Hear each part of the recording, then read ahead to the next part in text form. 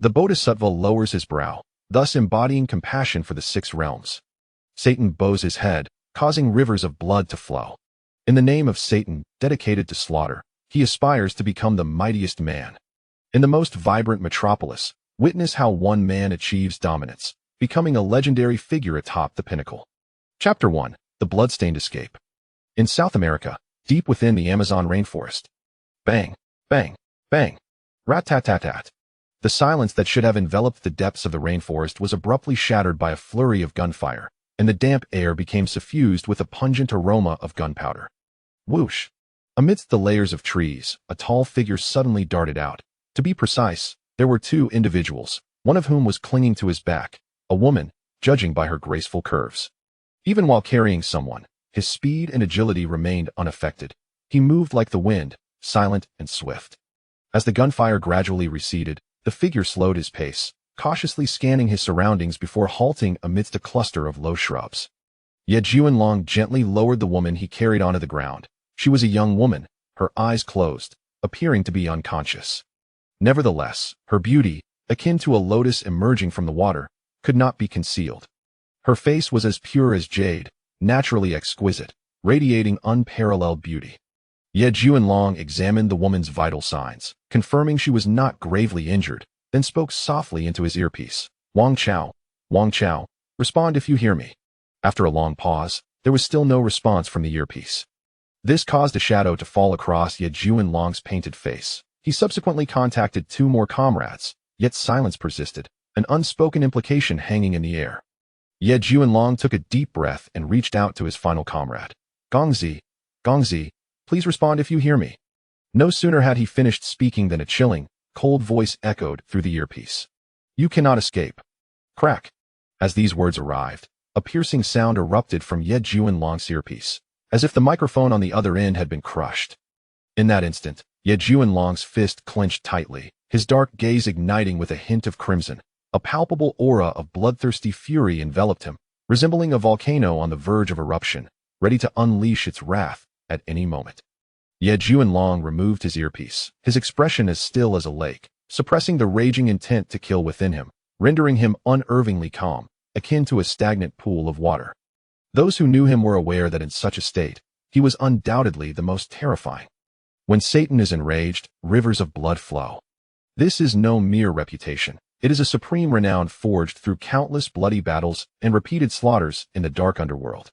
Ye Juanlong began to inspect the numerous wounds on his body, which was already covered in scars, each slight movement pulling at the injuries and causing blood to seep continuously. Carrying a woman in a state of unconsciousness, escaping the meticulously laid traps and lethal schemes of the enemy, is an arduous task.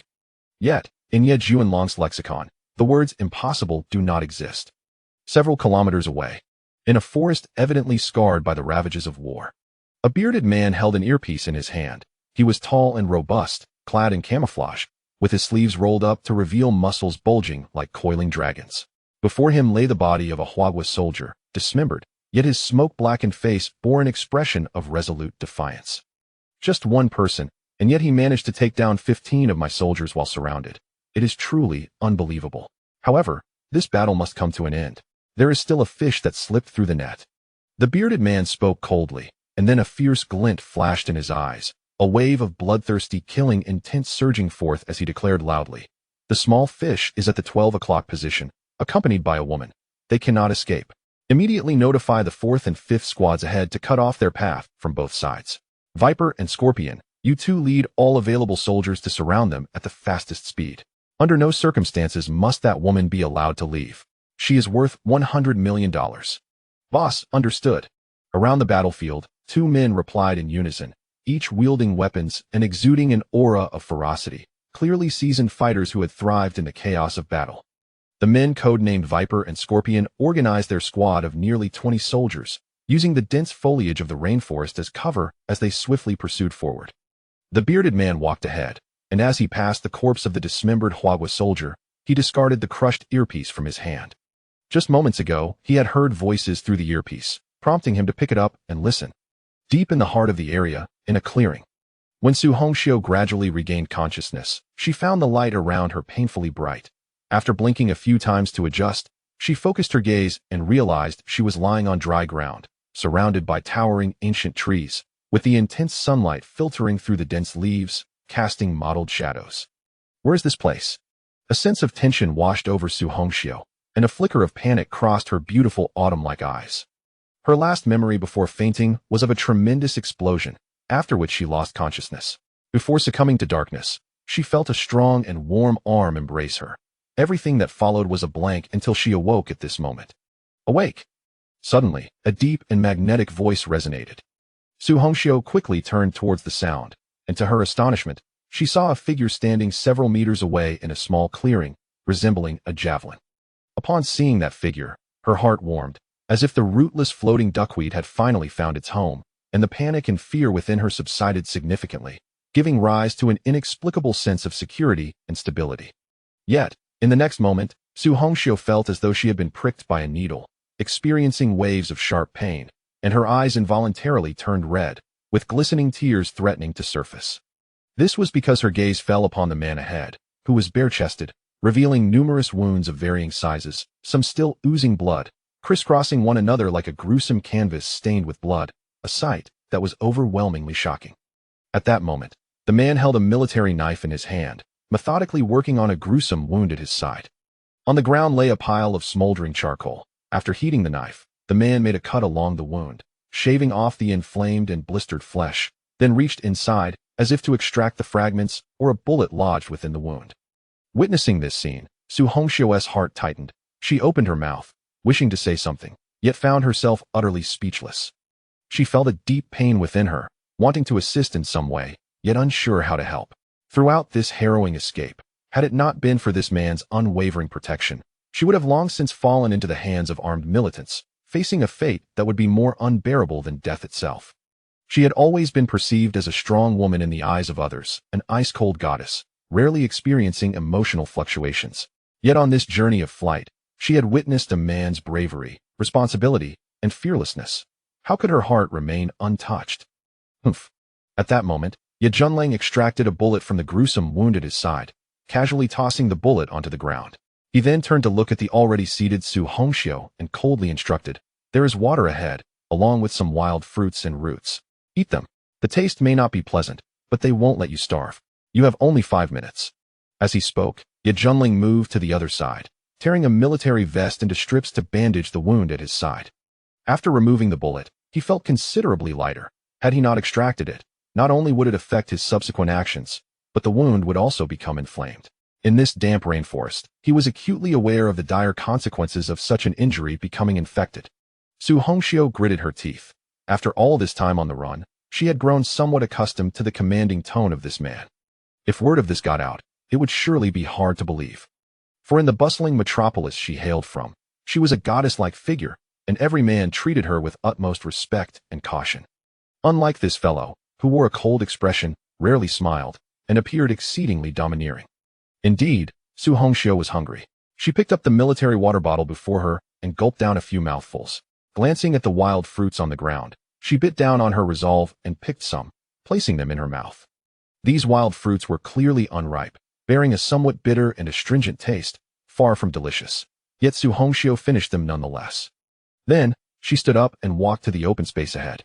Taking advantage of Ye Junlang's inattention, she bent down and picked up the bloodied bullet from the ground, gripping it tightly in her hand. By this time, Ye Junlang had finished bandaging his side and put on his camouflage combat uniform again. He turned to glance at Su Hongxiu, whose long dress was torn in several places, particularly at the legs, where a long rip revealed her smooth, slender, and alluring legs. Even Ye Junlang, who had encountered many stunning beauties, found it hard to think of anyone who could compare to her in terms of both beauty and grace. He did not know who this woman was, but from her demeanor, it was evident that she hailed from an extraordinary background. Fortunately, she did not possess the delicate airs of a pampered heiress. Throughout their escape, she remained remarkably strong and composed, inadvertently aiding him. His mission was clear. He must ensure this woman's safe passage out, breaking through the encirclement of the enemy until reinforcements arrived for their rescue. Ye Junlang took a deep breath, calculating the time. It was almost time to move. He rose to his feet, clutching the removed bulletproof vest, and approached Su Hongxiu, instructing, "Put it on." "No, you need it more," Su Hongxiu replied. Put it on. Ye Junlang's tone deepened, imbued with an undeniable authority. You. Su Hongxiu felt a surge of irritation within her heart, yet ultimately accepted the bulletproof vest and donned it. Come with me. Ye Junling spoke, his expression darkening, his resolute face maintaining an air of calm, while his bloodshot eyes subtly reflected a chilling, murderous intent. He held an M99 sniper rifle and advanced through the forest, but the path was not forward, it was a retreat. Su Hongxiu's heart skipped a beat, for she sensed that a battle was imminent. She felt once again the aura of composure, steadiness, and unflinching bravery emanating from Ye Junlang as they prepared for the fight ahead. Chapter 2. The Cold-Blooded Satan. In this daring rescue mission, aside from Ye Junlang, there were 4 comrades from the Longying organization. Due to erroneous intelligence, they found themselves ensnared within the enemy's encirclement upon their arrival.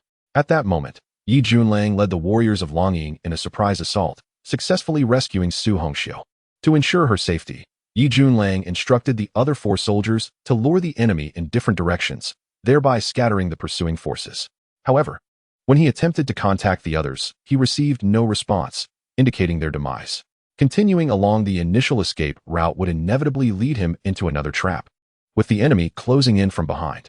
If he were alone, he would have been unperturbed, but he had Su Hongxiu to protect. Thus, he resolved to turn back, intending to catch the pursuing soldiers off guard. The rainforest was lush and dense, with towering ancient trees and rolling thickets, creating a canopy so thick that even the blazing sun struggled to penetrate, imparting a sense of dampness and obscurity. Within this oppressive atmosphere, it felt as if an invisible net was closing in around them. As the king of soldiers in the Longying organization, Ye Junlang's prowess was unparalleled.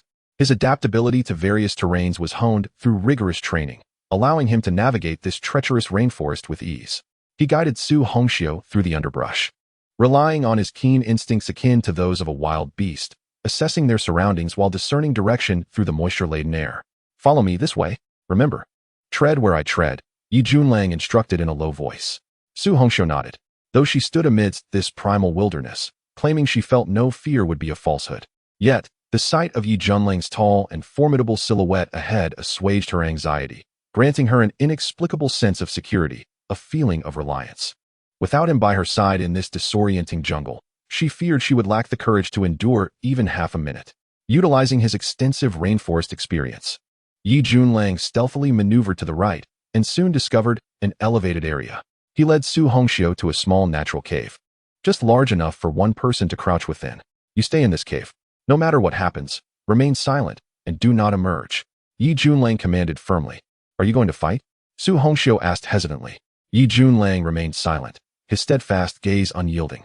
He lifted her effortlessly and placed her inside the cave before beginning to prepare camouflage. Su Hongxiu gritted her teeth, her eyes fixed intently on him. Even in such perilous circumstances, she had never witnessed a hint of panic or unease on his face. He remained composed and calm, as if everything was under his control. The scars adorning his body often bore testament to the dangers he had shielded her from, including the deafening explosion she had heard before losing consciousness. Upon awakening, she found herself unscathed, realizing he had protected her from the violent shockwave of that blast. Regardless of the peril he faced, he stood before her like an unyielding mountain, offering her sanctuary. You will come back, right? Su Hongxiu couldn't help but inquire. Ye Junlang met her gaze and replied, this is a battlefield, not a game. Situations change in an instant, and no one can avoid all dangers, including myself. Su Hongxiu bit her lip, her voice trembling. I'm sorry, I can't be of help. All I can do is fend for myself. So, could you give me a knife? Ye Junlang's expression faltered momentarily, a flicker of tenderness surfacing in his cold eyes. He took a deep breath, drew a military knife, and handed it to her. He understood her intent. Should he fail to return and the pursuing armed men found her, this knife would be her means to escape the agony of capture. Death might be terrifying, but the unknown humiliation and suffering were far worse. This was preferable to falling into the hands of those armed men. Having camouflaged the cave entrance so expertly that it was undetectable to outsiders, Ye Junlang spoke to Su Hongxiu inside. Remember my words. It is not yet time for despair. Hold the knife carefully. Do not harm yourself. With that, he departed silently. Inside the well-concealed cave, Su Hongxiu remained motionless, gripping the knife's hilt tightly, her fingers turning pale from the strain. You must return, she whispered to herself, all her strength melting away like snow. tears spilling forth as they glistened in her eyes. On the elevated ground, Yi Junlang lay still like a statue, utilizing the surrounding cover to conceal himself. His camouflage blended seamlessly with the environment, and as he held the M99 sniper rifle, his right eye focused through the scope, his entire being became a silent predator. Moments later, several shadowy figures flitted across his scope, moving with utmost caution and speed, yet they remained oblivious to Yi Junlang's watchful gaze. At last, they have arrived. Yi Junlang sneered, a glint of cold ferocity flashing in his eyes as he gradually applied pressure to the trigger. As more figures appeared in his sights, he decisively squeezed the trigger. With a sharp crack, the suppressed shot pierced the air, cutting through the silence like a knife. One shot fired. Yi Junlang did not pause to assess the result. He swiftly adjusted his aim and fired 2 more shots. The rapid succession of gunfire was almost miraculous. On the right flank, the Viper led a group of armed men as they advanced swiftly.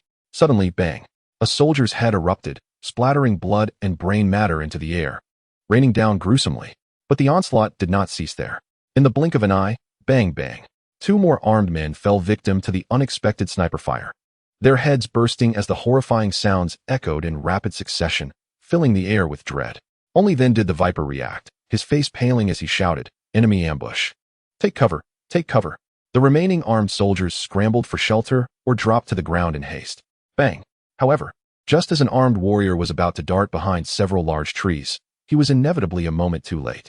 A sniper round struck him, piercing through his chest and abdomen, erupting a fountain of blood, and his body was nearly severed in 2. Whoosh!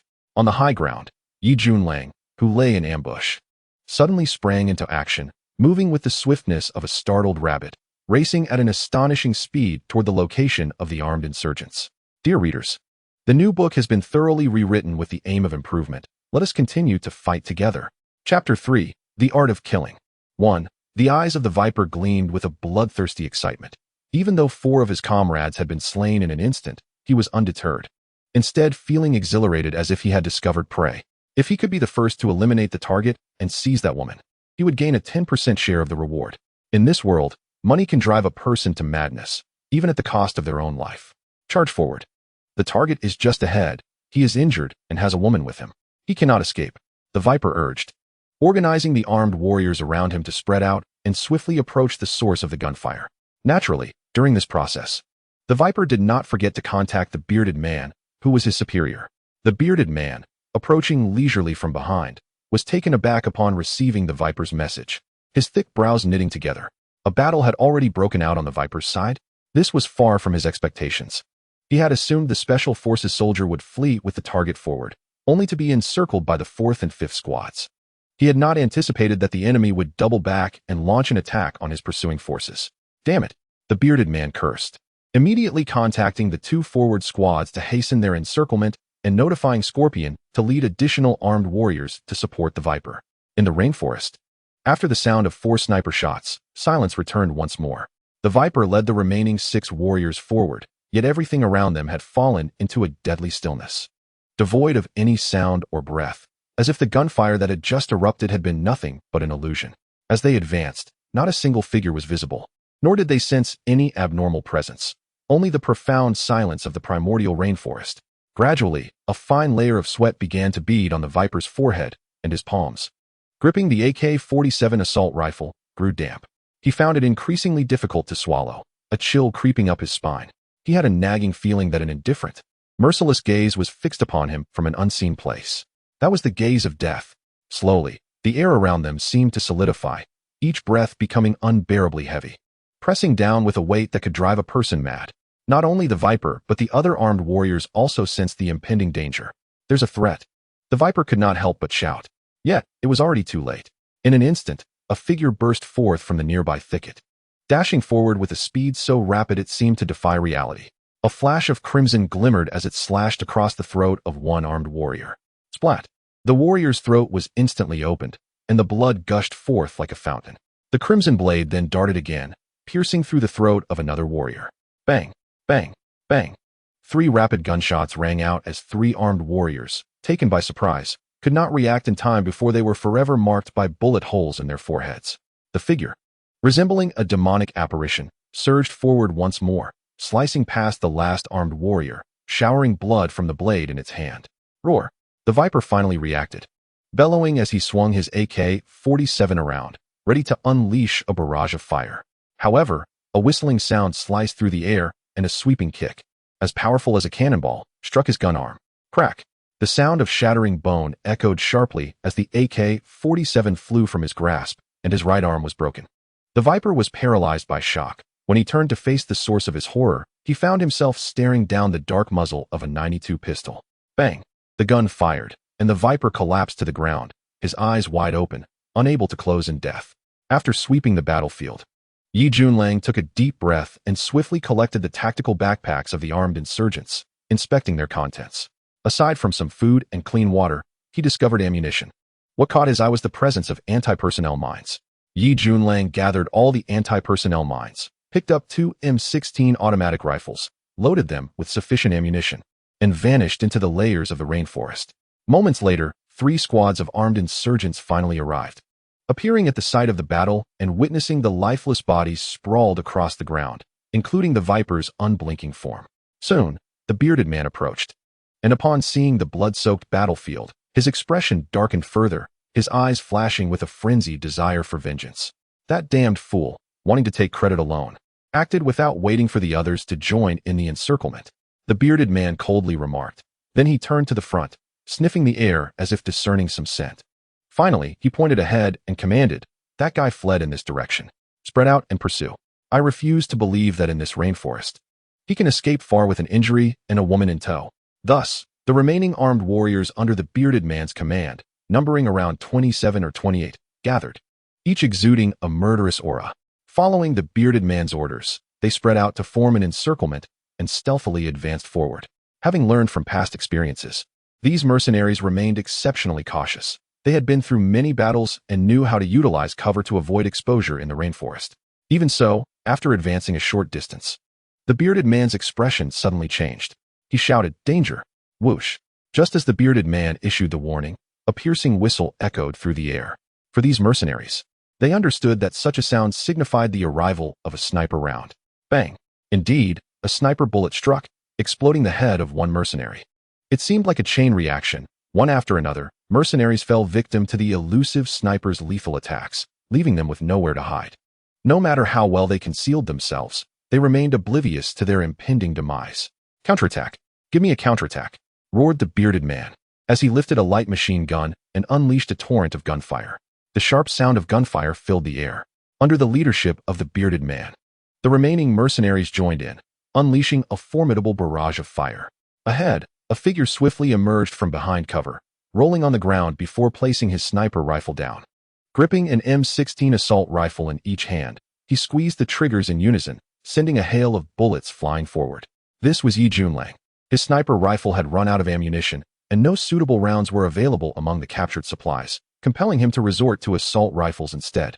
After Yi Junlang opened fire, the mercenaries ahead quickly pinpointed his location. The cold-blooded mercenaries immediately utilized their overwhelming firepower to encircle him.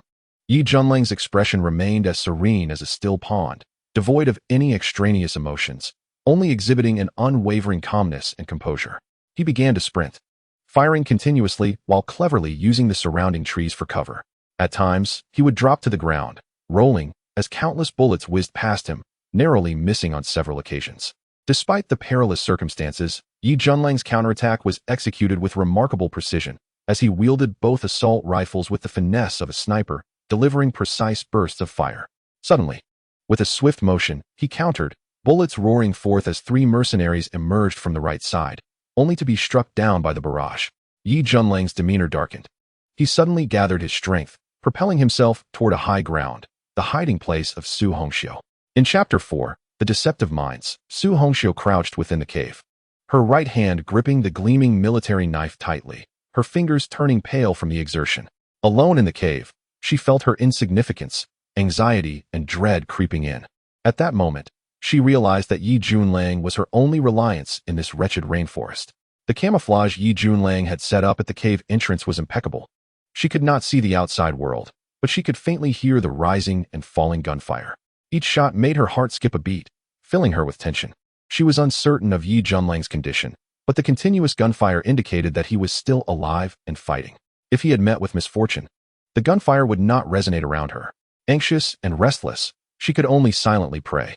Just then, with a rustle, the vines and straw that concealed the cave entrance were pushed aside.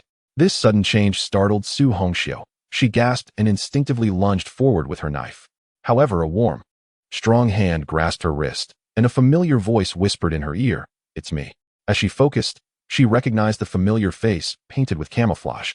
In that moment, joy surged within her, her expression shifting rapidly, unsure whether to cry or laugh, overwhelmed by the urge to leap into his embrace. "Come with me," Yi Junlang urged, pulling Su Hongxiu from the cave and leading her forward. Su Hongxiu was not a soldier. She had not undergone special training, so despite her efforts, she could not run fast. Yi Junlang effortlessly lifted her into his arms, a delicate fragrance enveloping him as he held her. Despite carrying her, his speed remained unimpeded as he navigated the terrain skillfully.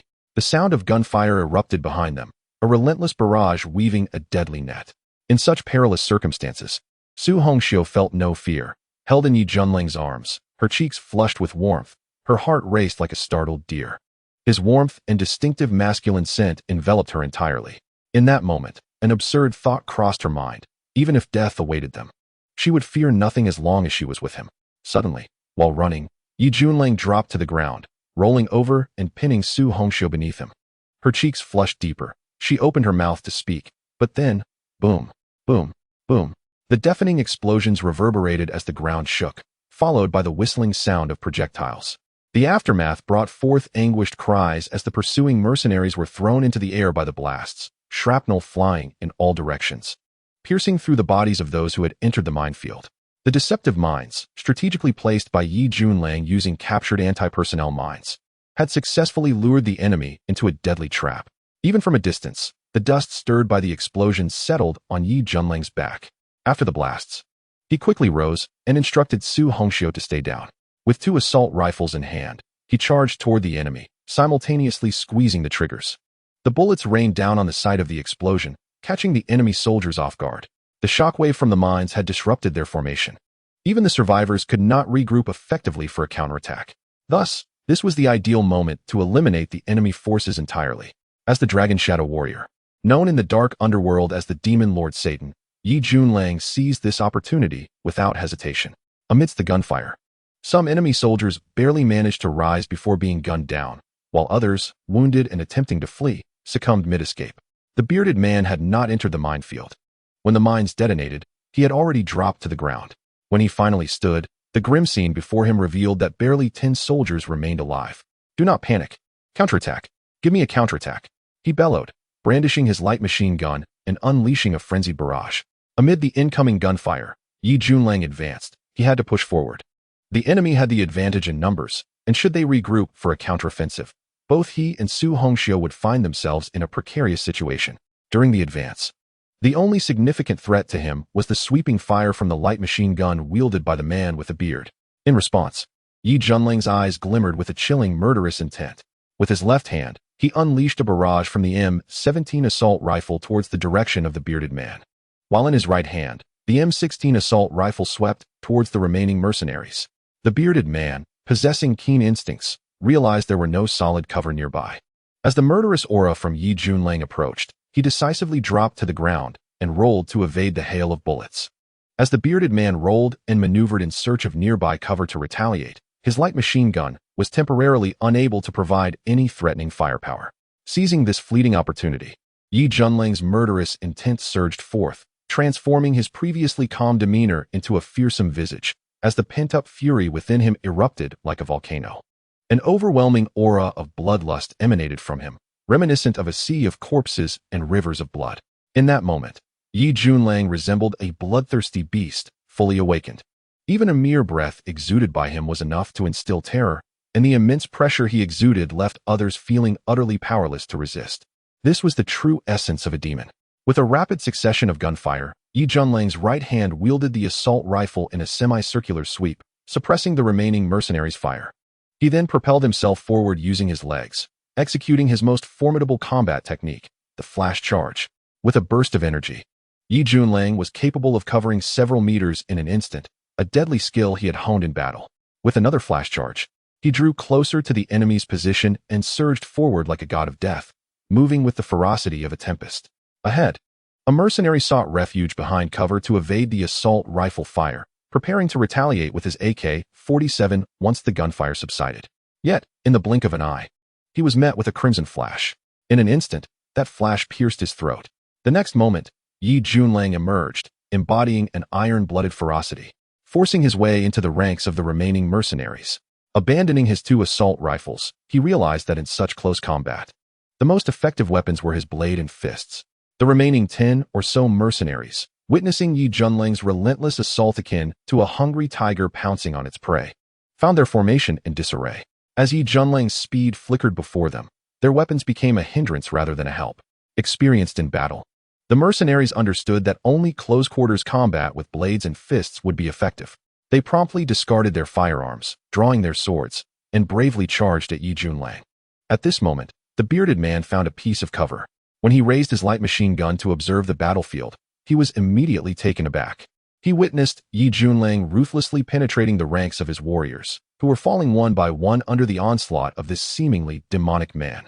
The bearded man's light machine gun could not lock onto Yi Junlang. His figure flickered among the mercenaries, and if he were to fire, he would likely harm his own men instead. However, feeling the profound terror radiating from Yi Junlang and witnessing his despair-inducing combat skills, the bearded man's confidence crumbled, leaving him devoid of courage to confront Yi Junlang. Was this operation destined to fail? With over 100 personnel and layers of lethal traps set, they were supposed to triumph against merely 5 opponents, yet they were facing defeat? No, he refused to accept this. A glint of resentment and unwillingness flashed in the bearded man's eyes. Suddenly, an idea struck him. What about that woman? If this man was here, then the woman must be nearby. If he could capture her, the tide of battle could be reversed. The bearded man surged forward, not to join the fray, but rather to rush ahead. At this moment, only 5 enemy soldiers remained around Yi Junlang. As he thrust his blade through the throat of another mercenary, he sensed a swift rush of wind. A glance from the corner of his eye revealed the bearded man charging ahead. Damn it! Yi Junlang's fury ignited as he realized the bearded man's path was aimed directly at Su Hongxiu, who lay on the ground. If the bearded man reached her, she, as a frail woman, would stand no chance. With a roar, Yi Junlang lunged forward, his blood-red blade slicing through the air, leaving a trail of lethal crimson light. Su Hongxiu remained still on the ground, pale and filled with anxiety. After an indeterminate time, she suddenly spotted a towering figure charging toward her. For a moment, her mind went blank, but then she realized it was the enemy. Flee! Instinctively, Su Hongxiu sprang to her feet and ran. This move, however, hastened the bearded man's discovery of her position. As she moved, he sensed her presence, a cruel smile creeping across his face as he quickened his pace to pursue her. At that moment, the bearded man felt a chilling sensation behind him, sensing a sharp, murderous intent closing in. Without a second thought, he raised his light machine gun and began to fire backward. Despite his attempts, the barrage failed to halt the approach of the terrifying aura, which felt as if the very embodiment of Satan was descending, bringing only destruction and death. Suddenly, the bearded man caught a glimpse from the corner of his eye. Noticing a figure rapidly closing in on his right side, he swiftly turned his light machine gun to face this new threat. However, a lightning-quick kick struck hard against his right arm. The weapon flew from his grasp, and in alarm, he realized he had caught up to Su Hongxiu. With a glint of malice in his eyes, he brandished a sharp military knife and lunged toward her. This was his desperate gamble. Feeling the fierce gust of wind behind her, Su Hongxiu turned to see a glinting knife aimed directly at her heart. In that moment, she froze, her mind a blank slate. Just when danger loomed, she suddenly felt a powerful arm lift her off the ground, and in the next instant, a flash of bloody light surged toward the oncoming bearded man. Time seemed to stand still. When Su Hongxiu regained her senses, she found Yi Junlang beside her, his left arm encircling her body and shielding her behind him. Both he and the bearded man stood motionless, and as she focused her gaze, her complexion changed dramatically. She was horrified to see the military knife in the bearded man's hand embedded in Yi Junlang's body. Meanwhile, the bloodied military knife in Yi Junlang's right hand had pierced the bearded man's throat, burying itself to the hilt. Mutual destruction? The thought struck her, and the mental fortitude that had sustained her crumbled, tears welling in her eyes as she began to weep, overwhelmed by helplessness and sorrow. Hey, girl, I'm not dead yet. Why the rush to mourn? Suddenly, Yi Junlang's voice came softly. Su Hongxiu's expression froze, and an immense joy surged within her. She couldn't help but exclaim, You're alive. Io. In the face of overwhelming elation, she found herself at a loss for words, ultimately breaking into sobs. Yi Junlang shook his head inwardly, pondering the incomprehensibility of women, crying when joyful and still crying when sorrowful. His expression remained calm as he fixed his gaze on the bearded man, gradually withdrawing the knife to prevent a sudden gush of blood from spraying forth. No one wishes to be drenched in such a manner in direct confrontation. He then extracted the knife that had penetrated him. At the moment of the attack, his body had shifted just enough to avoid a critical injury. Nonetheless, for one already battered and bruised, this wound was akin to the final straw breaking the camel's back. With sheer willpower, he had swept through over 30 armed warriors led by the bearded man, but even Yi Junlang's formidable physique felt utterly drained at this moment. Thud! Yi Junlang collapsed onto the ground, gasping for air. Seeing this, Su Hongxiu hurriedly knelt beside him, only to notice blood oozing from his wounds. Panic-stricken, she exclaimed, You're bleeding. What's a little blood on the battlefield? Yi Junlang replied indifferently, though a shadow of sorrow crossed his features as he murmured, Moreover, no amount of bloodshed can bring back the lives of my brothers. Su Hongxiu's expression fell, and a sense of guilt washed over her. She recalled how initially 5 men had rescued her, and now only Yi Junlang remained. Clenching her teeth, unsure of what to say, she was suddenly interrupted by a rumbling sound overhead. Boom! The noise reverberated through the air, as the lush canopy above seemed to sway violently in the gusts. In that instant, Yi Junlang swiftly lifted Su Hongxiu and took cover behind some debris, his gaze sharp as he focused on the sky.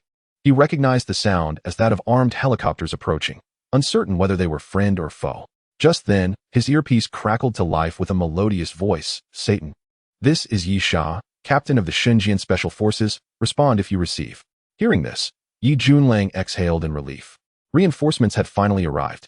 Above, 5 armed helicopters circled. On one of them, a young woman clad in camouflage spoke into her earpiece, the attire fitting her perfectly, accentuating her alluring curves. With a face like a silver disc and brows resembling distant mountains, her eyes gleamed with calm determination, exuding an aura of a valiant woman. Her beauty carried a heroic spirit, unmistakably signaling that she was no fragile damsel. Removing her earpiece, Yi Sha spoke resolutely. We have locked on a Satan's position. Notify all soldiers to descend immediately and initiate the rescue. Soon, shadows leapt from the helicopters with parachutes deployed. They were the soldiers of the Shenzhen Special Forces, who, upon landing, skillfully stowed their parachutes and raced toward the indicated coordinates. As they dashed forward, they were met with the harrowing sight of the battlefield, strewn with lifeless bodies. Able to imagine the brutality of the conflict that had transpired, Yi Junlang emerged with Su Hongxiu, and the soldiers of the Shenzhen Special Forces rushed to their side. Their gazes filled with absolute reverence and respect for the bloodied figure before them. In fact, mixed with their respect was a hint of fervent admiration, for before them stood their idol, the embodiment of strength they revered. Yi Junlang instructed the soldiers to care for Su Hongxiu before pressing forward alone, his silhouette appearing somewhat desolate and lonely. At that moment, Su Hongxiu understood she was safe. Her gaze remained fixed on the increasingly distant figure, burdened with unspoken words and unexpressed gratitude. Who is he? Su Hongxiu couldn't help but ask, suddenly realizing that throughout their harrowing escape, she did not even know his name. Soldiers on a mission had no names, only code names. Thus, none of the Shenzhen Special Forces soldiers responded to her inquiry. Please, tell me who he is. I beg you. She implored, gripping the arm of a nearby soldier. The soldier, unable to ignore the pleading in Su Hongxiu's eyes, glanced at the solitary yet towering figure ahead. A flicker of respect illuminating his gaze as he replied, His name is Satan. Upon uttering this name, a legendary tale arose in the soldier's mind. In the name of Satan, one commits acts of slaughter. Chapter 6. Grief and Fury. As Yi Sha led the remaining members of the Shenzhen Special Forces to the scene, her eyes fell upon Yi Junlang approaching. A chill ran down her spine as she beheld the icy indifference in his gaze, his eyes tinged with a hint of crimson, reminiscent of a ferocious beast poised to strike. Even as the captain of the Shenzhen Special Forces, possessing top-tier strength among China's elite units, she felt an involuntary shiver under his intense scrutiny, akin to a dragon surveying mere ants. Yi Sha took a deep breath, suppressing her unease, and instructed her comrades. You all proceed to secure the battlefield. Yes, Captain. The soldiers responded, their agile forms moving forward. As they passed by Yi Junlang, they each offered a salute, their eyes filled with admiration. With a deep breath, Yi Junlang stepped forward, the ground trembling slightly beneath his stride. In just a few steps, he stood before Yi Sha. A tempest swept in, and Yi Junlang strode forth as if accompanied by the majestic mountains, a heavy aura radiating from him, enveloping Yi Sha. With a swift motion, he seized Yi Sha by the collar, yanking her forward. Yi Sha, your reinforcements arrived precisely at the end of the battle. What a remarkable stroke of luck. Yi Junlang's gaze fixed on Yi Sha's porcelain-like face, his eyes gleaming with a chilling and perilous glint as he spoke, each word laden with intensity. Satan, I have come at the utmost speed, Yi Sha replied. A flicker of hostility crossed Yi Junlang's visage as he tightened his grip on her collar, pulling her closer, causing their bodies to collide. Yi Sha's alluring form, clad in camouflage, did little to conceal her formidable presence, leaving an indelible impression. Hence, as Yi Junlang yanked her forward, her figure pressed against him, yet he seemed oblivious to it, his voice rising to a near roar. What nonsense. 2 full days and nights. If you had arrived promptly, would it be so late? And the intelligence you provided spoke of merely an armed faction? Is this what you call armed forces? Open your eyes. This is a battalion of mercenaries, fully equipped and armed, numbering in the hundreds, laying traps and ambushes. Is this the so-called rabble you described? Yi Sha's expression shifted, revealing a hint of sorrow. Satan, I merely received orders from the military command to relay to you. At that time, you were closest to the Amazon rainforest. Hence you were tasked to lead the Dragon Shadow warriors to resolve the crisis. I did not anticipate that mercenaries would be lying in wait here. I am truly sorry. Is an apology sufficient? Can a mere apology bring back the lives of my 4 brothers? Yi Junlang roared, his veins bulging, his face contorted in anguish and fury. What? The other Dragon Shadow warriors? Yi Sha froze, her beautiful face betraying a trace of pain. Each Dragon Shadow warrior is an elite soldier of Huagua, and the loss of even one is a profound blow to the special forces. Tell me, which military figure issued this erroneous intelligence? Yi Junlang's eyes reddened as he asked coldly. Satan, what do you intend to do? Even if the military's intelligence is flawed, it was a result of misguidance, not a fault of the command. Calm yourself, Yi Sha raised her voice. Calm. 4 of my brothers have perished, and you expect me to remain calm? The intel stated reinforcements would arrive immediately, yet it took 2 full days until the battle was over for you to show up.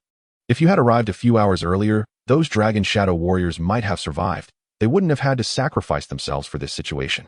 Do you understand? Satan, I indeed led the Divine Sword Special Forces here post-haste. However, this is foreign territory. Our helicopters require time to arrive.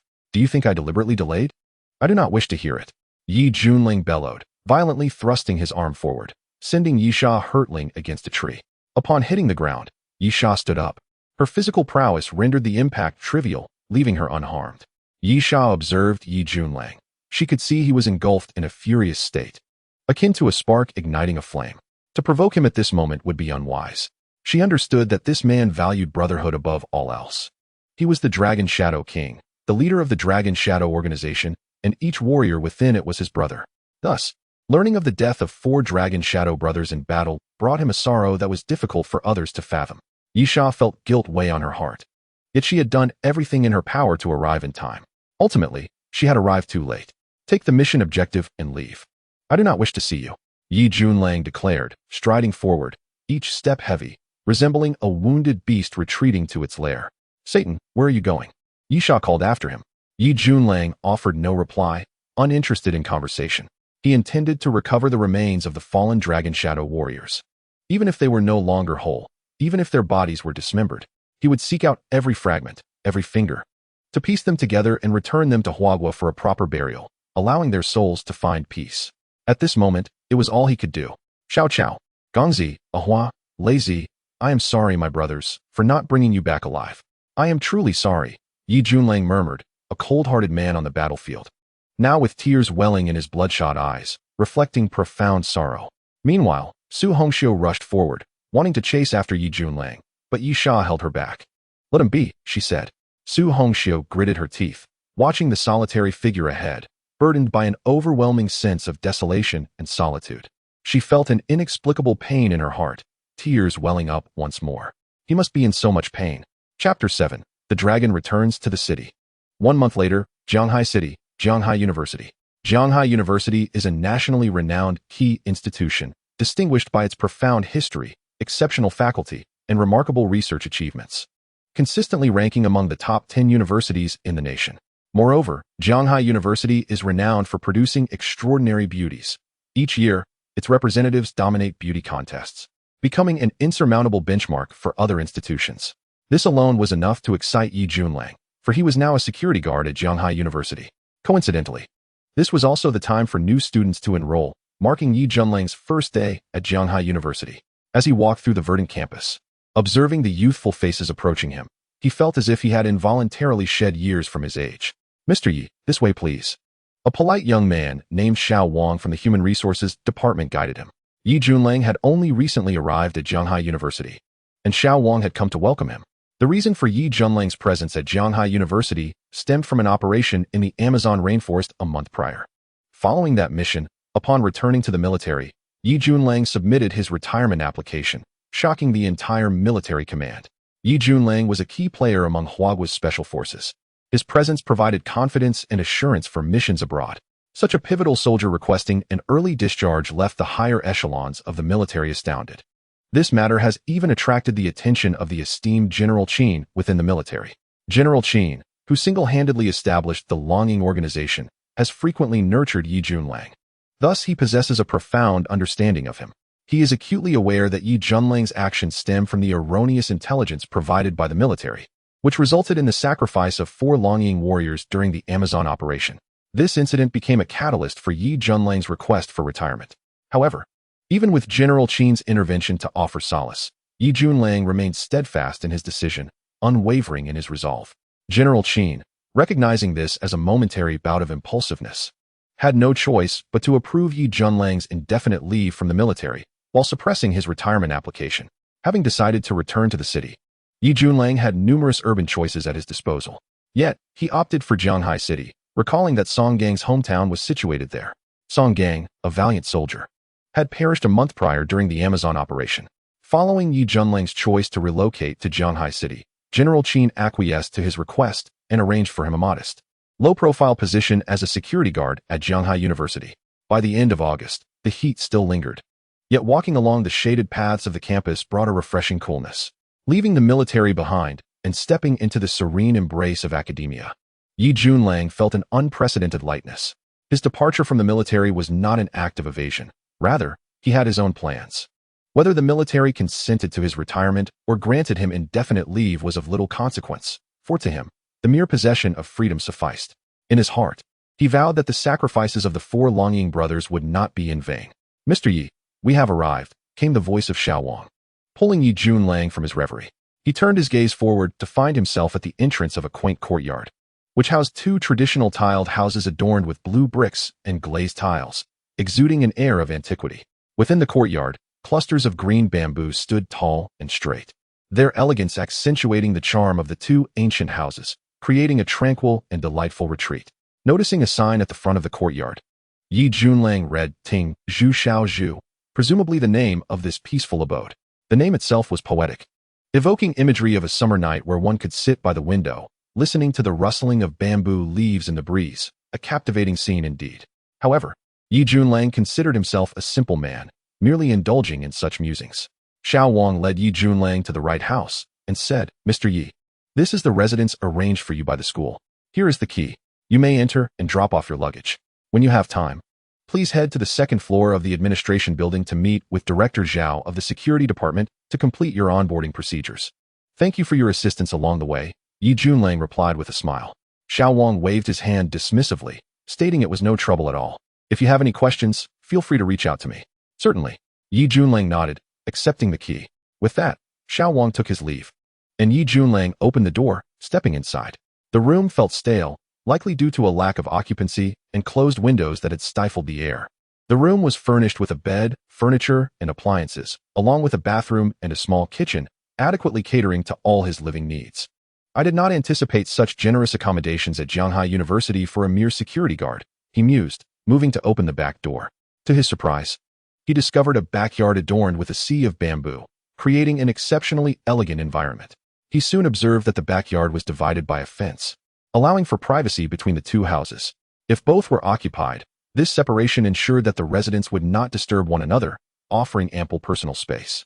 As Yi Junlang's gaze inadvertently drifted to the left backyard, he found himself momentarily transfixed. What did he see? The left backyard was adorned with an array of women's clothing hanging out to dry, delicate lace, strappy designs, and alluring lingerie fluttering in the sun, exuding a bold and fiery allure. Were those teabags? His keen eyes had spotted them, and he was taken aback. Women bold enough to wear teabags were rare, as it required both confidence and a commendable physique to don such garments with grace. Remarkable, Yi Junlang murmured, his eyes gleaming with intrigue. His seasoned experience allowed him to estimate the likely cup size of the garments hanging before him, leading to his astonishment. This was undoubtedly a D cup or more. It appeared that a beautiful woman resided next door, and judging by the style of her clothing, she was likely quite spirited, aligning perfectly with his preferences. Unable to resist, Yi Junlang lit a cigarette, squinting to admire the captivating view before him. The sun blazed, a gentle breeze wafted through, and the vibrant undergarments danced in the wind, a testament to their owner's vivacious spirit, enticing him to draw near and inhale the lingering fragrance. Suddenly, the back door of the left house swung open, and a voice, tinged with icy annoyance and a hint of embarrassment, rang out. "Who dares to intrude here? How dare you make a spectacle of yourself?" Chapter 8. An awkward misunderstanding. What is an unexpected event? It is a situation that occurs without warning, much like the current moment. Yi Junlang had never anticipated that someone would be inside the left house, let alone overhear his musings. Was the universe playing a cruel joke on him? As the irritated voice echoed, a wave of fragrance swept through, and through the fence, Yi Junlang beheld a tall and graceful silhouette. When he focused his gaze, he was momentarily struck dumb as the cigarette he had been holding slipped from his lips. On one hand, he was taken aback by the suddenness of the situation, and on the other, he marveled at the woman's extraordinary beauty. Clad in a sleek black professional outfit, she possessed an enchanting figure, radiating elegance. Her delicate face, framed by a hint of frost, was complemented by eyes that sparkled like a starry sky, now glaring at Yi Junlang. Having encountered numerous beauties from various nations, even his seasoned eyes were captivated by the stunning woman before him. Her delicate features were a harmonious blend of perfection. A single addition would be excessive, while a subtraction would fall short. Her complexion was pristine, akin to the purest cream, and her ruby lips resembled blooming rose petals, exuding an irresistible charm. The black professional uniform could hardly conceal her mature and alluring curves.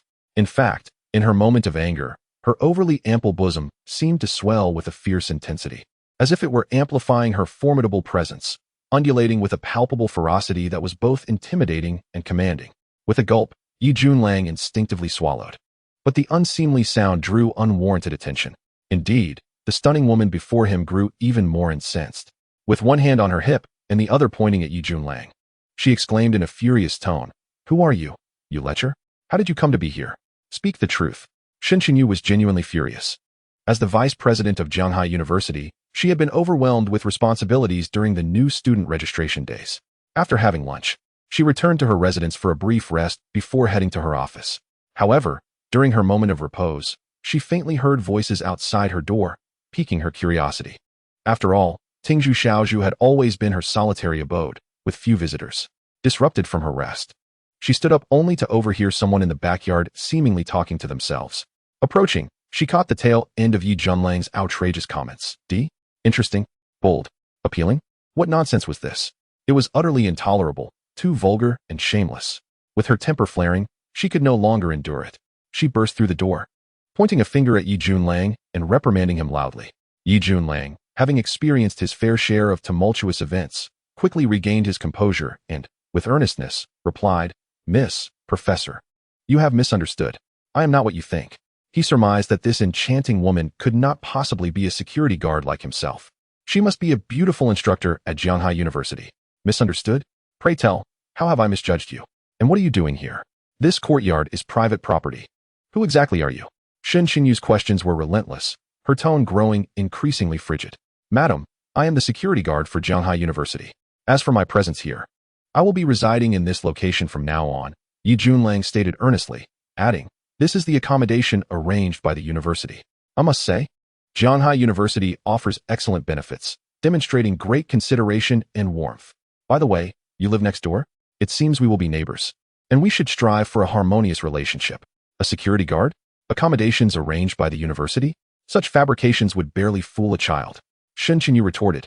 As the vice president, she knew well that only professors of a certain rank and seniority were entitled to occupy such premises. This man claiming to be a security guard, asserting that the university provided him with housing, was simply unbelievable. Even if she did not recognize the security personnel, they would undoubtedly refer to her as Vice President Shun, not just teacher. Realizing the door to the adjacent house was locked, Shun Xinyu became increasingly suspicious. How had he gained entry? Was he a thief? Only a thief would possess the skill to pick locks and slip in unnoticed. Her suspicions solidified. She concluded that he must have stealthily entered with the intent to steal and had merely concocted a story when caught. You audacious thief! To dare commit theft in broad daylight! Shen Xinyu exclaimed, but then she remembered that her phone was inside. Without finishing her sentence, she swiftly turned back to the house, intent on calling security to have him apprehended. Yi Junlang was momentarily taken aback. What was happening? How had he suddenly transformed into a dishonorable thief? Wasn't a university meant to be a bastion of knowledge and civility? Shouldn't educators be the epitome of reason? Yet, it seemed the wisdom of the ages was correct. Beautiful women often lacked reason. However, how had she arrived at the conclusion that he was a thief? He was a dashing figure, poised and refined. With a noble spirit, how could he resemble a criminal? Yi Junlang was incensed. As he regained his bearings, a realization struck him. What would happen if a thief were discovered? Surely, the police would be called. He guessed that the lovely woman had dashed inside to fetch her phone to report him. If the police were summoned, it would be utterly humiliating. Please, beautiful teacher, do not act impulsively. I assure you, I am not deceiving you. In a moment of desperation, Yi Junlang disregarded all caution and leaped into the adjacent backyard, rushing into Shun Qinyu's home. Upon entering, he found Shun Qinyu already grasping her phone. Hey you! Put that phone down. In his urgency, he inadvertently resorted to casual language. When Shun Qinyu noticed, Yi Junlang had barged into her home. Her expression shifted to one of alarm. You, do not come any closer. This is trespassing. Though she struggled to maintain her composure, fear gripped her heart. News reports frequently highlighted heinous acts committed by criminals when cornered, and Shun Qinyu could not help but worry. If this thief felt threatened, would he not lash out? If anything were to happen, no amount of reparations could suffice afterward. Especially in this secluded Tingzhu Shaozhu, where visitors were rare and tranquility reigned, should an incident occur. There would be no one to hear her cries for help. You must leave. Get out. Shun Qinyu shouted, her flawless face paling as she retreated step by step. Do not be afraid. I am a good person, Yi Junlang declared, forcing a warm smile that he hoped appeared harmless. Unbeknownst to him, this expression only struck Shun Qinyu as lewd and unseemly, akin to a predatory grin. In that moment, Shun Qinyu grasped that his gaze often lingered on her chest. It was clear he had ulterior motives and was not merely a thief, but a rogue. Stay calm. Remain composed. She admonished herself internally while scanning her surroundings for something to defend herself with. At that moment, Yi Junlang's expression shifted dramatically, and he urgently called out, "Watch out." He had noticed the box behind Shun Qinyu. If she continued to back up, she would surely trip over it, with dire consequences. His warning came just in time. Upon hearing it, Shun Qinyu instinctively stepped back, but her foot caught on the box behind her. She gasped as her balance faltered, and she began to fall backward. With a rush, Yi Junlang dashed forward. At that moment, Shun Qinyu's expression froze. She felt neither the impact of her body hitting the ground nor the pain of her head striking the floor. Rather, a strong, powerful arm encircled her waist, preventing her fall. What was happening? Upon focusing her gaze, she found herself face to face with Yi Junlang. In that instant, Shun Qinyu's face paled, and she exclaimed, "You lecher! Let me go?" As she spoke, she swung her phone towards Yi Junlang's face. Enough! Yi Junlang snapped, swiftly grasping Shun Qinyu's arm with his other hand. Displaying evident impatience, he abruptly lifted her off the ground and strode towards the nearby bed, tossing her down. Then, he pressed both hands on her arms, leaning in to look at her, and said, "Why is it that university professors like you are so unreasonable? With an attitude like yours, how can you possibly teach your students well? Don't think you can be unreasonable just because you're a woman." Shun Qinyu struggled fiercely, but found herself unable to move an inch. Instead, her writhing only accentuated her curves, causing her figure to tremble alluringly, as if protesting against her captor. Filled with both anger and indignation, she felt an overwhelming sense of injustice. How could this man still be trying to justify himself before committing such an offense? Could you please stop moving? This is truly testing my composure. Can you at least listen quietly while I speak? Yi Junlang said, exasperated. Their current position was somewhat inappropriate. He was pinning a stunning beauty to the bed. If anyone were to see them, misunderstandings would surely arise. What baffled him was that this beauty was far too restless. Did she not realize that every movement of hers affected her entire body? If she continued to struggle, the buttons of her shirt might burst free. And whether he could maintain his composure then was another matter entirely. I am not some scoundrel or thief. Do I need to be a scoundrel when I am this handsome? I am truly a security guard at Shanghai University. I haven't even completed my onboarding process on my first day here, Yi Junlang explained. Moreover, I am indeed your neighbor, as arranged by the school. You cannot blame me for this. Shen Xinyu began to calm down slightly, observing the sincerity in Yi Junlang's eyes as he spoke, which did not seem to indicate deceit. Could it be true? Was he genuinely a newly arrived security guard? Had the school arranged for him to reside in Tingzhu Shaozhu, next door to her? How could she have been unaware of such an arrangement? Shen Xinyu felt a bit disoriented, as it was highly irregular. Just then, her phone rang, interrupting her thoughts. However, with Yi Junlang still holding her arms, she was unable to answer the call. Could you please release your grip? I need to take this call, Shen Xinyu said irritably. Of course, as long as we clarify the situation first, Yi Junlang replied with a smile, loosening his hold. Shen Xinyu immediately sat up, her eyes, which sparkled like stars, shot him a glare full of resentment. Glancing at her phone, she quickly answered the call. Hello, Director Zheng. What is it? Principal Shun, it's bad. I just received a call from the security department stating that there are disturbances at the school gate, and reportedly some of our students have been injured. What? Such a thing has happened? Right at the school gate? I'm on my way. Shen Xinyu spoke urgently, hanging up the phone. When she looked around, Yi Junlang had already left her room at some point. At that moment, she could no longer afford to verify Yi Junlang's identity. She hurriedly rushed out, making her way towards the school gate. It was the time for new students to arrive, and there were disturbances at the gate? Students had been injured? If such events were not swiftly quelled, the repercussions would be dire. After all, today was not only the day for new students to report, but also for many accompanying parents.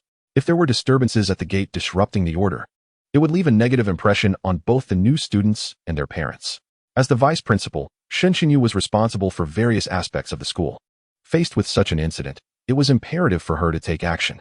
Yi Junlang, having witnessed Shen Xinyu hurriedly leaving, had stepped out of his room during her phone call, catching snippets of her conversation. Disturbances at the school gate? Yi Junlang's gaze narrowed slightly, a glimmer of determination flickering in his eyes. Chapter 10, Stirring Trouble. At the school gate, as Shen Xinyu rushed over, she saw a throng of people gathered, including both students and parents. A portly middle-aged man approached her as she arrived. He was Zheng Jing, the director of the Shanghai University principal's office, the very person who had called her earlier. Director Zheng, what exactly is happening? Shen Xinyu inquired. Zheng Jing wiped the sweat from his forehead and replied, I have just learned some preliminary information. A group of thugs is pursuing one of our students, who has sought refuge in the security office. Those thugs are adamant about us handing over that student. Upon hearing this, Shen Xinyu furrowed her brow. At that moment, shouts and curses erupted from the crowd ahead, prompting her to move closer. What is going on? Who are these people, and why are they chasing a student with such hostility? Is no one from the school stepping in? ISNT Shanghai University, a key national university? How could such an incident occur? With such poor security, how can we trust our children to study here? Exactly. If those thugs can act so brazenly toward our students in broad daylight, it is deeply concerning. Shen Xinyu heard some parents murmuring as she approached the scene. Please, everyone step back. I am Shen Xinyu, the vice principal of Shanghai University. Rest assured, the school will address this matter promptly and ensure the safety of every student, Shen Xinyu declared, pushing her way through the crowd. Upon hearing her words, the surrounding parents turned to look at her, astonished. Is this the vice principal of Shanghai University? So young and beautiful. As Shen Xinyu made her way forward, she finally grasped the situation. She saw a group of 8 or 9 burly men with menacing expressions, glaring at 5 or 6 security guards who stood their ground. Behind the guards stood a tall, lean young man, exuding a sense of defiance.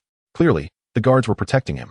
The leader of the thugs coldly stared at the security guards, saying, You better hand over that kid. Otherwise, you'll all remember who I am. Upon hearing this, the security guards displayed signs of unease, yet they did not forget their duty, continuing to shield the student. Who are you? How dare you act so recklessly in broad daylight? What is going on here? Shen Xinyu stepped forward, her expression turning stern as she raised her voice.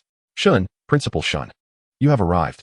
These individuals adamantly assert that this student has stolen their belongings and insist that we hand him over. The security guard stationed at the school gate witnessed these people pursuing the student, and we are concerned that if we were to surrender him, he might fall victim to their malicious intent. A middle-aged man in a security uniform spoke up.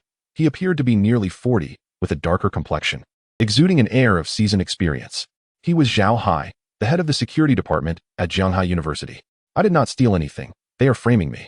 They are thugs trying to extort me, The student, sheltered behind the guards, exclaimed loudly, his voice a mixture of anger and fear.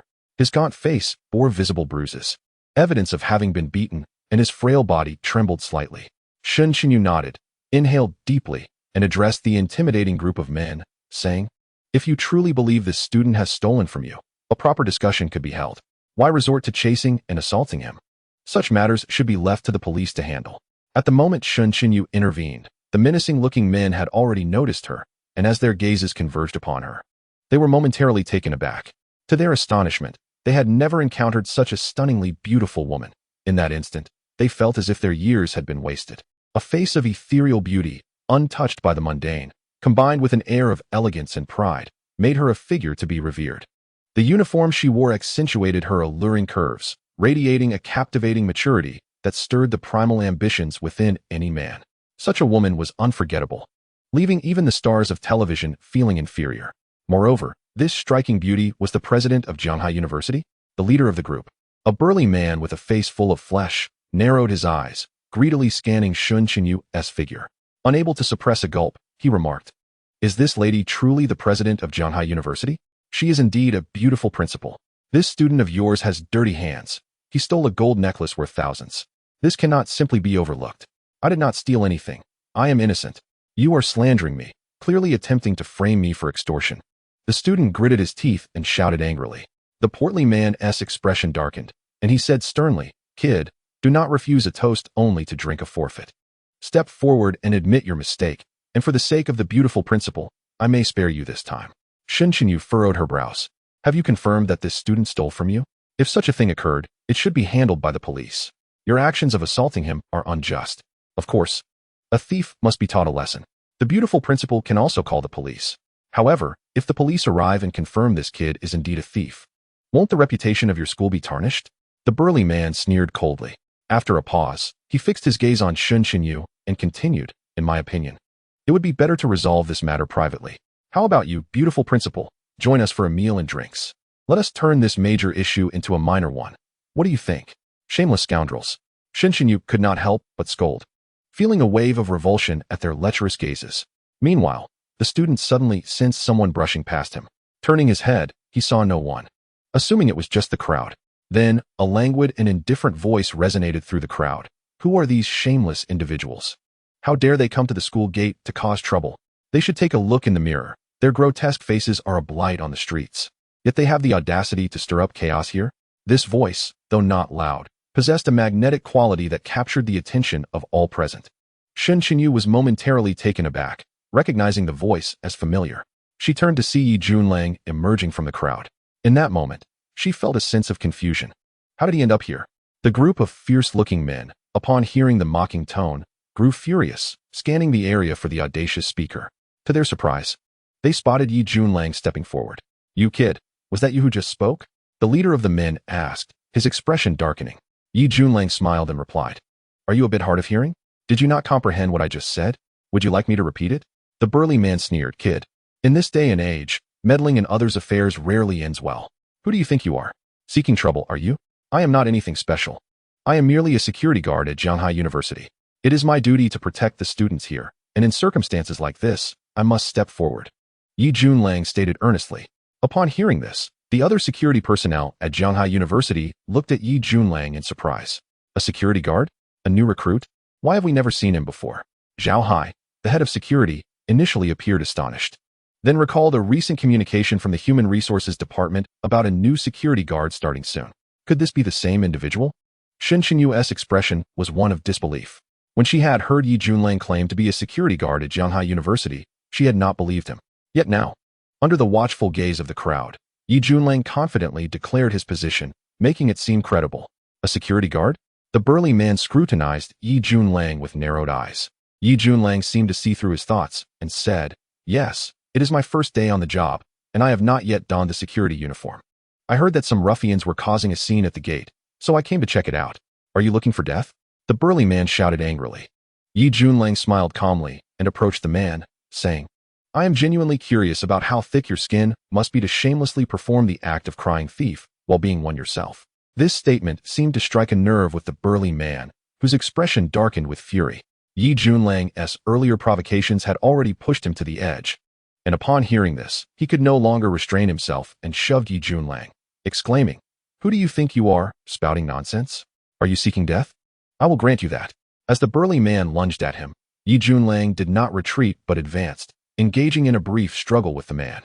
Suddenly, the onlookers were taken aback as Yi Junlang, employing an unknown technique, managed to break free from the burly man's grip.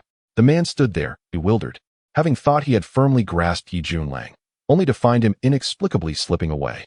Did he miscalculate? At this moment, Yi Junlang's voice resonated once more. He inquired, "Did you not repeatedly claim that this student stole your gold necklace? Very well, I shall summon this student for a confrontation." With that, Yi Junlang approached the student in question. Smiling, he asked, "What is your name?" "Su Lu," the student replied. "I believe in your innocence. However, mere words of innocence lack substantiation. Proof is required. Come with me, and I shall restore your name," Yi Junlang stated. For some inexplicable reason, Su Lu felt a comforting sense of security in Yi Junlang's presence. Nodding in agreement, Su Lu followed him into the arena. "You allege that this student has stolen your possessions. Where do you believe he has concealed that gold necklace?" Yi Junlang inquired. "In his pocket," a voice filled with conviction proclaimed, not from the leading man, but from a scrawny companion beside him. The leader nodded in affirmation, asserting, "Yes, it is undoubtedly in his pocket." "Su Lu, empty your pockets for us to see," commanded Yi Junlang. Upon hearing this, Su Lu turned his pockets inside out, revealing nothing but some spare change, devoid of the so-called gold necklace. Witnessing this outcome, the group of men exchanged glances, their expressions reflecting disbelief. The leading man's gaze darkened as he angrily exclaimed, "He must have hidden it elsewhere." "Enough," Yi Junlang suddenly interjected, his voice sharp and commanding, exuding an aura reminiscent of a sword unsheathed, a weighty presence enveloping the scene. He fixed his gaze on the leading man, enunciating each word coldly, "In my opinion, you clearly removed that gold necklace and concealed it in your own pocket," subsequently framing the student. "I have witnessed many instances of bullies exploiting their numbers to intimidate a weaker student. You speak nonsense. There is nothing in my pocket," the leading man retorted fiercely, only to falter mid-sentence. During his outburst, his hands had instinctively rummaged through his own pockets, and to his astonishment, he discovered a necklace. Upon inspection, it was indeed a gold necklace. "What is going on?" The leading man's gaze swiftly shifted to his scrawny companion, his eyes blazing with fury as if he wished to eliminate him on the spot. The scrawny man was utterly stunned, his mind blank. He could not fathom how this had transpired. He vividly recalled shoving the necklace into the student's pocket while pursuing him, intending to use the accusation of theft to have the guards of Jianghai University apprehend him. Yet, how had the gold necklace inexplicably returned to his own pocket? This was nothing short of miraculous. The leader was not foolish. He recalled the earlier scuffle with Yi Junlang and immediately understood what had transpired. His expression darkened as he glared at Yi Junlang, stating, "Kid, do you dare to deceive me?" The surrounding parents and students, having witnessed the unfolding events, were filled with indignation, voicing their outrage at the audacity of these individuals to slander a student. They lack any sense of public morality. How dare they malign a student? They clearly aim to extort through such despicable means. This is utterly egregious. Such societal scum ought to be turned over to the authorities. Voices of anger echoed, causing the group of men to lose their composure.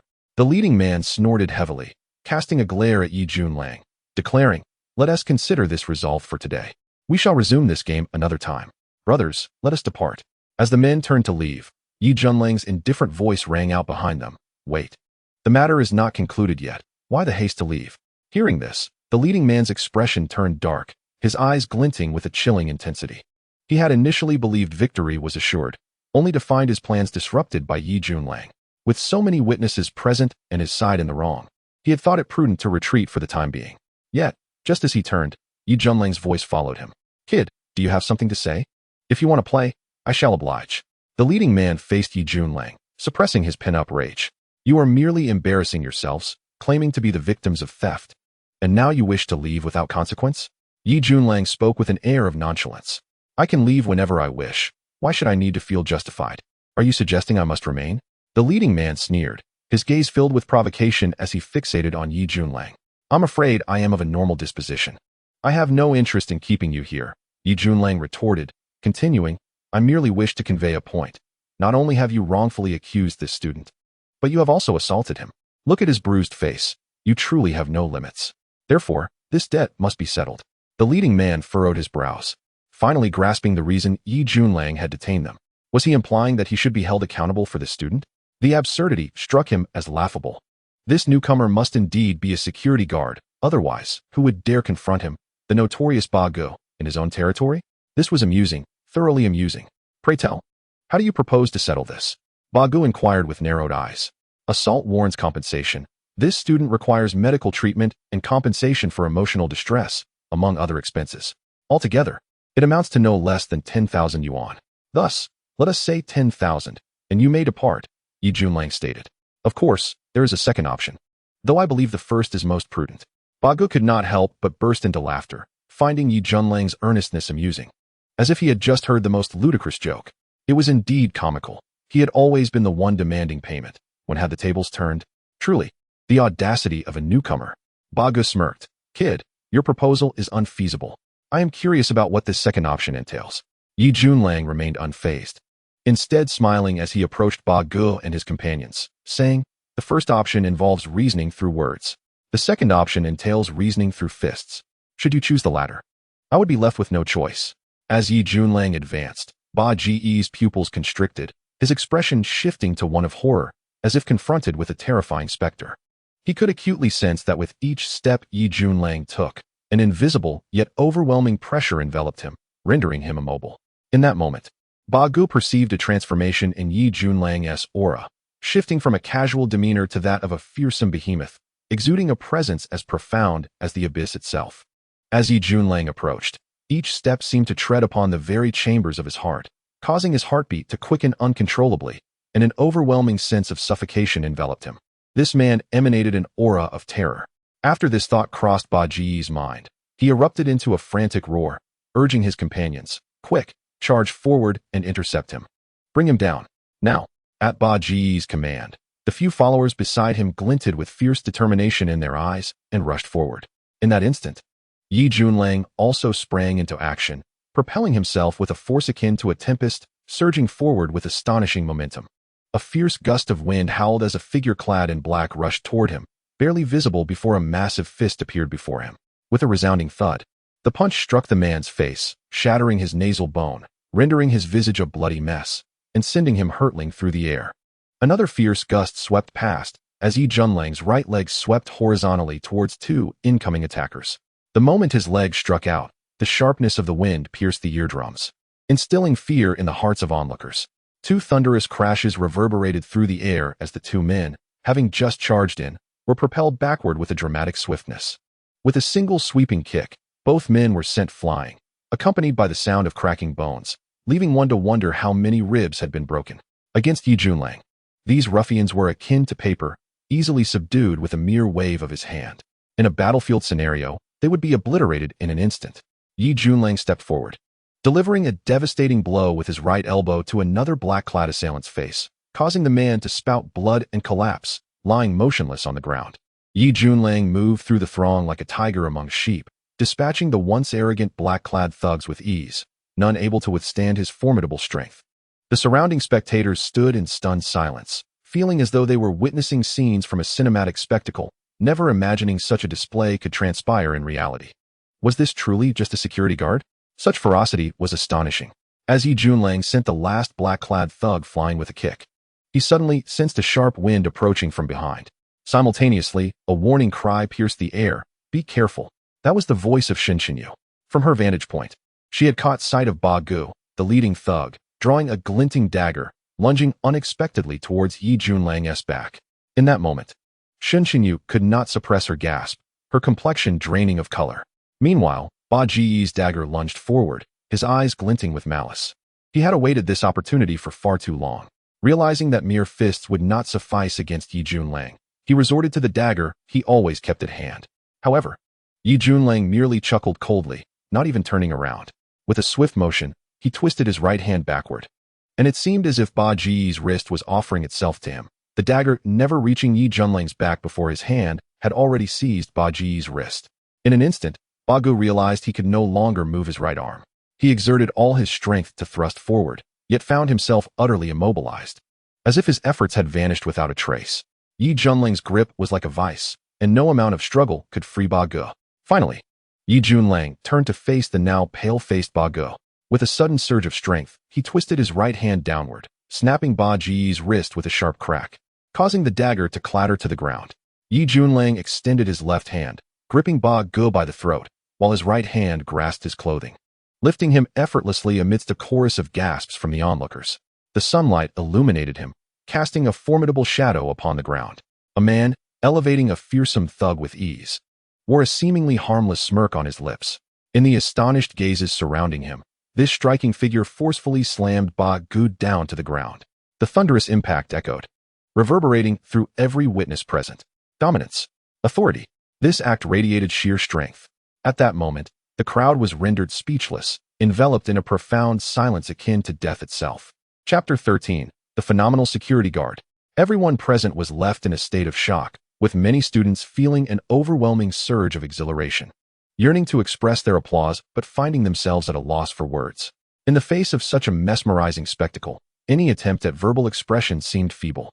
Shenqinyu, Zheng Jing, Zhao Hai, and others stood in astonishment, particularly Shenqinyu, who could hardly fathom Yi Junlang's extraordinary prowess. She recalled the events at Tingzhou Shaozhou. If Yi Junlang were indeed the rogue she had initially perceived him to be, he could have easily overpowered her with such skills. Did this mean she had gravely misunderstood him?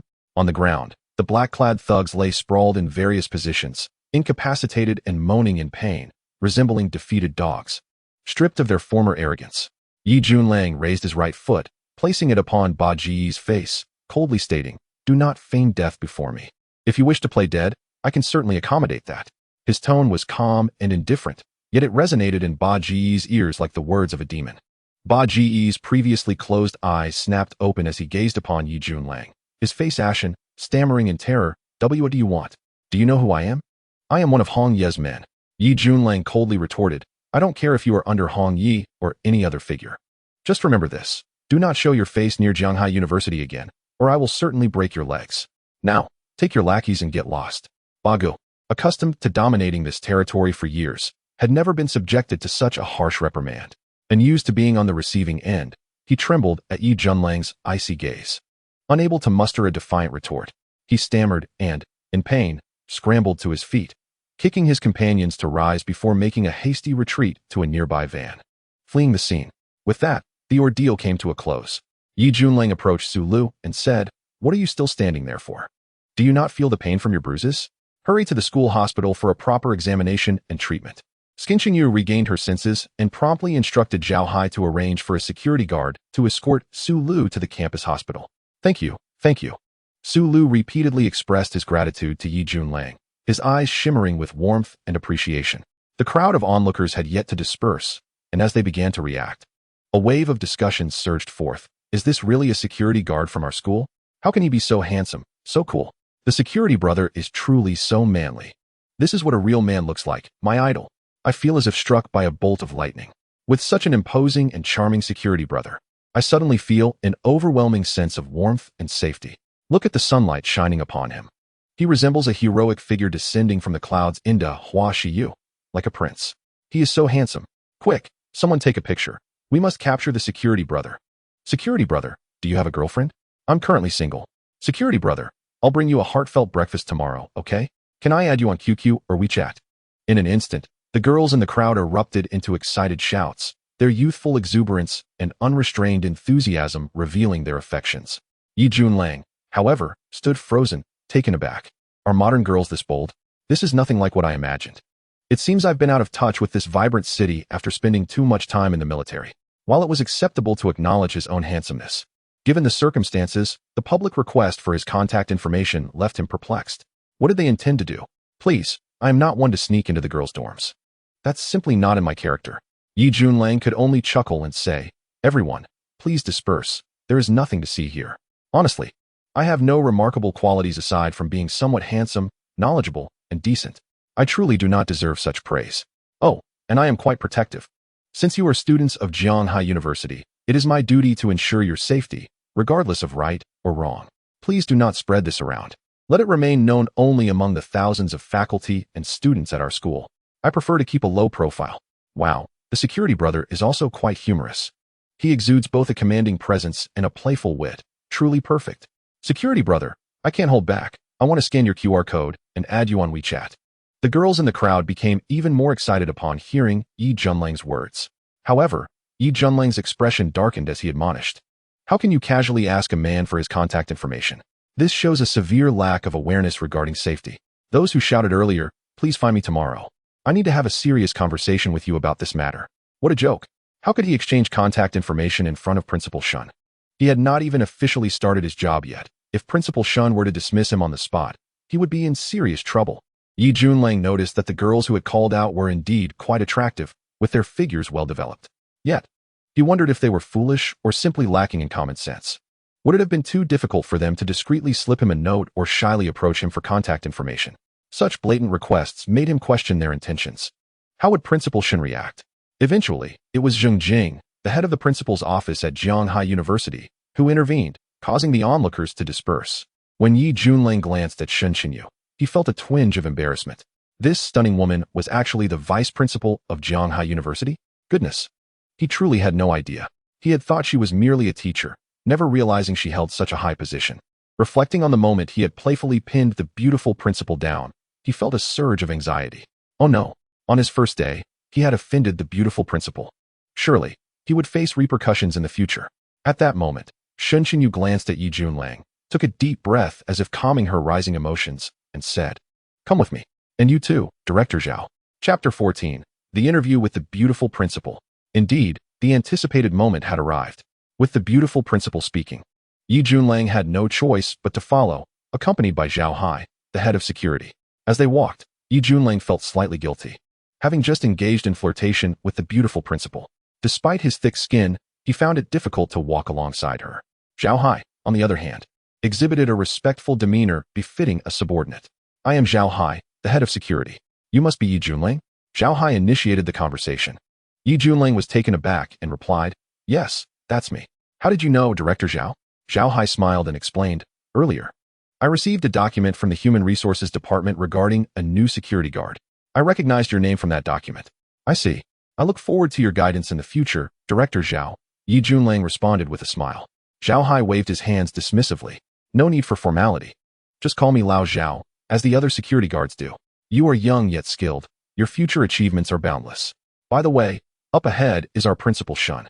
Such a young principal. Truly impressive. It's rare to find someone so young and beautiful in such a position," Yi Junlang complimented, attempting to ease the tension between him and the beautiful principal. Zhao Hai nodded but refrained from further comment, as he feared saying something inappropriate in Shen Qinyu's presence. Shen Qinyu could faintly hear the conversation between Yi Junlang and Zhao Hai, particularly the compliment Yi Junlang had offered. However, instead of feeling pleased, her expression darkened. What did this fellow mean? Was he implying that being young disqualified someone from being a principal? Was he subtly suggesting that she had relied on connections or favoritism to attain her position? As these thoughts crossed her mind, Shen Qinyu's irritation grew. She concluded that he was indeed a bad character, certainly not someone of good nature. Yi Junlang, oblivious to Shen Qinyu's thoughts, would certainly feel disheartened if he knew her true feelings. His intentions had been completely misinterpreted. He had no such thoughts in mind. They arrived at the administrative building and soon found themselves in Shen Qinyu's office on the 5th floor. Shortly after Yi Junlang and Zhao Hai entered, Xiao Wang from the Human Resources Department joined them. Seated behind her desk, Shen Qinyu first scanned Yi Junlang before turning her attention to Xiao Wang and asking, "Xiao Wang, is he the newly recruited security guard?" "Yes," Xiao Wang confirmed with a nod. "Through what channels was he hired? Additionally, has the school arranged accommodation for him? Is this also a decision made by your department?" Shen Qinyu inquired. Xiao Wang promptly replied, "Principal Shun, we arranged this according to Principal Xia's directives." Upon hearing the name Xia, Shen Qinyu's expression faltered. Principal Xia was none other than Xie Qingfeng, the esteemed president of Jianghai University. Unable to contain her surprise, she glanced at Yi Junlang, never anticipating that everything was orchestrated by Principal Xia. Xie Qingfeng, true to his name, embodied integrity and diligence, earning immense respect and authority within Jianghai University. For years, he had refrained from wielding his power for personal gain. Yet now he made an exception for Yi Junlang, leaving Shen Qinyu incredulous and wondering if there was more to this than met the eye. "Did Principal Xie recommend you?" Shen Qinyu asked, gazing intently at Yi Junlang. He managed to muster a charming smile and responded, "Yes. By the way, I have a letter of recommendation for you, Principal Shun." With that, He produced a folded envelope from his possession and handed it to her. Shen Xinyu opened it and confirmed its authenticity, complete with Xie Qingfeng's signature. Yet, while it was one thing to recommend such a person for a security role, why was he also assigned to reside at Tingzhou Shaozhu? The mere thought of living next door to him filled Shen Xinyu with unease, as she could hardly envision a future marred by his presence. A man so shameless as to leer at drying women's garments and make lewd comments could hardly be trusted. Who knew what outrageous actions he might commit in the dead of night? Taking a deep breath, Shen Xinyu turned back to Xiao Wang and asked, "Has your Human Resources Department conducted an interview with him?" Xiao Wang froze, clearly unprepared for the question. This was a person assigned by Principal Xie. Did he really need an interview?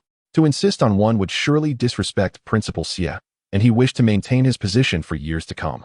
Principal Shen, we haven't interviewed him yet, Xiao Wang finally stammered. Shen Xinyu nodded, her impatience evident. Fine, I will interview him myself. You two may leave. Both Xiao Hai and Xiao Wang felt an immense relief as they hurriedly exited the office. Once the door closed, Shen Xinyu's gaze turned icy as she fixed her stare on Yi Junlang. You are Yi Junlang? Yes, he replied. Principal Shen, I was unaware of your identity before, leading to some misunderstandings, but that is now resolved, he continued. Shen Xinyu interrupted. Have you received professional training relevant to being a security officer? No. Without such training, how can you perform well as a security officer? Learning is a lifelong endeavor. In this position, I will strive to learn continuously and ultimately become a competent and exceptional security officer, Yi Junlang asserted earnestly. Shen Xinyu was baffled by his confidence. She pressed on. Do you know what the responsibilities of a security officer are? Maintaining order on campus, ensuring safety, especially for female students, and protecting their dignity. No, I mean their personal safety, Yi Junlang blurted, quickly correcting himself. Shen Xinyu felt a vain throb on her forehead. It was evident that he was not a good person, as his true colors had been inadvertently revealed. Coldly, she retorted, their dignity does not require your protection. It was merely a figure of speech.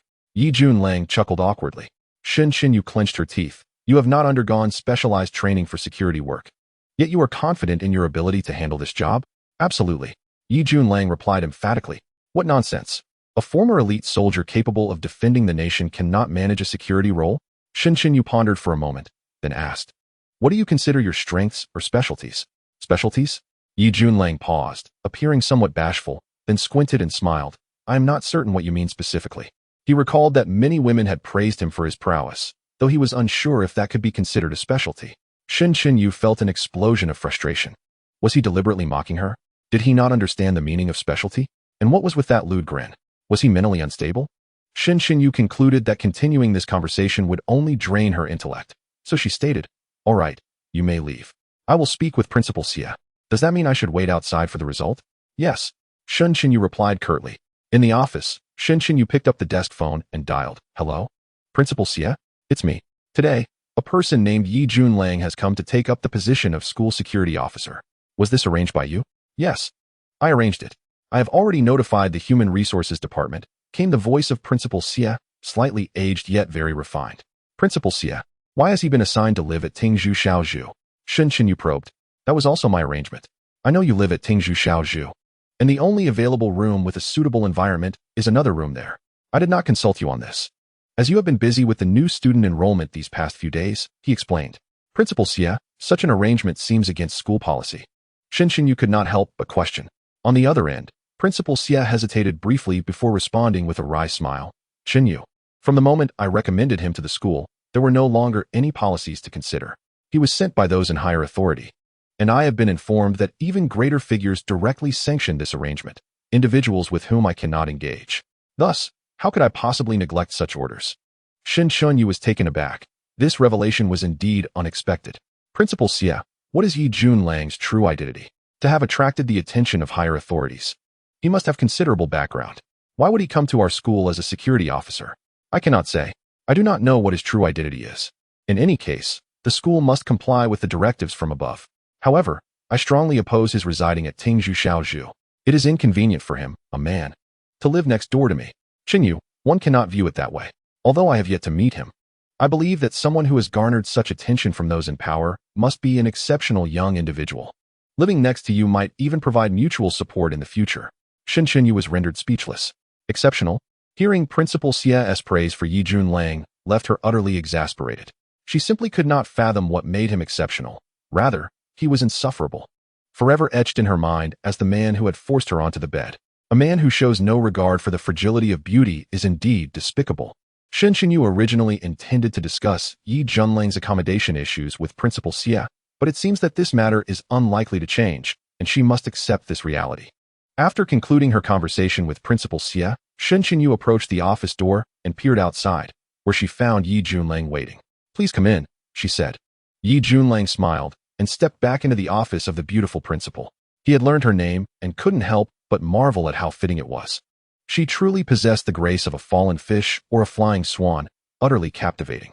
Upon entering the office, Shen Xinyu found herself at a loss for words. Ultimately, she decided to be straightforward. "I have just spoken with Principal Xie. He has agreed to your appointment as a security guard at Jianghai University. You may proceed to the security department to complete the necessary employment procedures. I am truly grateful. I will surely perform my duties diligently and alleviate your concerns, Principal Shan." Yi Junlang replied earnestly. "Simply focus on your responsibilities. There is no need to worry about me," Shen Xinyu retorted, a hint of annoyance in her voice. Yi Junlang sensed her displeasure, likely stemming from their previous misunderstanding. Under such circumstances, any woman would feel discomfort if a man were to treat her so rudely, and naturally, she would harbor no fondness for him. Yet Yi Junlang remained unfazed. As long as he stayed at Jianghai University, he would have ample time and opportunities to improve his image in the eyes of the beautiful principal.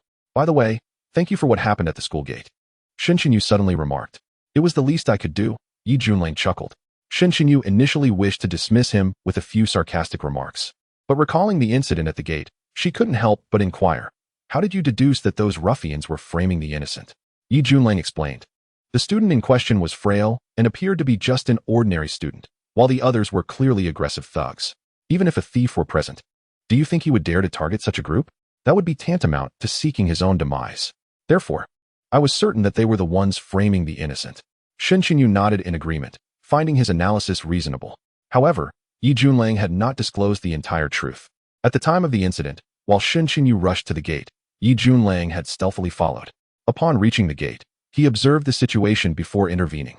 He noticed that among the group, a student named Su Lu had a small portion of a gold chain peeking from his pocket. Clearly unaware of this, Su Lu was angrily rebutting the accusations hurled at him by the thugs. Yi Junlang surmised that the thugs had indeed lost a gold necklace, which they had stealthily planted in the unsuspecting Su Li's pocket, intending to stage a theft. Yi Junlang discreetly approached Su Lu, nudged him, and as Su Lu turned to look, he swiftly retrieved the gold chain from his pocket. The subsequent events were witnessed by Shen Xinyu and the others. Yi Junlang deliberately provoked the thug leader, leading to a confrontation, during which he cleverly placed the gold chain into the thug leader's pocket without detection. The two nearly came to blows, yet the thug was oblivious to the additional item in his pocket. This explained why, when the thug produced the necklace from his pocket, he and his companions appeared utterly astonished. "I hope such incidents do not recur," Shen Xinyu remarked. "Rest assured, Principal Shun, I shall do everything in my power to uphold order both within and outside the campus," replied Yi Junlang. Shen Xinyu had intended to mock him further, but found herself silenced, inexplicably sensing a compelling confidence emanating from Yi Junlang. It seemed that whatever he promised, he would undoubtedly fulfill, instilling a sense of immense assurance. Chapter 16, Employment. In the administrative building, on the second floor of the security department, Yi Junlang entered and immediately spotted Zhao Hai. "Brother Yi, you have finally arrived." Zhao Hai greeted him warmly, rising to his feet with a smile. "I must admit my embarrassment. I have yet to complete my employment paperwork." "I am here to sort that out," Yi Junlang replied with a grin. "The procedures have already been taken care of for you," Zhao Hai said graciously. It was understandable. He had learned from Shen Xinyu that Yi Junlang was recommended by Principal Xie. Regardless of the motivations behind Principal Xie's endorsement, Yi Junlang had the backing of such an influential figure, prompting Zhao Hai to be particularly courteous. "I sincerely appreciate your assistance, Brother Zhao," Yi Junlang expressed with gratitude. "Please, take a seat and let us converse," Zhao Hai suggested amiably. After they settled down, Zhao Hai inquired, "Have you had any previous experience in the security industry?" Yi Junlang shook his head and replied, "No, this is my first foray into this field, so I will need to learn much from you." Zhao Hai smiled and began to explain. "Let me briefly outline the responsibilities of security personnel. They primarily fall into three categories: safety and fire protection, household registration, and public order. Our campus security is divided into two types: internal security, directly hired by the university to oversee campus safety, fire response, and patrols, and external security, provided by outside companies to manage security at the campus gates and other facilities. Sometimes, internal and external security can coordinate and complement each other. As our shared goal is to maintain order on campus, Zhao Hai continued. So, am I classified as internal or external security? Yi Junling asked. Zhao Hai chuckled and replied, Brother Yi, since you were recommended by Principal Xie, you are naturally internal security. Yi Junling smiled, feeling somewhat bashful. Since arriving at Zhanghai University, he had enjoyed several special privileges, including a well-appointed residence and the serendipitous situation of being neighbors with the beautiful principal. Furthermore, entering as internal security offered distinct advantages, with better pay and benefits compared to external security. Feeling somewhat overwhelmed by the special treatment he received, Yi Junlang thought it only fitting to repay it through diligent work. Thus he stated, Brother Zhao, may I begin my duties right away? Zhao Hai replied, There is no rush, Brother Yi, as you have just started. You can take your time, the weekend is approaching, and you can commence work next Monday. That simply will not do. These past few days mark the arrival of new students, do they not? With the influx of newcomers, there are numerous matters to attend to. I believe it would be best for me to head to work, Yi Junlang remarked. Zhao Hai, unable to resist Yi Junlang's insistence, nodded in agreement, saying, Very well. By the way, let me provide you with 2 sets of security uniforms. The wardrobe contained fresh, spare security attire. Yi Junlang selected 2 sets according to his height and size, and then donned one in Zhao Hai's office, which fit him well. As a special forces soldier, Yi Junlang possessed a tall and well-proportioned physique, exuding a latent, explosive energy. Such a figure is naturally suited for wearing uniforms. Thus, the security uniform he wore immediately conveyed an extraordinary and commanding presence. Clad in his pristine security outfit, Yi Junlang strolled along the sunlit campus path, feeling a peculiar sensation within him. In the past, he had always worn combat gear, traversing the blood-soaked battlefield, committing acts of slaughter in the name of the devil. Now, however, he wore a security uniform and appeared at ease as he patrolled. These 2 states of mind were starkly different. On the battlefield, he was cold and ruthless, while now he felt unburdened and relaxed. A multitude of new students arrived for registration, some coming alone while others were accompanied by a throng of relatives, creating a scene reminiscent of a family celebrating a significant academic achievement. Each department's registration area was staffed with upperclassmen assisting new students, and when encountering attractive female freshmen, it was evident that these senior students vied for the opportunity to offer their assistance, whether by carrying luggage or guiding them in purchasing bedding and daily necessities. This behavior was quite normal. After all, beauty attracts admiration. Yi Junlang observed the unfolding scenes with an involuntary smile, recalling a saying widely circulated in academic circles, beware of fire, theft, and upperclassmen. After meandering for a while without any pressing matters, he made his way toward the security office at the campus entrance. Upon entering, he found 4 security personnel inside. They initially stared at him in astonishment, but soon stood up, their expressions reflecting a hint of reverence and respect. They had witnessed the earlier conflict at the entrance, where Yi Junlang single-handedly subdued 8 or 9 individuals. Such fierce valor was unheard of. Hello everyone, my name is Yi Junlang. We are colleagues now, so I look forward to your guidance, Yi Junlang said with a smile as he introduced himself. His demeanor was friendly and unpretentious, which eased the tension among the 4 security guards. One of them, Li Fei, spoke up. Brother Lang, I'm Li Fei. Just call me Xiao Fei. Brother Lang, I'm Zhang Yong. Another guard, who appeared sturdy with a dark complexion, added. Brother Lang, I'm Wu Wanming, said another guard who seemed honest and straightforward. The 4th, a tall and slender young man wearing glasses, chimed in. Brother Lang, I'm Lin Sudong. They all call me Dongzi. Yi Junlang nodded and smiled, saying, Now we are formally acquainted. As I am new here, I will need to consult you all about various work matters.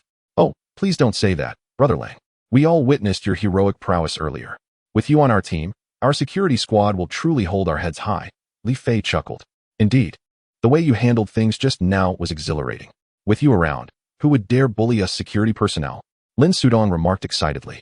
Yi Junlang quickly waved his hand and replied, Please do not say that. I believe in winning people over with virtue. Force is merely a last resort. In this society governed by law, it is far better to win hearts through integrity. I wholeheartedly agree, Brother Lang.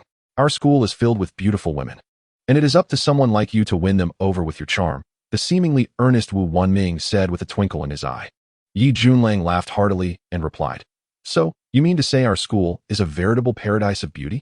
Upon hearing this topic, The guards became animated, revealing their somewhat bashful personalities. Wu Wenming, with his twinkling eyes, said, "Brother Lang, you may not know, but our school's beauties are renowned across various universities. We often rank first in beauty contests held by other institutions. Old Wu is quite knowledgeable in this area. He could talk about our school's beauties for 3 days and nights," Zhang Yong added with a grin. Yi Junlang smiled and said, "If our school is indeed blessed with such beauties, then you must be very fortunate. Though that may be true, as mere security guards, we are without virtue or capability and can only admire from afar. We would not dare to approach," Wu Wenming replied, then continued, "But you are different, Brother Lang. Your striking presence and formidable prowess elevate you above the rest. Wearing this ordinary security uniform, you still exude an extraordinary charm.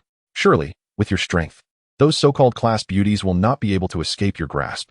Yi Junlang could not help but chuckle, saying, "Old Wu, your flattery has reached new heights." Laughter erupted in the security office, with Li Fei, Zhang Yong, and Lin Sudong joining in the merriment. "Brother Lang, I believe Old Wu may be onto something. Just look at the impressive aura you had at the entrance. How many girls were gazing at you with stars in their eyes, eagerly asking for your contact information?"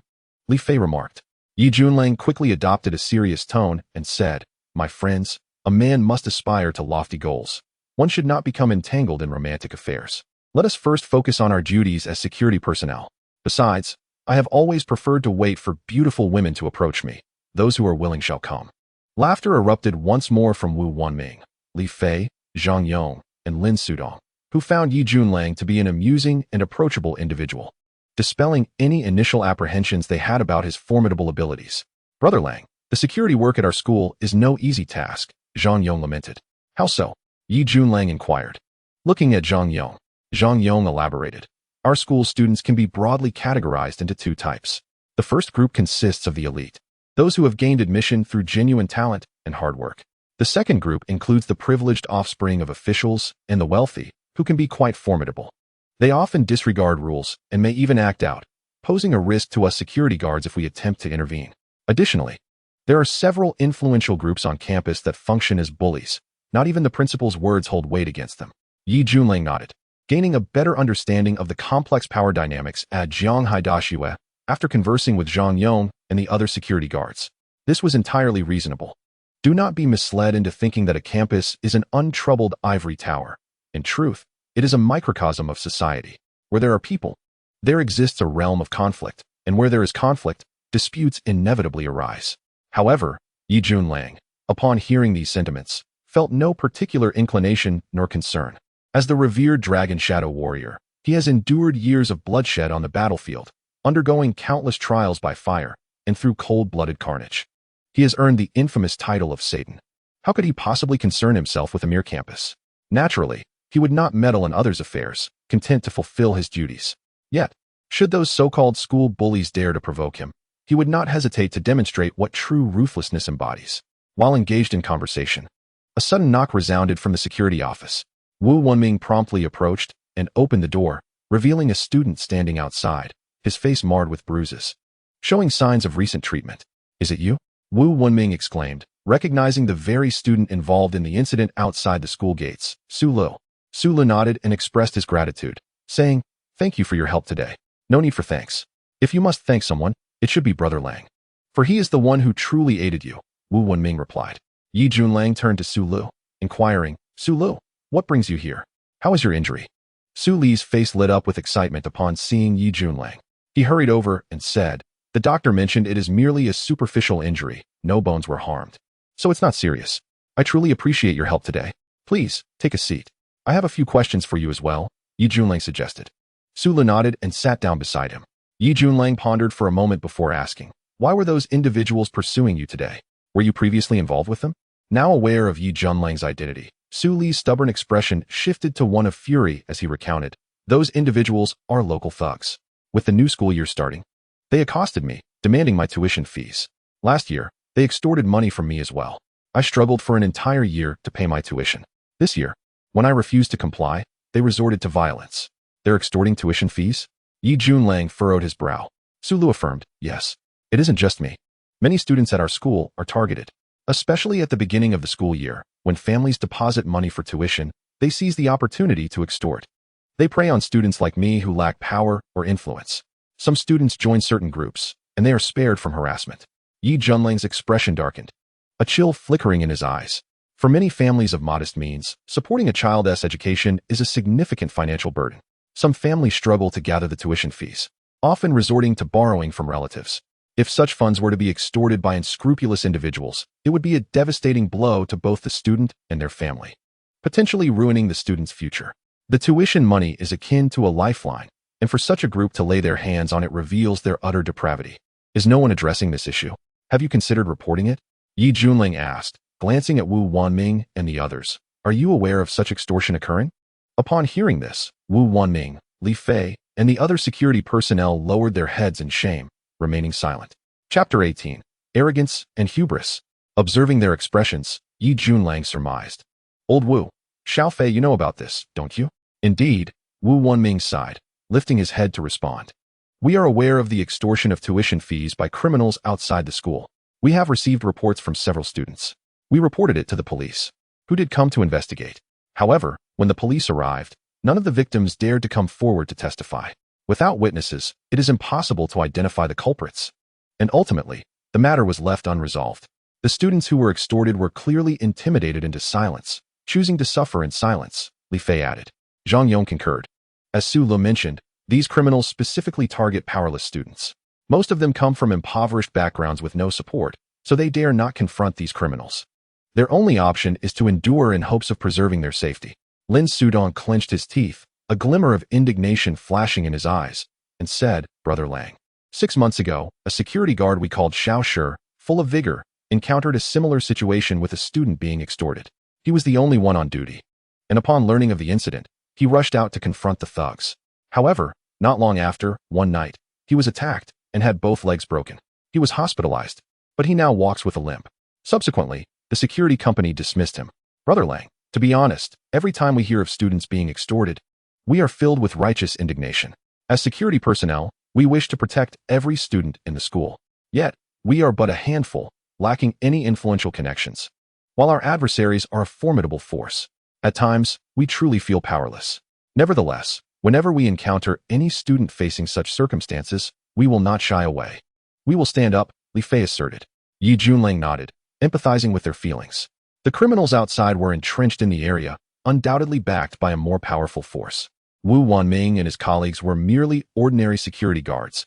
How could they possibly contend with such forces? Yet, the fact that these criminals dared to extend their reach into the realm of students was something Yi Junlang could not tolerate. Do you know the name of that organization? Yi Junlang inquired. Zhang Yong and the others shook their heads, replying, We truly do not know their name. We only know they have been entrenched in this area for several years.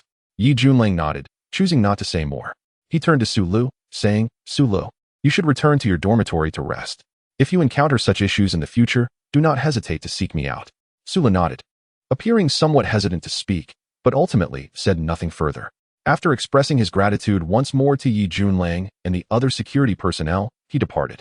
If Yi Junlang had not taken up the position of security guard at Shanghai University, he would remain oblivious to the extortion of students' tuition fees by criminals outside the school, leaving him with no opportunity to intervene. Now that he has become aware of the situation, his character dictates that he cannot stand idly by. As he has stated before, he is a protector of those he cherishes. In the Dragon Shadow organization, anyone who dared to offend his brothers would face his wrath, for he would not allow anyone to insult or affront those he leads. Currently, he serves as a security guard at Shanghai University.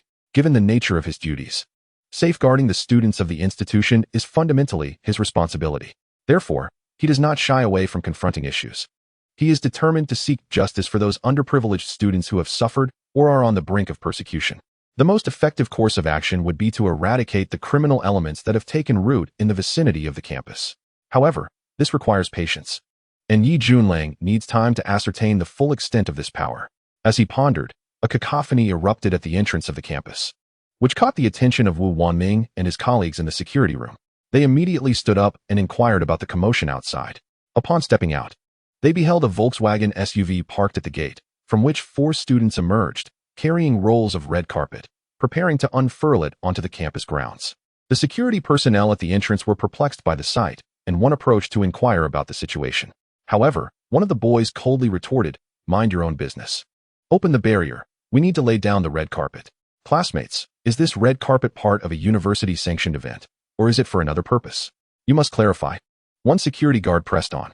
In response, a burly student sneered. Are you dogs trying to get yourselves killed? Do you think you have the authority to meddle in matters concerning Qin Shao? If you keep poking your noses in, believe me, you'll be out of Zhanghai University by tomorrow. At that moment, Wu Wanming, Li Fei, and Zhang Yong emerged and overheard the arrogant tone of the boy. Upon hearing the name Qin Shao, their expressions shifted, exchanging glances. The red carpet had already been laid at the entrance, coinciding with the busy registration day, with many new students and their parents coming and going. Are you all blind? Move aside. This red carpet is not for you to tread upon. Get lost, they shouted, directing their ire at some students who inadvertently stepped onto the carpet. These students, exhibiting extreme rudeness, aggressively shoved those who approached the red carpet, forbidding them from coming within even a whisper of the path it covered. This behavior was undeniably tyrannical. The entrance also had a side gate. But given the influx of people on registration day, these students effectively monopolized the main thoroughfare, impeding the flow of traffic.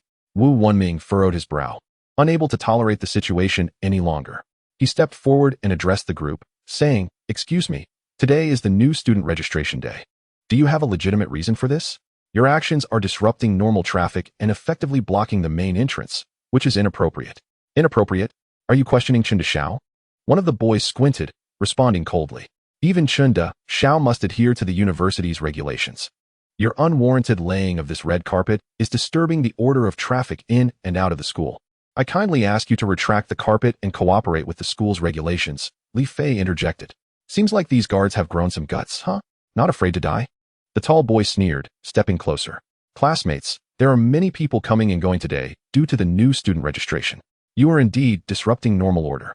Could you please inform Qin Shao to be lenient? Zhang Yong approached, speaking in a calm tone. Lenient? Who do you think you are, you watchdogs? You think you deserve to ask Qin Shao for leniency? Get lost, or else none of you will be able to stay in Zhanghai City. The burly student bellowed, charging forward and forcefully pushing Wu Wanming and the others. Caught off guard, Wu Wanming and his colleagues staggered back, nearly losing their balance. Once they regained their composure, their expressions turned to anger, yet they felt powerless to respond. They knew these students were followers of Qin Shao, and offending them was tantamount to offending the powerful figure himself. Qin Shao was one of the university's notorious bullies, wealthy and influential, and their positions rendered them incapable of confronting him. Where do these ruffians come from, brazenly assaulting others in broad daylight? Are they bastards raised without discipline? The disdainful voice rang out, resonating like thunder, directed at the arrogant students. As soon as these words were spoken, Yi Junlang approached, casually smoking a cigarette, appearing somewhat indifferent, as if nothing in the world warranted his concern. Amidst the swirling smoke, his sharp gaze pierced through, fixating on the unruly boys with an air of disdain, as if regarding them as mere jesters. Ah, so there are still security guards who fear nothing? It is said that Qin Shao is handling matters today, yet they dare to step forward. Do they seek to hasten their demise? I do not recognize this security guard. Could he be new and unaware? The boys sneered, looking down at Yi Junlang from their lofty stance. Maintaining an expression of calm, Yi Junlang exhaled a cloud of smoke and leisurely remarked, "Indeed. I am a new security guard, my first day on the job. I must say, you are quite bold, laying down this red carpet while disallowing others to walk here. Is this entrance your family's property?" During this exchange, Yi Junlang noted that, under the threat of these boys, students and parents alike were forced to navigate through a side entrance, leading to congestion. Many parents, witnessing the scene, grew indignant, pointing fingers at the boys. Their unreasonable actions tarnished the reputation of Zhanghai University and cast a negative light, altering the favorable impressions held by some new students and their parents about this esteemed institution. Of course, the university's image was not his concern, nor did he wish to involve himself. He was merely incensed by the boys' aggression towards Wu Wanming and Li Fei, along with their arrogant dismissal of the security personnel. What of the security guards? Are they not human? Do they not deserve dignity? Are they to be trampled upon? Haha. Fengge, did you hear that? This guy is indeed a new guard. No wonder he lacks awareness. One boy laughed, turning to the imposing figure beside him. This new security guard is eager to prove himself, but he truly does not know his place. Get lost, or you will lose your meal ticket, Lu Feng said coldly. Towering over the others, a member of the university's basketball team and a practitioner of martial arts, thus regarding the security guards with disdain. Yi Junlang paid no mind to the taunts, stepping closer to Wu Wanming and the others, and said, "Old Wu, Their actions are indeed affecting the normal order of the university, are they not? Wu Wenming nodded in agreement, affirming, yes, they are. However, this matter seems beyond our control. It is best to notify Lao Zhao to handle it. Their master is Chun Deshao. It suffices to confirm that they are disrupting the normal order of the school. Yi Junlang smiled faintly, patting the shoulders of Wu Wenming and others, signaling them to withdraw. He then strode forward, naturally stepping onto the pristine red carpet. Lu Feng and the other boys were infuriated, their faces darkening as they felt a surge of rage. They perceived Yi Junlang's actions as an outright provocation of their authority. They had made their stance clear, yet Yi Junlang audaciously approached and treaded upon the red carpet, which incited their fury to an unbearable level. They felt this new security guard was courting disaster. They were followers of Chun Deshao and could be said to dominate Jianghai University. Even the principal would be courteous in front of Chun Deshao. Lu Feng was genuinely enraged. If they could not manage such a trivial matter assigned by Chun Deshao, how could they report back? Without hesitation, Lu Feng charged forward, his imposing figure exuding raw aggression as he reached out to push Yi Junlang, exclaiming, "Are you seeking death? Get lost. You're just a mere security guard. You're clearly asking for trouble." However, to Lu Feng's astonishment, Yi Junlang remained steadfast, unyielding as a mountain despite the force of his push. After his initial surprise, a fierce glint flashed in Lu Feng's eyes as he unleashed a powerful punch aimed at Yi Junlang's abdomen. In that moment, Yi Junlang bent slightly backward, appearing as though he had been struck and buckled under the weight. In reality, Lu Feng was acutely aware that his punch had never made contact. At that instant, a hand had covertly gripped his wrist, effectively halting his momentum. This fellow is quite the actor. Lu Feng's anger surged as he recognized Yi Junlang's posture was clearly for show. Everyone witnessed this student's unreasonable behavior and his willingness to resort to violence. It was utterly lacking in decorum. A chilling voice from Yi Junlang suddenly pierced the air. "Are you seeking death?" Lu Feng's fury escalated upon hearing this, his left fist clenching as he prepared to strike Yi Junlang. However, a resounding slap echoed, as Yi Junlang swiftly delivered a powerful blow to Lu Feng's face. The force was so great it nearly rendered Lu Feng unconscious, causing him to stumble backward, his mind blank and in a state of utter confusion. Before Lu Feng could regain his senses, Yi Junlang struck again, the sharp sound of the slap resonating in the air, both jarring and satisfying. Lu Feng retreated step by step, utterly defenseless, his face swelling and blood trickling from the corner of his mouth. Yi Junlang advanced steadily, delivering a slap with each step, his formidable presence unmatched. After administering 5 or 6 resounding slaps, Yi Junlang seized Lu Feng by the throat, lifting him effortlessly and hurling him against the windshield of a parked Volkswagen SUV. The impact produced a thunderous crash, causing the windshield to crack as Lu Feng slid down, unconscious on the ground. But that was not the end. Yi Junlang then directed his attention to the remaining raucous boys. They were already pale with fear, having relied on Chun Deshao's backing to behave tyrannically, but witnessing Lu Feng being beaten like a helpless dog shattered their bravado. They had never encountered someone as ruthless as Yi Junlang. Without hesitation, Yi Junlang unleashed a flurry of kicks, sending the other boys sprawling to the ground. Finally, he dusted off his hands and remarked nonchalantly, "I wonder who unleashed these unruly dogs. They are far too restless. It seems peaceful now." Chapter 20. Who is more dominant? Wu Wenming, Li Fei, Zhang Yong, and Lin Sudong were left speechless. Although they were aware that Yi Junlang was a formidable individual, this was utterly beyond the pale. Unlike dealing with the notorious Ba Gu and his gang of criminals, Lu Feng and his companions were students of Jianghai University, backed by Chun Deshao. Yet, Yi Junlang displayed no hesitation, striking decisively and mercilessly against these arrogant and unreasonable students. Such a display of power was truly remarkable. Wu Wenming and the others knew they would never dare to act in such a manner. Assaulting students? Regardless of right or wrong, the school would certainly expel them.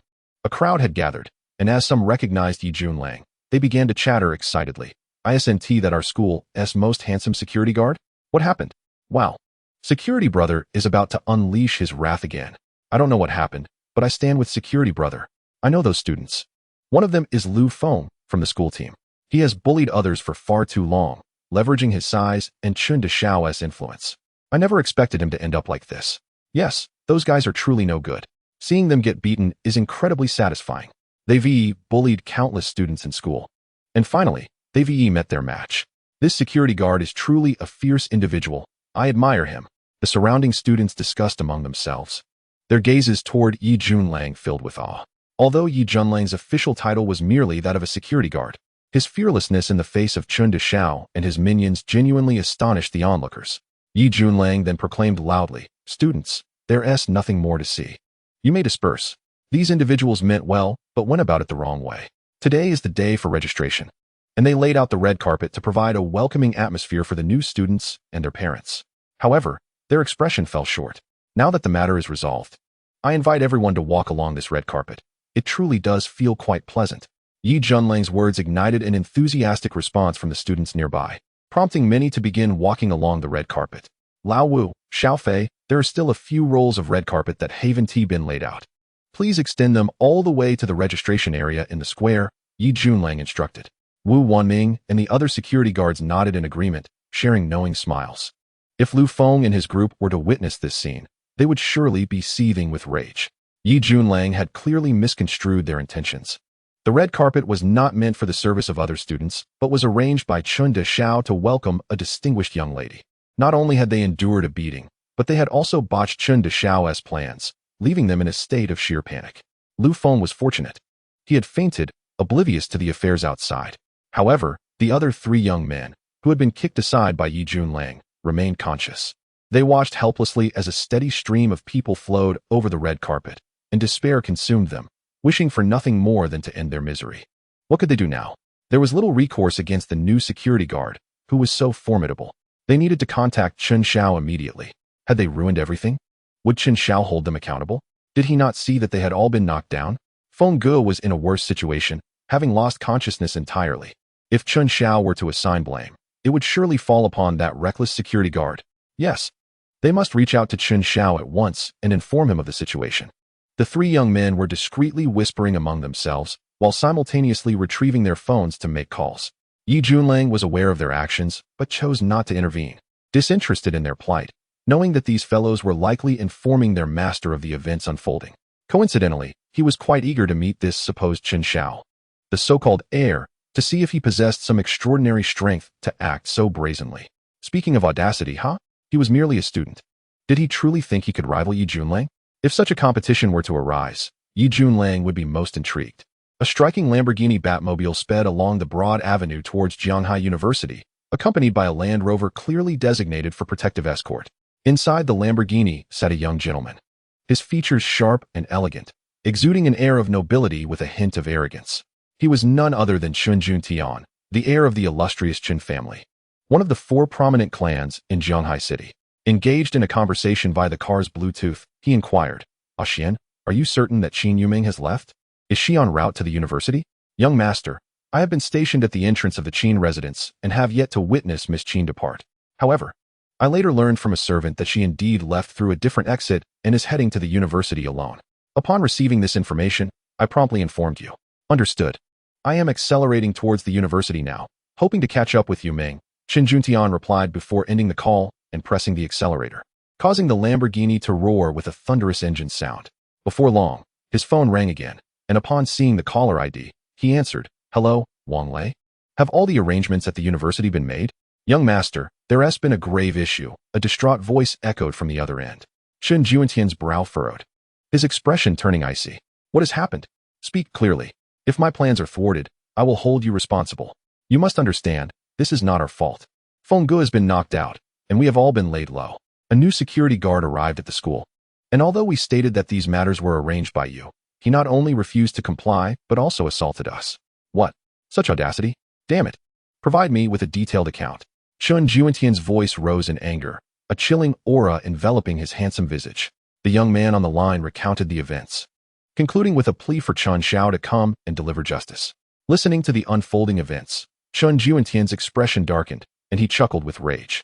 "It's merely a security guard? Very well. I am heading to the university now. How dare such a guard act so arrogantly and interfere with my affairs? I am eager to meet this guard." He hastened his speed, racing towards Jianghai University. At the entrance of the university, order had been restored.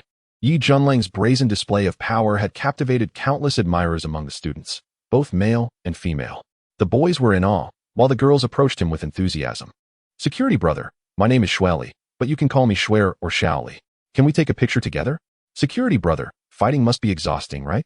Look, I brought you a meal, braised pork, spicy chicken, and sweet and sour ribs.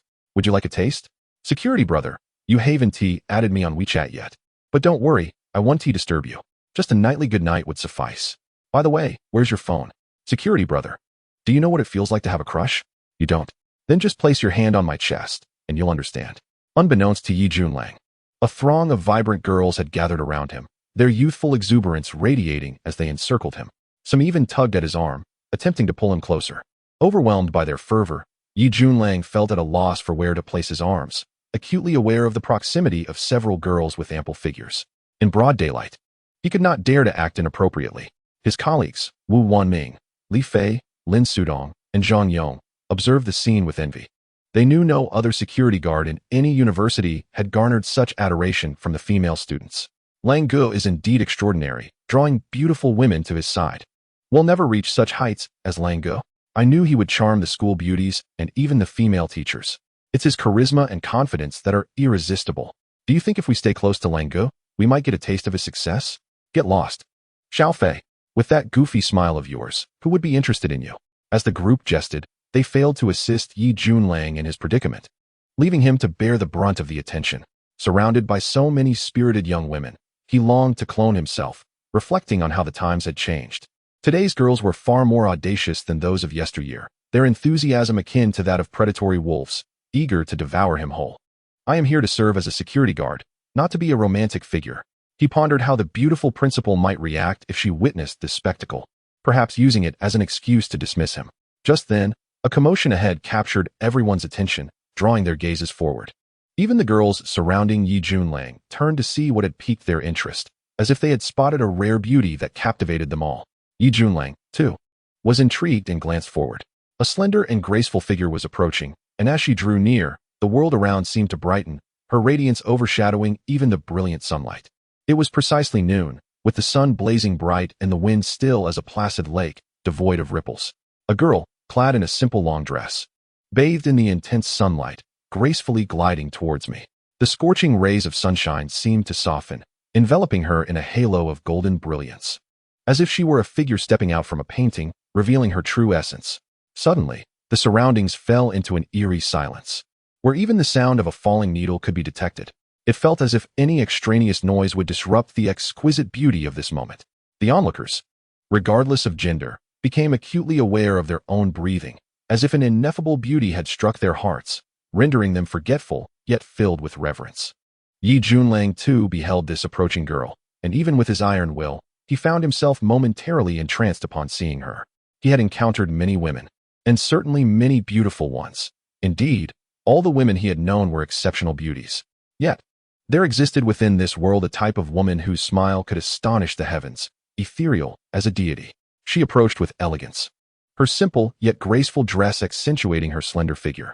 Her lustrous, raven-black hair cascaded down like a waterfall, appearing effortlessly arranged yet meticulously styled, exuding a youthful vitality intertwined with an otherworldly grace, as though a mischievous fairy had descended to the mortal realm, untouched by the mundane world. Witnessing her beauty often incited a sense of indignation towards fate's unfairness, questioning how one could be so extraordinarily stunning. Yi Junlang, though not naive, possessed wisdom and experience beyond his years. Thus, he regained his composure, discerning that this girl was quite young, perhaps around 18 or 19, seemingly a newcomer to Zhanghai University.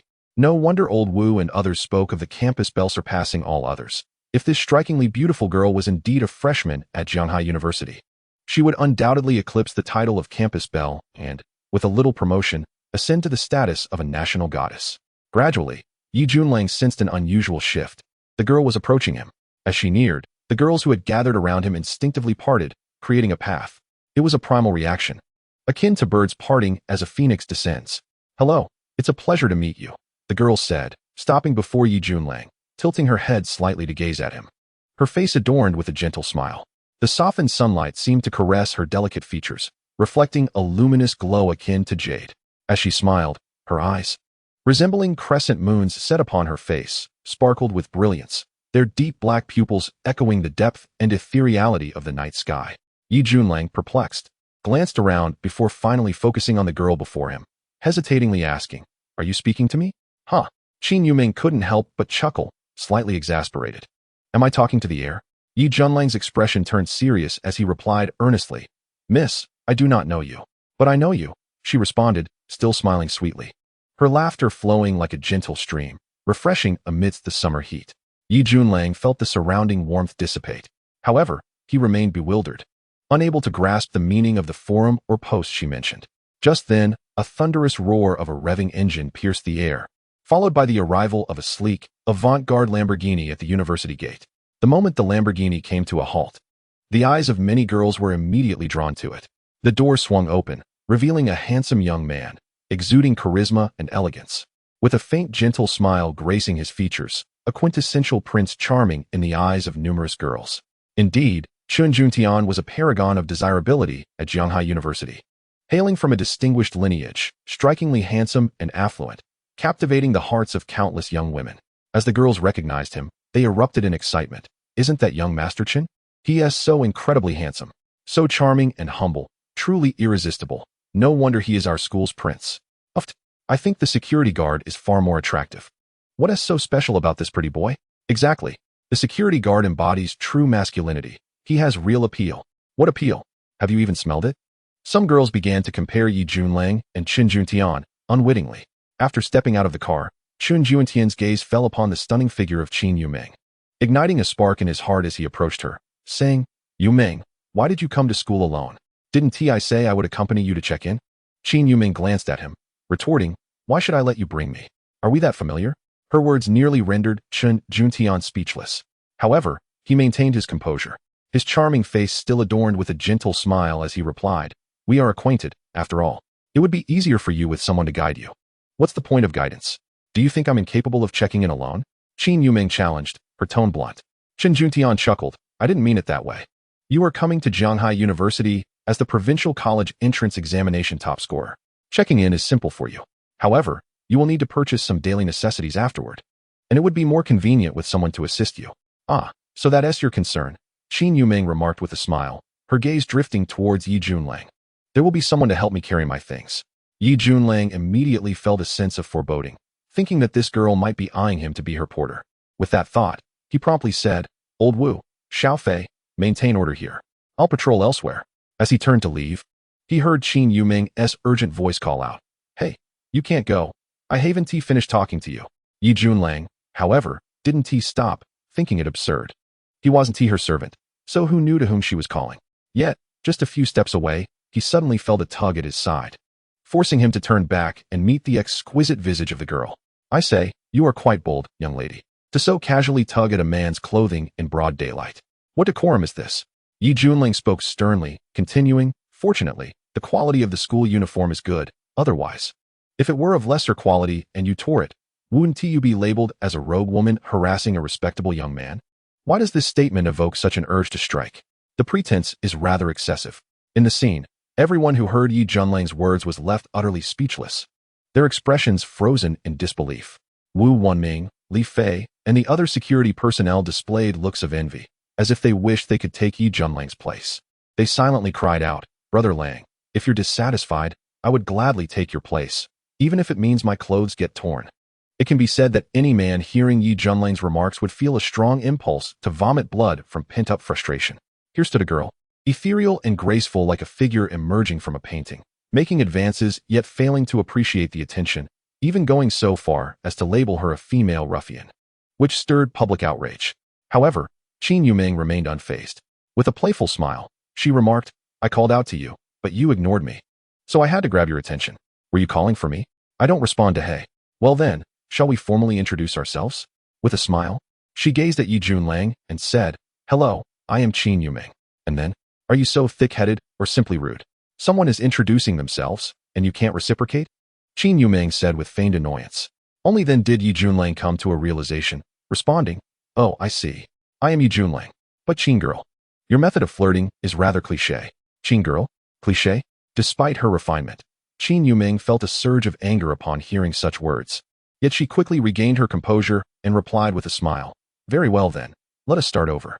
Yi uncle, why don't you show me your non-cliché method of flirting?" "Yi uncle?" Yi Junlang's expression darkened. He hurriedly touched his face, feeling the tautness of his skin. With only a bit of stubble that he hadn't had the chance to shave, how had he become an uncle? This was decidedly unacceptable. Why is that? If you lose your job, will you support me? As security, flirting with girls during work hours could lead to termination, Yi Junlang said seriously. Qin Yuming burst into laughter. Her smile radiant, akin to a constellation of stars shining brilliantly. She responded, very well then. Accompany me while you perform your duties. Yi Junlang was perplexed by her words. Just as he was about to inquire, he noticed Qin Junting approaching with a cold demeanor. Following Qin Junting were the 3 boys he had kicked away. In an instant, Yi Junlang understood that Qin Junting was the leader of those boys. Observing Qin Junting's icy expression and the chilling gaze that seemed to say, I will make you pay, Yi Junlang realized that a reckoning was at hand. Smirking slightly, he was intrigued to see what this pretty boy had up his sleeve. Qin Junting approached, his heart seething with rage. His pallor was ashen, not merely due to the complaints from the 3 boys trailing behind him, but more so because the girl he admired, Qin Yuming, was treating him with indifference while she was warmly engaging with Yi Junlang, a mere security guard, who was clearly a stranger to her. This stark contrast was unbearable for Qin Junting. The saying goes, no comparison, no harm. The disparity in Qin Yuming's attitude towards him and Yi Junlang ignited his anger, which he directed squarely at Yi Junlang. Chapter 23. The Dilemma of Young Master Qin Yuming noticed Yi Junlang's change in demeanor. Facing him, she was oblivious to the approaching Qin Junting. Upon turning around, she saw Qin Junting and the 3 followers beside him. To Yi Junlang's surprise, when Qin Yuming turned, Qin Junting's expression transformed instantly, shedding the coldness to reveal a warm, gentlemanly demeanor. How is this possible? Yi Junlang marveled inwardly, realizing he could never master such a change of expression. You know him? Qin Junting asked upon arriving. This is none of your concern, Qin Yuming replied, her impatience evident. Qin Junting, unfazed, said, Yuming, I know you. Now that you are at Jianghai University, I must ensure your safety. This person has a severe tendency towards violence, and I believe it is best for you not to get too close to him. After all, he is just a security guard. And what's wrong with being a security guard? Do you look down on them? Qin Yuming retorted coldly. Yes, you, Qin Junting, hail from the Qin family. A young master born with a golden key. Others may not match your family background, but did you earn it yourself, or is it a legacy from your forebears? Even if someone is a security guard, they earn their keep. What right do you have to look down on others? Moreover, I am not familiar with you, and my affairs are none of your business. Under such relentless scolding from Qin Yuming, even Qin Junting, who could usually maintain composure, felt his facade slipping. However, he did not direct his suppressed anger at Qin Yuming. Instead, he turned his icy gaze toward Yi Junlang, his eyes growing increasingly frigid. So, you are the one who injured them? Just a new security guard, yet you dare to lay your hands on students? You think I acted recklessly? Yi Junlang smiled innocently. So, you are the master of these boys. Your dogs are unruly, disrupting the school's order. They attacked us first, claiming it was under young Master Qin's orders. Who dares to impede them would face dire consequences. Don't question my words. Many students here can testify, and some even recorded it. I just want to ask, just because they are young Master Qin's lackeys, does that give them the right to strike while others cannot retaliate? I did indeed strike back, but it was in self-defense. You are slandering. That was not self-defense. It was premeditated revenge. One of Qin Junting's companions exclaimed, his eyes reddening. Yi Junlang's gaze hardened as he glared at him. The boy recoiled under Yi Junlang's stare, feeling a chill run down his spine. So, you must be the infamous young Master Qin, Yi Junlang said, scrutinizing Qin Junting. You do appear to be quite the dapper gentleman. Did you instruct your lackeys to lay out this red carpet? And yet, you have the audacity to say others cannot walk this path? Did you purchase Jianghai University? Is this campus road yours alone? On a day when new students are arriving, this red carpet is laid out, yet you expect no one else to walk it? Do you realize the traffic chaos this causes? Qin Junting's face darkened, momentarily rendered speechless.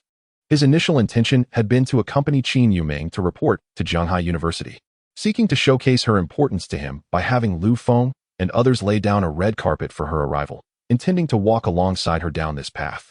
He had 2 objectives in his actions. Firstly, by accompanying Qin Yuming down the red carpet amidst the gaze of the crowd, he would undoubtedly attract attention, simultaneously proclaiming the exceptional nature of their relationship. It signified that a beauty of Qin Yuming's caliber was chosen by him, Chen Daxiao, and that no one else should dare to covet her. Secondly, this arrangement served to subtly indicate to Qin Yuming his remarkable capabilities at Jianghai Daxua, suggesting that there was nothing within the university that he could not handle. However, to his dismay, all of this was disrupted by Yi Junlang. Was there really a red carpet laid out for us? And you won't let anyone else walk on it? Who is it meant for? Qin Yuming inquired. Ye Junling smirked and replied, I surmise that Qin Dashao had this carpet prepared for the new students on registration day, so they could joyfully walk on it and feel welcomed. It seems, however, that Qin Dashao's sycophants misunderstood his intent and thus ruined everything. Upon hearing this, the three young men surrounding Qin Juentian were incensed. Misunderstood Qin Shao's intentions? Ruined the situation? Nonsense. It is not so. Immediately, one of the boys retorted, It is you who have turned black into white. Qin Shao clearly stated that this red carpet is reserved for him and the esteemed Qin Yoming. Indeed, we did not misinterpret Qin Shao's meaning, so do not cast false accusations. It is you who are obstructing us. Otherwise, how could this situation have deteriorated? You are the true culprit. The three young men, filled with righteous indignation, passionately defended themselves, oblivious to the darkening expression on Qin Juentian's face. Ye Junling, with narrowed eyes and a smile, thought to himself, I fear not a formidable opponent, but rather a foolish ally. Such words from Qin Juentian's misguided companions pushed him further into the eye of the storm. Well, Qin Juentian, I have no enmity with you. Yet you have so maliciously sought to harm me? Qin Yoming was the first to erupt, her voice rising in fury. Qin Juentian panicked and stammered, Yoming, how could I possibly harm you? You still refuse to admit it. Qin Yoming's beautiful face darkened with frost as she continued. Did you arrange this red carpet? Were you planning for me to walk alone? Is this not harm? She pressed on. If this occurs and spreads throughout the school, what will the faculty and students say about me? What kind of disgrace must I bear? I do not wish for my presence to inconvenience the school community. Qin Juentian was at a loss for words, his frustration boiling over towards his three companions. You have utterly disappointed me. You have clearly misconstrued my intentions. Did I ever ask you to occupy the school path? You are causing chaos and even clashing with security, are you not? Apologize to these security personnel at once. Apologize? The three young men were bewildered, on the verge of tears. After receiving a beating, they were now expected to apologize? Was there no justice left? With so many witnesses. How embarrassing. Despite their grievances, the three young men dared not defy Qin Juentian's orders. Reluctantly, they bowed their heads and apologized to Ye Junling. But this was not the end. Ye Junling summoned Wu Wenming and Li Fei, the security guards they had previously pushed, to also apologize. This scene left the surrounding students utterly shocked and astonished. Who was Qin Dashao? The bully of Jianghai Dashua. His followers were known for their arrogance and tyranny. Who would dare provoke them? Yet now, Qin Dashao was bowing his head. His followers were apologizing to Ye Junling and the security personnel. Such an occurrence was unprecedented. Ye Junling smiled warmly, saying, You few have shown great awareness, recognizing your mistakes and correcting them. This is the mark of good students. Hearing this, the three boys were filled with rage, their stomachs churning, their faces pale, unable to lift their heads. Everything is fine now. Those who came to watch can disperse. Gatherings like this can easily lead to misunderstandings of public disorder. Please leave, Ye Junling addressed the crowd. Yet within Qin Juentian's eyes flickered a glimmer of coldness. Beneath his polished exterior, he was someone who bore grudges. He sneered, So, Ye Baoan, these individuals have already apologized for their unreasonable behavior. They have been beaten, and one lies unconscious. I wonder how you plan to resolve this. Ye Junling regarded Qin Juentian with indifference. Resolve? You mean they are dissatisfied, correct? Well then, I can wait until they recover and arrange a time to give them another beating. To showcase my magnanimity, I can even allow them to bring more people along. How does that sound for a resolution? Upon hearing this, the three young men internally cursed. Who would be foolish enough to endure another beating? This is simply asking for trouble. In this world, relying solely on violence cannot resolve issues, Qin Juentian remarked calmly. Ye Junling shrugged. I am truly sorry. I am but a rough man who knows only how to solve problems with my fists. If you disagree, there is little I can do.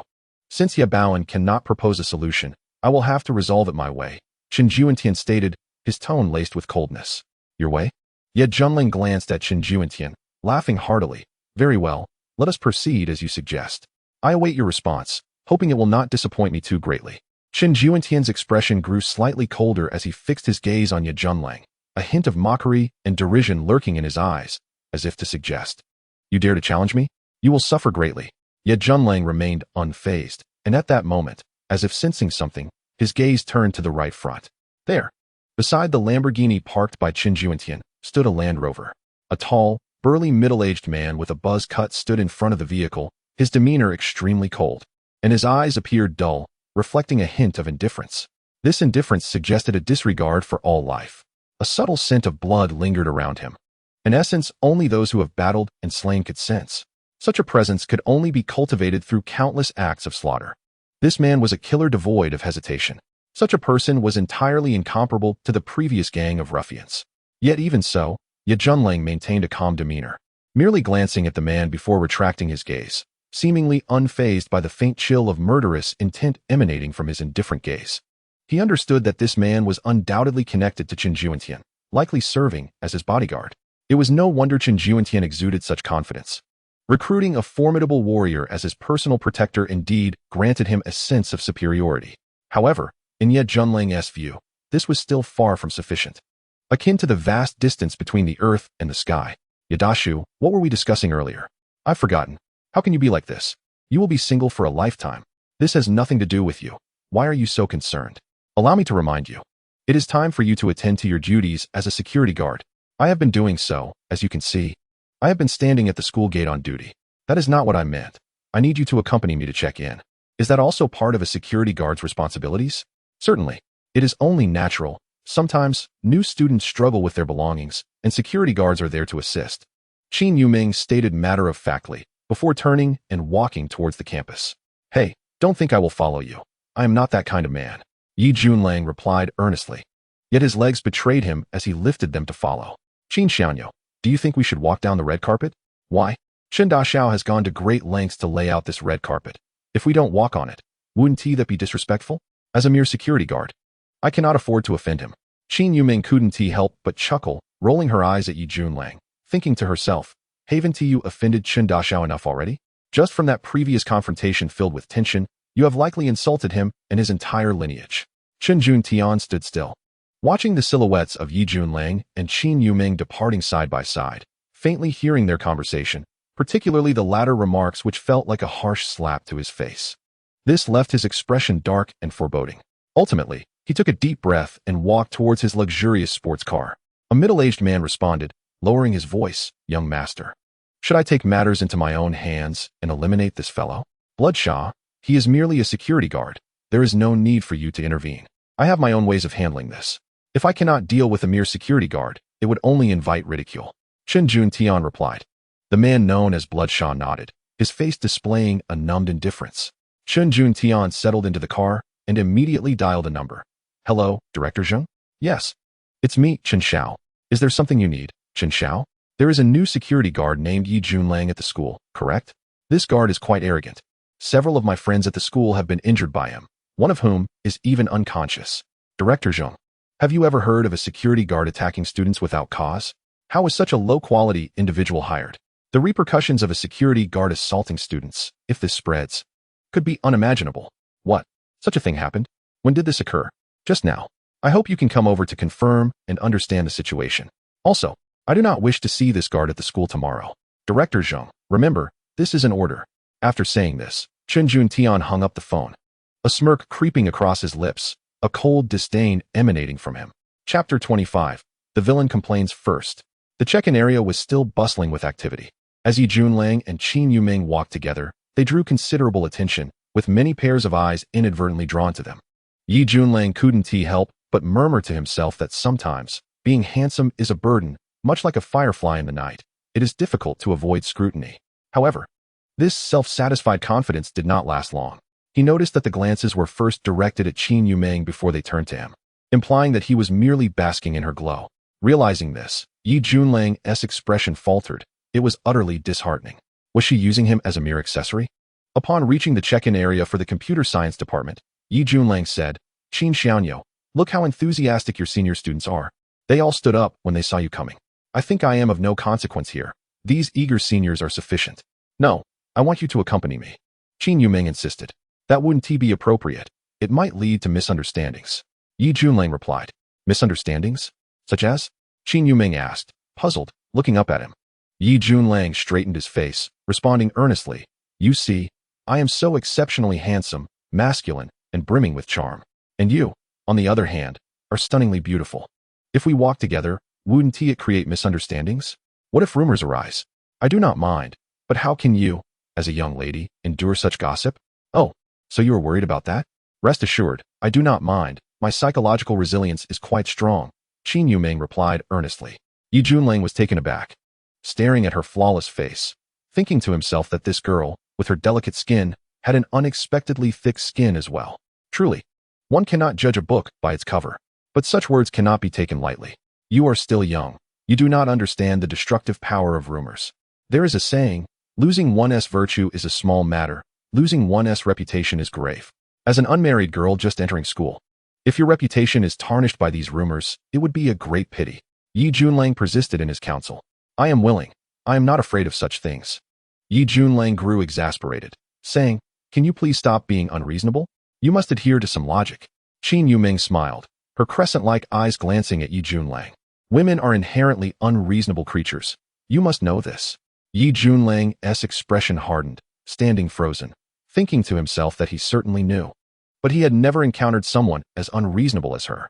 What could Yi Junlang do? He could only brace himself and, amidst the resentful gazes of the senior students in the computer science department, assist Qin Yuming in completing her check-in process. He thought to himself that if looks could kill, he would have been slain countless times by those seniors. The computer science department had finally welcomed such a breathtaking goddess, and they were eager to curry favor and build connections, yet Yi Junlang stood in their way, leaving them with no opportunity. In the end, Qin Yuming stubbornly dragged him to purchase bedding, quilts, mosquito nets, and other daily necessities. She acted like a carefree manager, leaving Yi Junlang to carry these items after they were acquired. The justification was as grand as it was simple. Men are inherently meant to carry things for women. Once everything was purchased, Qin Yuming insisted that Yi Junlang help her carry the items to her dormitory in Building 6. Meanwhile, in the administrative building, Shin Chenyu was busy in her office, surrounded by numerous documents awaiting her review, as well as issues concerning new student enrollment, such as the upcoming military training for freshmen. Knock, knock, knock. While Shin Chenyu was occupied, a knock sounded at her office door. She lifted her starry eyes, frowning slightly. She preferred not to be disturbed while working. Everyone in the administrative building knew of this habit, so if someone was knocking now, it must be urgent. Shin Chenyu had no choice but to say, Who is it? Come in. The door swung open with a bang, and the office director, Zheng Jing, entered, his forehead glistening with sweat, whether from being overweight or for another reason. Zheng Jing stepped in and looked at Shin Chenyu, immediately exclaiming, Principal Shun, there is a serious problem. Director Zheng, what on earth has transpired? Shin Chenyu furrowed her brow and inquired.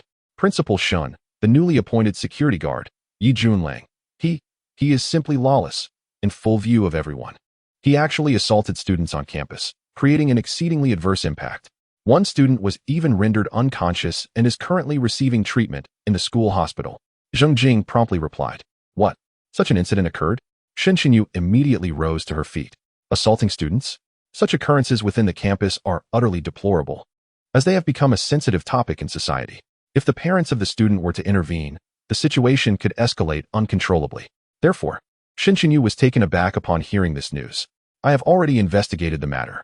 There are 3 other students with minor injuries. I have brought them here for you, Principal Shun, to question them directly, Zheng Jing stated, then motioned for the 3 boys waiting outside the office to enter. The esteemed reputation of Jianghai University is well known, and upon entering, these boys felt their breaths quicken in the presence of Shin Chenyu. Nevertheless, they did not forget their purpose, and one by one, they began to sob and lament various accusations against Yi Junlang. They claimed that Yi Junlang was brutal, disregarding school rules and regulations, and physically assaulted them to the point of one boy losing consciousness. Fortunately, the 3 of them managed to escape quickly, otherwise, they feared they might have lost their lives at the hands of this monstrous security guard. Upon hearing such accusations, Shin Chenyu's face turned a shade of green with anger. Incensed that Yi Junlang, on his very first day, could cause such turmoil, akin to a harbinger of chaos. However, Shin Chenyu was not one to blindly follow the crowd. Despite her poor first impression of Yi Junlang, she would not make any rash decisions based solely on these one-sided accounts. She stated, Director Zheng, please take these 3 students to the school hospital for proper observation and treatment. The expenses will be covered by the school. I will thoroughly investigate this matter. If any rules have been violated, appropriate punishment will be administered without mercy. Subsequently, Shin Chenyu made a call to the security department, reaching Zhao Hai, and instructed him to immediately summon Yi Junlang to her office. Chapter 26. The Rampaging Female Principal. Jianghai University, Girls' Dormitory Building Number 6, Room 608. This is where Qin Yuming resides. As Yi Junlang entered, carrying various items, the dormitory was empty, presumably because Qin Yuming's roommates had not yet arrived. The dormitory contained 4 beds, evidently accommodating 4 individuals, each bed adorned with a name tag for a new student. On the bed to the right, Qin Yoming's name was affixed, indicating that this was her designated sleeping space. Yi Junlang placed the mattress, bedding, and daily necessities on her bed, commenting, "This dormitory is quite spacious. Even 4 occupants would have ample room." Qin Yuming smiled and replied, "Thank you, Uncle Yi." Upon hearing this term of endearment once more, Yi Junlang's expression darkened. Previously, he had tolerated it in public, but here, with just the 2 of them, this girl dared to call him uncle? It was infuriating.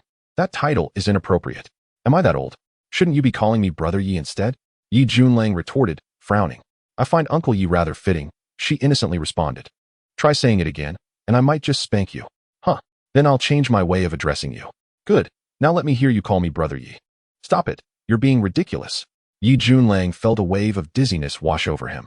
Ridiculous? Who is being ridiculous here? Wait, what did she just call him? Lang. That term felt oddly intimate. "Qin Xiaoyo, your bottom must be itching." "Just right. My hand is itching too. I could give it a good smack," Yi Junlang said with a stern face. Qin Yoming's eyes sparkled, her delicate face displaying a hint of shyness mixed with a touch of melancholy, akin to a dream entering a slumber. Her gaze, brimming with unspoken words, finally led her to blush and ask, "Lang, how long has it been since you last?"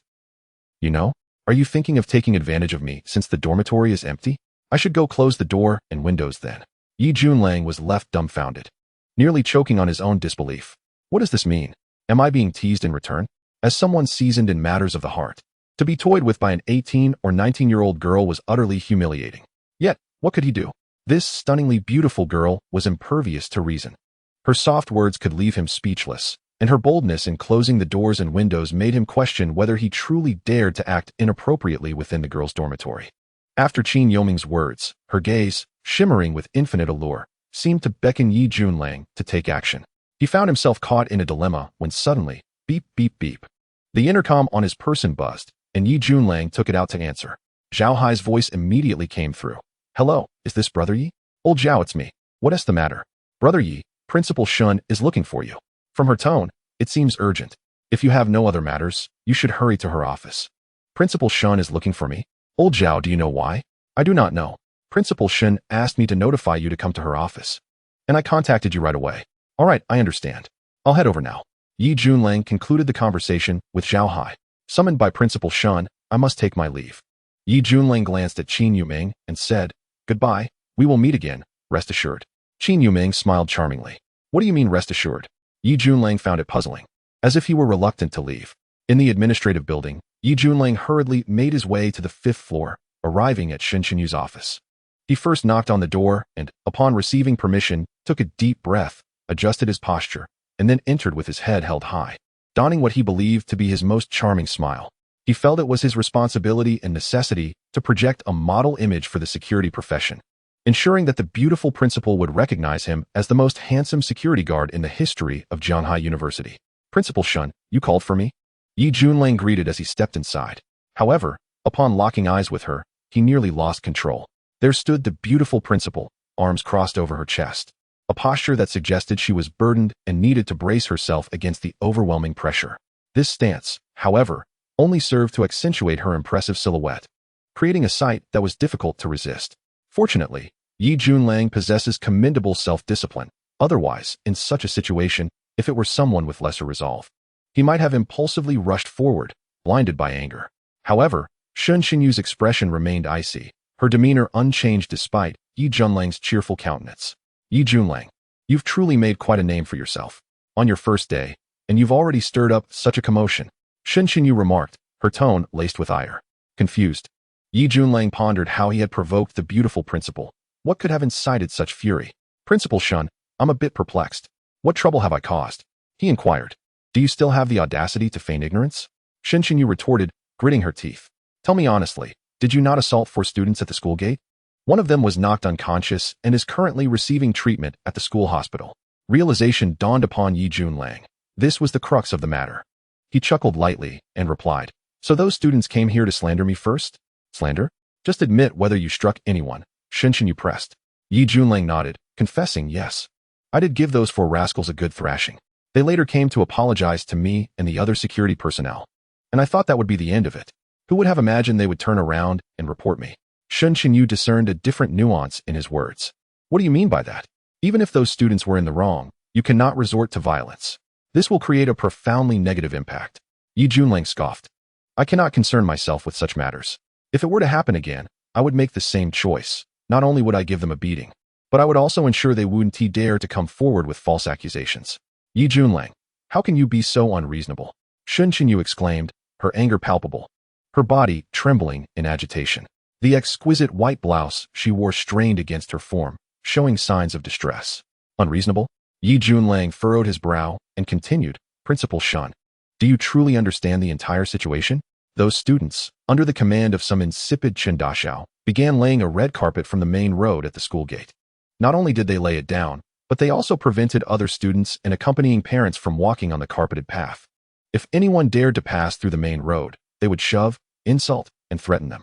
On the day of new student registration, with people coming and going, they blocked the main entrance, forcing everyone to use a side door, causing severe congestion. You should have seen how the parents were pointing and murmuring. Shen Xinyu was taken aback. She had not been aware of this development.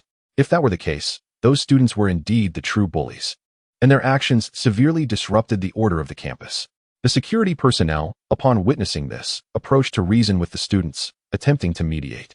What did they receive in return? Insults and threats, likening them to guard dogs. Not only that, but those students also took it upon themselves to physically confront the security staff. Yi Junling's voice grew colder as he spoke. I simply cannot fathom why the security personnel should be subjected to such treatment. They come to Zhanghai University to earn a living, serving diligently and performing their duties, yet still have to endure insults and violence? Are they not human? Do they not deserve dignity? Seeing this unfold, I could no longer stand idly by and intervened with a few words. I maintained a friendly demeanor. As it is said, one should not strike a smiling face. Yet, unexpectedly, one male student, whether out of jealousy for my looks or some other reason, threw a punch at me. This was witnessed by numerous onlookers at the school gate, some even recording it. Surely, an investigation would reveal the truth. If someone strikes me first, am I to stand there like a wooden puppet, enduring the blows? I am afraid I am not that kind of person. If someone hits me, I will respond in kind. I cannot simply allow myself to be victimized. You know how it ended. I gave those ruffians a sound thrashing. Naturally, I moderated my force and did not leave them incapacitated. Afterward, I had the red carpet laid all the way to the registration area, declaring that everyone was free to walk. Many parents applauded my actions, and in the end, we achieved a harmonious resolution while maintaining order at the school. Truly a win-win situation. Well, that's the gist of the matter. Oh, Principal Shun, do you have any water? Talking so much has left me quite parched. After finishing his account, Yi Junlang felt a wave of thirst. His gaze fell upon a delicate coffee cup on the desk. He quickly approached, lifted the cup, and noticed it was half full of coffee, promptly tilting it to his lips. Shen Xinyu suddenly came to her senses and exclaimed. But it was too late. In quick gulps, Yi Junlang consumed the remaining coffee. That was my cup. Shen Xinyu thought helplessly, feeling on the verge of collapse. It was the very cup she had always used for her coffee. How could he have used it so casually? Would she still be able to use it for her coffee in the future? The taste is quite delightful. By the way, Principal Shun, do you have any more? Yi Junlang inquired, looking utterly satisfied. Shen Xinyu's face darkened, her forehead creased with irritation, as her piercing gaze at Yi Junlang seemed to threaten him with dismemberment. How could there exist such an audacious scoundrel? To use her cup for coffee was one thing, but to finish it, and then ask for more? Was he now addicted to drinking from her cup? The thought of that cup, which she frequently brought to her lips, combined with Yi Junlang's recent actions, made her cheeks flush with heat. Such a shameless rogue was truly infuriating. Realizing her discontent, Yi Junlang remarked, Principal Shun, I have stated all I needed to. I believe my conscience is clear. Shen Xinyu set aside her concerns about the cup and stated, even if those students were at fault, you cannot resort to violence. You knocked one of them unconscious. In such situations, you should report to the higher authorities, and the school will handle it.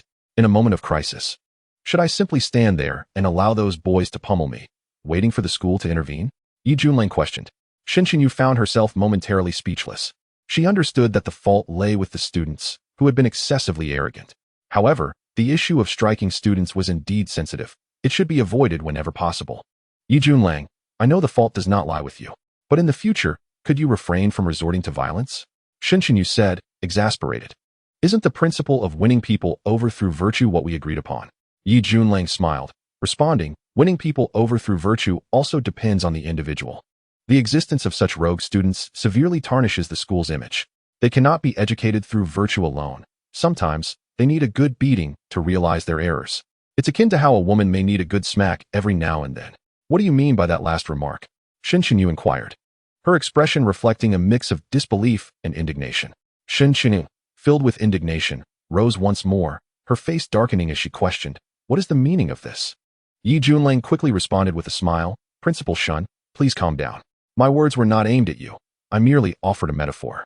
A woman as knowledgeable, graceful, and beautiful as yourself deserves nothing but the utmost care. As your subordinate, I shall undoubtedly follow your lead, always at your service, ever obedient.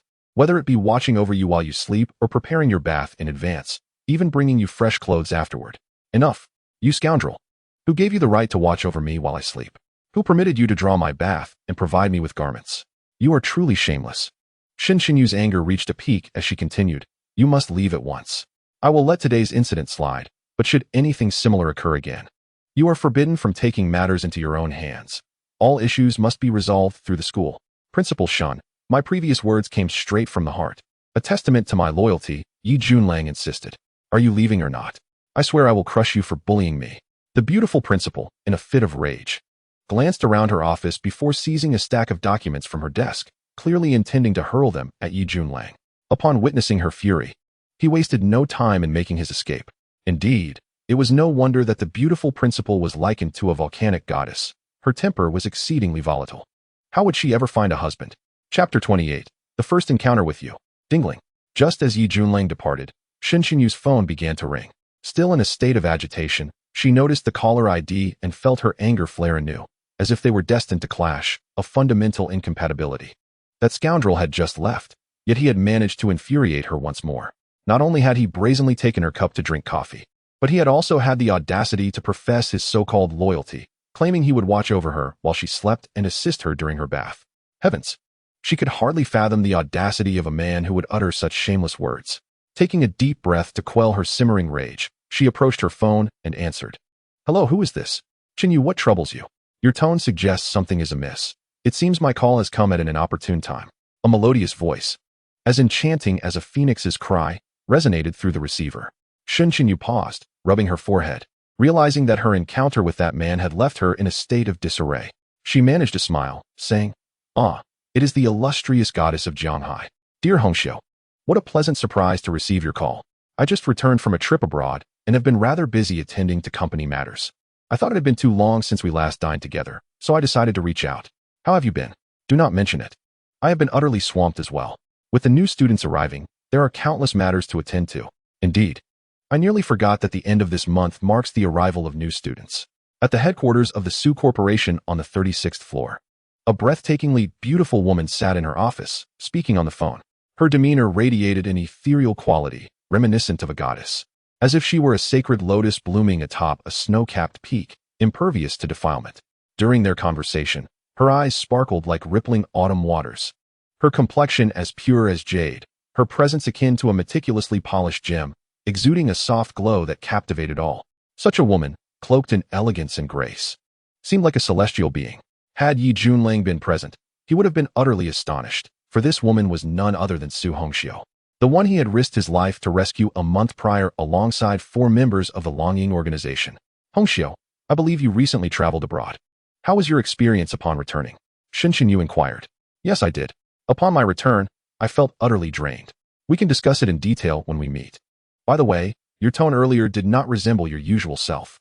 Have you encountered any distressing matters? Do not even get me started.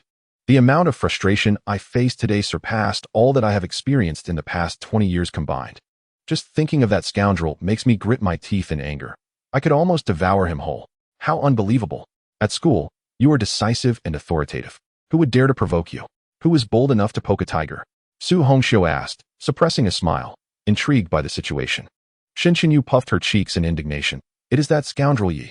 I have no idea what his background is, but Principal Xia recommended him as a security guard. As if that were not enough, the school exceptionally assigned him a room next to mine in Tingzhu Xiaozhu, making him my neighbor. Is that really such a problem? What harm is there in having him as a neighbor? Hongxiu, you do not understand the situation. You cannot fathom how shameless and detestable he is. He barged into my room and even pinned me to the bed. Thankfully, nothing untoward occurred, but had you been in my position, you would have felt like committing murder. I hope this is not inappropriate for young years. Chinyu, did you give him any hints? Absolutely not. Am I that infatuated? I admit there were some misunderstandings initially, but he continued to cause a multitude of issues afterward. On his very first day as a security guard, he injured a student, although the fault lay with those students initially. Nevertheless, such an incident is serious. If mishandled, the school would face immense pressure. After he assaulted the student, he simply walked away, leaving me to deal with the aftermath. It is utterly exhausting. It seems this security guard is rather domineering. You two seem like an amusing pair of rivals. Hongxiu, do not jest. There is nothing amusing about this. That scoundrel only seeks to vex me. At least you have someone to irritate you. Life would be far too dull without such excitement.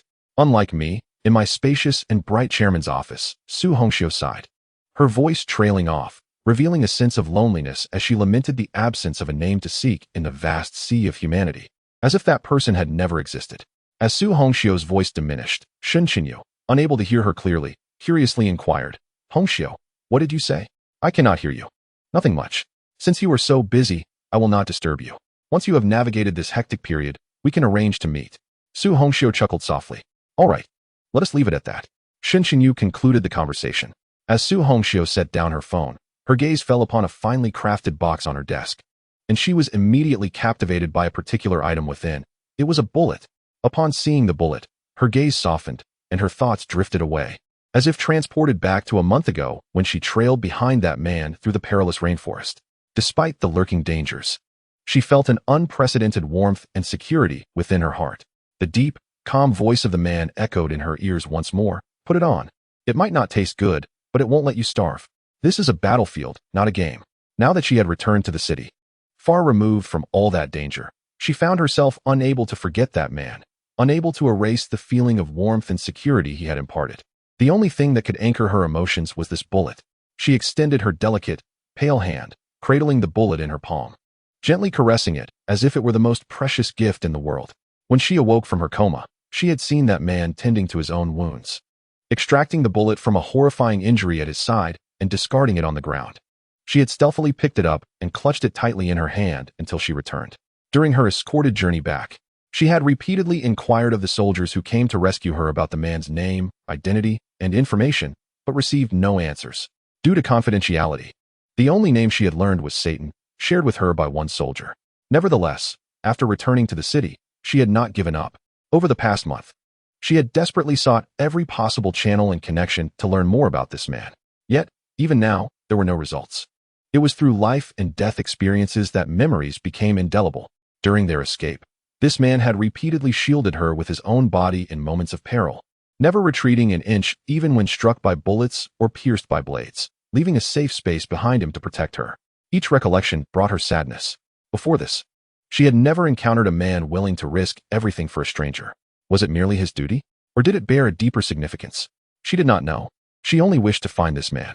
Even if it took her entire life, she would pursue him, wanting to express her gratitude, to see if his wounds had healed. But would she ever have such an opportunity in this lifetime? Su Hongxiu felt a sense of confusion.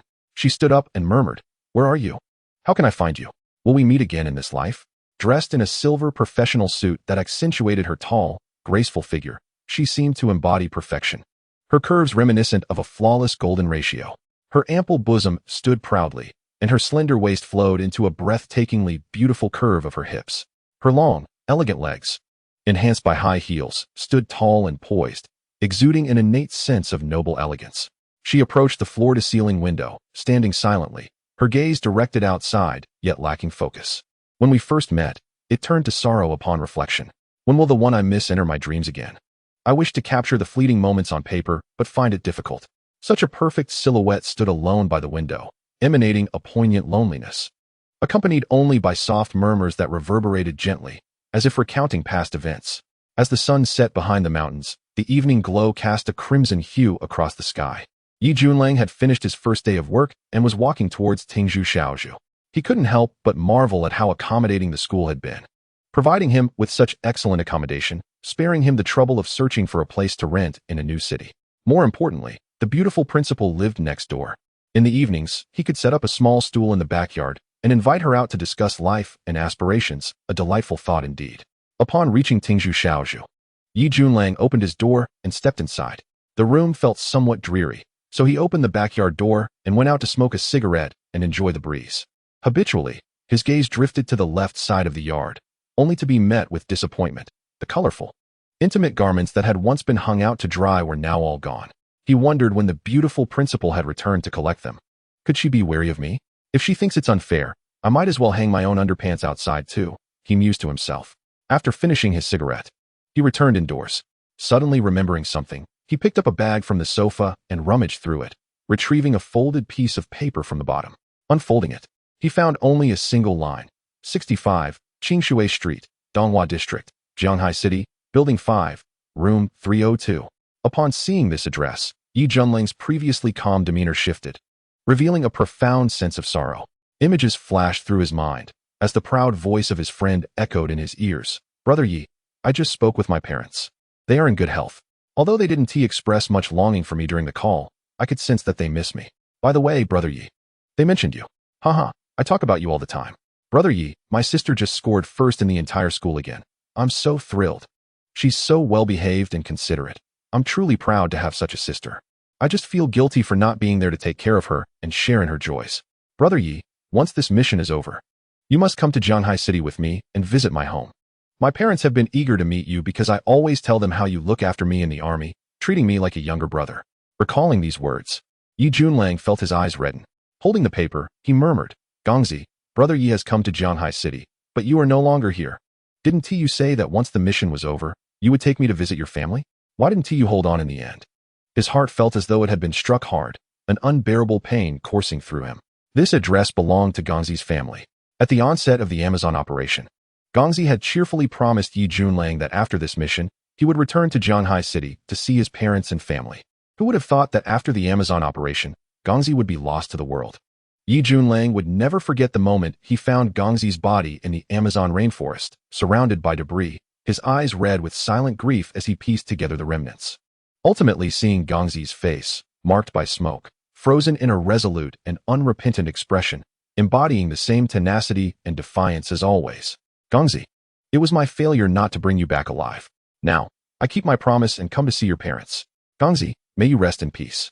Though you are no longer with us, as long as I draw breath, I shall care for your parents as if they were my own.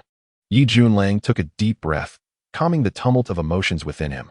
After changing into a fresh set of clothes, he stepped outside, leaving the school grounds. Yi Junlang hailed a taxi, making his way to the Chungrong community where Gongzi's parents resided. Around 6:30 in the evening, a taxi pulled into Qingshui Street, gradually coming to a halt before an old residential complex. Yi Junlang exited the vehicle, his hands carrying an assortment of gifts.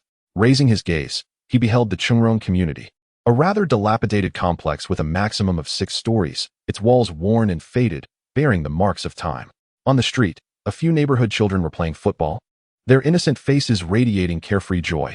Yi Junlang couldn't help but reflect on the years gone by when Gongzi, too, was a small child, likely frolicking with these kids in the same area. Taking a deep breath, Yi Junlang entered the community and found Building 5, proceeding inside. In such an old complex, there were no elevators, and he had to ascend the stairs. Upon reaching the 3rd floor, he stood before room 302, hesitating to knock as his arm felt weighed down by an immense burden. He was uncertain how to face Gongzi's parents. After a prolonged silence, Yi Junlang finally inhaled deeply and knocked on the door. Knock, knock, knock. After a moment, the door opened, revealing a modestly dressed elderly man who appeared somewhat aged, with graying hair at his temples and deep, etched wrinkles on his face. His features bore a striking resemblance to Gongzi, though the man's countenance suggested he was already in his 60s. However, Yi Junlang knew that Gongzi's father was only about 56 years old. Seeing the elderly man, Yi Junlang inquired, "Are you Uncle Song?" "Young man, who might you be?" Song Ping asked, studying Yi Junlang closely, a flicker of surprise crossing his weathered face as if he were recalling something but hesitating to confirm it. "Uncle Song, I am Yi Junlang, Gongzi's comrade." Yi Junlang replied hastily. As Song Ping repeated the name, realization dawned upon him, and a radiant expression illuminated his face. You are Junlang. I thought you looked familiar from the photographs. Come in, please." With enthusiasm, Song Ping ushered Yi Junlang inside, calling into another room, Gongzi's mother. "Come out and see who has arrived." "What is it, dear? Who's here that's got you so excited?" A gentle voice responded, and shortly after, a middle-aged woman emerged from the room. She possessed a kind demeanor, radiating warmth, though her appearance bore signs of aging that belied her actual years. Wang Ru, upon seeing Yi Junlang, paused, her expression momentarily stunned. After studying him closely, she hesitantly said, You are. He is Junlang, the very one Gongzi often mentioned. We've all seen his photographs, haven't we? The only difference is that he was always in uniform in those pictures, but his features are unmistakable. Song Ping, unable to contain his excitement, interjected. Junlang, yes, it truly is you. You've come, but you've brought so much with you. Please, have a seat. Wang Ru urged warmly, treating Yi Junlang not as a guest, but as one of her own children. Witnessing this scene, Yi Junlang felt a wave of emotion wash over him, a poignant sensation that was difficult to articulate. Chapter 30. A man's tears are not shed lightly. Part 2. The couple, Song Ping and Wang Ru, treated Yi Junlang with remarkable warmth, making him feel like part of the family. They invited him to sit while Song Ping prepared tea. As Yi Junlang settled in, he surveyed the modest room, which was approximately 90 square meters, furnished with somewhat worn and simple furnishings. It was evident that the Song family did not live in affluence. Junlang, please, have some tea. I never expected you would come. I often heard Gongzi mention you, and I saw your photographs in the ones he sent back. When you suddenly appeared, I was momentarily taken aback. Song Ping said with a smile. Junlang, how did you come to Zhanghai City? You haven't had dinner yet, have you? You and Uncle Song chat for a bit while I go buy some groceries. You must stay for dinner, Wang Ru added cheerfully. Aunt Wang, there's no rush. Yi Junlang replied, feeling a torrent of words rise within him, yet unsure of how to express them. Finally, he took a deep breath and slowly said, Uncle Song. Aunt Wang, during our time in the army, I promised Gongzi I would come to Zhanghai City to visit you. However, Gongzi. Here, Yi Junlang hesitated, struggling to find the right words. He eventually retrieved a photograph from his belongings and said, This is a picture of Gongzi taken before his sacrifice during a mission. I brought it back. As he handed the photograph to Song Ping, the elderly man took it and gazed upon the image of a young man in military attire. Standing tall with a salute, his eyes resolute, and his face reflecting the iron will and fortitude of a soldier. This was indeed Song Gang, their son. Gongzi. Song Ping's voice trembled as he beheld the photograph, tears welling in his eyes as he lost control of his emotions. My son, Wang Ru, too, was overcome with grief. Her hands gently caressing the image of Gongzi, her silent weeping resonating with profound sorrow. A month prior, when the tragic news reached them, they had been utterly devastated. And even after a month had passed, the pain of losing their son had not diminished in the slightest. They had tried to avoid thinking about him in their daily lives, but the gaping wound in their hearts remained unhealed. With Yi Junlang's arrival, memories of their son resurfaced, and the suppressed grief came flooding back. The anguish of losing a child is a pain that words can scarcely convey. With a sudden motion, Yi Junlang knelt before Song Ping and Wang Ru, lowering his head. His voice was hoarse with regret as he spoke. Uncle Song, Aunt Wang, I am so sorry. It is my inadequacy that I could not bring Gongzi back alive. I failed to take proper care of him. I let him down. I am truly sorry. Junlang, please rise. Quickly get up. Song Ping exclaimed, rushing to assist Yi Junlang to his feet. What has come over you, my boy? You have done nothing to wrong us. In fact, we are all grateful for your kindness. Junlang, please, sit down, Wang Ru added, still holding onto his arm. Her voice choked with emotion. After wiping away a tear from the corner of her eye, she continued, when Gongzi spoke to us on the phone, you were the one he mentioned most often. He said you were like his own elder brother, always caring for and helping him, teaching him many things. You were the one he admired most. Over the years, although we have never met you, we have always felt immense gratitude towards you for the care you provided to Gongzi while he was in the military. Gongzi regarded you as a beloved elder brother, and in our hearts, we have also come to view you as one of our own. Therefore, you have not wronged us, nor have you let down Junlang.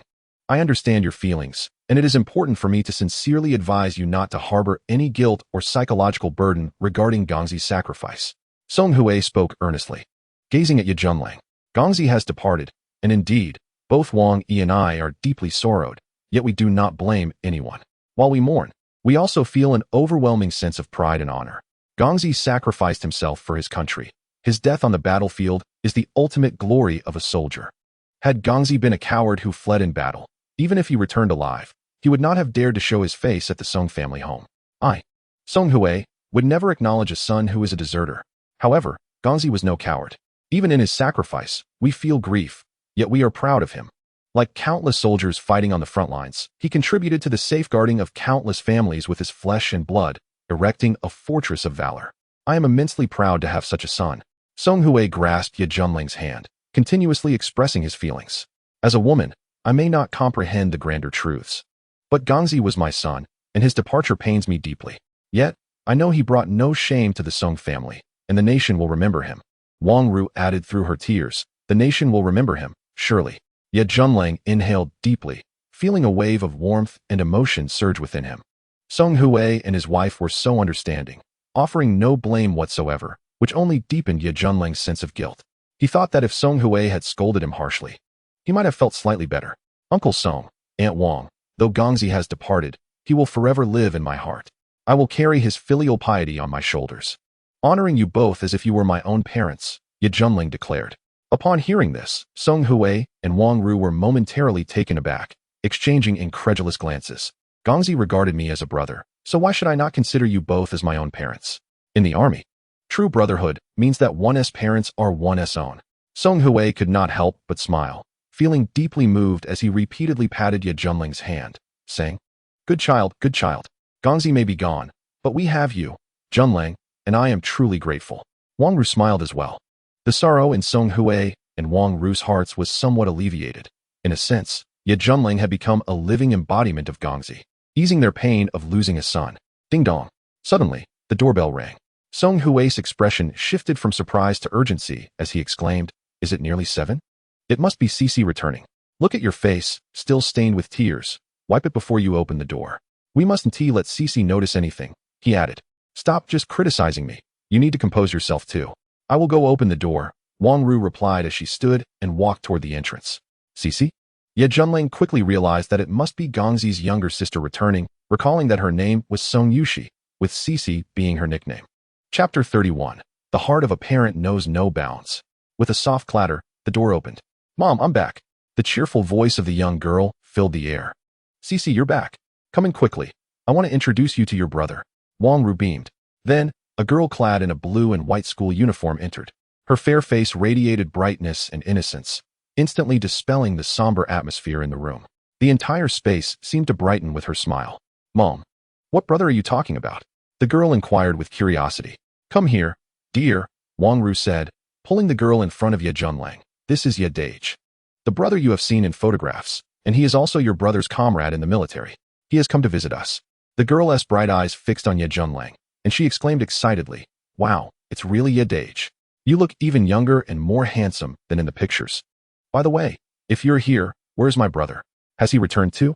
Ye Junling's expression faltered as he observed the eager anticipation on the girl's face, prompting him to respond, You must be Cici.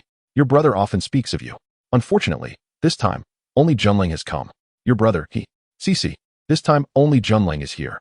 Your brother doesn't have any leave and could not come back, Song Hui interjected, then turned to Ye Junling, continuing, Junling. This is my youngest daughter, Song Yushi. She is in her senior year and has begun preparing for her exams. Ye Junling noticed the subtle exchange of glances between Song Hui and Wang Ru and understood that Song Yushi was blissfully unaware of her brother's sacrifice. Reflecting on Song Hui's last words, Ye Junling grasped why they had chosen to conceal the truth from her. With her impending college entrance examinations, they wished to shield her from the emotional turmoil that might disrupt her studies. During his time with the Longing organization, Ye Junling had heard Gongzi mention multiple times how exceptional his sister's academic performance was, consistently ranking first in her school. Maintaining such achievements, she would undoubtedly gain admission to the nation's finest universities. Song Hui and Wang Ru aimed to protect their daughter from the devastating news of her brother's passing, fearing it would shatter her resolve and academic focus. The love between siblings runs deep, and if she were to learn of such tragic news, it would undoubtedly leave her devastated.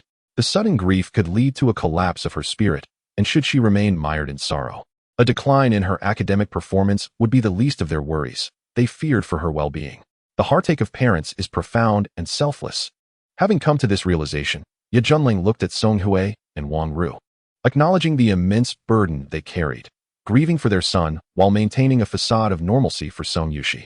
This was an arduous and painful task, yet for the sake of their daughter's future, they bore their suffering in silence.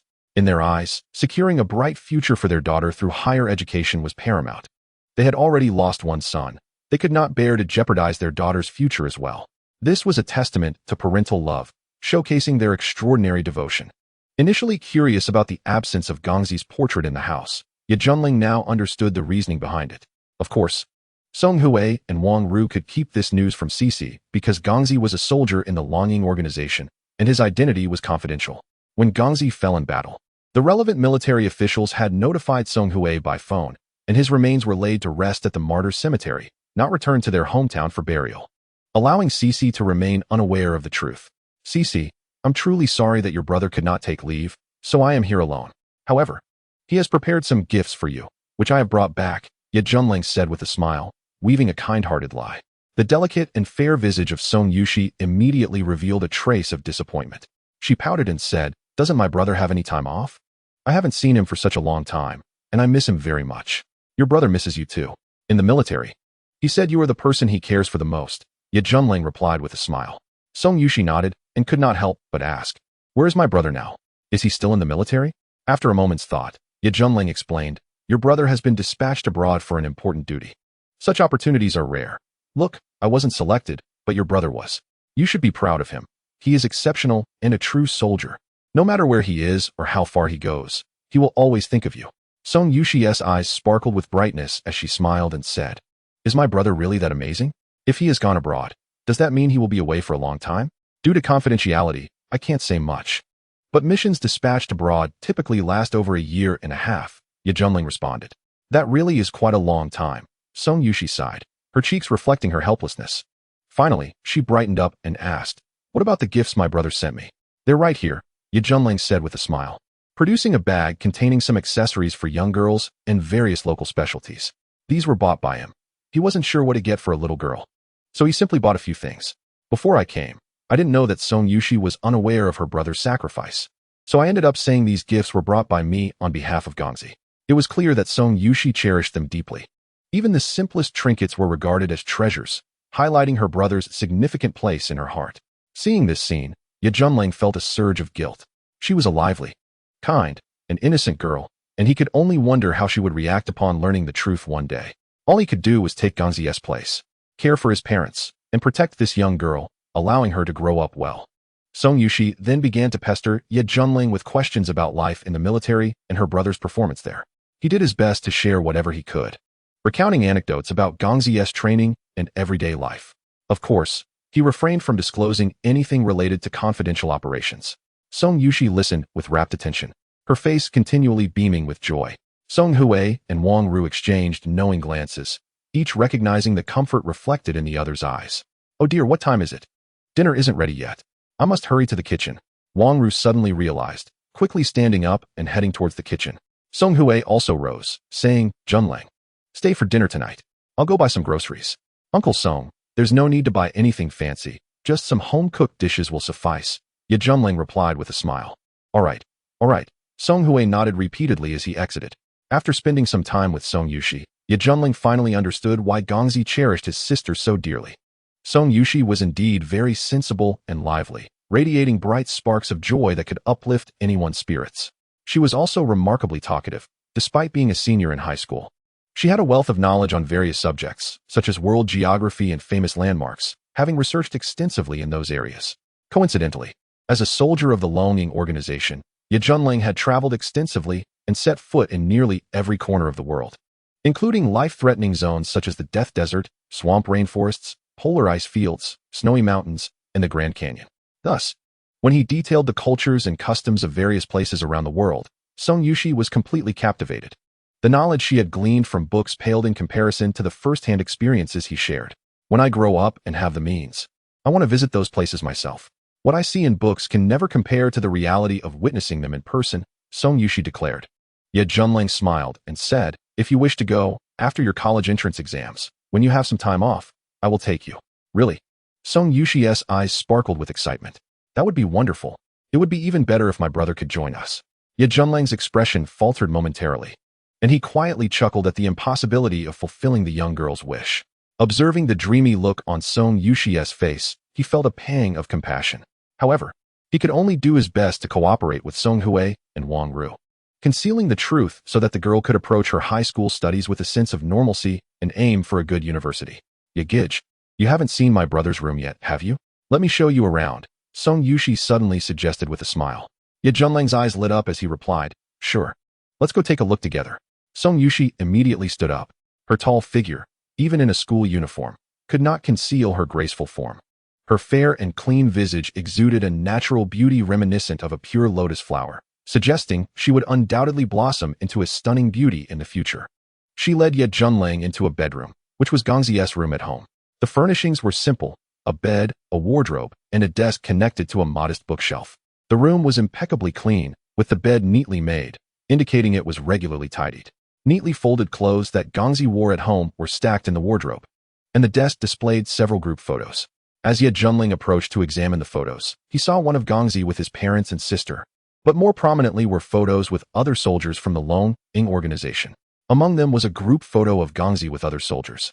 Seeing it triggered memories of those faces, some of whom, like Gongzi, had already made the ultimate sacrifice. Ye Junling picked up a frame containing a photo of himself with Gongzi, their arms around each other, both glistening with sweat and joy. He recalled that this photo was taken after a special training session when Gongzi had come up to him, and a comrade had captured the moment on his phone. Looking at these mementos stirred deep emotions within Ye Junling, prompting him to silently vow, Gongzi, though we are separated by life and death, the bond of brotherhood between us remains unbroken. Rest assured, I will do everything in my power to care for your family, and I will seek vengeance for you and your comrades. Yagij, what are you thinking about? Song Yushi asked, noticing Ye Junling lost in thought. He snapped back to reality and smiled, saying, oh, nothing in particular. Your brother's room is quite tidy and clean. Of course, I clean it every few days. Moreover, sometimes after evening self-study, when I return home and wish to read or study, I review at this computer desk in my brother's room. Glancing up, I can see my brother's photograph, and it makes me feel as though, although he is not at home, he is still by my side. As Song Yushi remarked with a smile, if this aids your study efficiency, then it is indeed wonderful. You need not think of anything else right now. Focus on your studies and strive to gain admission to a prestigious university. That would be the greatest surprise for your brother, Ye Junlang said. I will definitely do that. Song Yushi smiled and then asked, by the way, Yigo, how long is your vacation this time? If you have time, I can take you to explore the surroundings of Jianghai City this weekend. Since my brother is away, I will be your guide. There is no need to rush. I have a long vacation this time, which means I will reside in Jianghai City for a while, Ye Junlang replied with a smile. Song Yushi was taken aback and asked, you will be staying in Jianghai City for quite some time? Where will you be staying? Why not stay at our home and sleep in my brother's room since it is empty? No need for that. I am currently living at Jianghai University. I found a job there as a security guard, Ye Junlang explained. A security guard at Jianghai University? Song Yushi was astonished, appearing somewhat incredulous. She continued, but Yigo, weren't you in the army? How can you be a security guard? Is it part of a mission? Shoo. Ye Junlang quickly made a gesture for silence, and then spoke somewhat mysteriously, Cici, you almost revealed the secret. Song Yushi's eyes brightened, saying, so I guessed correctly? Cici, I already said not to speak too much about this. It is a secret, and you must keep it for me, Ye Junlang said earnestly. Yigo, I understand. I will not disclose a word. If you do not believe me, we can make a pinky promise, Song Yushi said, extending her pinky. All right, let us make a pinky promise. Ye Junlang smiled and extended his pinky to seal the promise with Song Yushi. From now on, Yigo and I will share a common secret, Song Yushi said with a smile. Of course, it is only you. I would not disclose anything to anyone else. Ye Junlang chuckled. Song Yushi beamed with joy, her innocence shining through. Junlang, Cici, where are you? Dinner is ready. At that moment, a voice calling from outside belonged to Song Hui. Dinner is served. Yigo, let us go eat, Song Yushi said, pulling Ye Junlang outside. The table was already set with a sumptuous spread of home-cooked dishes, a delightful mix of meat and vegetables, which, although lacking in extravagant delicacies, made Ye Junlang's appetite surge as it evoked a sense of warmth akin to home. Junlang, we have some aged homemade wine. I don't know if you drink in the army, but if you do, I'll join you for a few cups, Song Hui said with a cheerful smile. Upon hearing this, Ye Junlang became intrigued, saying, Uncle Song, drinking is indeed prohibited in the army. However, I am now back on vacation in the city, so such restrictions do not apply. Tonight, I must share a few drinks with you, Uncle Song. Well, you two enjoy yourselves, but remember, excessive drinking is harmful. Just drink in moderation. Come, everyone, let us sit down and eat, Wang Ru said, smiling. This was the first genuine smile she had shown in a month. Ye Junlang sat down with Song Hui's family, enjoying the home-cooked meals and sipping on a little wine, feeling that it was far more flavorful than any delicacy in the world. Chapter 33. A Warning to the Monkey. Jianghai City, Minglu Entertainment City. Minglu Entertainment City is renowned in Jianghai City, featuring nightclubs and karaoke lounges, providing a variety of entertainment options at a very high standard. The nightclubs within Minglu Entertainment City typically host performances by second- and third-tier celebrities almost every night, while the karaoke lounges are regarded as a paradise for many men in Jianghai City. The three flower girls of Minglu nightclub have become legendary, attracting numerous wealthy patrons willing to spend lavishly just for a glimpse of their beauty, and the cost of a night of indulgence is even higher. In summary, Minglu Entertainment City has amassed a fortune over the years, with its trendy and vibrant nightlife coupled with the allure of the three flower girls. Zhang Biao is responsible for the entire Minglu Entertainment City. In the East District, his name is known far and wide. In a spacious and brightly lit office on the top floor of Minglu Entertainment City, Zhang Biao sat in a tiger chair, his fierce appearance exuding an aura of intimidation, with sharp, cold glints flashing in his eyes. Before him stood a row of 8 men in black, all with their heads bowed, bearing injuries wrapped in bandages, some even in plaster casts. These 8 men were battered and bruised, yet they dared not expect any leniency from Zhang Biao, standing in silence, their eyes betraying a mix of fear and trepidation. "Wang Ba, lift your head," Zhang Biao commanded, his tone icy. The large man standing in the middle with a face full of flesh raised his head. He was none other than the troublemaker from Jianghai University earlier that day. The others were Wang Ba's subordinates, all trembling in front of Zhang Biao. "Look at your current state. You truly live up to your name. Beaten to a pulp," Zhang Biao reprimanded without reservation. Faced with such scolding, Wang Ba did not dare to utter a word, his face turning pale with anxiety. Due to his name, he had always been sensitive to others mentioning Wang Ba in his presence, and anyone daring to do so in his territory would face dire consequences. However, in front of Zhang Biao, he did not dare to act recklessly. "Speak up, who hurt you? Is there anyone around here bold enough to take you on? Could it be the Hutu Society or Tianji's people?" Zhang Biao pondered for a moment before asking. Wang Ba swallowed hard, struggling to reply. "Biao, it was a security guard from Jianghai University who injured us." What did you say? A security guard?" Zhang Biao was taken aback, the answer catching him off guard. And he could hardly believe it. "Biao, it's true, the person was indeed a security guard," another man standing said. "Damn, have I been raising a bunch of useless fools? You got beaten by a security guard? One single security guard took down all 8 of you? Are you joking with me?" Zhang Biao roared angrily. "Biao? That guard is new. We don't know where he came from, but he's incredibly skilled.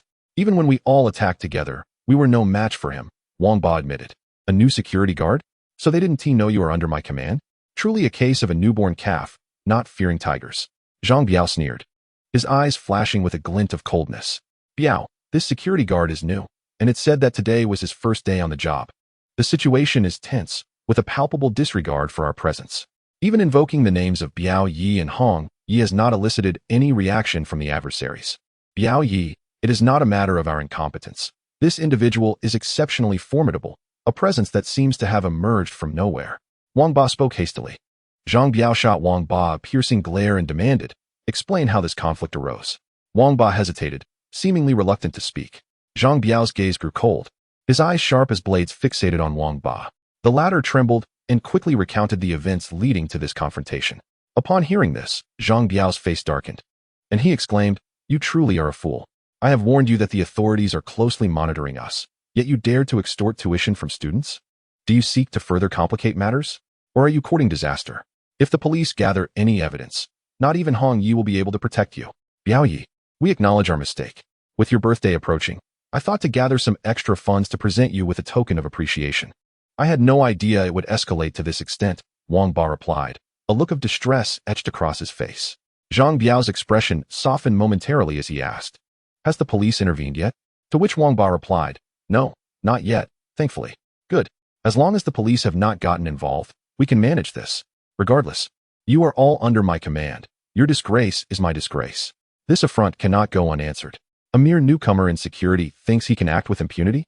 If he is so tough, we shall break him, making it abundantly clear who holds sway in this territory." Wang Ba's face lit up with understanding. "So, what is Biao Yi suggesting? What is the name of this new security guard?" Zhang Biao inquired. Wang Ba hesitated, glancing at his companions, who wore equally bewildered expressions. With a forced resolve, he admitted, "Biao Yi, We do not know the name of that guard. Truly incompetent. You've been beaten and yet do not even know your assailant's name. Zhang Biao's tone dripped with dissatisfaction. Surely the other guards at Jianghai University must know something. Start with them and uncover every detail about this newcomer. Moreover, I intend to set an example. Thank you for standing up for us, Biao Yi. Wang Ba repeatedly bowed his head in gratitude. You worthless lot, be more vigilant in the future. If you continue to slack off, I will no longer concern myself with you, Zhang Biao declared. Now, you may leave and tend to your injuries. I will arrange the subsequent matters. Yes, Biao Yi. Wang Ba and the others expressed their thanks before exiting Zhang Biao's office. A sinister glint flashed in Zhang Biao's eyes as he picked up his phone and made a call. Chapter 34. The Wrath of Satan. Part 1. Nightfall had enveloped the earth, and the clock had struck 9. Yi Junlang remained a guest in Song Hui's home, having already enjoyed dinner. Presently, he sat in the living room, sipping tea and engaging in light conversation with Song Hui. Song Hui and Wang Ru, the couple, inquired about Gongzi's experiences in the army. Their knowledge was limited, as Gongzi had seldom divulged details about his military life due to the confidentiality surrounding his position. Now that Gongzi was gone, Song Hui and Wang Ru sought to learn as much as possible about their son's life and achievements. Yi Junlang, unreserved in his willingness to share, recounted stories that fell outside the realm of secrecy, allowing the elderly couple to gain a deeper understanding of their son's time in the military. Even the smallest details of daily life became cherished memories of Gongzi for them. Throughout the evening, Song Yushi was also present, lively and talkative, particularly when she discovered Yi Junlang's proficiency in spoken English. Her interest piqued. She frequently seized opportunities to practice her English conversation skills with him. As a dragon shadow soldier, Yi Junlang had traveled extensively across the globe, making English merely one of the many languages at his command. Observing this interaction, Song Hui and Wang Ru found themselves smiling inwardly. Although their biological son had sacrificed his life, Yi Junlang's presence felt like that of another child, offering them warmth and comfort. This greatly alleviated their grief, making that night one of the most joyful they had experienced in a long time, filled with genuine laughter. Since Gongzi's passing, they had longed for such warmth. Just as Yi Junlang was engaged in another English conversation with Song Yushi, his phone rang unexpectedly. Upon checking, he saw it was a call from Wu Wanming, the security guard at Jianghai University. Unsure of why Wu was reaching out, Yi Junlang stood and said, Yushi, a colleague is calling. I'll take this. He stepped onto the balcony to answer. Hello, is that you, old Wu? What is the matter? Brother Lang. Xiao Fei and I Yong have been beaten. Wu Wanming's voice was urgent and anxious. Yi Junlang's expression darkened, his gaze turning sharp. What happened? Give me the details. Tonight, I came with Dongzi to relieve Xiao Fei and I Yong for their shift. After they left, they planned to grab some skewers and beer before heading home. Half an hour later, we received news that they had been maliciously assaulted. They are currently receiving treatment at the campus hospital, Wu explained succinctly. How severe are their injuries? Yi Junlang pressed. The doctors say their conditions are stable, but it's not optimistic. Several of their ribs are broken. Xiao Fei mentioned that the assailants intended to break their legs as well. Fortunately, someone passed by, and their cries for help attracted attention, forcing the attackers to flee. Otherwise, their injuries might have been much worse. They came with the intent to incapacitate Xiao Fei and the others.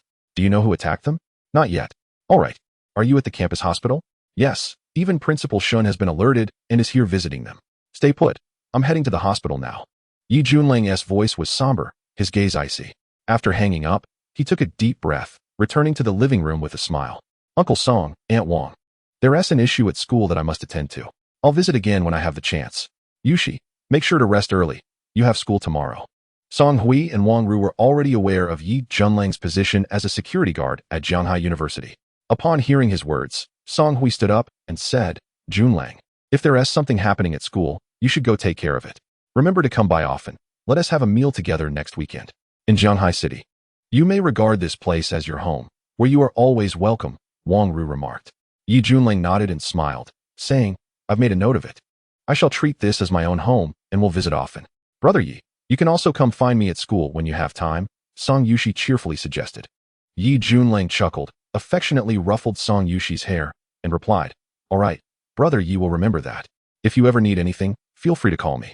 With that, Yi Junlang bid farewell to Song Hui and his wife before departing. The Song family accompanied him to the door, their reluctance palpable, and only returned inside once Yi Junlang had descended the staircase and disappeared from view. Dad, Mom, I think Brother Yi is truly wonderful. If only my brother could come back, that would be splendid. Song Yushi exclaimed. Song Hui and Wang Ru exchanged startled glances, unsure of how to respond. Of course. Brother Yi is excellent. He will visit our home often in the future. Let us go inside now. Cici, it's getting late. If you're not studying, you should rest early, Song Hui said, his tone filled with affection. Song Yushi obediently nodded, linking her arm with Wang Ru's, and they happily returned indoors. Outside the community, Yi Junlang summoned a taxi using a ride-hailing app and sped towards Jianghai University. Throughout the journey, his expression grew increasingly grim. The assault on Li Fei and Zhang Yong was undoubtedly a deliberate act of revenge by someone. Who could it be? Yi Junlang recalled the events at the school gate today, where the group led by Ba Gu attempted to extort tuition fees but was forcefully repelled. The incident involving Chun De Xiao and the red carpet was similarly suppressed by his assertive intervention.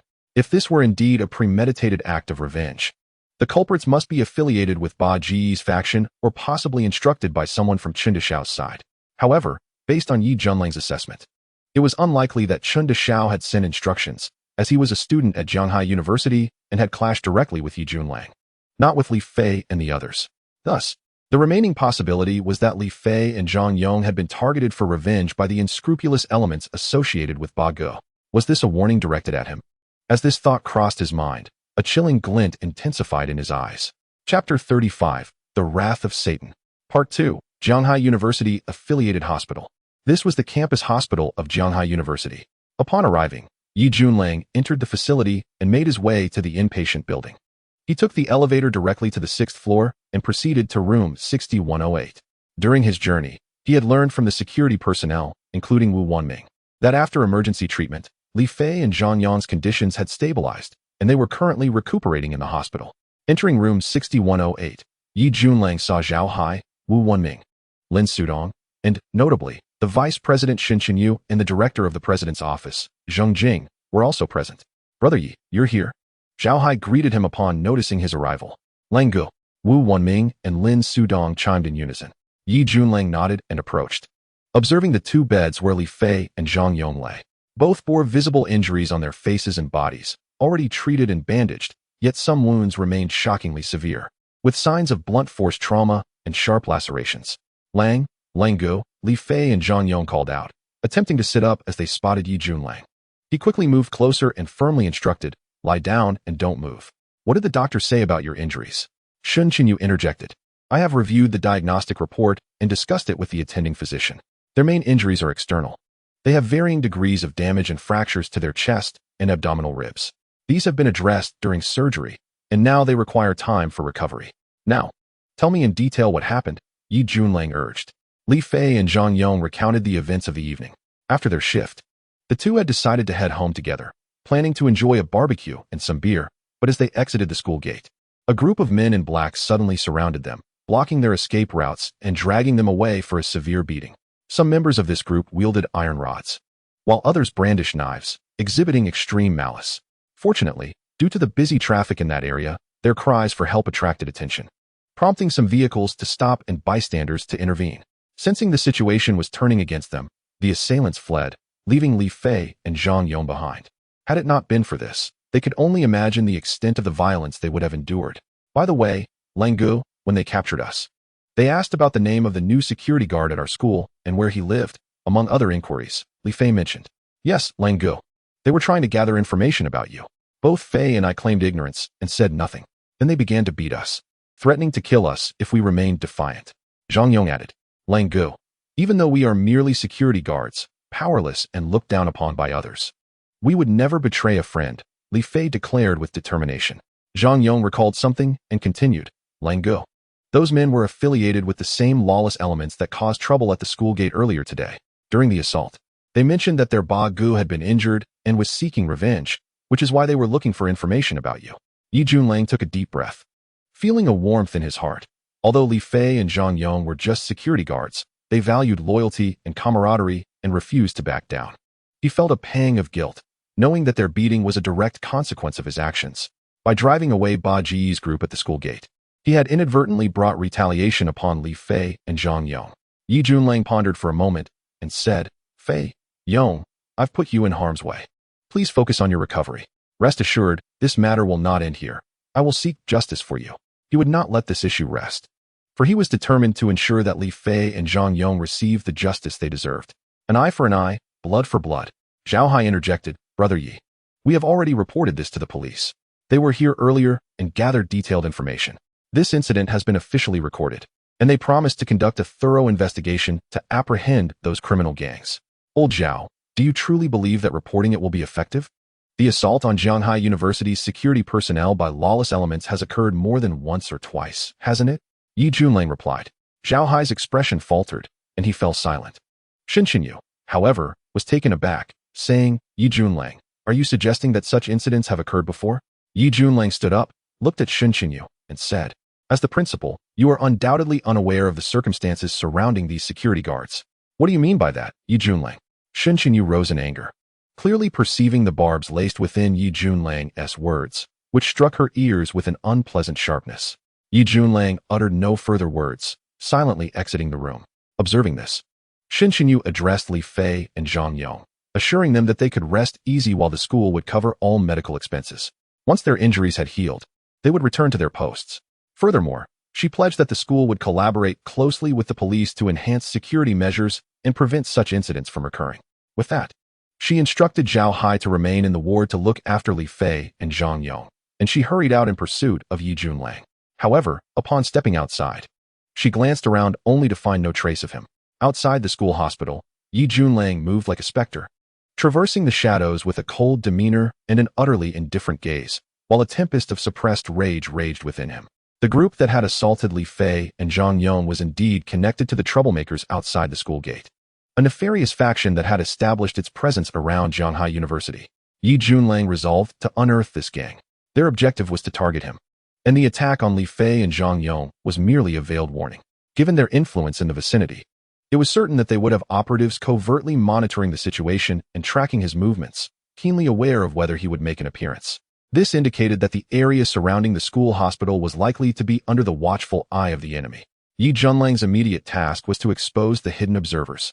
Stealthily, he advanced, his face expressionless but his eyes radiating an unsettling calm, beneath which lurked a terrifying fury. He resembled a hunter traversing the night, seeking his quarry.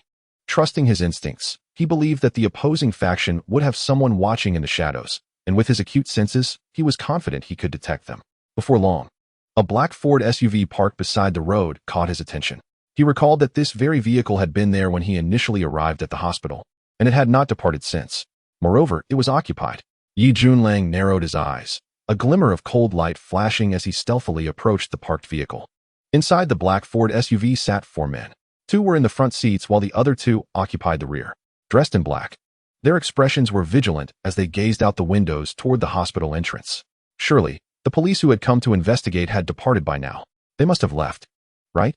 The authorities had been notified, and an investigation was underway. This matter needed to be reported to Biao Yi. The 2 security guards had been fortunate. Their original plan was to break their legs. What could the police do? After all, they wouldn't trace it back to Biao Yi. Despite this, they should lay low for a while to avoid causing any trouble, as Biao Yi would not protect them. It was unfortunate they had not found the new security guard, as he was the one Biao Yi had intended to focus on. Let the newcomer enjoy his freedom for a few days. Once the storm passed, he would be none the wiser about his demise. Offending Biao Yi would surely jeopardize his standing in Jianghai City. Moreover, Biao Yi had the protection of Hong Yi. Who was Hong Yi? A formidable figure who wielded power over Jianghai City. The new security guard, unaware of the dangers, could only blame himself for his predicament. Currently, it seemed the police had merely filed a report and would leave after taking notes. They should be able to withdraw soon. As the men inside the vehicle continued their discussion, preparing to leave, suddenly, the driver's door was yanked open with a bang. The abrupt intrusion left the driver momentarily stunned, and before he could react, a hand shot in, seizing his head and slamming it against the steering wheel. The dull thud echoed as the driver's forehead impacted the wheel, rendering him dazed and disoriented. The passenger in the front seat reacted swiftly, a fierce glint flashing in his eyes as he brandished a dagger and lunged toward the unexpected intruder. However, the shadowy figure outside was quicker, extending his hand and executing a disarming maneuver, gripping the wrist of the knife-wielding man with a vice-like grip. With a sickening crack, the man's wrist was twisted until it broke, followed by a powerful punch that smashed into his face, instantly rendering him unconscious, blood spattering from his nose and mouth. The rear door on the opposite side suddenly swung open, and the two men in the back seat, sensing danger, scrambled out. With a single hand pressing against the car's roof for leverage, the figure leaped over the vehicle, pursuing the fleeing men. The sound of his swift legs slicing through the air was fierce and resonant, a testament to their formidable power. The two men had barely managed to escape a few meters before they collapsed, unconscious. The figure approached, gripping one of them in each hand, and carried them back to the SUV, depositing them in the rear seat. The dim light of the night illuminated his chiseled features, exuding a rugged handsomeness alongside a chilling aura. This was none other than Yi Junlang. He had stealthily approached and crouched beneath the vehicle, catching snippets of conversation through the partially open window. From their dialogue, he deduced the connection between the men inside and the group that had assaulted Li Fei and Zhang Yong. Without hesitation, he acted swiftly to subdue all four men. Yi Junlang approached the driver's seat, where the driver remained dazed yet conscious. He delivered a precise strike to the man's neck, causing him to slump forward, unconscious. Dragging him out, he tossed him into the back seat before taking the driver's position himself. With the engine roaring to life, he sped away. In a secluded and dark alley, the black Ford SUV came to a slow halt. The driver's door swung open, and Yi Junlang stepped out with an air of indifference, methodically removing the four unconscious men from the vehicle. Yi Junlang roused one of the men clad in black from his slumber. As the man slowly awoke and opened his eyes, he was taken aback to find himself lying on the cold, damp ground, surrounded by a somber atmosphere. However, he could faintly discern a figure squatting before him. Alarmed, the man sprang to his feet and stammered, "Who are you? Where's this place? What do you intend to do?" As he spoke, he struggled to rise. "Remain still if you wish to avoid death," Yi Junlang replied, his tone calm and indifferent. Yet, an unspoken aura of chilling menace emanated from him, a palpable threat that could freeze one to the bone. The man's countenance stiffened as an intangible shadow of death loomed over him, causing his heart to skip a beat. He complied, lying still, his eyes betraying a profound sense of dread. "I hear you have been searching for me," Yi Junlang inquired, lighting a cigarette. The flickering ember cast a ghostly glow on his sharply defined features, devoid of emotion, save for an air of lethal intent. The man shivered involuntarily, scrutinizing Yi Junlang and noticing he was clad in a security uniform. The realization of Yi Junlang's prior words struck him with terror, and he blurted out, "Could it be that you are the new security guard from Jianghai University?" "Indeed, you are not lacking in intelligence," Yi Junlang remarked. "You have been tailing the guards outside the hospital for quite some time, have you not? Were the guards from Jianghai University harmed by your group?" "No, it wasn't us. We didn't inflict any harm," the man hastily protested. Yi Junlang exhaled a cloud of smoke, speaking leisurely. "Whether or not you harmed them is of little consequence. Those who did are allied with you, or at the very least, they share the same interests, correct?" The man's expression shifted, caught off guard, and uncertain how to respond. "Tell me, who orchestrated this matter? Simply put, who is your leader, and where can he be found?" Yi Junlang pressed. The man clenched his teeth, his gaze darting, evidently reluctant to divulge this information. Betraying Biao Yi? That thought was too ghastly to entertain. It would lead to a most gruesome fate. Yi Junlang regarded the man with a calm smile, speaking in a tone of appreciation. "I did not expect you to be so resilient. Are you attempting to pledge allegiance to your leader? But does it not strike you as foolish? He is not present, so who are you demonstrating loyalty to? To me, perhaps? If that is the case, I will not be so accommodating." As he concluded, Yi Junlang sighed, feigning embarrassment. The man's heart raced, and he could not help but inquire, "What do you intend to do? Since you refuse to speak, you are akin to a mute in my eyes. And if you are mute, then it would be prudent to silence you entirely," Yi Junlang stated earnestly. He extended his left hand, gripping the man's jaw. Forcing his mouth open, Yi Junlang blew on the glowing ember in his right hand, intensifying the flames, and said, "How many cigarette butts do you think I need to shove down your throat to incinerate it completely?" That is an experiment worth conducting." The man trembled violently, his face paling as he realized Yi Junlang intended to press the searing cigarette directly into his mouth, continuing until his throat was charred. The mere thought sent shivers down his spine.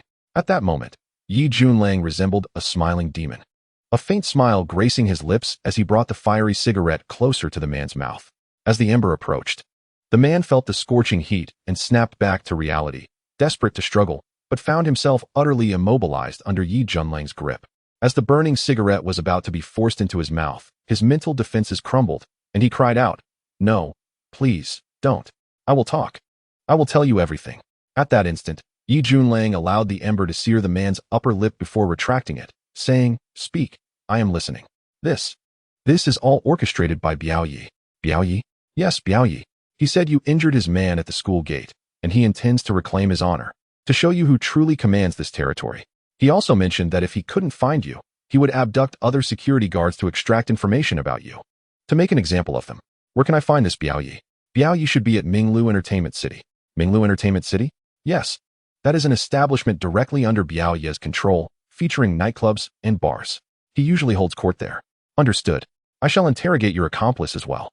Should there be discrepancies in your testimonies, I regret to inform you that I will have to eliminate you, Yi Junlang said with a smile, appearing harmless, as though the mention of murder was as trivial as slicing vegetables.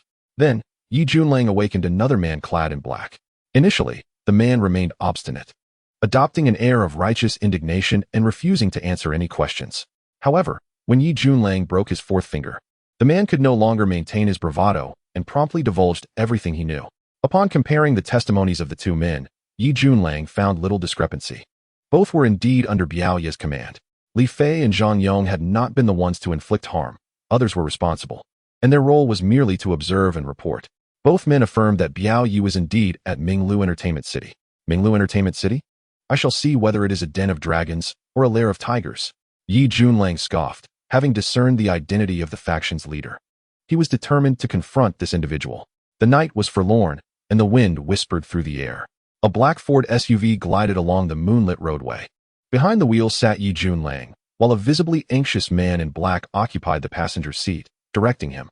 The other men in black were huddled in the back seat. By now, all the men had regained consciousness and realized the gravity of their situation. Yi Junlang drove without taking any precautions, allowing them to move freely rather than binding their hands and feet. To him, they were as inconsequential as air, their presence entirely disregarded. Yi Junlang continued to drive without a hint of vigilance, presenting the three men in the back seat with a glaring opportunity to escape. In the midst of the gathering, a man's eyes flickered with a menacing glint, as if he were contemplating seizing the opportunity to strike down Yi Junlang while he remained unguarded, thus avenging his previous humiliation. Yet, time and again, he mustered his courage only to falter, for each time he prepared to act. He was overwhelmed by a profound and unfathomable aura of terror emanating from Yi Junlang. Before such oppressive pressure, he felt as insignificant as an ant. With a mere flick of a finger, this formidable figure could obliterate him. This sentiment was shared among the other men clad in black, who also realized that Yi Junlang disregarded their presence, for he had never deemed them worthy of his attention. Who has ever witnessed a dragon deigning to notice the ants scurrying below? However, should the ants choose to stir restlessly, seeking their own demise, that would be an entirely different matter. These men had no desire for death, thus they remained compliant, at least in their outward demeanor, refraining from any actions that might provoke. How much longer until we reach Mingliu Yulcheng? Yi Junlang inquired, his brow furrowing as he cast a glance at the man seated beside him in the passenger seat. Not long, big brother. Just past this traffic light. Then take a right at the next intersection, the man replied hastily. Excellent. Yi Junlang responded, his expression remarkably calm, yet beneath that tranquility simmered a tempest of lethal intent. He was on a direct course to confront the so-called Biao Ye at the Mingliu Yulcheng.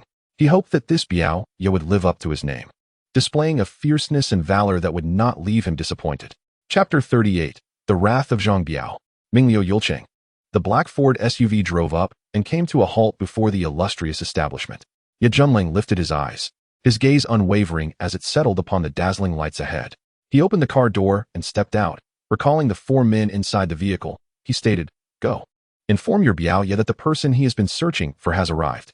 Inside the car, the four men exchanged incredulous glances, still grappling with the notion that they had been let off so easily.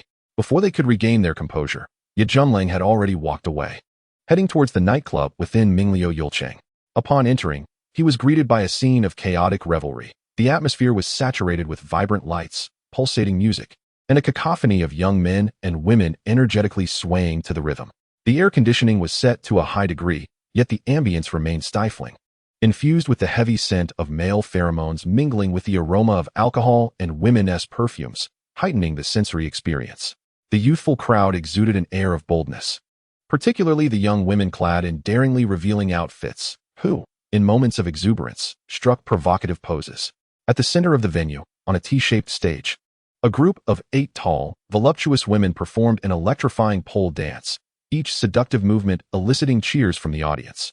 In such an environment, any man would undoubtedly feel a surge of adrenaline coursing through him. It was the peak of the nightlife, with the club bustling with patrons. As Ye Junling entered, he contemplated whether there would be any vacant VIP booths available. Just then, a stunning waitress approached, clad in a provocative bunny outfit that exuded a wild and sensual allure, drawing the eyes of all who beheld her. "Sir, how may I assist you?" the bunny girl asked with a sweet smile. "Are there any available booths?" Ye Junling inquired. "There are booths available, but they are in the corner, a bit far from the stage," the bunny girl replied. "That is perfectly fine. Please lead the way," Ye Junling said with a smile. The bunny girl nodded and guided him forward. As they passed the bar, several women, already tipsy, caught sight of Ye Junling, and their eyes sparkled with interest as they raised their glasses in his direction, a clear invitation. Ye Junling smiled lightly, waving his hand to politely decline their advances, which elicited a hint of disappointment in their eyes. They recognized the powerful physique suggested by the contours of his clothing, aware of the delightful experiences a body like his could offer. Regrettably, Ye Junling's thoughts were far removed from such distractions as he followed the bunny girl to a booth tucked away in the corner. He ordered a bottle of whiskey and some soda with ice. Soon, the drinks and a few snacks arrived. Lighting a cigarette, he mixed the whiskey and poured himself a glass, taking a sip. For one accustomed to strong spirits, this diluted concoction served merely as a refreshing beverage. The pole dance on the T-shaped stage reached a fever pitch, accompanied by the electrifying beats of the DJ, as men and women alike moved with wild abandon. Yet, for Ye Junling, all of this seemed irrelevant. He sat quietly in the booth, smoking, allowing the curling smoke to envelop his face, though his rugged features remained discernible. He was waiting, confident that the so-called Biao Ye would soon make his appearance. Having dealt repeated blows to Biao Ye's subordinates, and with Biao Ye being the local kingpin, he would not allow this affront to go unpunished, especially when Biao Ye learned that his adversary had dared to enter his territory at Mingliu Yulcheng. He would surely not tolerate it. Otherwise, how could he face his own men? At the top floor of Mingliu Yulcheng, the four men in black now stood before Zhang Biao. "What did you say? That security guard captured you and then came to the club?" Zhang Biao's expression was one of disbelief, his tone laced with astonishment. "Biao Ye, it's true. That guy let us go when he arrived and then walked into the bar," one of the black-clad men explained. Zhang Biao's eyes sparked with a sharp glint, his countenance darkening as he narrowed his gaze and asked, "Are you certain he came alone?" "Yes, it was only him," the four men affirmed in unison. Zhang Biao's eyes gleamed with a fierce and cold light, and a bloodthirsty aura began to emanate from him as he coldly chuckled. "This security guard truly has some nerve. He injured my men and then dares to come to my territory to drink? This is nothing short of a slap in the face, a blatant provocation." The four men clad in black dared not respond, for they could sense the fury emanating from Zhang Biao. It had been quite some time since they had witnessed such an intense display of anger from him. "Notify everyone to evacuate the bar immediately. Tonight's business is concluded," he commanded. "Ensure that security apprehends that troublesome guard and corner him within the premises. Seal all exits. This fellow fancies himself quite the fighter, does he? Tonight, I shall ascertain just how formidable he truly is." Zhang Biao turned to address a bald man at his side. "Master Biao, I shall take care of it at once. Rest assured, since he has chosen to come here, escape will be an impossible feat for him." The bald man replied with a sneer. Zhang Biao smirked, his eyes glinting with cold resolve as he strode towards the office, declaring, "Gather all the brothers. I am eager to see if this guard possesses extraordinary abilities. How dare he venture alone into my bar to wreak havoc? It has been years since I encountered such an entertaining situation. Tonight promises to be an eye-opener." Chapter 39, The Solitary Beauty. At the Face Bar, as time passed, the atmosphere became increasingly electrifying, building towards a crescendo. At the stroke of midnight, the bar was filled with revelers, intoxicated by both drink and emotion, creating a chaotic scene of exuberance and abandon. The DJ's manic shouts resonated through the venue, while the T-shaped stage showcased tantalizing performances, with men and women entwined in a frenzy of movement, epitomizing the madness of the bar. Not everyone, however, was engulfed in this wild revelry. For instance, Ye Junling sat comfortably, sipping his drink, a cigarette delicately held between his fingers. He inhaled deeply, allowing the smoke to swirl in his lungs before releasing it slowly. Amid the kaleidoscope of colors and swirling smoke, his chiseled features appeared even more profound, exuding an air of nonchalance, as if nothing in the world could elicit his concern. Though he appeared languid and indifferent, he was acutely aware of everything transpiring within the bar. Moreover, he noticed that he was not alone in his detachment. Another figure, a woman, also sat quietly, seemingly detached from the surrounding chaos. With a gulp, Yi Junlang downed his drink and, as he set the glass down, his gaze casually drifted to the right. There, at a booth, sat a solitary woman, adorned in a black spaghetti-strap dress, her shoulders bare. Her skin was not the typical alabaster beauty, but rather a healthy, sun-kissed hue. Under the flickering lights, her face remained obscured, yet hints of a graceful yet fierce countenance could be discerned. She sported a chic bob, radiating an aura of sultry allure. From Yi Junlang's vantage point, he could see her profile, an immediate stunning impression that was nothing short of breathtaking. This evoked a poetic sentiment within him, to stand atop the peak and gaze at the diminutive mountains below. Indeed, before her, other women would appear diminutive by comparison. What captivated Yi Junlang's attention was not merely her voluptuous form, but the realization that she seemed not to be there to indulge in drink. A cocktail sat untouched before her, merely lifted to her lips occasionally, without genuine consumption. Her gaze wandered, as if she were searching for something elusive. This peculiarity intrigued Yi Junlang, a woman so strikingly alluring, yet solitary in such a venue, seemingly on a quest rather than seeking pleasure. He found this amusing. Were it not for other matters at hand, he might have been tempted to approach her for a drink. Yi Junlang discerned that this woman was not what she seemed. Yet he remained unconcerned, provided she did not interfere with his impending actions. Lost in thought, an abrupt silence enveloped the venue as the music came to an abrupt halt, startling the patrons who stood in bewilderment, their expressions a mix of confusion and surprise. At that moment, a DJ seized the microphone and announced, "Ladies and gentlemen, due to an unexpected emergency, tonight's festivities must conclude. We sincerely apologize for this inconvenience. As compensation, all drinks tonight are complimentary, and every guest will receive a discount voucher for future visits." As the DJ's words echoed, security personnel entered, urging the guests to exit. Meanwhile, 6 imposing security guards approached Yi Junlang's booth, strategically surrounding it to prevent his departure. Their intentions were clear, to confine him. Though dissatisfaction rippled through the crowd, the promise of complimentary drinks and discount vouchers persuaded them to leave. In the face of this sudden turn of events, Yi Junlang remained unperturbed, sitting steadfastly as if the unfolding situation did not concern him. His only reaction was a shift in gaze to his right, where he realized that the woman in the black dress, who had previously occupied a seat nearby, had mysteriously vanished, leaving her spot empty. The bar was now devoid of patrons, including the DJ and bar staff, as well as the bunny girls. The once dimly lit venue was now illuminated as bright as day. Once the security confirmed that all unrelated individuals had exited, they exchanged nods and proceeded to exit the premises. The once boisterous bar fell into an eerie stillness, with only Yi Junlang remaining at his booth, surrounded by formidable security guards whose scrutinizing gazes bore down on him with an unsettling intensity. However, he was not the sole occupant of the venue. Concealed behind the drapes in a corner was another figure, intently observing the situation through a narrow opening. This was none other than the captivating woman in the black dress. Her exquisite oval face framed by an air of fierce elegance, her sharp eyes glinting with acute awareness. She was not expelled. Instead, she silently concealed herself in the corner, where layers of curtains hung over the window. The innermost layer was a black blackout curtain, behind which she hid, ensuring that no one would notice the presence of another person in this secluded spot. What did the members of Zhelanggui intend to do? They had driven away all the guests, leaving only that man behind. Were they perhaps planning some form of meeting or transaction? Who was this man that remained? Clad in a security uniform, could he be a mere guard? Why would Zhelanggui choose to retain him? Regardless, I am determined to uncover the mysteries that lie within. I shall not let you slip away unnoticed. Ding Rose slightly lifted the curtain, peering outside, while her mind was filled with unanswered questions. In truth, she was a police officer, and she had come here tonight in plain clothes, intent on covertly gathering evidence and leads. Recent incidents had subtly pointed towards Zhelanggui. She had not anticipated that the security personnel would begin expelling guests, but her instinct as a detective alerted her that something significant was about to transpire. Thus, in the midst of the ensuing chaos, she quietly concealed herself in this corner, eager to witness what would unfold.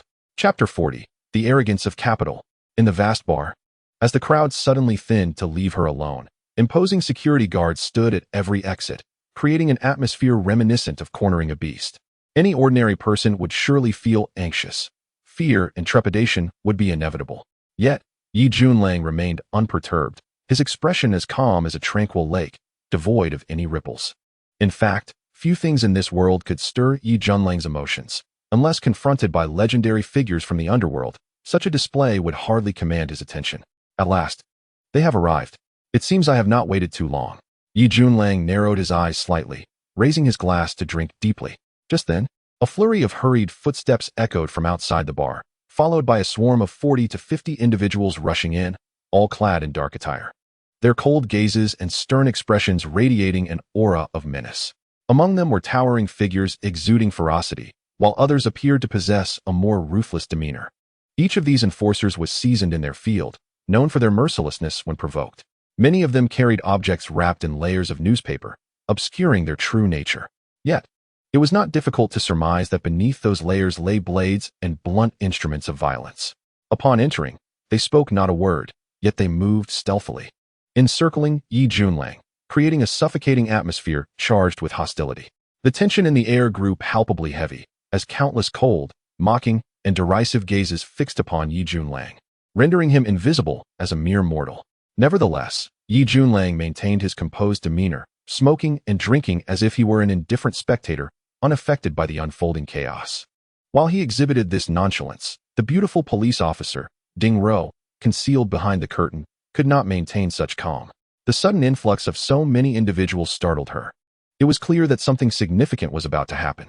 Just then, the entrance of the bar erupted in commotion, and the throng parted to reveal a fierce-looking middle-aged man with a leopard-like gaze striding confidently forward. This was none other than Zhang Biao. Following him were 4 formidable men, exuding an invisible yet palpable aura of intimidation, escorting him into the venue. The spectacle of his entrance, both in presence and demeanor, was undeniably grand. Zhang Biao relished this moment, surveying the room with a disdainful smirk. I have heard that someone intends to disrupt my establishment tonight, calling me out by name. I am curious to see who dares to challenge me. Are you Zhang Biao? At this moment, Yi Junlang's expression shifted slightly as he turned to address Zhang Biao. Bold, how dare you speak my name so casually? You must be courting death. Not only courting death, but it appears he is eager to meet his end. Does he not realize whose territory he has entered, believing himself to be a legendary figure from the past, charging in uninvited? Merely a security guard. And yet he dares to act recklessly here. He truly does not comprehend the gravity of the situation. The enforcers surrounding Zhang Biao began to mock him with cold, scornful remarks, treating Yi Junlang as if he were already deceased. Zhang Biao looked at Yi Junlang, sneering, "So you are indeed just a guard. My men informed me that they were driven off by a mere guard, and I found it hard to believe. Yet here you are, foolishly alone, seeking embarrassment." Yi Junlang chuckled lightly, even clad in a security uniform, standing beside you. I am far more striking. Attire matters little. What truly counts is the character of the person wearing it. Do you not see that this uniform on me exudes a certain stature? Handsome, masculine, and imposing, to women. It is the epitome of allure. Zhang Biao's expression faltered. He opened his mouth as if to retort, but found himself at a loss for words. For even his fearsome appearance paled in comparison. Ding Ro, concealed behind the curtain, felt a wave of nausea wash over her. She had never encountered such an audacious man, boasting so shamelessly. Was he not only thick-skinned, but also blind? Did he not see the multitude of fierce enforcers surrounding him? How could he still indulge in self-praise? In this world, success is predicated on strength. What use is good looks? If you were to lose an eye, a nose, or an ear, would you still be deemed handsome? Zhang Biao smirked, narrowing his eyes as he scrutinized Yi Junlang. Yi Junlang laughed, seemingly oblivious, replying, "I am perfectly fine. Why would I be missing a nose or an ear?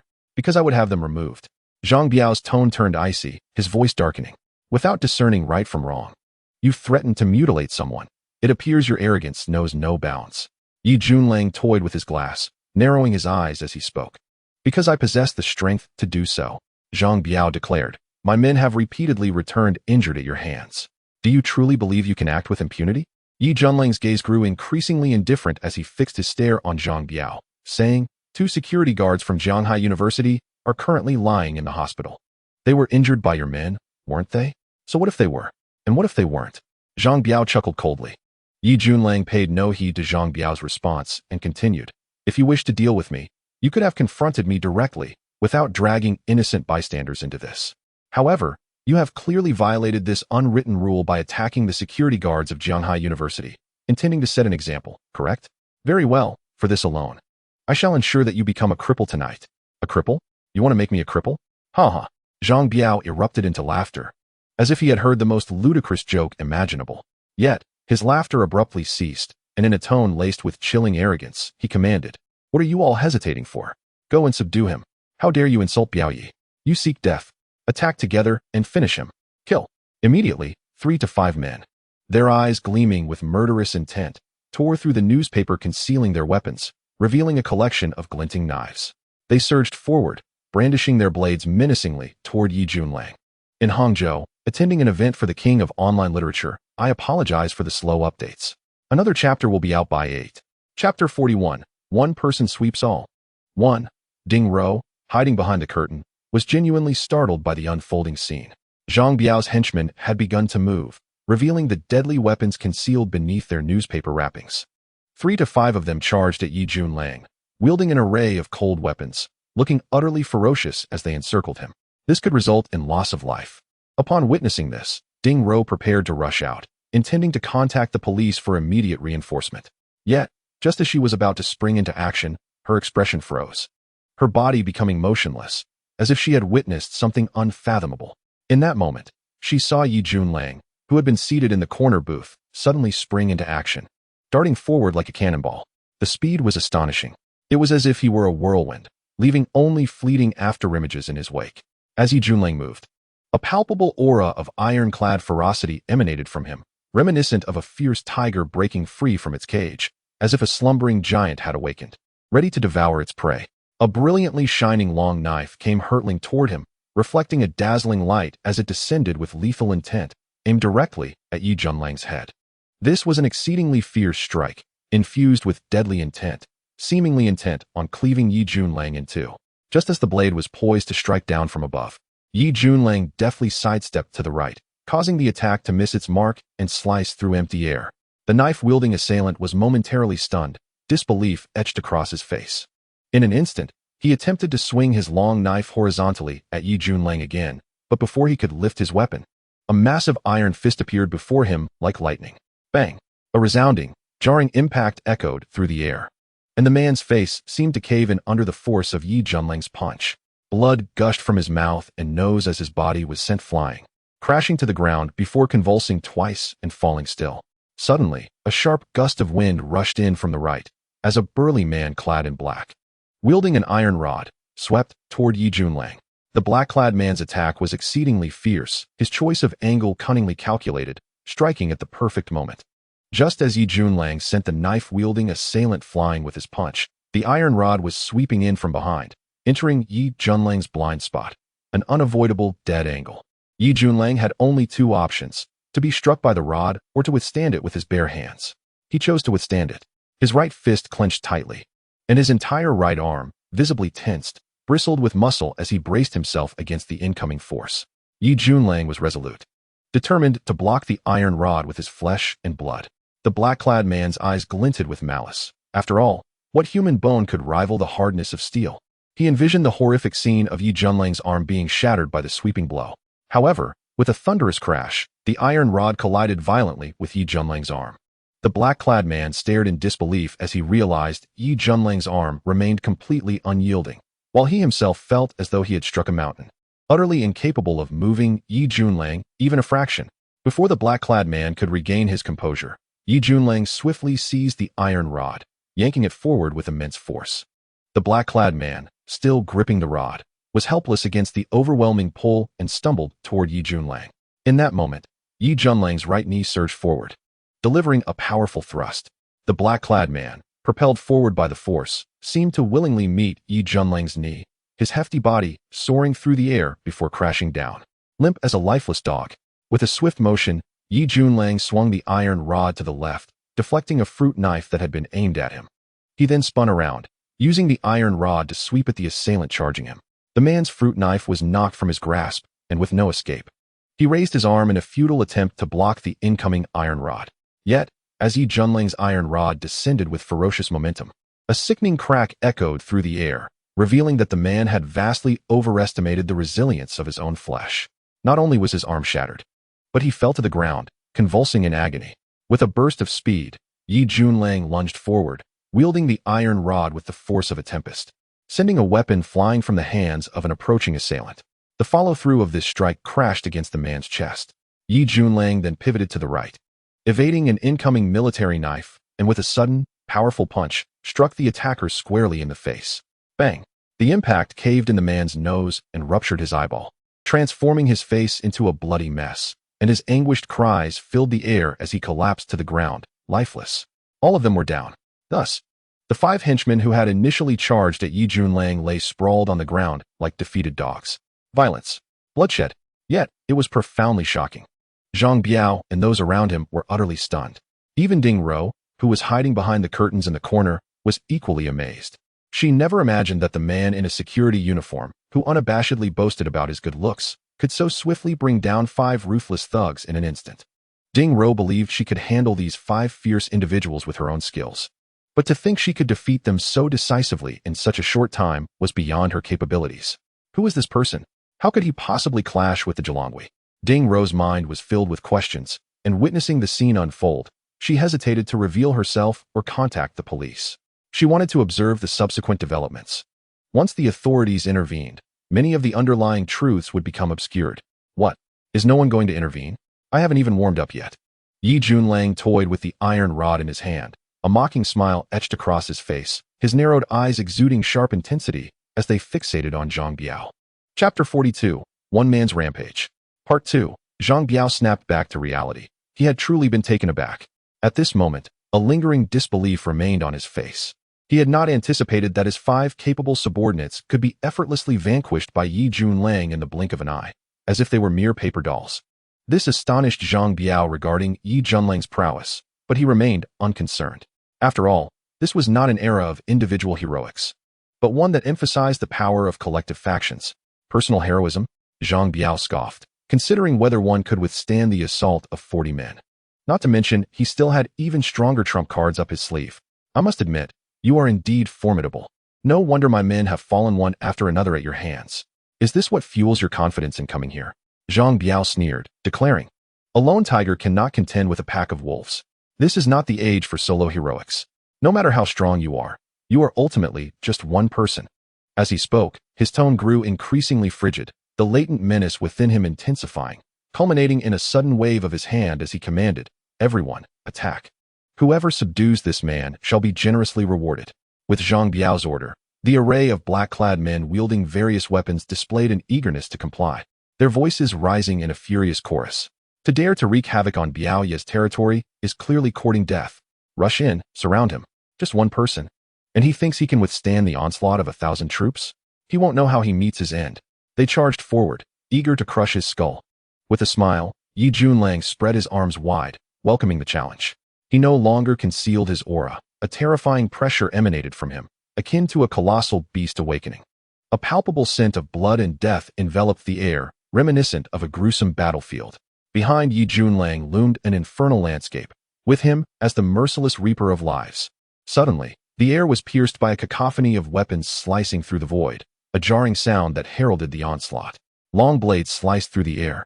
Iron rods swept horizontally, chains twisted, and daggers lunged. All manner of lethal weaponry and cunning assassination techniques were unleashed upon Yi Junlang. Break through, he roared, his voice booming like thunder, as he charged toward the encroaching blades and weapons.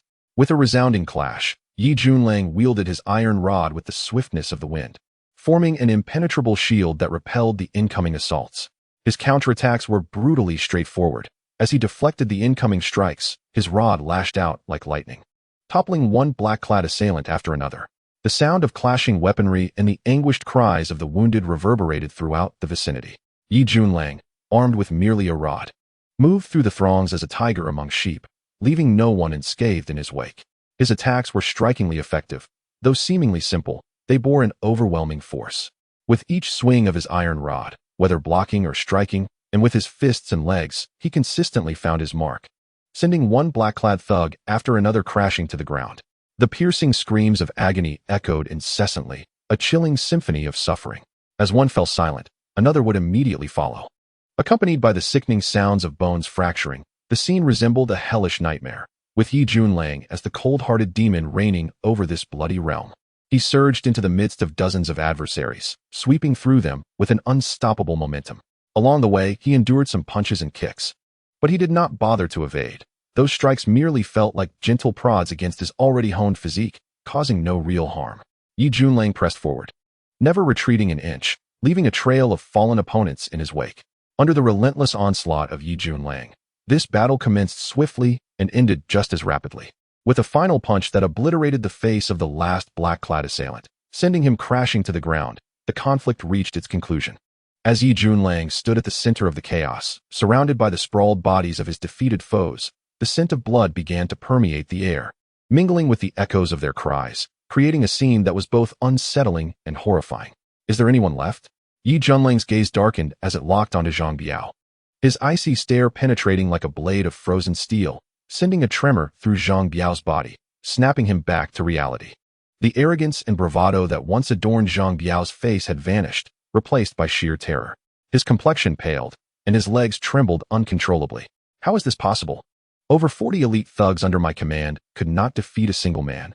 What kind of monstrous individual is he? What extraordinary skill does he possess? He cannot merely be a security guard. Zhang Biao's expression shifted erratically, having witnessed Yi Junlang single-handedly dismantle his elite fighters. The shocking impact was truly beyond comprehension. If there is no one left, then it will be your turn. Yi Junlang smirked, narrowing his eyes as he scrutinized Zhang Biao. Your skills are truly exceptional, and I must commend your prowess. However, I, Wang, not being particularly talented, am willing to step onto the field to experience your skills firsthand. At this moment, a man with a buzz cut, standing to the right rear of Zhang Biao, spoke up, exuding a fierce yet composed aura that instantly revealed him to be a seasoned warrior accustomed to the bloodshed of battle. Thus, witnessing Yi Junlang's recent ferocious combat, he remained unfazed. Zhang Biao quickly realized that he had 4 elite fighters by his side. These 4 experts were all retired mercenaries from overseas, cold-blooded and formidable, akin to killing machines on the battlefield. No matter how skilled the security guard before them might be, how could he possibly compare to these battle-hardened mercenaries? With this thought, Zhang Biao smiled confidently and remarked, Wang Zhan, give it your all and bring this boy down. The man with the buzz cut, named Wang Zhan, stepped forward, his eyes sharp and piercing like the edge of a blade, locking onto Yi Junlang without blinking. Chapter 43. All of you together. Wang Zhan was filled with fervor for battle, a fierce fire igniting in his eyes as he focused on Yi Junlang. He was not merely unafraid. Rather, he was exhilarated. Having served in a mercenary group overseas, he had not encountered a true opponent since returning to the city. After witnessing Yi Junlang's earlier display, he felt a rush of excitement, finally finding a worthy adversary for a full-on confrontation. Yi Junlang glanced at Wang Zhan, sensing the intense fighting spirit emanating from him, yet remained unmoved, his gaze drifting past Wang Zhan to the other 3 individuals standing behind Zhang Biao. Yi Junlang could perceive that these 3 men shared a similar aura to Wang Zhan, retaining a lingering scent of gunpowder from their experiences in battle, indicating they were veterans. There are many veterans who have retired from the battlefield to serve as bodyguards, yet these battle-hardened soldiers were far from being mere local thugs or elite enforcers. They possessed a wealth of combat skills and understood how to kill efficiently and effectively. You wish to challenge me? Yi Junlang inquired, looking at Wang Zhan. Indeed, I wish to challenge you. Wang Zhan replied succinctly. Yi Junlang shook his head, his tone earnest as he declared, You alone are insufficient. I do not have the time to play with each of you individually. Therefore, you and your 3 comrades should join forces to face me. Upon hearing this, the expressions of the 3 men behind Zhang Biao suddenly changed, and a fierce, unmatched aura erupted from them, accompanied by an uncontrollable fury. Clearly, the 3 men were enraged. Lu Lei, Chen Xiao, and Xiao Wuxing exchanged glances, astonished that Yi Junlang had rejected Wang Zhan's challenge, instead insisting that all 4 of them join forces against him. Having endured the blood and fire of battle, these 4 mercenaries regarded the so-called experts of the city with disdain. They believed that those urban fighters, having never experienced the harshness and bloodshed of the battlefield, could not possibly develop the true skills required for life-and-death combat. Yet now, Yi Junlang audaciously claimed he would face them all at once, which they found deeply insulting. How could they not feel furious? You wish to battle us 4? Lu Lei questioned, his cold eyes glinting with a trace of murderous intent. Are you deaf? Can you not understand my words? Do not waste time. Come at me together. Yi Junlang replied coldly. Very well, it has been a while since I have stretched my limbs. Let this serve as my warm-up, Chen Xiao said. Xiao Wuxing's gaze turned icy as he, along with Lu Lei and Chen Xiao, stepped down from the arena, joining Wang Zhan to encircle Yi Junlang. Even surrounded by four formidable opponents, Yi Junlang maintained his composure. His expression had not wavered in the slightest, remaining calm and indifferent throughout. "Come at me. Unleash your strongest techniques, or you shall find no opportunity to strike," Yi Junlang urged. Truly arrogant and presumptuous, Lu Lei scoffed, exchanging glances with the other three. Having fought alongside each other for years, they shared an exceptional synergy, often understanding one another's intentions with just a glance. When a fierce and overwhelming aura of slaughter suddenly surged forth, Wang Zhan, Lu Lei, Chen Xiao, and Chao Wuxing moved as one, launching a swift assault on Yi Junlang from four directions. Despite their overwhelming confidence in easily defeating Yi Junlang through their combined efforts, their battlefield experiences instilled in them a profound respect for their opponent, ensuring they did not underestimate him. They had long cultivated the habit of striking without reservation, aiming for a decisive kill. Thus, their assault was no exception, as they struck with lightning speed, a powerful aura of slaughter erupting from them. Wang Zhan and Lu Lei attacked with a series of elbow strikes, enveloping Yi Junlang in a relentless barrage. Chen Xiao unleashed a horizontal kick aimed at Yi Junlang's vital facial area, while Chao Wuxing targeted the lower regions with a sweeping kick, the fierce wind of their legs causing pain to anyone caught in its path. Ordinary individuals would struggle to even discern their movements. In this manner, Yi Junlang found himself besieged from all sides, with their flawless coordination leaving no room for error.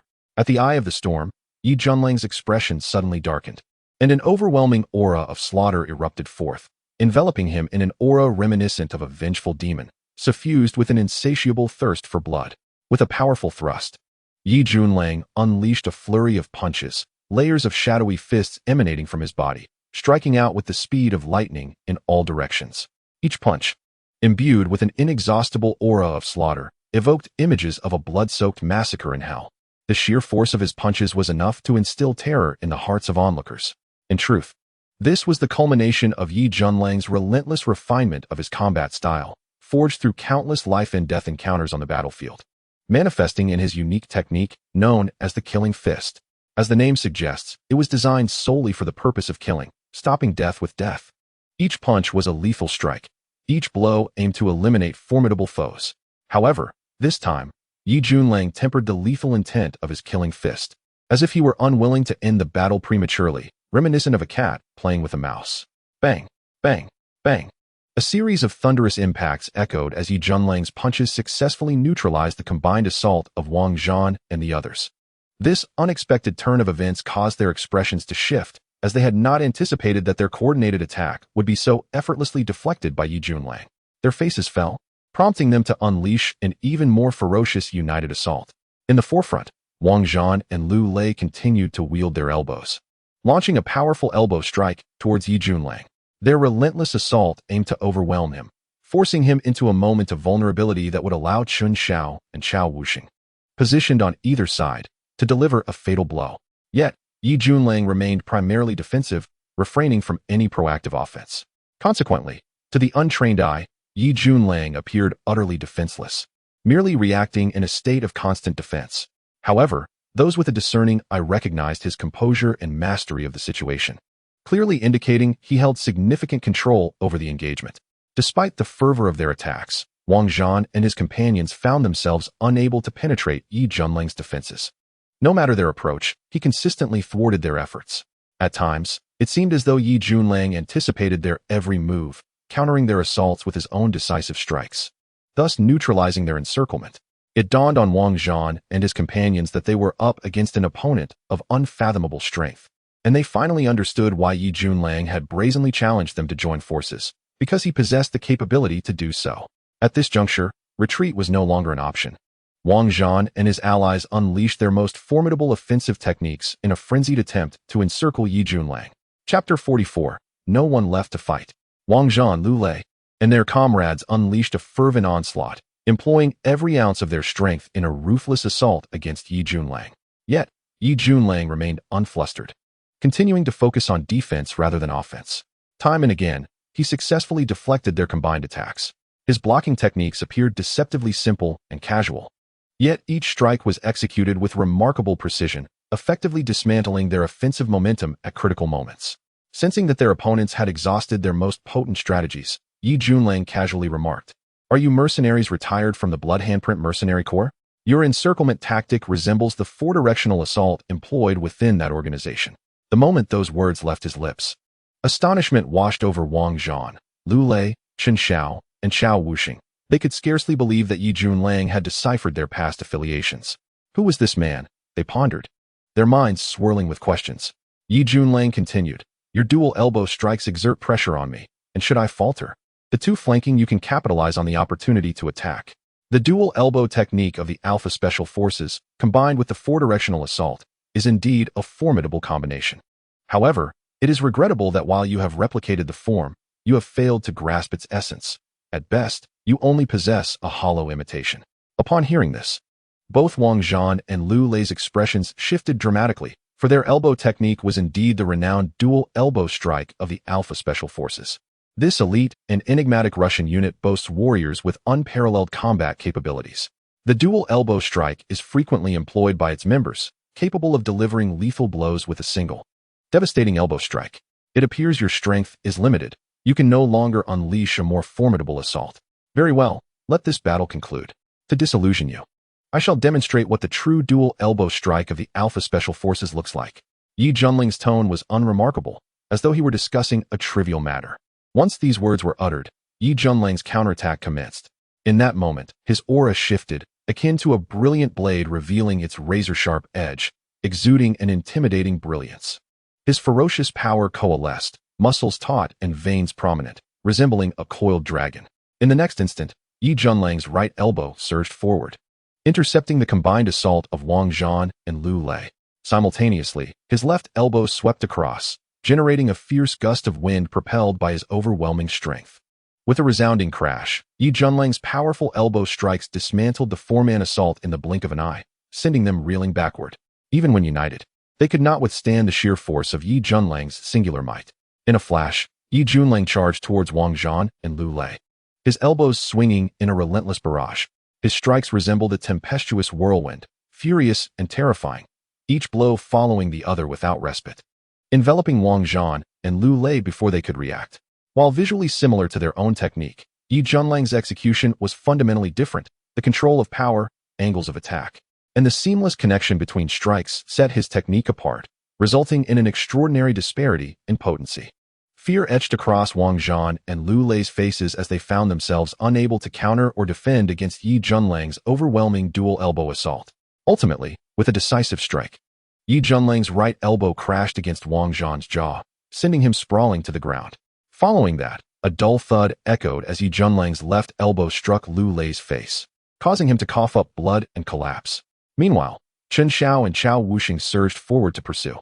Chen Xiao, upon closing the distance, executed a powerful sweeping kick. But Yi Junling darted forward, blocking the attack with his right elbow, forcing Chen Xiao's leg back. Before Chen Xiao could react, Yi Junling's left elbow struck his chest with tremendous force, sending him flying and gasping for breath. In an instant, Yi Junling's figure flickered, moving with such speed that it eluded the naked eye. As Chao Wuxing attempted to launch a surprise attack from behind, he found himself bewildered to discover Yi Junling had vanished from view. The next moment, a heavy pressure enveloped him, sending chills down his spine, leaving him no time to react. With a powerful elbow strike, Yi Junling connected with Chao Wuxing's face, causing blood and teeth to fly as he crumpled to the ground. This was the true dual elbow strike. Yi Junling stood triumphantly, exuding an aura of invincibility.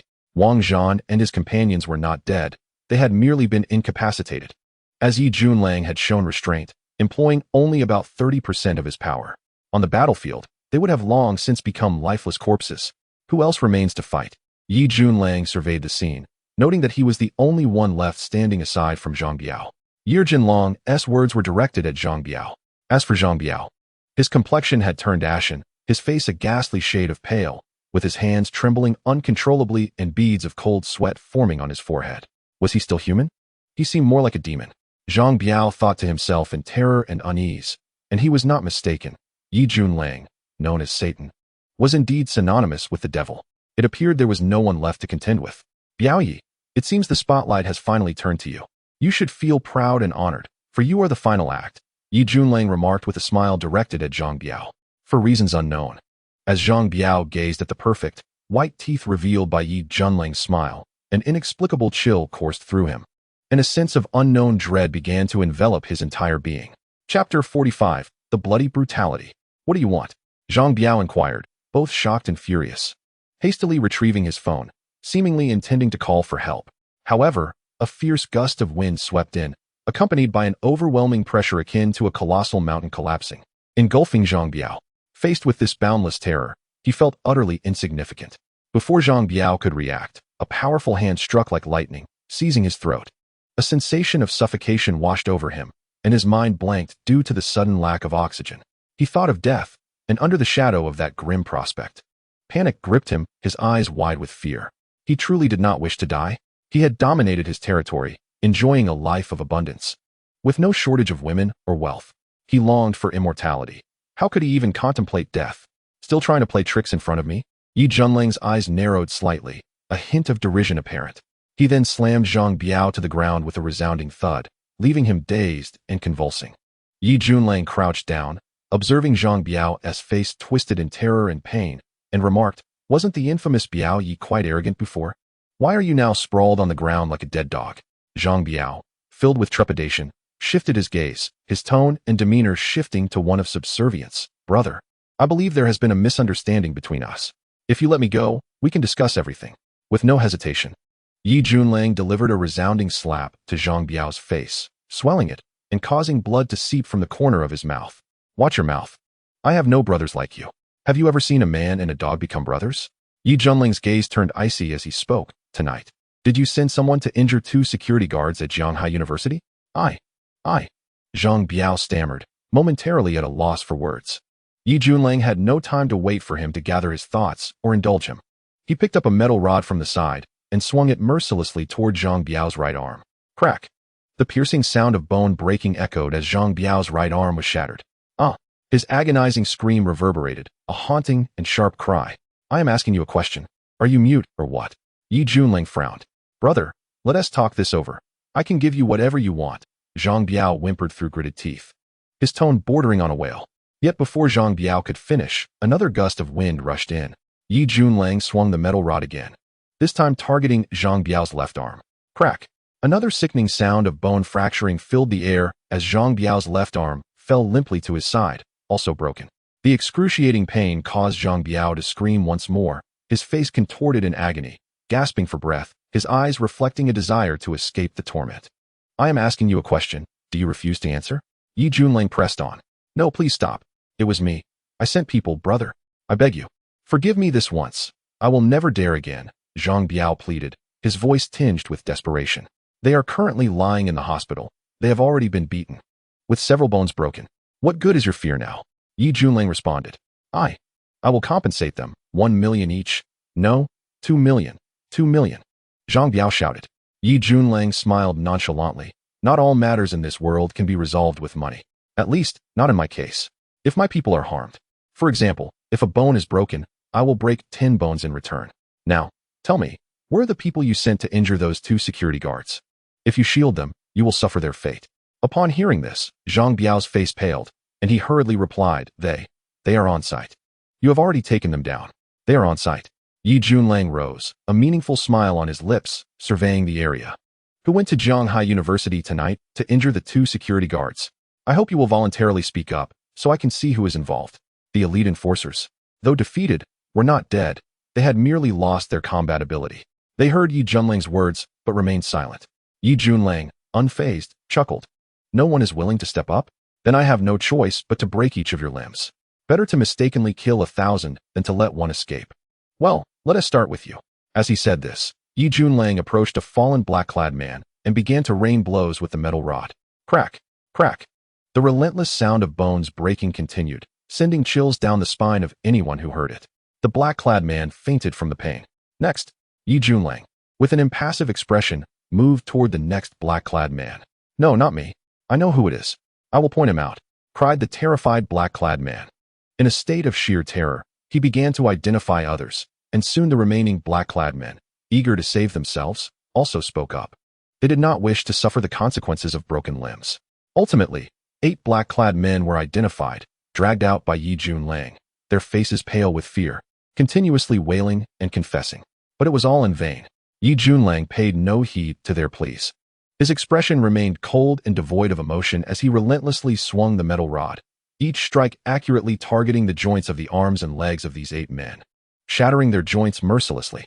This displayed an extreme level of cruelty and bloodshed, a vivid illustration of what true brutality entailed. And this, indeed, was Yi Junlang's style. The air was filled with anguished wails, mingling with the thick, metallic scent of blood that permeated the scene, transforming it into a veritable hell of crimson. The 8 men clad in black lay sprawled on the ground, their limbs mercilessly shattered. Some had succumbed to unconsciousness, while others, less fortunate, remained conscious, enduring the relentless agony that pierced their very souls. At last, Yi Junlang approached Zhang Biao once more, crouching before him with a smile that belied the gravity of the situation. Today, a group of individuals caused a ruckus at the entrance of Jianghai University. They are part of your crew, are they not? Who are they, and where are they at present? I am quite eager to meet them. Chapter 46. The Demon. Zhang Biao was momentarily taken aback, but he soon grasped that Yi Junlang was inquiring about Wang Ba and his associate's disturbance at Jianghai University.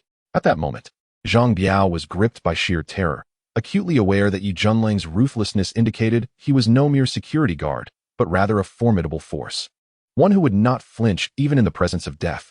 Thus, facing Yi Junlang, Zhang Biao felt genuine fear, a primal terror that surged from the depths of his being, even more profound than the dread he experienced in the presence of the notorious leader of the Julong Society.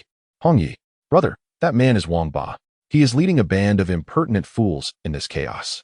He is not here at the moment, having sustained some injuries. Please, spare me this once. I assure you, I will deal with Wang Ba and his crew properly. I will break their legs. Zhang Biao pleaded urgently. Yi Junlang shook his head, responding, no need for that. I shall handle this myself. I am giving you 5 minutes to summon that man and his associates here. Remember, you have only 5 minutes. If they do not arrive within that time frame, I shall break one of your bones for every minute that passes. Upon hearing this, Zhang Biao's complexion paled, his body trembling as he stammered, brother, look at me. My hands are incapacitated. How can I contact him? Yi Junlang rose, selecting one of the relatively unharmed men from the heap of black-clad figures, who was bloodied but still capable. He presented him to Zhang Biao, stating, he can assist you in making contact. You have only 5 minutes. Now, do not waste time. I shall begin the countdown. Zhang Biao's expression shifted dramatically as he shouted at the man, phone. My phone. Bring it to me and contact Wang Ba immediately. Hurry. The man complied, retrieving Zhang Biao's fallen phone and dialing Wang Ba's number. Put it on speaker. I will speak to Wang Ba myself, Zhang Biao instructed. The call connected, ringing until the other end picked up. Hello, Biaoyi. What is your command? You damn scoundrel. Get to the Fize bar at the fastest speed possible. Not just you, but all your men. You must arrive within 5 minutes, or I shall slaughter your entire family. Zhang Biao screamed into the phone, his voice filled with desperation. After finishing, he ordered the man to hang up immediately. Yi Junlang paid no further attention to Zhang Biao or his companions. He pulled out a cigarette, lit it, and took a deep drag, allowing the fragrant smoke to rise and mingle with the acrid scent of blood, creating a uniquely exhilarating sensation. After a few puffs, he glanced at his phone, timing the interval. On the ground, Zhang Biao experienced each passing second as an eternity, every tick of the clock akin to an endless winter, fraught with torment. In that moment, he fervently wished for time to slow, to freeze in its tracks. He knew that Wang Ba's group resided not far from the Fize Entertainment Center, allowing for a swift response in case of trouble. Yet, even with their proximity, the journey would take at least 10 minutes. Yi Junlang had stipulated only 5. And with each minute that elapsed without Wang Ba's arrival, he would break another bone of Zhang Biao's. The very thought sent shivers down his spine. What if there was traffic?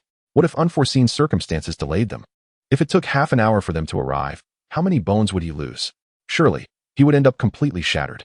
The more he contemplated, the more his anxiety escalated, to the point where he found himself contemplating death as a preferable escape. Yet, the very thought of dying filled him with dread, a fear that paralyzed him, preventing him from acting upon such thoughts. In a corner of the bar, behind the curtains, Ding Ro had witnessed the entire scene unfold, her delicate yet resolute face etched with shock. She had not anticipated that the man in the security uniform could be such a terrifying figure. Zhang Biao's cadre of 40 to 50 men had been subdued by him alone. Who was this individual? From the dialogue between him and Zhang Biao, it seemed this conflict arose from an incident involving 2 security guards at Jianghai University. But was the situation truly so simple? Ding Ro did not know. She refrained from jumping to conclusions and had already contacted the police, who would arrive shortly. Given the gravity of the situation, it was time for law enforcement to intervene. Regrettably, 5 minutes elapsed. One could only hope that those individuals would appear within the next minute.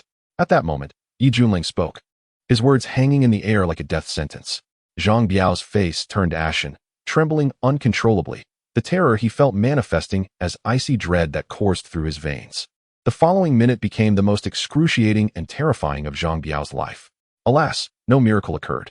As the minute slipped away, Yi Junling stated, "A minute has passed, and I must fulfill my promise. I am a man of my word. I have not deceived you. A minute has indeed passed." He displayed the stopwatch on his phone to Zhang Biao. Then, with a firm grip on the iron rod, Yi Junling prepared to strike. "No, please. Don't. I beg you. Give me another chance." Zhang Biao's composure shattered, his voice rising to a pleading wail. Yi Junling, however, remained unmoved. With a swift motion, he brought the iron rod crashing down upon Zhang Biao's right knee. A sickening crack echoed through the air, piercing the ears of all present and sending a chill down their spines. The onlookers regarded Yi Junling with expressions of sheer horror. To them, he was no longer human.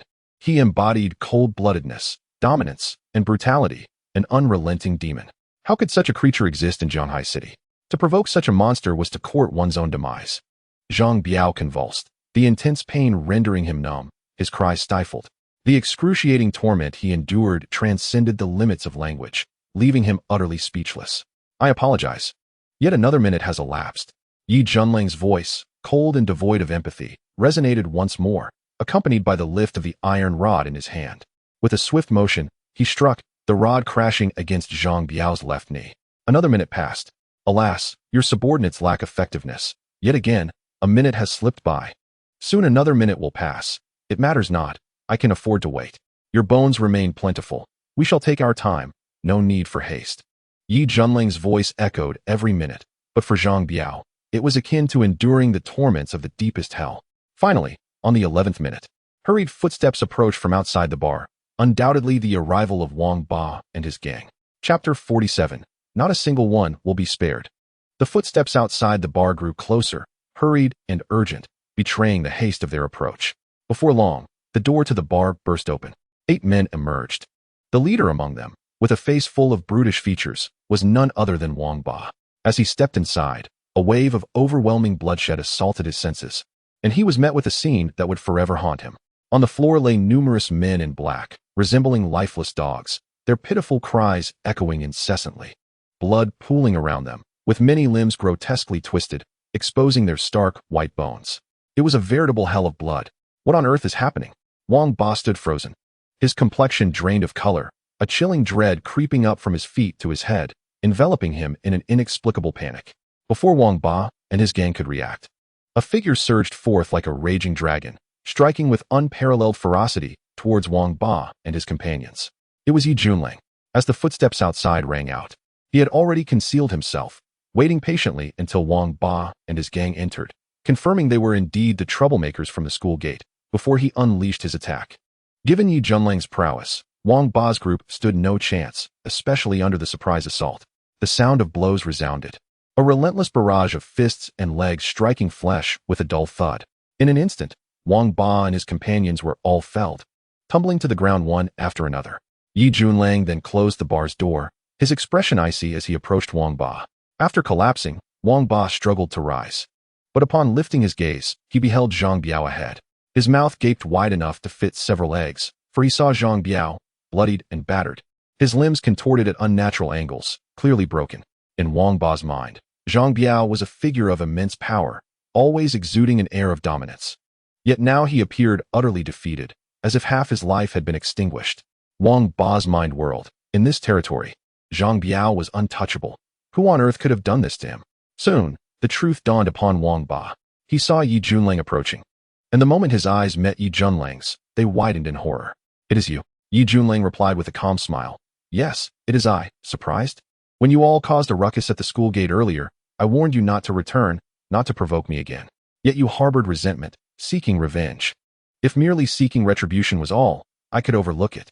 However, your Biao Yi dispatched men to harm 2 innocent security guards. Thus, I have no choice but to exact blood for blood." Wang Ba's heart turned to ice, sinking into despair. He could not fathom that this seemingly inconspicuous security guard possessed such ferocity, single-handedly invading Zhang Biao's territory and defeating him and his men. This man was indeed a true force to be reckoned with, a figure of terror. And he, foolishly, had provoked him. Wang Ba's regret was so profound he felt like weeping. You are the catalyst of this entire affair, so how could I possibly let you off lightly? Yi Junlang narrowed his eyes, a glimmer of coldness flickering within. No, please. Wang Ba exclaimed in utter terror. Yet Yi Junlang remained unmoved, seizing an iron rod and commencing a fierce assault. He showed no mercy, his iron will manifesting in every strike. In truth, there was no room for mercy toward Wang Ba or Zhang Biao and his ilk. Allowing them to live was already a tremendous concession. Were it not for the legal constraints of the city, in another setting, Yi Junlang would have annihilated them without hesitation. Consider this. Wang Ba and his gang shamelessly extorted even students' tuition fees, so one can only imagine the heinous acts they committed behind the scenes. The anguished screams of Wang Ba's group reverberated, akin to the wails of slaughtered pigs, chilling to the bone. Ultimately, when the tumult subsided, Wang Ba and his companions lay like dead dogs, limbs shattered, ribs broken. Even if they survived, they would forever be confined to wheelchairs, rendered utterly incapacitated.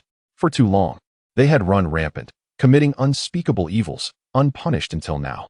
Alas, you have drawn my ire. Thus, let us settle the score for your transgressions in one fell swoop. Yi Junlang spoke, and now the matter was nearly resolved. No participant would escape his reckoning. With this affair concluded, it was time for him to depart. Before leaving, Yi Junlang cast a seemingly casual glance toward a corner of the bar, but he offered no further indication, turning to exit. Just as he approached the bar's entrance, a sudden flurry of footsteps erupted, an oppressive aura preceding their arrival. The bar's door was flung open, and a commanding voice boomed, "Everyone, freeze. Raise your hands, police." Moments later, over 20 armed police officers stormed in, led by a burly man in his 30s, his square jaw exuding authority, his eyes sharp as blades. As he rushed in, prepared for action, he was momentarily taken aback by the scene before him. A multitude of figures lay on the ground, convulsing in agony, their faces contorted in extreme pain. The stench of blood filled the air, with numerous limbs grotesquely broken, a sight reminiscent of a slaughterhouse. Even seasoned Detective Xing Feiyong gasped in shock at the scene unfolding before him. Simultaneously, he was engulfed in confusion. What on earth has happened? How does this differ so drastically from the intelligence I received? The entire room fell silent, everyone lying flat on the ground, rendering the team that Xing Feiyong led utterly powerless. He was momentarily taken aback, his sharp gaze scanning the surroundings until it finally landed on a solitary figure standing amidst the chaos. This individual was clad in a security uniform. Could he possibly be a member of the security staff? Without further contemplation, Xing Feiyong concluded that since everyone else was down, this man, presumably a security guard, had managed to evade the turmoil. However, the pressing question remained. Where was the assailant? Who was responsible for incapacitating all these people? Xing Feiyong could hardly fathom that after rushing to the scene, he would be confronted with such a dire situation. Over 50 individuals lay sprawled on the ground, some with severed limbs, blood pooling around them, and the air filled with anguished cries. He reasoned that the group capable of creating such havoc must consist of at least 100 individuals. In other words, two factions had clashed violently in this bar. Yet upon his arrival, only the fallen were visible. The opposing group had vanished. Cursed be his tardiness. He had allowed the other faction to flee. Fuming, he approached and seized a man in black, demanding, "Who were you fighting against? What is the nature of the opposing faction? Who is their leader? Speak the truth." Yet before the man could respond, a voice rang out beside him. "Dear officer, are you here to apprehend the culprit?" "That would be me. If you wish to take me back to the precinct for questioning, feel free to cuff me. Resistance will only lead to harsher consequences, while honesty brings leniency. I assure you, I will cooperate fully with your investigation." Xing Feiyong turned to see the security guard approaching with an eager demeanor, hands outstretched, as if he welcomed the handcuffs. Infuriated, Xing Feiyong retorted, "Stand still and do not move. You claim to be the assailant? Who in their right mind would remain at the scene of a crime after wreaking havoc, only to admit culpability upon the arrival of law enforcement? Do you take me for a fool? Besides, do you truly believe one individual could incapacitate so many armed men? Yet perhaps you witnessed the entire incident and can serve as a witness." Yi Junlang's expression shifted, a suppressed urge to laugh bubbling within him. He found the detective's demeanor amusing and replied earnestly, "Officer, I truly am the culprit. My greatest flaw is my honesty. I am not deceiving you. Xing Feiyang could no longer contain his exasperation, stating, it appears this man has been rendered foolish by the shocking scene before him. Wang, take him aside. We will send him to the psychiatric ward to determine if he has suffered some mental shock. As a seasoned detective, Xing Feiyang had encountered numerous vicious criminals and fierce fighters, yet he could hardly believe that one person could have subdued over 50 armed individuals. Furthermore, Yi Junlang, dressed in security attire, appeared to be nothing more than a guard. What security personnel possessed such extraordinary abilities? If one were that capable, why would they choose to be a mere security guard? Weighing these factors, Xing Feiyang deduced that Yi Junlang was either spouting nonsense or had been so frightened by the incident that his mind had become disordered. Disregarding Yi Junlang, he turned his attention back to the man in black he had seized, only to observe a drastic change in the latter's expression, now brimming with unease, fear, and terror. As if he had seen a ghost, Xing Feiyang's brow furrowed as he realized the man was not reacting to him, but rather staring in horror at a spot beside him. Following the man's gaze, he discovered Yi Junlang. Could it be that this man was afraid of the security guard? The thought struck Xing Feiyang, and his instincts as a detective kicked in. Could it be that everything occurring here was indeed orchestrated by this security guard? How could that be possible? Xing Feiyang glanced between the black-clad man and Yi Junlang, his thick brows knitting together. This is unfathomable. Where is Team Ding? Wasn't she supposed to be here? Old Xing, I'm right here. As Xing Feiyang finished speaking, a cold yet melodious voice pierced the air. He turned to see the curtain in the corner being drawn back, revealing a tall, stunningly attractive woman clad in a form-fitting black dress that accentuated her curves, presenting an exaggerated S-shape. Her sun-kissed skin radiated allure, her short hair framed her delicate oval face, and her captivating eyes and sensuous lips evoked a potent desire for intimacy. Yi Junlang also turned to regard the woman who exuded a wild and fiery aura. He had previously noticed her presence, yet her emergence elicited no surprise from him. In fact, he had already sensed that someone was concealed in that corner. With his heightened perception as an awakened being, he could not have overlooked the presence of a hidden figure. From this aura, he discerned that the concealed individual was a woman, instantly recalling the unusual demeanor of the woman he had observed in the bar. Now, seeing her true form, he realized she was indeed a captivating enchantress, exuding a wildness akin to a young leopard, stirring the primal desire for conquest within men, a most irresistible allure. Curiosity about her identity lingered in his mind, but he no longer needed to inquire. It was clear she was a police officer. The rapid arrival of law enforcement could not have been instigated by Zhang Biao, who, given his unique status, would never have opted to call the police. The only plausible explanation was that this woman had discreetly alerted her colleagues to the situation. Ding, you were here all along? What on earth is happening? Xing Feiyang approached her, seeking clarity. Ding Ro's eyes were fixated on Yi Junlang as she replied, Old Xing, why haven't you cuffed him yet?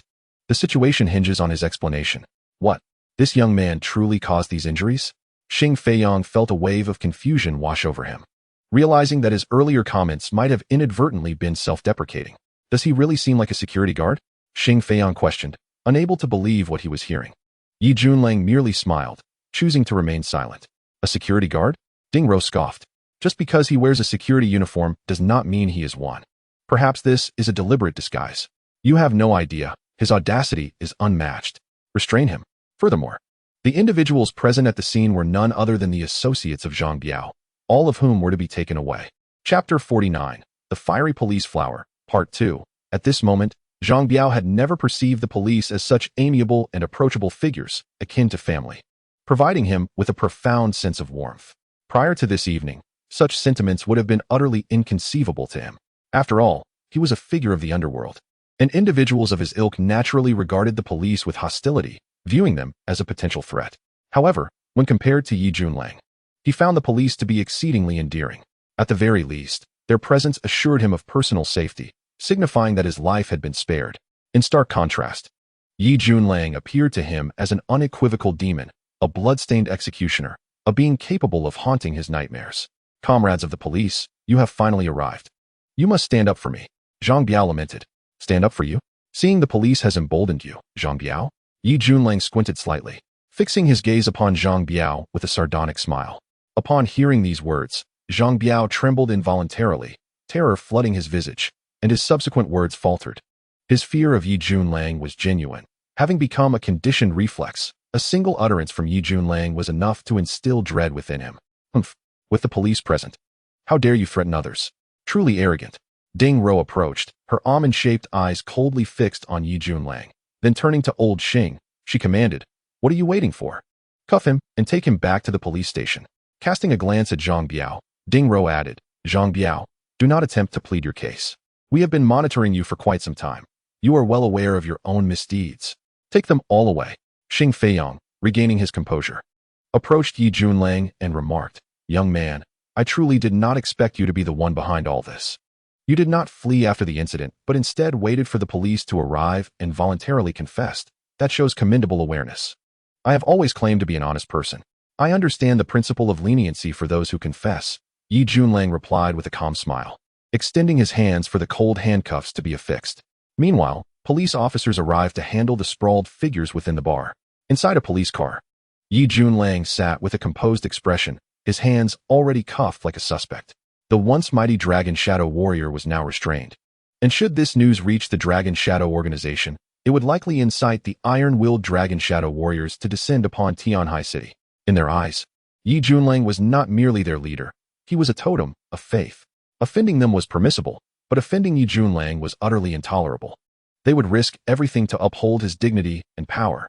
If this incident were to circulate within the dark underworld, where bloodshed and hellish violence reigned, the fact that the notorious Satan was handcuffed by mere local police would undoubtedly astonish all factions and formidable figures within that realm. Nevertheless, Yi Junlang's demeanor remained tranquil, devoid of any concern. In truth, from the moment he acted, he had anticipated such an outcome. One must abide by the rules and regulations of the city. However, for Yi Junlang, the handcuffs were inconsequential.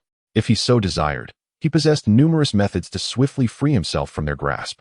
Sitting in the police car alongside Yi Junlang, Xing Feiyang cast a glance his way and said, "Kid, I never would have guessed that you could single-handedly take down all of Zhang Biao's men. I am impressed. Setting aside official matters, I must commend you privately. Zhang Biao's gang has been rampant in Jianhai City for quite some time. Whenever trouble arises, Zhang Biao's underlings shield him, and due to a lack of direct evidence, the police have been helpless against him. However, witnessing Zhang Biao being thoroughly beaten by you is quite satisfying." Yi Junlang chuckled, replying, "Brother officer, it seems we are of like minds. I too am averse to Zhang Biao's arrogant demeanor. Surely, you have longed to give him a beating as well." Xing Feiyang regarded Yi Junlang, a man of temperament, and grinned, "That is certainly the case.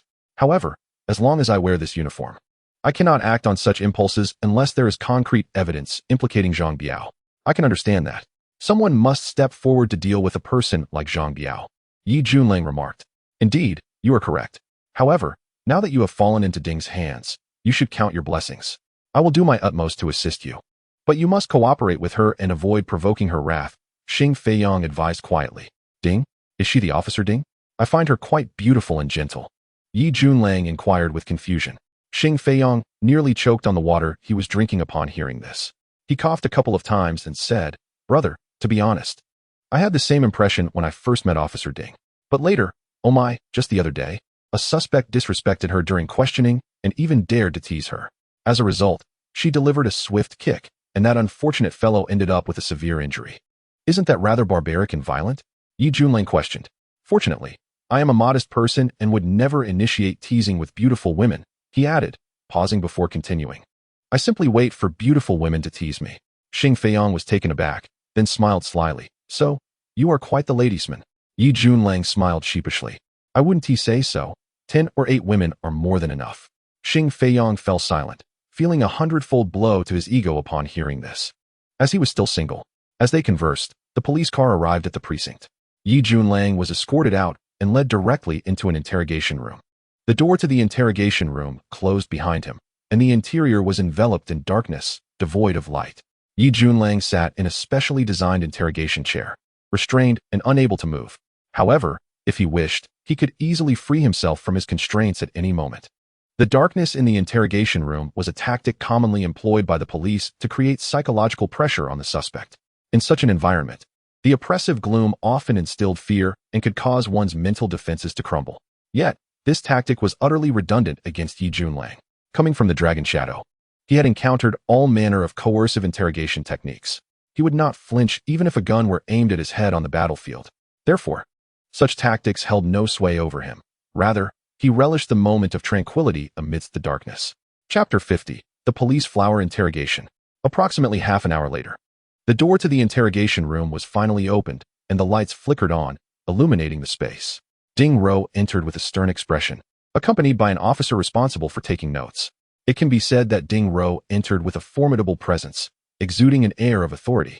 Her delicate features shrouded in a layer of frost, and her brows carrying an undeniable gravitas.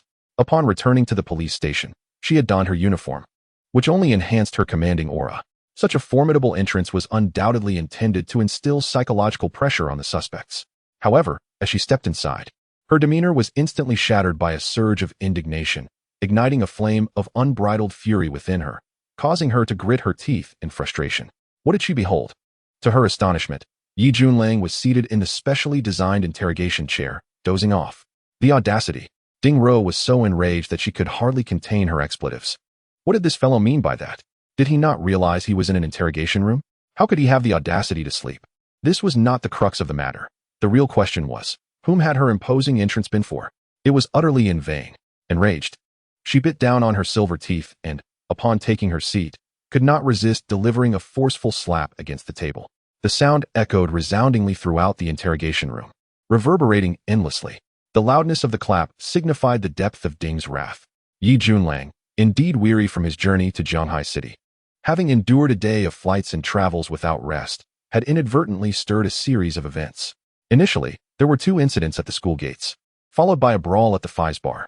Feeling fatigued, he found himself dozing off in the dark interrogation room out of sheer boredom. However, the sudden slap against the table jolted him awake. As he blinked his sleep-laden eyes, he caught sight of Ding Ro's frost-laden, exquisite visage. "Officer Ding, you've arrived," Yi Junlang said, stifling a yawn, his countenance revealing a sense of languor. Ding Ro fixed him with a cold stare and said icily, "State your name, age, and occupation." Understanding that the interrogation was commencing, Yi Junlang straightened up and replied, "Yi Junlang, 25, security guard." "Security guard?" Ding Ro echoed in surprise, her gaze piercing into him. "Are you truly a security guard? Where do you work?" "Zhanghai University," Yi Junlang answered. Ding Ro was genuinely taken aback. She had not anticipated that Yi Junlang was indeed a security guard. Initially, she had assumed his uniform was merely a guise. She did not question his words, as they could be easily verified by contacting Zhanghai University. What led to the conflict with Zhang Biao's gang tonight? Was there any underlying motive? Ding Ro inquired. Yi Junlang's expression shifted to one of astonishment as he scrutinized Ding Ro. Only then did he notice her in her police uniform. He could not help but think that in her uniform, Officer Ding appeared even more alluring, embodying the essence of uniform seduction. The uniform was evidently standard issue and ill-fitted, causing it to stretch tightly across her chest, with buttons straining under pressure, leaving him concerned that a mere movement could lead to an unfortunate mishap. No, it should not be deemed unfortunate. Rather, it was a sight to behold. However, did this captivating officer lack intelligence? Surely, she had witnessed the entire incident unfold. How could she feign ignorance? Despite his thoughts, Yi Junlang was wise enough not to voice such sentiments aloud.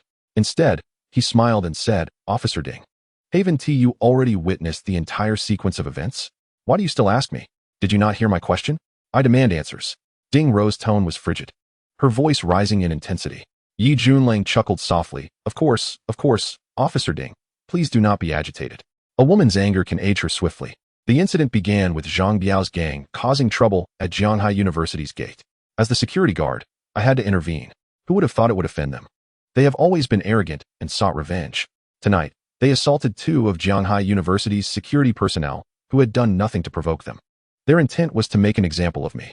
Knowing the situation stemmed from my actions, I went to the Fies bar to confront Zhang Biao, hoping to resolve the matter. As you have seen, they cleared the bar of all patrons, leaving only me. Zhang Biao and his crew were the first to attack me, which you witnessed firsthand. Ding Ro regarded Yi Junlang and asked, "So the incident began with the assault on the security personnel at Zhanghai University?" "Indeed." Yi Junlang affirmed with a nod. "There were no other underlying disputes?" Ding Ro pressed. Yi Junlang shook his head. "In fact, it was my first day in Zhanghai City and my first day on the job. How could I have any conflict with Zhang Biao's gang?" Ding Ro had assumed there must have been some underlying dispute that led to such a significant conflict. Now it seemed that was not the case. Yi Junlang glanced at Ding Ro and remarked with a smile, "Officer Ding, I have been forthcoming with my confession, demonstrating full cooperation. When will you release me?" "Release you?" Ding Ro's gaze hardened as she let out a cold laugh. "You are suspected of participating in a brawl, and you inflicted serious injuries on members of Zhang Biao's gang. And you dare to ask for release? Yi Junlang frowned and replied, Hey, Officer Ding, you cannot be unreasonable just because you are a woman. You witnessed the entire episode. Zhang Biao and his gang were the aggressors, and I was merely defending myself. Should I have sat idly by while they assaulted me with knives and clubs? Would that have been reasonable? Self-defense? You certainly have a way with words. I have never seen someone claiming self-defense sit here and chat so casually, Ding Rou scoffed. Yi Junlang felt a surge of discontent and retorted, What do you mean by that, Officer Ding? You are the head of the criminal investigation team. Yet you cannot distinguish right from wrong. Is your position not based on intellect and ability, but merely on your looks? As soon as these words left his mouth, the recording officer, who had been quietly documenting the interrogation, glanced up at Yi Junlang, clearly astonished, and a look of sympathy and pity flickered in his gaze. Ding Rou slammed her palms against the table, standing abruptly, plunging the atmosphere in the room into a chilling silence. Her delicate, oval face was as cold as ice, and her eyes blazed with an intensity that seemed ready to unleash fury. She fixed her gaze upon Yi Junlang, enunciating each word with precision. What did you just say, Mr. Yi? Yi Junlang slightly raised his head, glancing upward at a 45-degree angle. In her fury, Dou rose suddenly, her graceful figure quivering, her ample curves trembling violently, resembling two deep-sea bombs on the verge of detonation. From this angle, it was indeed a sight to behold, a spectacle so grand that even Yi Junlang, who had navigated the complexities of romance for years, found it rare. You despicable scoundrel, so brazenly shameless, you must be nothing but trouble, Ding Rou exclaimed, her anger igniting a flush upon her cheeks. Despite her typically robust demeanor, she could discern where Yi Junlang's gaze was fixated on her body. Known as the flower of the police force, Ou's fiery temperament and decisive actions earned her the reputation of a fierce tigress within the precinct.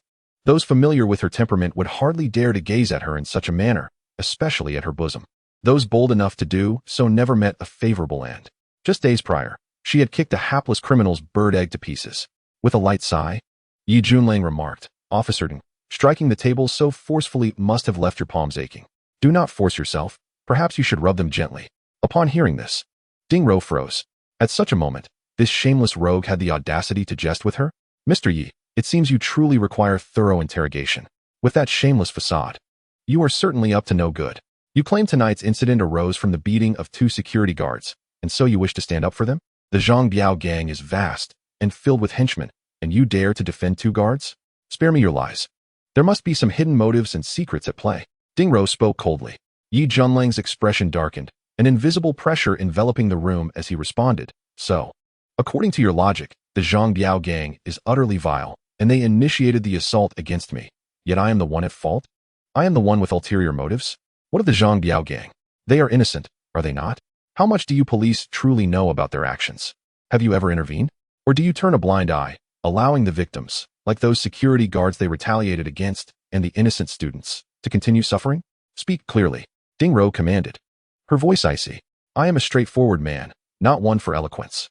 Had I known your department held such an attitude, I would have dealt with Zhang Biao and his crew myself, Yi Junlang retorted. Furious, Ding Rou shot back, you are truly lawless. Do you still wish to kill? Even if they have committed unlawful acts, it is the responsibility of the police to handle it.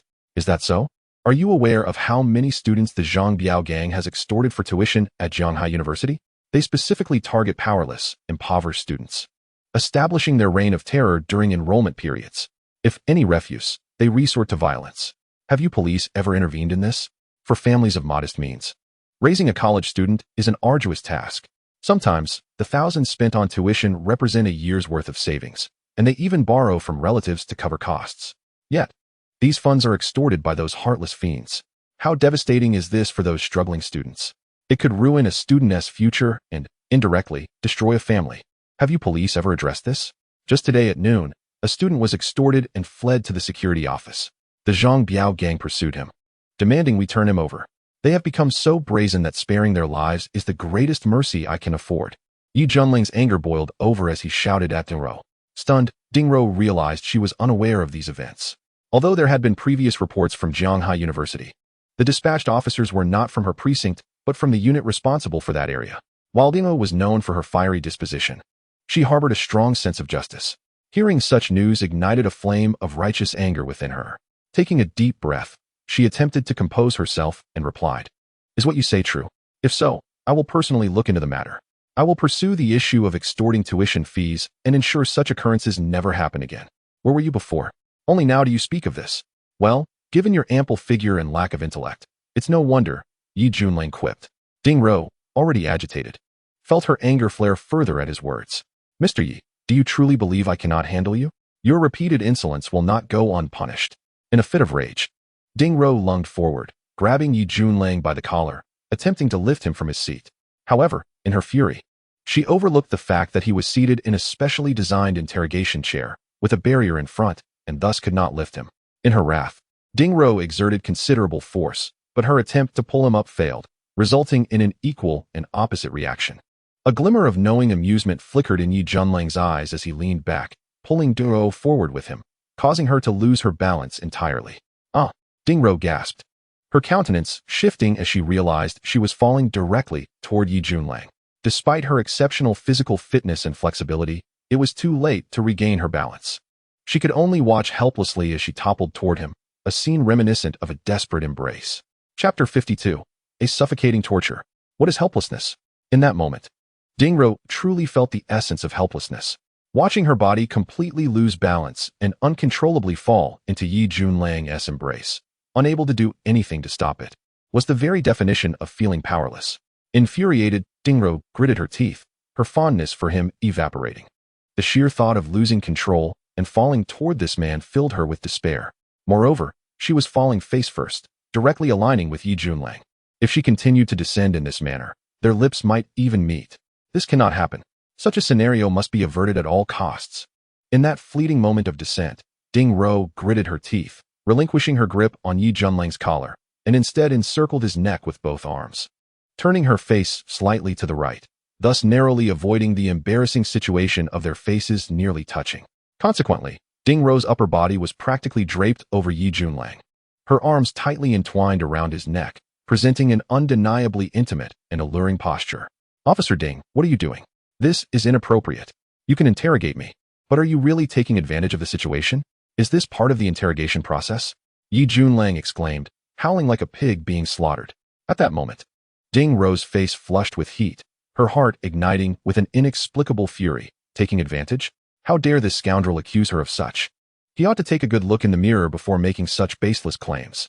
Just as Ding Rou was about to unleash her wrath, the door to the interrogation room suddenly swung open with a loud bang, and a hurried voice called out, Team Ding, let us talk this through, don't move. Xing Feiyang rushed in, having sensed some commotion in the interrogation room, mistakenly believing that this ferocious female officer was about to resort to violence. He had a relatively decent impression of Yi Junlang, so he intended to intervene. However, upon entering, he was met with an astonishing sight that left him utterly speechless, halting his words mid-sentence. What on earth is happening here? Xing Feiyang was taken aback, fully aware of Ding Rou's fiery temperament and bold nature. Could it be that Captain Ding had developed a sudden infatuation for this fellow? Was their flirtation during the interrogation the reason behind her impatient actions? Yet, even if that were the case, decorum must prevail. This was a police station, in an interrogation room, with a recorder present. Such impatience was utterly inappropriate. Regardless, the scene unfolding before him filled Xing Feiyang with a pang of jealousy and envy, wishing to bash his head against a wall. Why had he never experienced such treatment over the years? Scoundrel! You shameless wretch! Let go of me! Ding Rou's flustered and indignant voice rang out. Yi Junlang mumbled incoherently, engulfed in an overwhelming sensation of suffocation. It turned out that Ding Rou's arms encircling his neck had effectively smothered him, rendering him breathless, leaving no room for him to speak. As Xing Feiyang regained his composure, he felt a wave of embarrassment wash over him. He hesitated, unsure whether to voice his thoughts. Team Ding, this fellow's hands are cuffed. How could he possibly embrace you? It's clearly you who is holding on to him. Not wishing to add fuel to the fire, he refrained from uttering those words, feeling utterly awkward in the situation. The scene resembled that of a young couple engaged in playful banter, and he had unwittingly disrupted the atmosphere. Having barged in, there was no turning back. So he cleared his throat and coughed lightly. Ahem, Team Ding, what is going on here?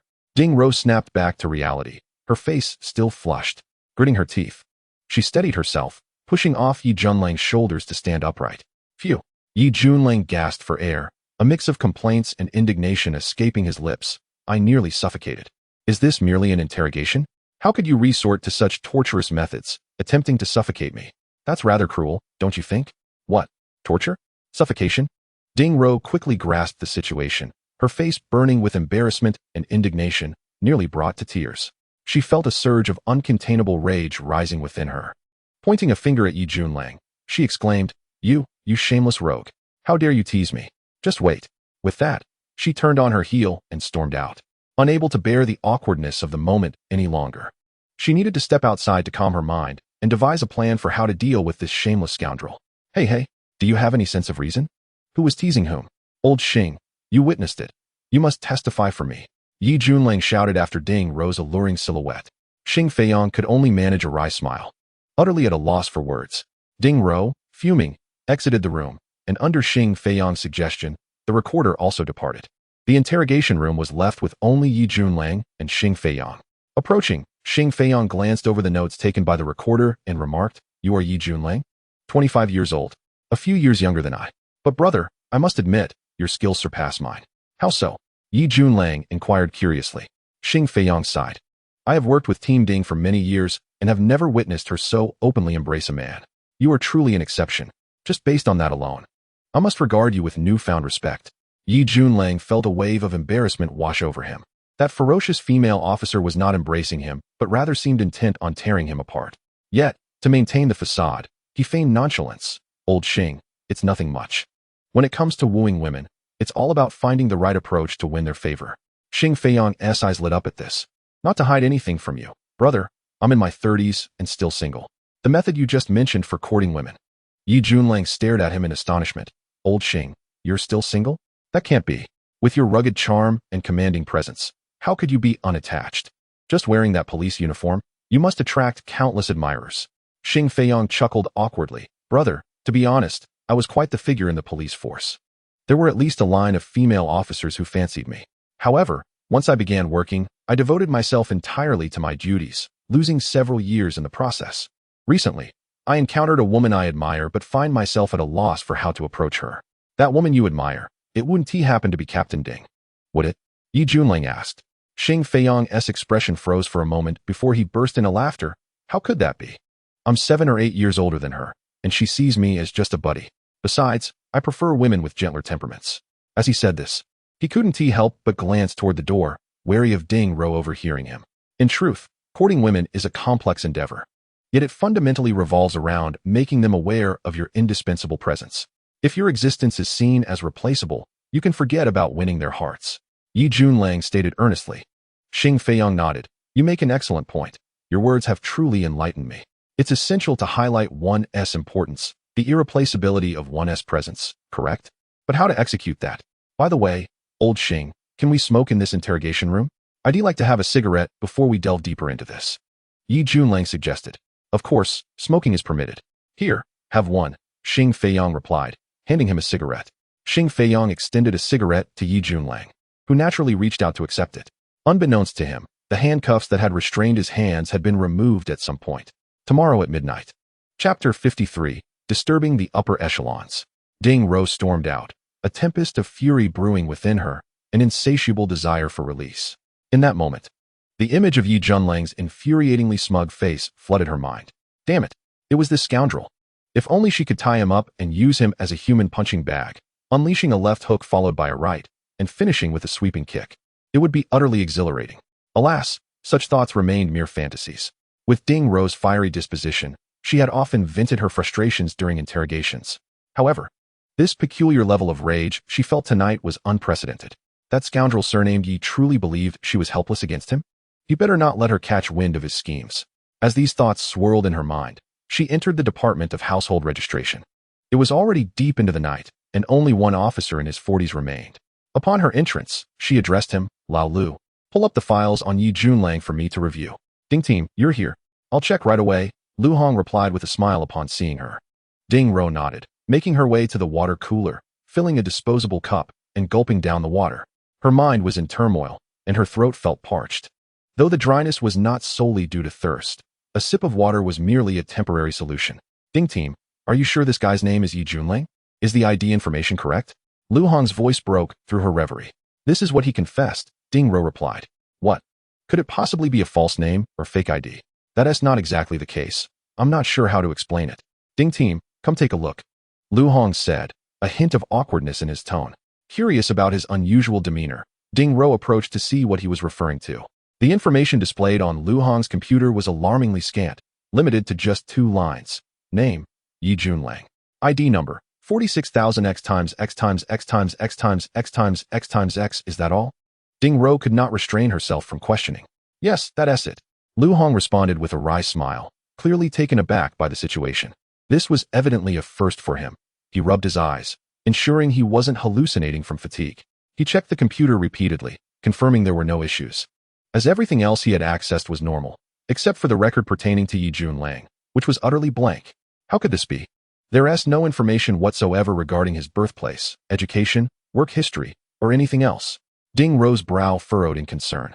Lu Hong shook his head. No. It only presents the name and ID information. Check the public security systems database, Ding Ro instructed. Lu Hong nodded, understanding that she meant the highest level database under the Ministry of Public Security.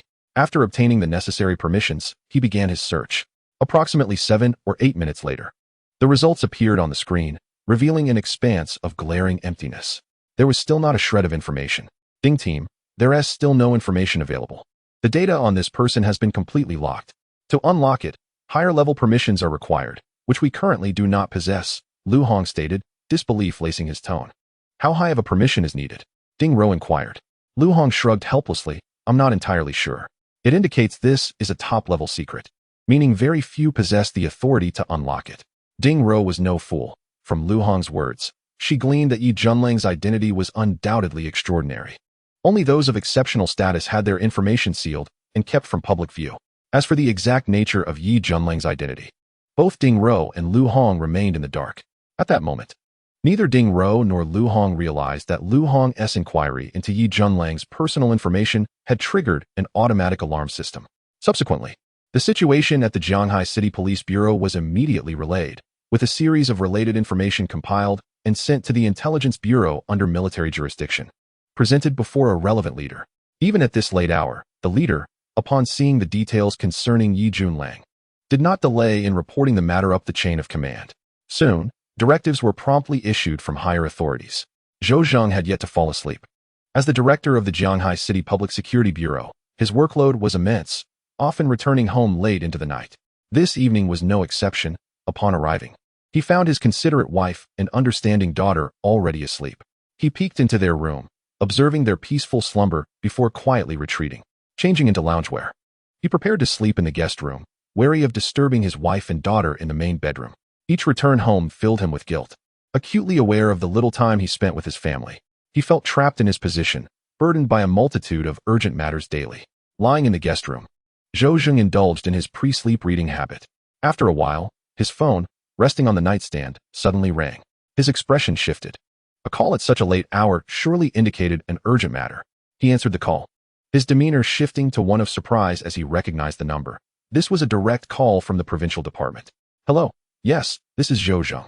Are you Director Tang? Old Zhou, it's me, came the familiar voice of Director Tang. Good evening, Director Tang. I wonder if this late call is regarding any urgent matters? Zhou Zheng responded, his astonishment evident. It was unusual for the provincial public security director to personally call at such an hour, suggesting that the situation was indeed serious. Old Zhou, has your police bureau detained someone named Yi Junlang? Director Tang, I'm not entirely sure. Could it be that Yi Junlang has committed some offense? Old Zhou, I need you to personally verify this at the police bureau. If this individual is indeed in custody, regardless of the reason, he must be released immediately. I'm uncertain about the details, but this is a directive from above and cannot be delayed. Understood. I will head to the police bureau right away. Yes. This Yi Junlang holds a significant status, and higher authorities have been paying close attention. After your visit, see if you can ascertain more about him. Of course, do not force him to divulge anything if he is unwilling. Should he remain in Jianghai City, exercise caution. Perhaps this will prove beneficial to your understanding of Jianghai City. Director Tang, I comprehend. Zhou Zheng nodded. The call concluded swiftly, and Zhou Zheng promptly arose from his bed, hastily dressing before departing with a hurried expression. Chapter 54, The Tigress.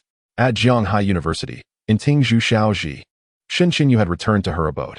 This evening, 2 security guards from Jianghai University had been intercepted and injured by unscrupulous elements from society. And she had been tirelessly addressing this matter. She had never anticipated that such an incident could occur at Zhonghai University. Her current objective was to hope for a swift resolution from the police to apprehend the assailants. Simultaneously, she also sought to ensure that the campus hospital provided the best medical care, facilitating a rapid recovery for the injured guards. Xinxinyu could be said to be quite fatigued today, having been busy throughout the day. However, upon returning home, she found herself devoid of any inclination to sleep. She recalled that during her time at the hospital, Yi Junlang had suddenly exited and had yet to return. His phone was turned off, and her multiple attempts to contact him had proven futile. This infuriated her, as the school had experienced such turmoil, yet this fellow was nowhere to be found. And his phone was off. How could she not be upset? Just as Xinxinyu was preparing to wash up and rest, unexpectedly, her phone rang abruptly. She picked it up and saw that it was an unfamiliar landline number. Initially intending to hang up, she reconsidered and answered the call. For so much had transpired that day. "Hello, may I ask who this is?" Xinxinyu inquired upon answering. "Hello, may I speak with Xinxinyu, the principal of Zhonghai University? We are from the Zhonghai City Public Security Bureau. I apologize for disturbing you at such a late hour." "The Public Security Bureau?" Xinxinyu's expression froze, and she inquired, "May I ask why you are calling me? Is it true that Zhonghai University has employed an individual named Yi Junlang as a security guard?" "Yi Junlang?" "Yes. He just started today and is now an active security guard at Zhonghai University. Unfortunately, this evening, Yi Junlang was involved in a group brawl and has been detained by the police. Since we have been unable to contact his family or friends, we have resorted to reaching out to his employer." "What? A group brawl? What exactly happened? For the specifics, we kindly request Principal Shun to come to the police station to understand the situation." "All right, I will head over immediately," Xinxinyu said as she hung up the phone, a flicker of worry crossing her flawless jade-like face. Yi Junlang had left the hospital only to engage in a brawl? Xinxinyu frowned, a surge of anger rising within her. She had previously wondered about Yi Junlang's sudden disappearance and inability to be contacted. It turned out he had been detained for brawling. She couldn't help but feel exasperated. So much had transpired at the school, and this guy had the audacity to go out causing trouble, which was utterly distressing, especially at such a critical time. Nevertheless, she resolved to leave, driving her black Mercedes E-Class towards the Zhonghai City Police Station. At the police station, in the interrogation room, the air was thick with smoke as two seasoned smokers engaged in a discussion about their experiences with women. "Ah, Brother Yi, truly, your words surpass my years of experience with women," exclaimed Xing Fei Yang, reflecting on the conversation. "You are absolutely correct. One must not treat women as goddesses, as this creates distance. If one acts inappropriately, scolding is warranted. One must exhibit a man's fortitude." "That is very true," Yi Junlang replied with a smile. "Old Xing, you flatter me. My experience pales in comparison to yours. I believe you've simply found yourself in a dead end for a moment. With your impressive demeanor, what woman in this world could resist your charm?" Xing Feiyang couldn't help but grin as he envisioned himself commanding the attention of beautiful women. "By the way, Brother Yi, I perceive you are still unmarried. What do you think of our Captain Ding?" Yi Junlang's expression shifted as he looked at Xing Feiyang, puzzled. "What do you mean, Brother Xing? I don't quite understand." "Brother Yi, you are no novice in the game of love, so why pretend to be clueless?" "I saw everything just now," Xing Feiyang said with a knowing smile. "Saw what?" "I witnessed Captain Ding practically throw herself at you. Such an overt display of affection is a rare sight indeed. To be honest, I have never seen Captain Ding act so forward with any man. You are the first. This indicates that she harbors feelings for you. With your exceptional skills in romance, it wouldn't be surprising if you could easily win her over. I say, Brother Xing, how can you push me into the fire pit?" "What? Fire pit?" Captain Ding is the epitome of beauty in the police force, possessing both beauty and figure. If I were a few years younger, such a fortune would hardly fall into your hands.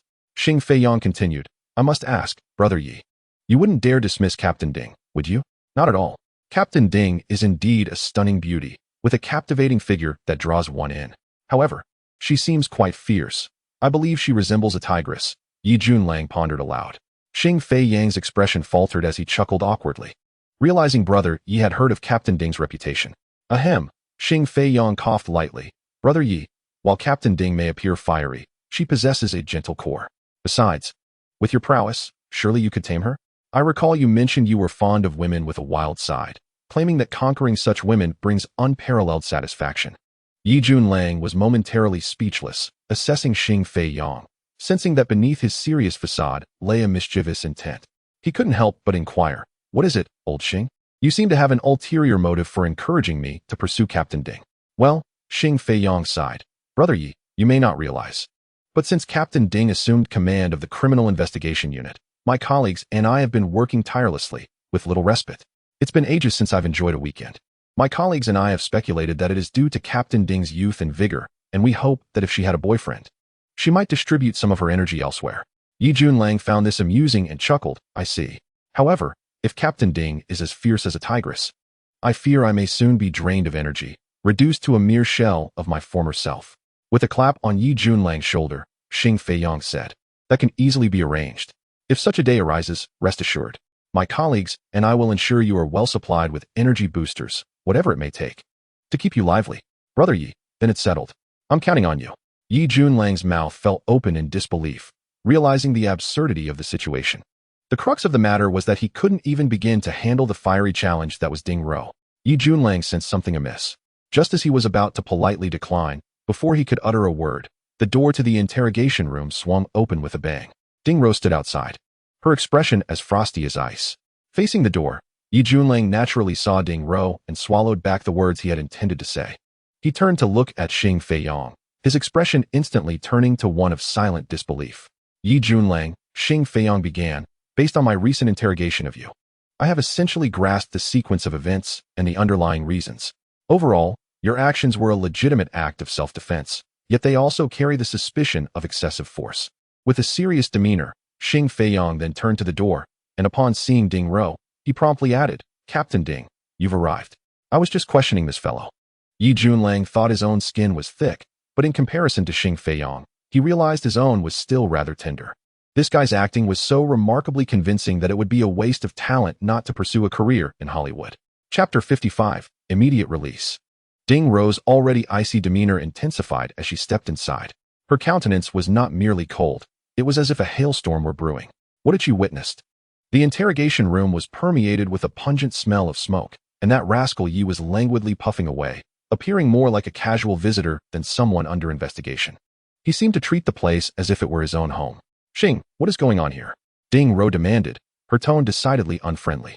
She noticed that Yi Junling's handcuffs had been removed, his right hand leisurely holding a cigarette, his expression utterly relaxed. This infuriated her. She thought to herself, "Here I am, in a foul mood, and this brat seems to have come here to enjoy himself." Xing Feiyong's expression remained unchanged, his demeanor businesslike, as if this matter had nothing to do with him. He replied earnestly, "Captain Ding, after you left, I conducted a thorough interrogation of this individual. He was quite cooperative and confessed everything. In the midst of it, he requested a cigarette, and considering our humane approach of leniency for those who confess, I provided him one." Xing Feiyong's words were impeccably crafted, though he was well aware that he had not been the one to remove Yi Junlang's handcuffs. How he managed to do so was a mystery to him, yet he would not disclose this detail. What exactly did he confess? Ding Ro inquired. Xing Feiyong was taken aback. He had been too engrossed in discussing matters of romance with Yi Junlang to conduct any actual interrogation. Thus, this question left him momentarily speechless. Yi Junlang noticed Xing Feiyong's embarrassment and was about to offer a diversion when the door to the interrogation room was pushed open and an officer approached, stating, "Captain Ding, Director Zhou has arrived." "Director Zhou? What brings him here so late?" Ding Ro asked, momentarily taken aback. "I'm not sure, but he seems to be in a hurry," the officer replied. "I'll go see," Ding Ro said, and Xing Feiyong stood up to follow her outside. As they exited the interrogation room, they encountered a commanding figure approaching them with an air of authority, his expression urgent. It was Zhou Zheng, the director of the Public Security Bureau. "Director Zhou," Ding Ro and Xing Feiyong greeted, stepping forward. "Xiao Ding, Feiyong, have you detained someone named Yi Junlang?" Zhou Zheng inquired upon his arrival. Ding Ro was surprised. She had not anticipated that such a minor matter would warrant Zhou Zheng's attention. "Yes. We detained Yi Junlang for his involvement in a violent altercation. He is currently in the interrogation room," she replied. Zhou Zheng's expression shifted slightly. He took a deep breath and asked, "You haven't made things difficult for him, have you?" "Director, this guy is exceedingly troublesome. If anything, it is he who has made things difficult for us," Ding Ro retorted with evident displeasure. "Quickly, take me to the interrogation room to see him," Zhou Zheng ordered. Ding Ro and Xing Feiyong exchanged glances, uncertain of Zhou Zheng's intentions, but since it was a directive from their superior, they complied and led him into the interrogation room. Upon entering, Zhou Zheng was taken aback to see Yi Junlang seated in the interrogation chair. Seeing how young he was genuinely surprised him. He smiled and said, "May I ask if you are Mr. Yi Junlang? I am Zhou Zheng, currently serving as the director of the Municipal Public Security Bureau." Upon hearing Zhou Zheng's title, Yi Junlang maintained his composure and replied, "Ah, Director Zhou. I apologize for troubling you with my situation. Xiao Ding, please unlock the interrogation chair. I would like to speak with Yi Junlang in the conference room," Zhou Zheng instructed. Ding Ro was momentarily stunned, then regained her composure. "Director, he is a suspect and is still under interrogation." "Xiao Ding, did you not hear what I said? Just do as I instructed," Zhou Zheng replied sternly. "I'll handle it," Xing Feiyong interjected, moving to unlock the interrogation chair and assist Yi Junlang in standing. Zhou Zheng chuckled and said, "Yi Junlang, if you don't mind, would you accompany me to the conference room for a discussion?" Yi Junlang was genuinely uncertain of Zhou Zheng's purpose for coming personally to release him. After a moment of contemplation, he replied, "Sure. Right this way," Zhou Zheng said with a smile. Zhou Zheng led Yi Junlang to the conference room, where officers had already prepared tea. Once they entered, the officers discreetly exited. "Please, have a seat," Zhou Zheng smiled as they settled down. "Let me be bold enough to call you Brother Yi. You need not take offense at the fact that Xiao Ding and the others brought you to the police station. There was a misunderstanding, and they were unaware." Yi Junlang was taken aback and chuckled, "Director, you are being too kind. I did engage in a fight, so it is only natural that Captain Ding brought me in for questioning. On the way here, I gathered some information about the case. You were involved in a violent clash with Zhang Biao's gang, but the incident originated from Zhang Biao's group surrounding you. It is worth noting that Zhang Biao's gang and its associated forces have long been targets of police scrutiny. In my view, the fault does not lie with you in this incident. Therefore, I am here to facilitate your immediate release," Zhou Zheng stated plainly. Yi Junlang was momentarily puzzled. He did not know Zhou Zheng, yet here was the head of the municipal public security system personally coming to release him, which was indeed unexpected. "By the way, Brother Yi, do you know Director Tang from the Provincial Public Security Department?" Zhou Zheng asked tentatively. "Director Tang? I don't know him," Yi Junlang replied after pondering for a moment. "To be honest, today is my first day in Zhanghai City." "Oh," Zhou Zheng nodded and continued. "So you are currently serving as a security guard at Zhanghai University? I wonder what your previous occupation was." "Nothing formal, just drifting along, getting into fights now and then," Yi Junlang replied nonchalantly. In the course of their conversation, Yi Junlang inferred from Zhou Zheng's subtle implications that his detention had somehow attracted the attention of higher-ups, prompting urgent directives for his release from the Zhanghai City Police Station. This revelation did not surprise Yi Junlang. It seemed that upon his arrival in Zhanghai City, the military was still monitoring his movements, likely under the auspices of General Qin. What is this old man Qin plotting? Yi Junlang could not help but ponder inwardly. Outside the conference room, Ding Ro furrowed her brow in confusion. "I can't understand how this fellow could have prompted Director Zhou to come personally." Xing Feiyong chuckled and replied, "I don't know either. But Captain Ding, do you think a mere security guard could possess skills like his?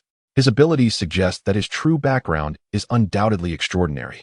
Perhaps he has attracted the attention of significant figures." This statement rendered Ding Ro momentarily taken aback. She swiftly recalled her earlier attempt to have Lu Hong retrieve Yi Junlang's personal information, which proved futile. This alone hinted at something extraordinary. While she pondered this, a flurry of hurried footsteps approached from behind, the distinct sound of high heels echoing on the floor. Turning her head, Ding Ro beheld a woman striding towards her, escorted by 2 police officers. This was a tall and graceful woman, clad in a black professional outfit that impeccably accentuated her mature and alluring curves. Even in her haste, an air of elegance surrounded her, captivating those who beheld her. She possessed striking beauty, with a face as radiant as a blooming lotus, skin as smooth as fine jade, and eyes that sparkled like stars. This exquisite beauty left onlookers spellbound. It was none other than the enchanting Principal Shin Chinyu. Chapter 56, Misunderstanding. "Who is this?" Ding Ro inquired upon seeing Shun Chinyu approaching. One of the police officers replied, "Captain Ding. She claims to be the vice president of Tianhai University. Here to inquire about Yi Junlang's situation." Shin Chinyu then spoke. "Hello, are you Captain Ding? My name is Shin Chinyu. I received a call from the police station regarding Yi Junlang's predicament, and I came as soon as I could. Greetings, Principal Shun. I was just about to consult you regarding Yi Junlang's circumstances," Ding Ro responded, somewhat astonished. She had not anticipated that the vice president of Zhanghai University would be such a young and stunning woman. Shin Chinyu nodded and said, "Certainly. I will cooperate with your investigation. By the way, where is Yi Junlang? How is he doing? May I see him?" Yi Junlang is currently in the conference room. Director Zhou has arrived and is conversing with him there, Ding Rou replied. Shen Qinyu felt a jolt of anxiety, her expression darkening as she realized that even Director Zhou had come to inquire about this matter, indicating the severity of the situation involving that scoundrel.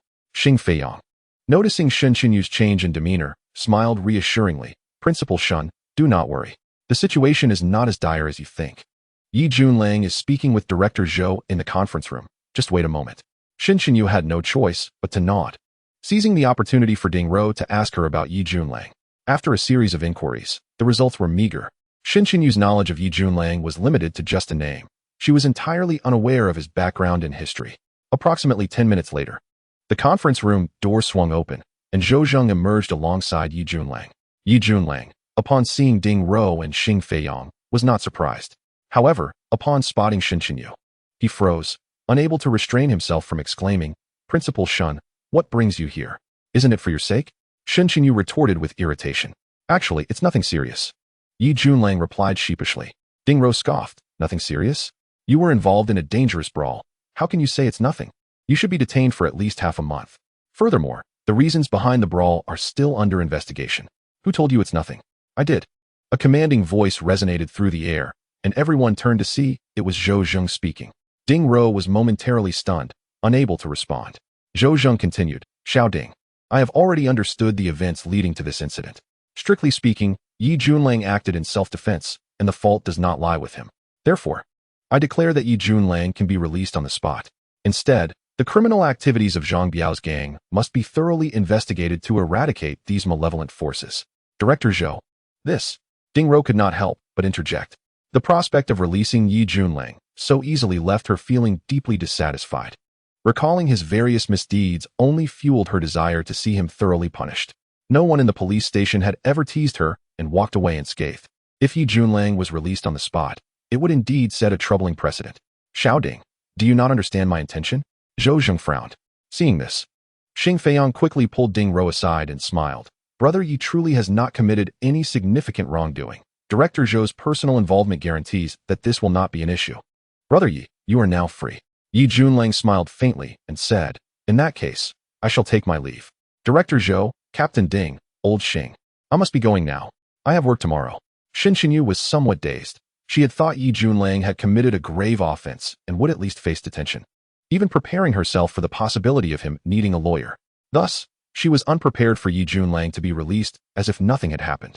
Realizing this was indeed fortunate, she refrained from asking further and followed Yi Junlang out of the police station. Zhou Zheng escorted Yi Junlang to the entrance of the police station, his demeanor notably courteous. Ding Rou, perplexed, could not fathom why Zhou Zheng had personally come to release Yi Junlang and treated him with such respect. Her frustration simmered as she watched Yi Junlang walk past her, unable to suppress a huff of annoyance. Yi Junlang turned to glance at Ding Rou, a smirk playing on his lips. Captain Ding, I know you are a vigilant officer who detests evil. However, you might want to temper that fiery temper of yours. In the future, do not rush at handsome men. It can be quite alarming. If you do not control that impulsive temperament, how will you ever get married? This remark reignited Ding Rou's anger, and she snapped, Yi, are you courting death? Just wait until I catch you slipping up. You will regret it. To this ominous warning, Yi Junlang merely chuckled. After bidding farewell to Zhou Zheng and Xing Feiyang, he stepped into the car driven by Shen Qinyu and departed. It was already late at night. The cool night breeze carried a slight chill, and with the car window partially open, the refreshing air provided a delightful respite. Shen Qinyu remained silent as she drove, yet her exquisite and ethereal face bore an icy demeanor. In the dead of night, having summoned the beautiful principal to the police station, Yi Junlang felt a twinge of guilt. Observing Shen Qinyu's lovely profile, he remarked, Principal Shen, I truly appreciate your assistance. I apologize for disturbing you at this hour.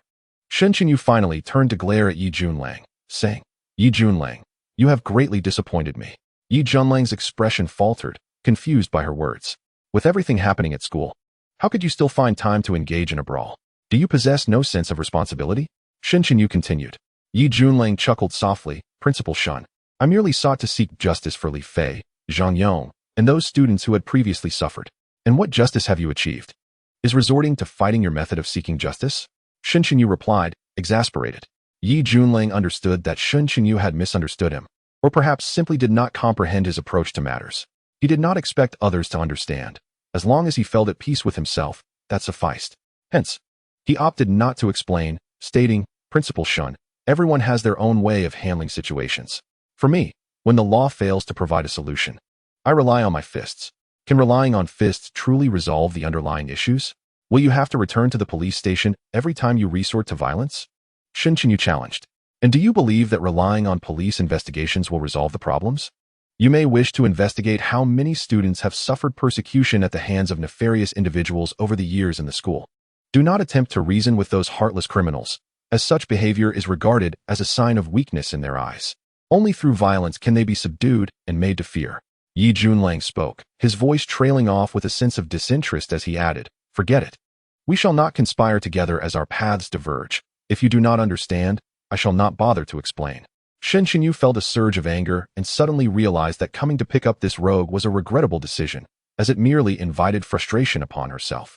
Chapter 57. Forces at Play. 1. Jianghai University, Tingzhou Xiaozhu. A black Mercedes-Benz E-Class sped towards the front courtyard of Tingzhou Xiaozhu and came to a gradual halt. With a thud, the car door swung open, and Yi Junlang emerged from the passenger seat. He turned to Shun Qinyu inside, smiling as he said, Principal Shun, I truly appreciate your assistance this time. Rest well, and good night. Please refrain from bringing me trouble in the future. I would be eternally grateful. Shun Qinyu replied with irritation. Yi Junlang chuckled softly, fully aware that the beautiful principal was still upset over his so-called escapade involving a brawl. He chose not to elaborate further, nor did he seek her understanding. He was indifferent to being misunderstood. Having spent many years in the Longing organization, he had grown accustomed to the ruthlessness of battle. For him, blood feuds demanded blood retribution, and debts of blood required payment in kind. When Li Fei and Zhang Yong were attacked, he would never agree to mere compensation for medical expenses as a means to quell the situation. What did a few coins matter? Who had not encountered some filthy money? Could monetary compensation truly mend the physical injuries sustained? Thus, in such circumstances, Yi Junlang's foremost principle was to retaliate, tenfold or even 100-fold. After bidding farewell to Shun Qinyu, Yi Junlang entered his dwelling, intending to take a shower and then rest soundly, for the day's events had indeed been quite tumultuous. Unbeknownst to him, the occurrences of that night had already detonated like a bomb, capturing the attention of various factions within Jianghai City. In Jianghai City, Zhejiangzuang, located atop Panlong Mountain, is accessible via a winding mountain road that leads to a vast estate resembling the classical gardens of Suzhou, with pavilions and towers arranged harmoniously amidst rockeries and tranquil pools. It was already late at night, yet the villa at the heart of the estate remained brilliantly illuminated. Halfway up the mountain, a black Audi A6 roared along the winding road. A discerning observer would note that shadows flitted through the surrounding woods, vigilant figures keeping watch over the approaching Audi. Once the vehicle's identity was confirmed, these hidden figures refrained from revealing themselves. In other words, had the car been an unfamiliar vehicle, it would have been intercepted the moment it entered the mountain road. With a screech, the black Audi reached the summit, halting before the gates of Zhejiangzuang. The door opened, and a slender, fair-skinned man stepped out, striding purposefully towards the estate. Within the expansive grounds, numerous patrolling personnel greeted him respectfully, their expressions imbued with awe. The fair-skinned man entered the opulent villa, where the grand hall glittered with splendor, each detail reflecting a unique and understated luxury. In the hall, a middle-aged man, approximately 50 years of age, sat reading a book. Upon sensing the entrance of another, he raised his gaze slightly, and in that moment, an immense, oppressive aura emanated from his eyes, transforming his otherwise ordinary appearance into one of remarkable presence, reminiscent of a formidable titan. Indeed, he was a titan, a prominent figure in Jianghai City's underground forces, and the master of Zhejiangzuang, Hong Jiao. Master Hong, the fair-skinned man greeted with respect upon entering. Xiaojin, you have returned. What news have you gathered? Hong Jiao inquired casually, returning his attention to the book. Zhang Biao and his associates remain under police surveillance. They have gathered a crowd for a brawl at the bar under their jurisdiction, which has solidified their culpability. The police have fully engaged in the investigation, Jin Lin reported. Hong Jiao frowned, lifting his gaze to ask, and who are Zhang Biao's adversaries? What is their background? This individual's name is Yi Junlang, a security guard at Jianghai University. That is all the information I have for now, Jin Lin replied. A security guard? Hong Jiao expressed surprise, looking intently at Jin Lin. He had never doubted Jin Lin's abilities. Otherwise, he would not have appointed him as his chief aide. In fact, aside from Hong Jiao himself, Jin Lin was the most feared figure among their adversaries within the Jiulong Association. known as the Golden Ring Snake in Shanghai City. His fair complexion and slender frame belied a cold and ruthless demeanor that surpassed all others. He had eliminated numerous troubles and obstacles for Hong Jiao through his cunning and tenacity, earning him a position of unparalleled importance within the Jiulong Association. Hong Jiao found it astonishing that Jin Lin could not uncover more information about this Yi Junlang. It was indeed perplexing. How intriguing. A mere security guard capable of defeating dozens of Zhang Biao's men? I recall that Zhang Biao is flanked by 4 formidable mercenaries. How could they not withstand this individual? Hong Jiao mused, continuing, when has the security industry produced such experts? Which security company does he belong to? Master Hong, according to my findings. He was not recommended by a security company to serve at Shanghai University, but rather he was directly hired by the university, Jin Lin explained. His origins remain shrouded in mystery? Indeed, we have yet to uncover any information. Jin Lin shook his head. A mysterious young man with exceptional skills. Could it be that he intends to become a dragon crossing the river? Has Shanghai City not seen enough such dragons over the years? Those who offend Master Hong ultimately find themselves in grave peril, Jin Lin remarked, his small triangular eyes flashing with a glint as sharp as a snake's fangs. Master Hong, should we take precautions regarding this Yi Junlang? No. This matter has already attracted police attention. We must refrain from hasty actions for now. And what of Zhang Biao? Zhang Biao? That fool has enjoyed a few years of peace, thinking himself a king in his domain. His insatiable greed and arrogance have led to this predicament, and the police will surely seize upon this opportunity to investigate him rigorously. In other words, he is finished. If he were wise, I would find a way to grant him a chance at survival. If he is foolish enough to reveal what should remain unspoken, then his life is of no further value. Very well. Master Hong, what of Yi Junlang? How shall we proceed? We shall first gauge the depths of his capabilities. Given his enigmatic background, the future is long, so there is no need to rush. What is of utmost importance at present is how to safeguard the interests of Fai's Yulcheng. Hong Jiao spoke, then shifted the conversation, inquiring if Tiange and Hetui had made any recent movements. As it stands, there have been no significant developments. However, Tiange's rapid expansion raises questions about the backing it might be receiving from some wealthy benefactor or influential family. Regarding Hetui, the old tiger has been notably quiet, showing no unusual activity, Jin Lin remarked. Hong Jiao nodded and said gravely, Liahu is no ordinary man. Though he appears rough, he is meticulous and possesses many cunning schemes. For now, we must keep a close watch on Liahu and Hetui. Inform me immediately if Liahu makes any moves. Understood, Jin Lin responded. Hong Jiao waved his hand, indicating for him to leave. As for Yi Junlang, whether he is a dragon or a mere insect, time will tell. If the opportunity arises, conduct a thorough investigation into his background and uncover every detail. Jin Lin acknowledged this and, after bidding farewell to Hong Jiao, exited the grand hall of the villa. Chapter 58, Various Forces, Part 2. In Shanghai City, the northern outskirts, a striking castle-like structure stands prominently. This castle is the headquarters of Hetui, one of the 3 major underground forces in Shanghai City. While its power may not rival that of Zhulonghui, when it comes to combat prowess, even Zhulonghui must tread carefully. Deep within the castle lies a small enclosed arena for animal fights. As night deepens, one can hear the piercing roars of a tiger emanating from the concealed arena, filled with a sense of ferocity, rage, and bloodlust, accompanied by the howling winds. This is a starving tiger. Extreme hunger has awakened the brutal instincts of this famished beast. Under the night sky, its amber eyes glimmer with a hint of crimson, and as it roars, its sharp fangs are revealed as it lunges toward a robust figure ahead. In the arena, a solitary figure engages in combat with the ravenous tiger, a scene that is nothing short of astonishing. After all, this is a magnificent striped beast, and in its famished state, even 5 or 6 well-built men would meet a swift demise. Yet, the one battling the tiger appears calm and collected, at times even meeting the tiger's fierce claws with his own massive fists. Outside the arena, a group of figures stands. They have grown accustomed to the spectacle within. Yet when the spine-chilling roars of the tiger echo, their faces involuntarily twitch. Nearly an hour has passed, and the boss is yet to emerge. How long do you think this starving tiger can endure? I remember the last time a ferocious brown bear lasted about 3 months, only to be ultimately defeated by the boss. The boss is indeed formidable. Few dare to use beasts like tigers and bears as sparring partners for martial arts training. It is said that the boss is pushing to break through his martial prowess, which is why he is training so intensively. When it comes to martial arts, who in Shanghai City dares to rival the boss? Thus, the underground world of Shanghai City ultimately belongs to the boss. We shall wait and see. As the group outside whispers among themselves, the commotion within the arena gradually subsides.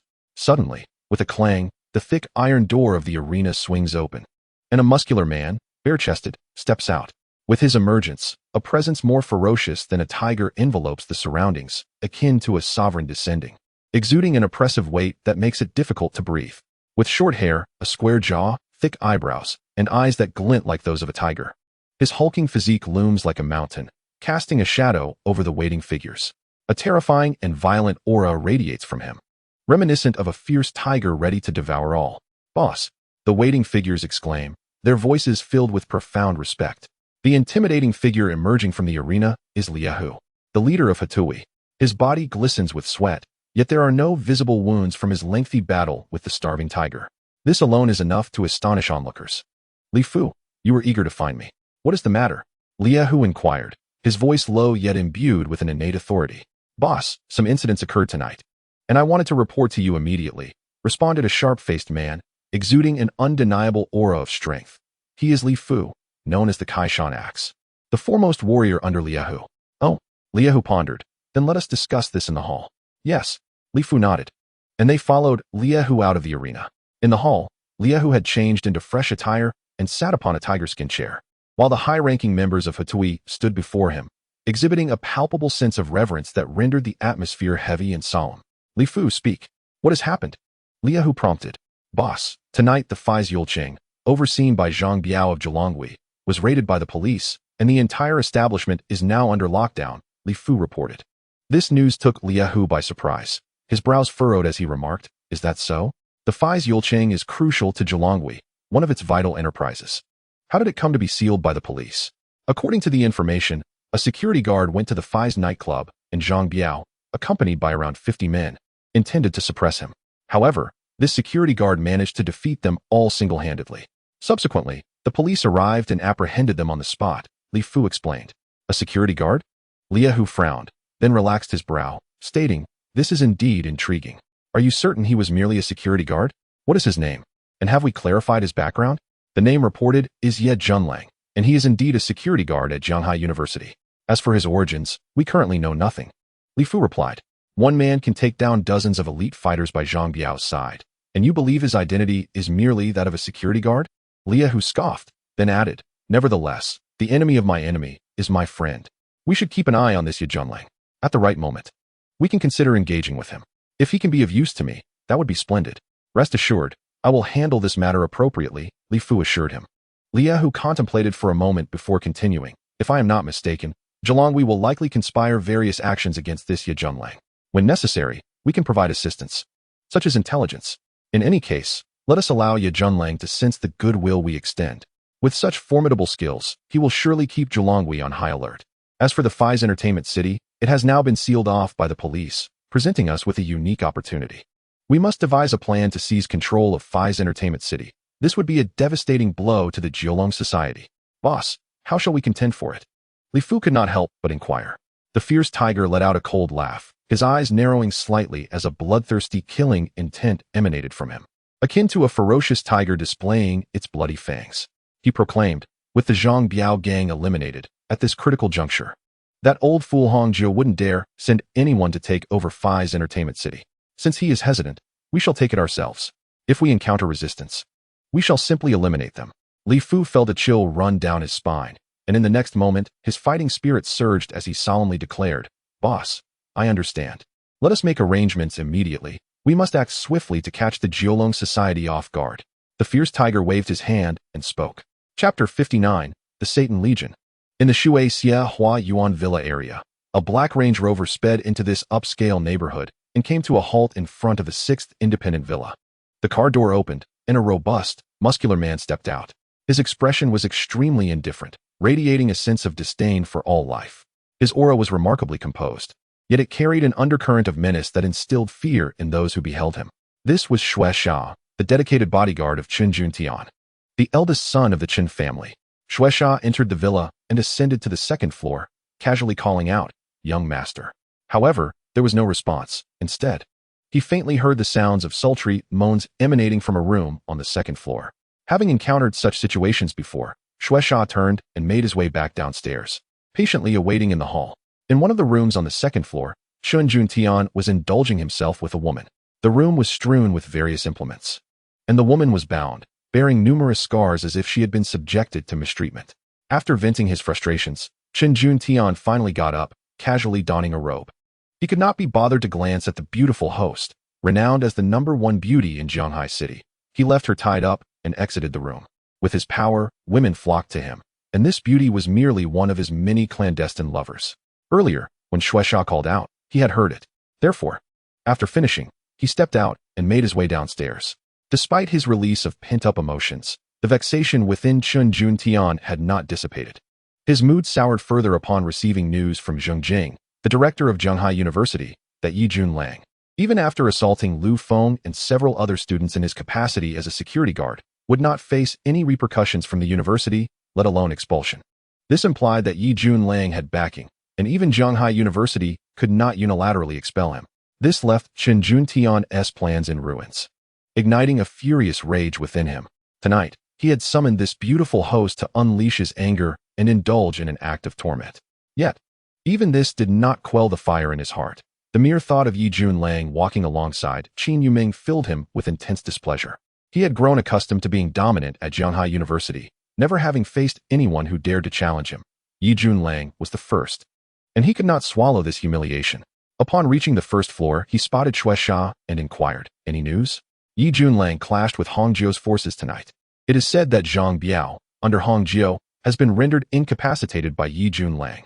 Moreover, all of Zhang Biao's men have been taken down by him. Shueisha reported. Chun Juntian's expression shifted, and he furrowed his brow, asking, was this solely the work of Yi Junlang? Indeed, it was solely his doing.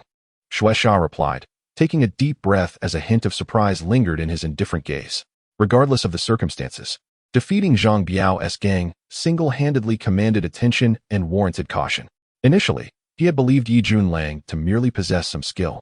But now it seemed he had miscalculated Yi Junlang's abilities. A single individual capable of taking down dozens of elite thugs was undeniably a formidable adversary. So, the surname Yi is not to be underestimated. He possesses some genuine ability, Chun Juntian remarked with a cold smirk. Shueisha was unconvinced and stated, the men under Zhang Biao were merely street thugs, lacking in substance. Nevertheless, Yi Junlang should not be taken lightly. Zhanghai University cannot expel him, indicating he has someone backing him. This makes me extremely resentful, Chun Juntian proclaimed. Young master, given the current conflict between Yi Junlang and Hongjiu's forces, should we wait and observe? Shueisha inquired. A flicker of violence flashed in Chun Juntian's eyes as he coldly responded, I cannot wait any longer. I simply wish for him to disappear from my sight immediately. Furthermore, he has offended me, and I am not one to rely on others for revenge. He has wronged me, and I shall personally ensure his demise. Shueisha's gaze darkened as he slowly said, if the young master insists on eliminating him, we can only turn to the Living Tomb assassins. Living Tomb? Chun Juntian looked at Shueisha. Shueisha nodded and explained. The Living Tomb is the largest assassin organization in the country. This organization operates covertly and has never failed since its establishment. With sufficient remuneration, they can eliminate anyone. A glimmer of intrigue sparked in Chun Juntian's eyes as he asked, is this organization reliable? Absolutely. The Living Tomb is extremely diligent in protecting the information of its clients. Loyalty to clients is the organization's foremost principle. Moreover, once they accept a task, they will ensure its successful completion. Shueisha affirmed. Chun Juntian nodded, a cold glint flashing in his eyes as he declared, that sounds perfect. Contact this organization immediately and dispatch an experienced assassin to eliminate Yi Junlang without anyone being the wiser.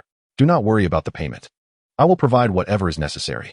My only requirement is that it must be executed cleanly, without any trace leading back to me. Do you understand? Rest assured, young master. I will handle this matter, Shueisha assured. Chun Juntian's lips curled into a sinister smile as he murmured to himself, a mere security guard dares to challenge me? I will ensure you have no place to rest in death. However, your demise will not only be due to your offense against me, but also because you pose a threat. Qin Yuming can only be my woman. A wretched toad like you dares to covet her? It would be better for you to perish sooner rather than later. In the garden of Tingzhu Shaozhu, Yi Junlang sat on a small stool in the backyard after taking a shower, savoring the refreshing night breeze.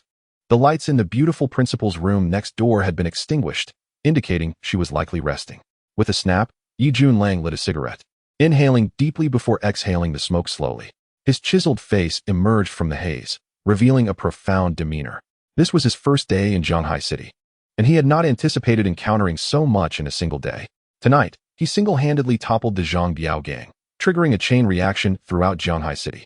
However, he was not preoccupied with this. His thoughts were focused on his own force, the Satan Legion. Uncertain about the current circumstances of his comrades, Zhang Gu, Ba Long, and San Yang, Yi Junlang reflected aloud that the last contact they had indicated their mission in Morocco for the Bounty Alliance. After their task was completed, he would inform them of his withdrawal from the Longing affair. The individuals he referred to were indeed the iron-blooded brothers within the Satan Legion, a faction he had established in the shadowy world. While outsiders might not comprehend his resolute decision to exit the Long-ing organization, the brothers of the Satan Legion surely would, as it was a strategic move to better confront the formidable force known as the Dark Knight organization.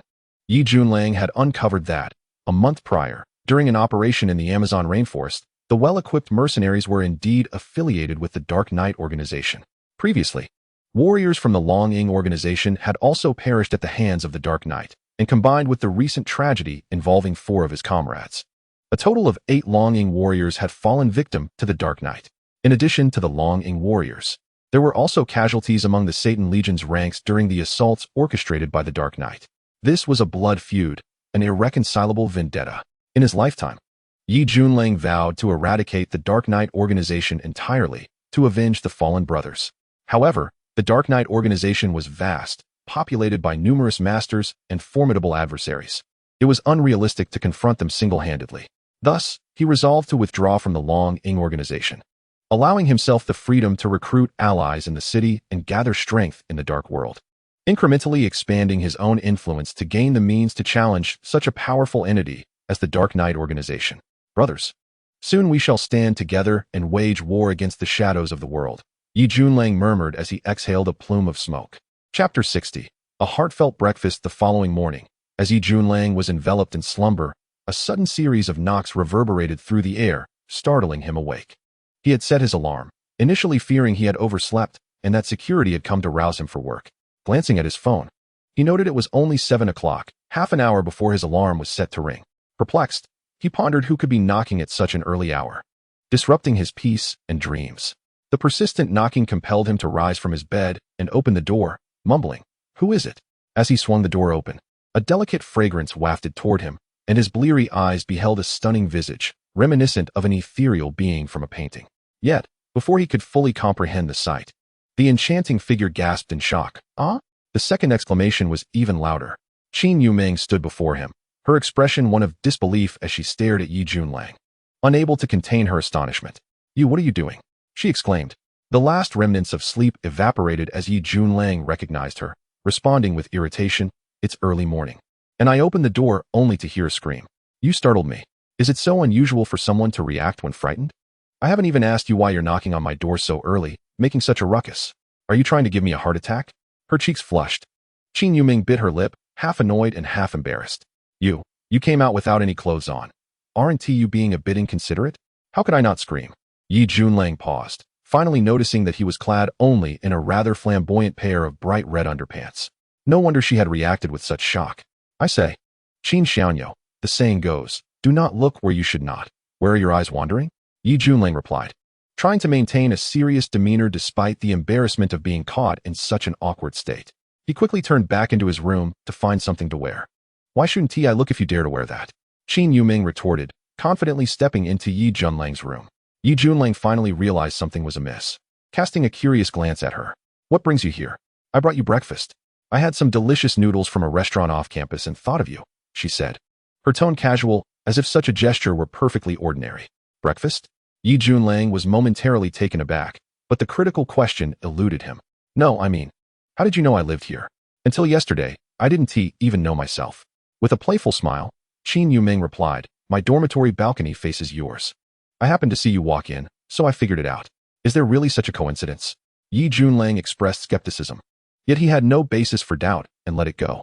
In truth, Qin Yuming had employed some means to discover that Yi Junlang was assigned to Tingzhu Xiaozhu, and she had come directly. "Oh dear, here's your noodles. Hurry and eat before they become mushy," she urged. An odd feeling washed over Yi Junlang.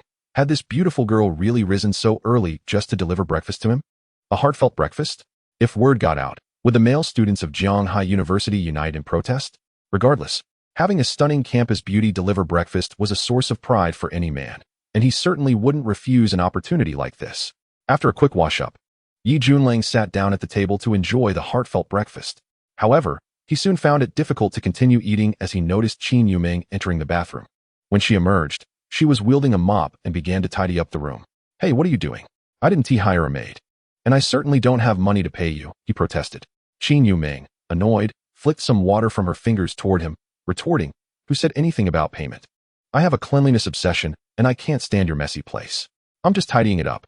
Did you catch a fever last night? Perhaps you've lost your mind?" Yi Junlang exclaimed, stepping closer to check her forehead. Qin Yuming swatted his hand away, exclaiming, "You're the one with a fever. I'm perfectly fine. How could you curse me?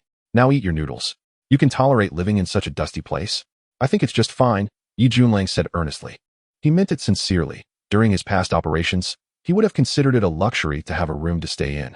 More often, he had been forced to nap against trees or find a dry cave to rest in. "That may be your standard, but according to mine, this is unacceptable," Qin Yuming retorted, resolutely continuing her cleaning. Her delicate hands, as pristine as jade untouched by the spring waters, diligently wiped surfaces, wrung out the mop, and meticulously cleaned every corner of the room. Yi Junlang was utterly stunned. The turn of events was too abrupt, leaving him entirely unprepared. At this moment, Qin Yuming had already entered the bathroom, and the next instant, her exclamation echoed out. "Why are there so many dirty clothes? Oh, and a pair of underwear. I must ask, Uncle Yi, do you just toss your discarded underwear around like this?" Yi Junlang felt an overwhelming sense of embarrassment. Even a man as thick-skinned as he was felt his cheeks burn with shame, wishing he could simply vanish. The clothes he had changed out of after his shower last night had carelessly been left in the bathroom, as he planned to save them up for a single wash in the washing machine. He never expected that the beautiful campus flower, Qin, would come over so early in the morning, bringing breakfast and acting as a maid. Suddenly, the sound of water flowing from the faucet filled the bathroom. Yi Junlang's expression changed. Could she possibly be washing his underwear? This was unacceptable. How could he show his face after this? With this thought, he hastily dashed towards the bathroom, shouting, "Stop, stop, please don't wash them." Upon entering the bathroom, he found the floor completely wet, with soap bubbles scattered around, causing him to slip as soon as he rushed in. "Be careful, Uncle Yi," Qin Yuming called out and hurried over to grab him. However, as she moved forward, her own foot slipped, and instead of helping, she fell towards Yi Junlang. Yi Junlang sighed in resignation. What more could he say? To avoid hurting Qin Yuming, he had no choice but to act as a human cushion, wrapping his arms around her waist and falling to the ground. "What are you shouting about so early in the morning? Making such a ruckus? Can't anyone get a decent rest around here?" The voice of the beautiful principal suddenly rang out, followed by the sound of heavy footsteps. Shen Qinyu stormed into Yi Junlang's room, but found no one there. Where's everyone?" Expressing her surprise, she heard commotion from the bathroom and promptly walked over, only to witness the sight of Yi Junlang and Qin Yuming sprawled on the floor. "You Yuming? How could it be you?" Shen Qinyu was taken aback. She clearly recognized Qin Yuming. The next moment, realization hit her, and her face turned pale. "You scoundrel Yi. Are you trying to make a move on a schoolgirl right after your arrival? What do you intend to do? Are you plotting something sinister? Let go of Yuming. If you have a problem, come at me." Yi Junlang felt darkness cloud his vision, nearly collapsing. What in the world was happening? Chapter 61. A startling glimpse. Life, indeed, feels as lonely as snow. An unappreciated life is both lonely and tragic. Yi Junlang could not fathom how the beautiful principal could interpret his actions with Qin Yuming in such a manner. What exactly did she see? It seemed his hands were merely holding onto Qin Yuming. Why did his right hand feel something else? Yi Junlang's mind jolted, and he quickly released his grip, repeatedly justifying to himself that this was an accident, completely unintentional, and had nothing to do with him. Qin Yuming also regained her composure, uncertain if she had registered the events involving Yi Junlang's hands. "Sister Qinyu, it's you," Qin Yuming said hesitantly, her pure jade-like face tinged with a blush. "Yuming, do not fear. As long as I'm here, you will come to no harm. This despicable scoundrel will not escape my wrath for laying a hand on you," Shen Qinyu declared, glaring at Yi Junlang. "You better let go of her now. Your shamelessness is appalling. It's one thing to treat me this way, but Yuming is still a young girl. How could you stoop so low?" Sister Qinyu, has Uncle Yi already done that to you?" Qin Yuming blurted out, unable to contain her curiosity. Shen Qinyu's face immediately flushed with anger. Her words hinted at the previous day's incident when Yi Junlang had forcefully pinned her to the bed, but her phrasing left much to the imagination. Yumeng, what are you saying? It is not at all what you think. Why are you so calm and unbothered? This guy is not a good person, Shen Xinyu remarked, puzzled. Yi Junlang could hardly bear to listen any longer. He sighed and inquired, Principal Shun, may I ask what your pen name is? I am eager to read your work. Pen name? What do you mean? With your imagination and creativity. It would be a waste not to write novels. I presume your secondary occupation must be as a web novelist, hence my desire to read your writings. Yi Junlang replied with utmost seriousness. You are overthinking it. Shen Xinyu retorted, then realized, are you implying that I am being overly imaginative? Isn't that so? Did your eyes see me violating the sanctity of our nation's flower? Did you not witness us falling? Instead of helping, you chose to add insult to injury, tarnishing my noble character. Yi Junlang declared, his face darkened. At this point, Qin Yuming felt embarrassed and added, Sister Qinyu, you misunderstood. The bathroom floor was cleaned, but it was slippery with water and foam. We fell, but thankfully, Uncle Yi caught me, so I am fine. I am not fine. I landed right on the threshold. It hurts. Yi Junlang exclaimed. Qin Yuming laughed sheepishly, feeling awkward about continuing to lean on Yi Junlang, so she hurriedly attempted to stand up. Shen Xinyu, realizing her misunderstanding of Yi Junlang, approached and helped Qin Yuming up. Yi Junlang also intended to rise, but as Shen Xinyu approached, he had a sudden impulse to feign unconsciousness on the floor. It turned out Shen Xinyu was wearing a fitted skirt suit today, the hem falling quite low.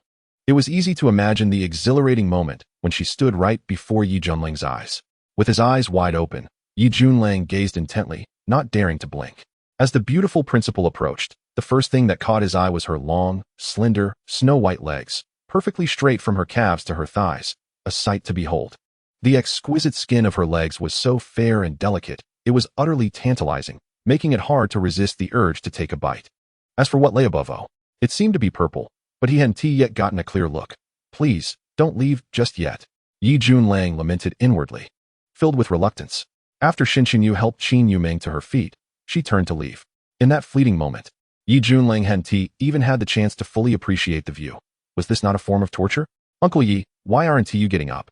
Qin Yuming asked curiously. Cough, cough. I'm just lying here reflecting on my unfortunate life, Yi Junlang replied with feigned seriousness. But the floor is wet, Qin Yuming noted. Oh no, my clothes. Yi Junlang exclaimed, leaping to his feet like a cat that had its tail stepped on, but it was too late, as his pants and clothing were already mostly soaked. Following this, Shen Xinyu learned the entirety of the situation. Upon discovering that Qin Yuming had come early to bring breakfast to Yi Junlang and even volunteered to help clean, she felt her worldview had been thoroughly shaken. Shen Xinyu's face turned ashen, filled with a mix of frustration and disappointment. Yuming, are you looking for trouble? How could you come to clean for this scoundrel? If he chooses to live in squalor, let him be. Why bother yourself with it? I reside just next door. Why have I never seen you kindly come over to clean for me? Sister Qinyu, I was wrong. Next time, I shall tidy up your room before coming to assist Uncle Yi. Qin Yuming stuck out her tongue and spoke. Shen Xinyu, in a fit of agitation, stomped her foot and exclaimed, that is not the crux of my words. That scoundrel is no good, shameless, and rotten to the core.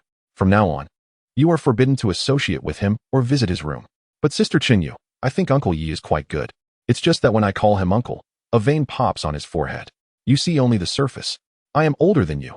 You must trust my judgment. That fellow deceived you the other day, and you are still oblivious. Uncle Yi doesn't resemble a human trafficker. I thought you were usually clever. How can you be so stubborn regarding this matter? Just heed my words, or I shall have a serious talk with your parents. You are a student under special care at school. Your priority now is to excel in your university studies. Sister Qinyu, I have already self-studied the 4 years of university courses in my spare time. As Shen Xinyu tugged at Qin Yuming to leave, she earnestly tried to persuade her. But she was abruptly halted by Qin Yuming's words, leaving her with a sense of helplessness. Yi Junlang watched Shen Xinyu pull Qin Yuming away and could not help but shake his head with a wry smile, realizing that the beautiful principal held a profound misunderstanding of him. Protecting oneself is akin to guarding against thieves. Yi Junlang had to change into a fresh set of clothes and put his damp attire in the bathroom, only to discover that Qin Yuming was washing rags, not his undergarments. Thank goodness. If a young girl had washed his underwear, he would have been utterly embarrassed. Yi Junlang then stepped outside, ready to commence his workday. However, prior to that, he intended to visit the campus clinic to check on Li Fei and Zhang Yong. Chapter 62, An Unexpected Call. Yi Junlang lingered in the campus clinic for over half an hour, inquiring about the recovery status of Li Fei and Zhang Yong. Overall, their healing was progressing well. After all, their injuries were not too severe, but healing from such injuries would undoubtedly take some time. To fully recover, they would need at least a month. Yi Junlang could only advise them to rest properly and return to work once healed. He did not mention his actions from the previous night to Li Fei and Zhang Yong. Some matters, once done, need not be spoken of. After visiting Li Fei and Zhang Yong, Yi Junlang returned to Zhanghai University to continue his duties.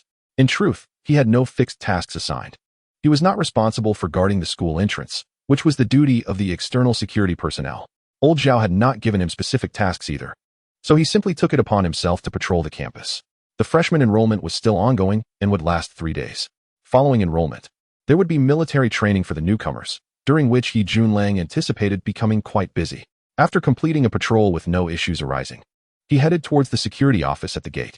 Wu Wenming and Lin Sudong were present in the office and greeted Yi Junlang as he approached. "Brother Lang, Xiao Fei and Yi Yong seem to be feeling better.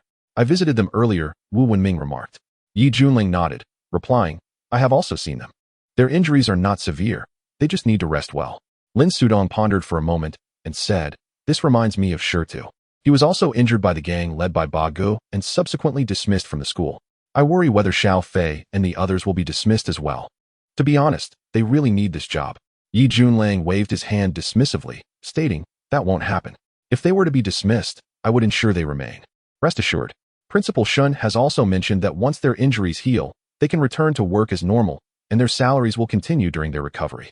Wu Wenming sighed in relief, saying, "That is wonderful news. Brother Lang, do you think those people are too arrogant? Not only extorting students, but also brazenly resorting to violence. It's simply lawless." Yi Junlang narrowed his eyes slightly, speaking in a calm tone, "Rest assured, such occurrences will never happen again. Those individuals will not dare to appear near Zhanghai University in the future, nor will any students fall victim to their extortion." Upon hearing this, both Wu Wenming and Lin Sudong were momentarily taken aback, exchanging glances, feeling that the implications of Yi Junlang's words were astonishing. Yi Junlang spoke with absolute certainty, indicating that what he said was fact. As for the methods he would employ to prevent such events, they were left in the dark. As the sun began to set, casting a golden-red hue across the ground, Yi Junlang spent the day leisurely, finding that being a security guard was rather easygoing. With no evening shift scheduled, he returned to the courtyard of Tingzhu Shaozhu. He felt the necessity to establish an intelligence agency in Zhanghai City. Having single-handedly dismantled Zhang Biao's gang the night before, he had yet to observe any unusual activity. However, Yi Junlang was aware that all of this was merely an illusion. It was calm before the storm. He knew that behind Zhang Biao lay a powerful force in Zhanghai City. The opposing party had not yet taken action, likely due to the ongoing police investigation into the Fai's Entertainment City, forcing Zhang Biao's backing to exercise restraint for the time being. Once the storm passed, he feared he would face a retaliatory onslaught. Yi Junlang was unfazed by this, since his decision to act the previous night. He had intended to uproot the force behind Zhang Biao entirely. However, as of now, he remained uninformed about the situation in Zhanghai City and the various factions. He lacked knowledge regarding the power behind Zhang Biao, its leader, and the number of individuals involved. Thus, he felt it necessary to establish a dedicated intelligence agency. Lost in thought, his phone suddenly rang. Yi Junlang took out the phone, and, upon seeing the unfamiliar number, his expression shifted slightly. It was an overseas call, not a domestic one. Yi Junlang frequently executed tasks abroad, so receiving calls from overseas was not unusual. However, few people knew his mobile number. It was mainly close brothers or individuals he trusted. This number seemed somewhat familiar, but he could not recall immediately. After a moment's contemplation, he decided to answer the call. Asking, "Hello, who is this? Is this Yi Junlang, brother Yi?" A voice, slightly hesitant yet uncertain, inquired, speaking in Mandarin. "Yes, this is me. Who are you?" Yi Junlang replied. "Brother Yi, I am Anan." "Anan? The one who followed Di Lao Da? 3 years ago, I had the fortune to drink with Brother Yi. I wonder if you still remember." "Oh, now I recall. It's coming back to me." Yi Junlang smiled warmly, a hint of nostalgia flashing in his eyes. "You are Anan, under old D's command. I remember you. You appeared gentle and quiet, yet when drinking, you were as fierce as a wolf. 3 years ago, I shared a drink with you, and that night I was thoroughly intoxicated, yet your contributions were undeniable. Brother Yi, you still remember me." On the phone, your voice conveyed a sense of relief. "By the way, how is Laudi doing? I recall he was clamoring 3 years ago to retire from the business. But it seems he hasn't fulfilled that promise yet. Yi Junlang smiled, reminiscing about an old friend, a warmth blossoming in his heart. Brother Yi, I took the liberty of calling you to discuss matters concerning Di Laoda. He is in trouble. Trouble? What kind of trouble? Yi Junlang furrowed his brow, his gaze sharpening. Brother Yi, I understand you are quite busy, and Di Laoda had instructed us not to disturb you under any circumstances, given your unique status. However, we truly find ourselves in a dire situation, having exhausted all options, and only you can save Di Laoda now. Let us skip the formalities. No matter how busy I am, matters concerning brothers take precedence. Tell me, what has happened to Lao Di? Yi Junlang's voice deepened, imbued with authority. Di Laoda has been captured by the Kursan army. Those treacherous scoundrels have detained him. They not only seized the weapons we provided, but are also holding Di Laoda hostage, demanding a ransom. If we fail to pay, they threaten to deliver his corpse to us. The furious voice of Anan filled the line. Chapter 63. Arms Dealer, Dijon. The Kursan army has detained Lao Di? Yi Junlang frowned, taken aback. The Kursan army is an independent force in Myanmar, frequently clashing with both the government troops and other anti-government factions, resulting in a protracted state of chaos in the region. Anan, don't be hasty. Please clarify the situation for me. Yi Junlang spoke in a calm, yet firm tone. Anan succinctly recounted the events leading up to this crisis. Lao Di, known as Dijon, is an arms dealer in the Golden Triangle, surrounded by a group of followers engaged in the arms trade. Thanks to the incessant warfare in the Golden Triangle, Dijon has thrived in this business, nearly monopolizing arms transactions in the area. Yi Junlang's acquaintance with Dijon was serendipitous. 3 years prior, he led the Longying warriors to the Golden Triangle to eradicate a drug trafficking group that had been smuggling narcotics into China. The Border Drug Enforcement Team had tracked the group, but due to their formidable size and armament, they could not complete the annihilation. Therefore, assistance was sought from the military, which dispatched the Longying organization to carry out the mission. Yi Junlang and his team, in collaboration with the Border Enforcement Unit, initiated an assault against the drug traffickers. Despite the enemy's superior numbers and equipment, after a relentless day and night of pursuit and combat, Yi Junlang's forces found themselves running low on ammunition. Unable to wait for resupply, they decided to procure arms locally, leading them to Dijon. Upon learning of Yi Junlang's identity as a Chinese warrior engaged in the pursuit of drug traffickers, Dijon generously provided them with ample weaponry at no cost, and even joined the fray with his own fighters. His familiarity with the terrain of the Golden Triangle proved invaluable, allowing Yi Junlang's team to successfully eradicate the drug traffickers and complete their mission. Dijon, a fellow Chinese, was warm-hearted and magnanimous, forging a bond of friendship that culminated in a night of hearty revelry. Hearing of Dijon's predicament now stirred a deep sense of obligation within Yi Junlang. He owed a debt of gratitude for Dijon's past assistance, and more importantly, as a man of principle, he would spare no effort to aid a brother in need. From Anan's brief account, Yi Junlang grasped the entire sequence of events. It turned out that 3 days prior, the Kursan army had placed an order for arms worth $5 million, a significant transaction, considering their previous orders typically fell below the $1 million mark. Dijon, having cooperated with them multiple times before, had no reason for suspicion. However, when Dijon arrived to deliver the arms, an unexpected turn of events occurred. The Kursan army detained Dijon along with his accompanying personnel and seized the weapons, subsequently demanding a ransom from Anan. Following the incident, Anan had tirelessly sought assistance from various influential figures in the Golden Triangle, but to no avail. It was only when he found himself at a dead end that he reached out to Yi Junlang for help. 3 years ago, amidst their jovial drinking, Yi Junlang had left his contact number with Dijon, assuring him that he could call for assistance at any time. Otherwise, Anan would not have had Yi Junlang's contact information. Yi Junlang pondered for a moment before inquiring, "How much ransom are they demanding?" $30 million. Anan replied, his voice dry at the mention of the sum. Yi Junlang let out a cold laugh. Their demands were indeed exorbitant. What are their terms for the transaction? Yi Junlang inquired.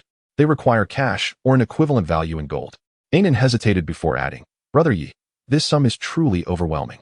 Yet, my brothers and I are at our wits' end. We cannot gather such a large sum in a short time. I will handle the financial aspect. I will make my way to you as swiftly as possible. Are you still based near Nanshan town?" Yi Junlang asked. "Yes, we are still in that vicinity." "What deadline have they set?" 7 days. Today marks the 3rd day. 7 days? There is still time. Yi Junlang stated, "Let us proceed as discussed. Await my news. I will head to Nanshan town to meet you." "Thank you so much," Brother Yi, Anan exclaimed, his tone a mix of excitement and gratitude. There is no need for thanks among brothers. Do not worry, Lao Di will be fine. For now, await my message, Yi Junlang reassured him. Understood, understood, Anan responded repeatedly. Ending the call with Anan, Yi Junlang furrowed his brow once more. $30 million. Honestly, he couldn't amass such a sum in an instant.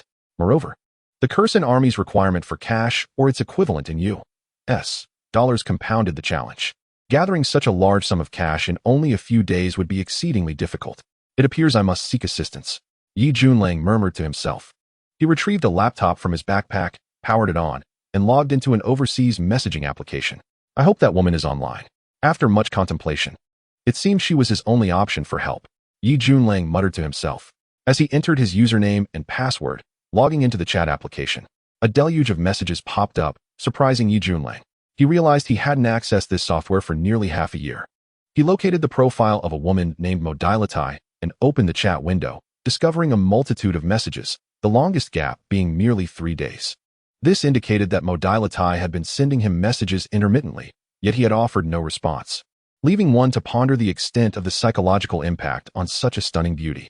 As Yi Junlang contemplated his choice of words, he struggled to devise a suitably sophisticated greeting. Ultimately, he settled for a simple message. Hi Modalitai, how are you? I need to speak with you about something. Chapter 64, The Woman of the King. In the United States, Manhattan, atop a towering skyscraper, a vast conference room housed over 20 individuals seated around an enormous oval table. Dressed in tailored suits, each person exuded an air of wealth and prestige, yet they all bore a demeanor of remarkable restraint and humility. The identities present were enough to instill fear, including representatives from the Rothschild, Rockefeller, Morgan, DuPont, and Onassis families, alongside prominent figures from Wall Street's financial elite. All gathered in one place. Collectively, these individuals controlled an astonishing portion of the world's wealth. Any decision made by one of them had the potential to influence the global financial landscape, making their assembly an unimaginable occurrence.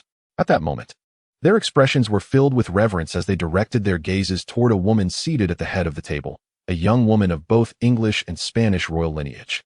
Clad in a white turtleneck beneath a fitted black blazer, her attire accentuated her enchanting silhouette. Even seated, one could discern her nearly perfect proportions from her graceful curves. Her long, gently curled golden hair cascaded freely, and her azure eyes sparkled like the most exquisite sapphires set against her flawless visage. Her exquisite features appeared as though sculpted by divine hands, yet they emanated an effortless beauty, exuding an icy aura that conveyed an innate nobility, reminiscent of a princess surveying her subjects. This woman was Modalitai, the chief executive of Europe's largest defense manufacturing conglomerate. Dubbed the Woman of the King, this title did not imply she belonged to any particular monarch.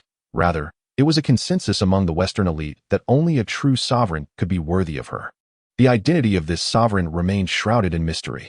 Years prior, when she initiated the acquisition of her first defense company, no one foresaw her meteoric rise. As she systematically and swiftly absorbed various military enterprises across Europe, culminating in the establishment of the region's preeminent defense manufacturer. Undoubtedly, she had the robust support of 2 royal families, yet her remarkable acumen and ironclad resolve commanded respect. Despite her youth, her status was unparalleled, earning her admiration from all. The industries represented by the ancient families in the conference room were, to varying degrees, intertwined with defense manufacturing, an industry renowned for its remarkable profitability. Modalitai had summoned these influential figures to discuss potential collaborations in the defense sector. Is everyone present? Let us commence today's meeting, Modalitai announced, opening her laptop to access the prepared PowerPoint presentation and officially begin the proceedings.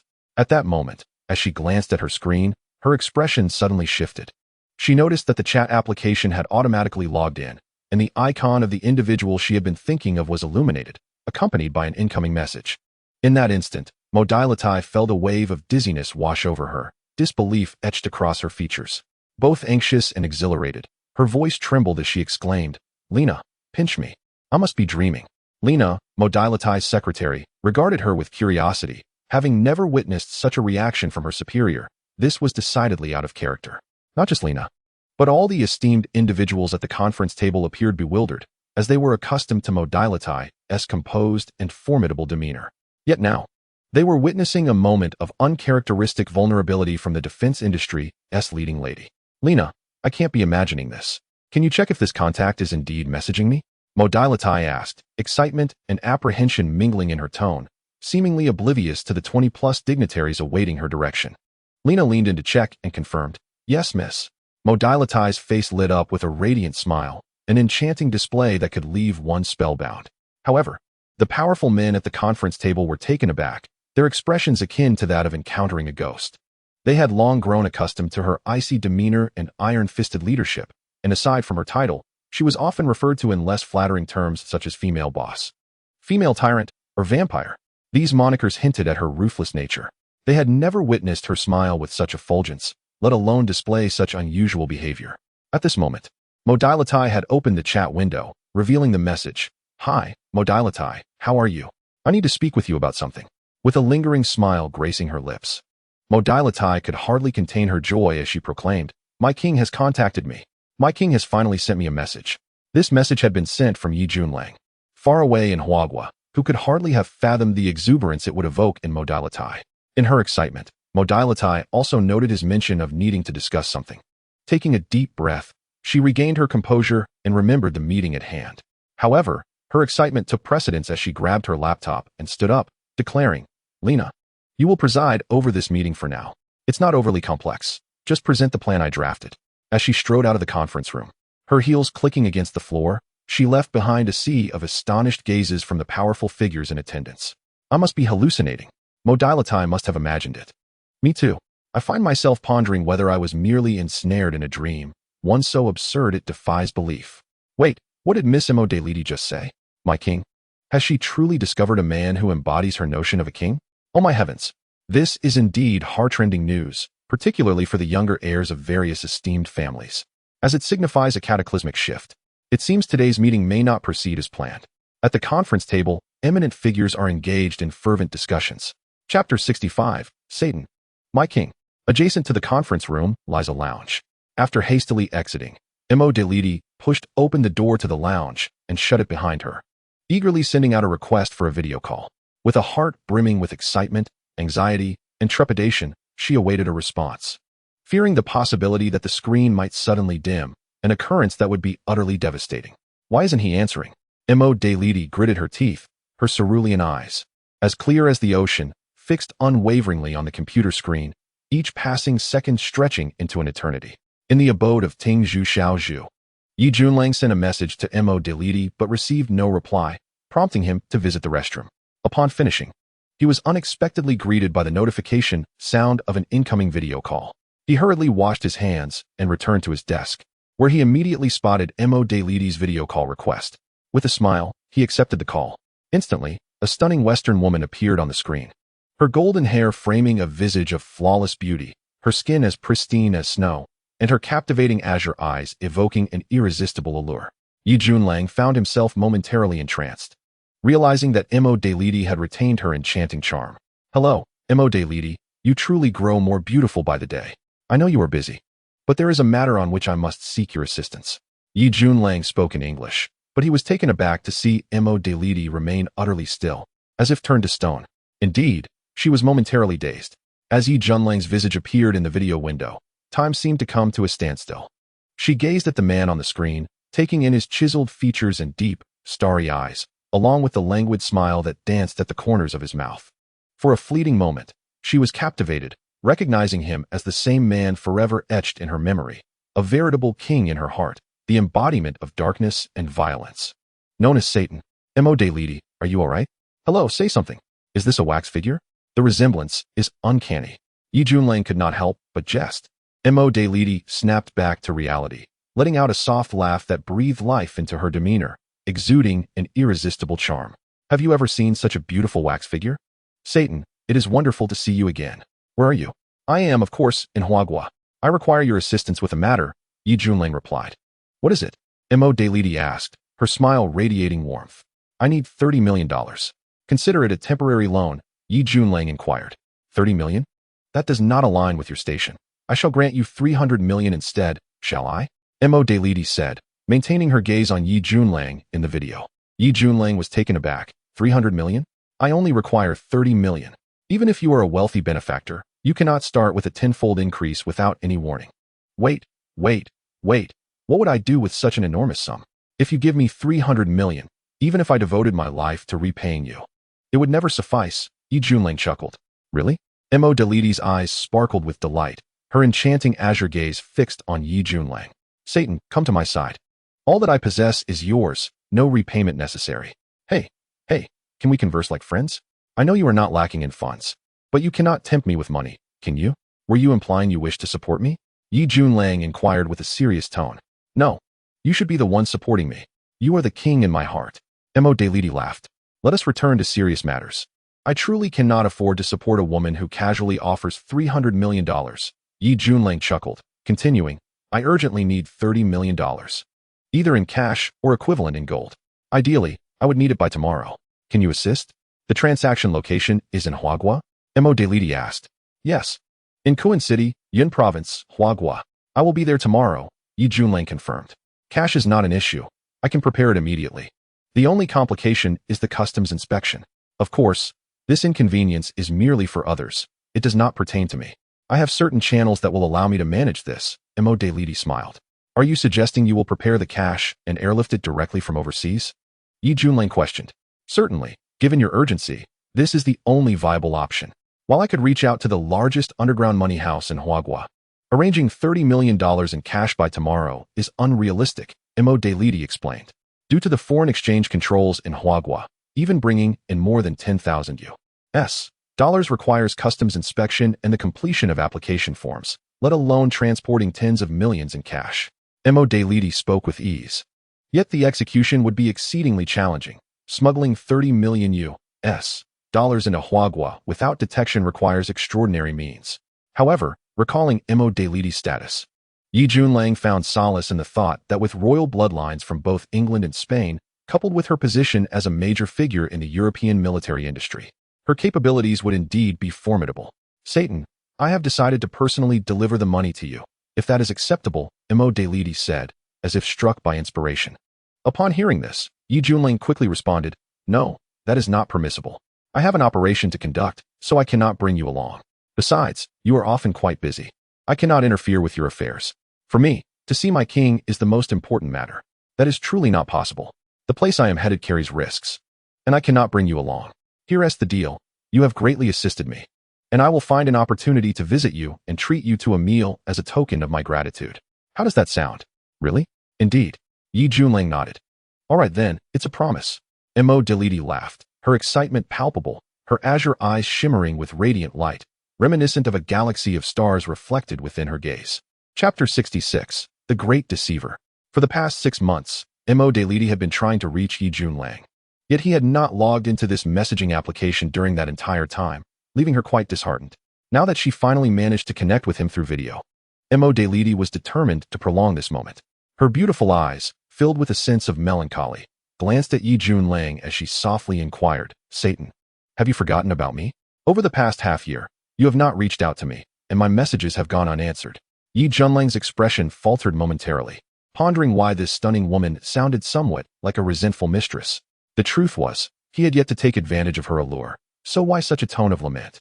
He chuckled lightly and replied, I have been rather occupied, engaged in various missions, leaving me little time for online chatter. And now, are you no longer busy? Mo Dalidi queried. Yi Junlang nodded. I find myself considerably freer now, having secured a rather leisurely position. It is indeed a welcome change from my previous hectic schedule. What job have you found? Mo Dalidi asked with curiosity. I serve as a security guard at a university in Huagua, Yi Junlang replied. A security guard? Mo Dalidi could hardly believe her ears. She exclaimed, Satan, with your capabilities, you have taken on such a role? It is truly unbelievable. Yi Junlang smiled nonchalantly. There is no need for such astonishment. I find it quite suitable. At least for now, I truly enjoy this job.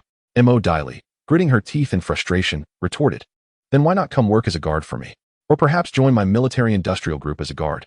You could reside in my estate, dine with me daily, and I would pay you 10 million in salary, 10 million in allowances, and 10 million for activities. That totals 30 million per month. Yi Junlang cleared his throat, realizing that conversing with someone of Mo Dalidi's wealth, possessing assets worth billions, could induce a heart attack. This was the first time he felt so close to becoming a billionaire. With just a nod, he could become a RMB billionaire in a month, and a USD billionaire in a year. Even stumbling upon a lottery win would not be as swift. He recognized that Mo Diley was not jesting. She was serious. And she had the means to deliver. Mo Diley, esteemed princess, shall we refrain from discussing money? You are clearly testing my resolve, which is rather unfair. Yi Junlang said with a wry smile. Mo Diley rolled her eyes at him. I knew you would refuse. However, if you were to agree, I would offer you everything I possess. After all, had you not saved me, I would have perished long ago. That was merely a coincidence. I happened to encounter you in danger, and those assassins foolishly sought to eliminate me alongside you. Rather than stating I saved you, it would be more accurate to say I was saving myself. So please, do not dwell on it. It truly was no great matter, Yi Junlang hastily replied. 1 year prior, in a 5-star hotel in Europe, Mo Diley had been the target of a meticulously orchestrated assassination plot. It was no surprise, as she controlled the largest military factory in Europe, entangling numerous vested interests and potentially impacting arms supplies for various nations. Thus, many sought her demise. And the same holds true today. Coincidentally, Yi Junlang was in Europe on a mission and was also staying at that hotel. When the assassin struck, he too was affected. And in a bid for self-preservation, he had no choice but to retaliate. At that time, Mo Diley had few bodyguards, and shortly after the assassination attempt commenced, all her protectors had been slain. In that dire situation, faced with over a dozen exceptionally skilled assassins, Yi Junlang managed to carve a path to safety for Mo Diley, inadvertently saving her life in the process.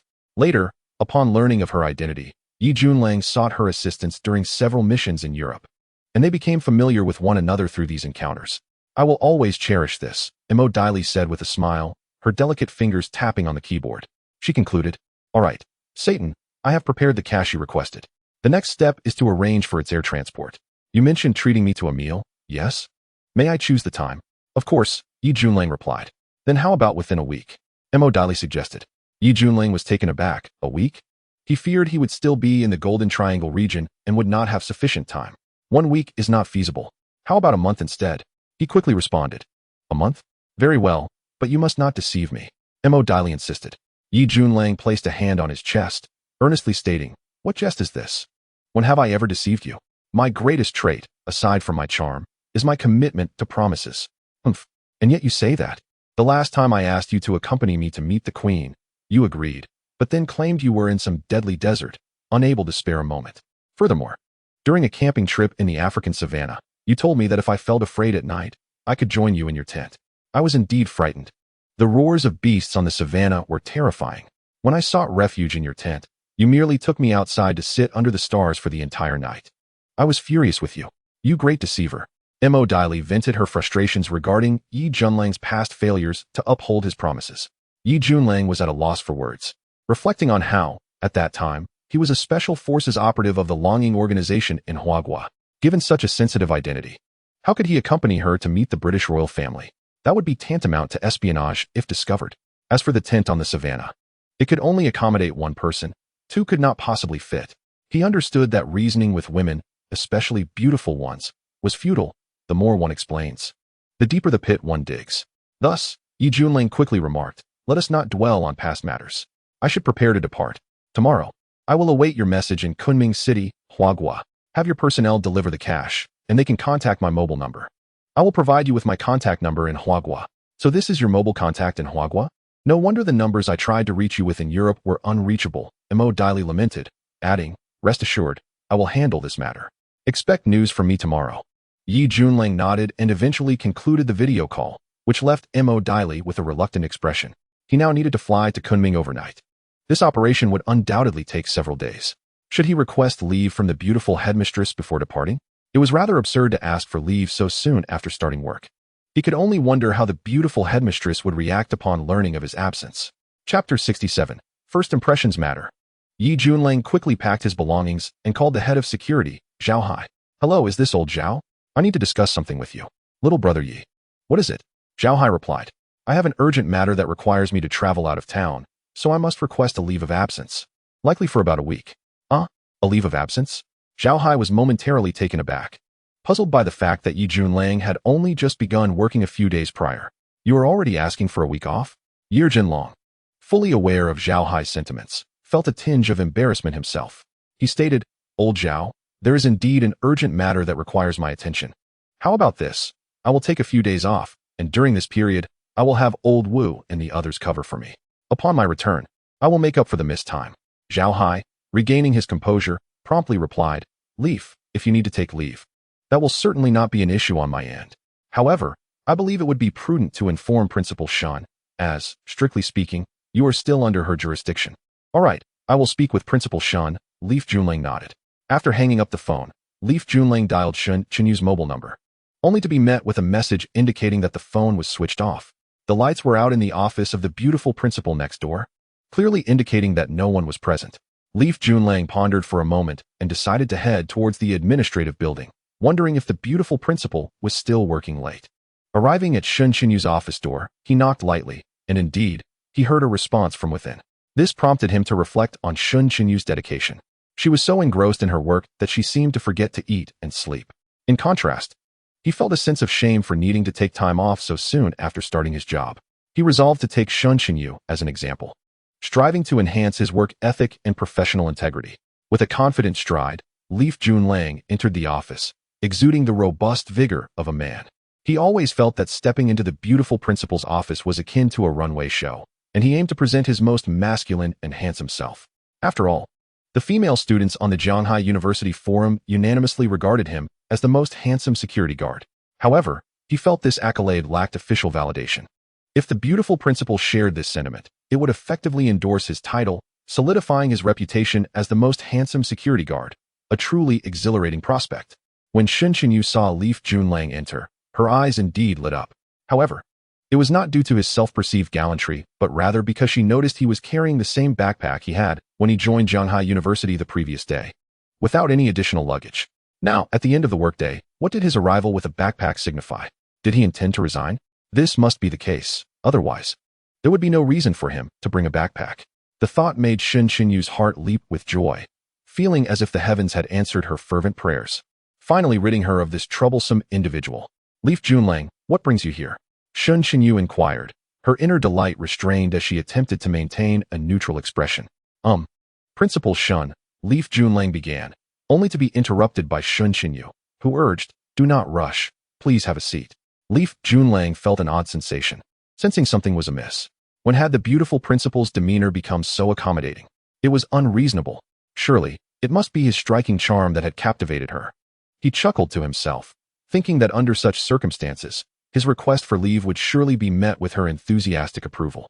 The moment Leaf Junlang settled into the chair opposite Shun Chinyu, before he could speak, she spoke earnestly. Leaf Junlang, I understand that this job may not be as easy as you anticipated. On one hand, you may not be fully prepared, and on the other, it may conflict with your character. However, since yesterday, I have indeed observed your efforts and dedication. Many of your actions have been aimed at fulfilling your responsibilities. Though the results may not have met expectations, your efforts are commendable. Therefore, I can understand your decision. After her words, Shun Chinyu fixed her gaze intently on Leaf Junlang, having expressed all the courteous sentiments expected of a leader. Now, she awaited his acknowledgement of her understanding. Perhaps a grateful acknowledgement of her empathy, and a confirmation that he had indeed tried his best, but ultimately felt the job was unsuitable for him.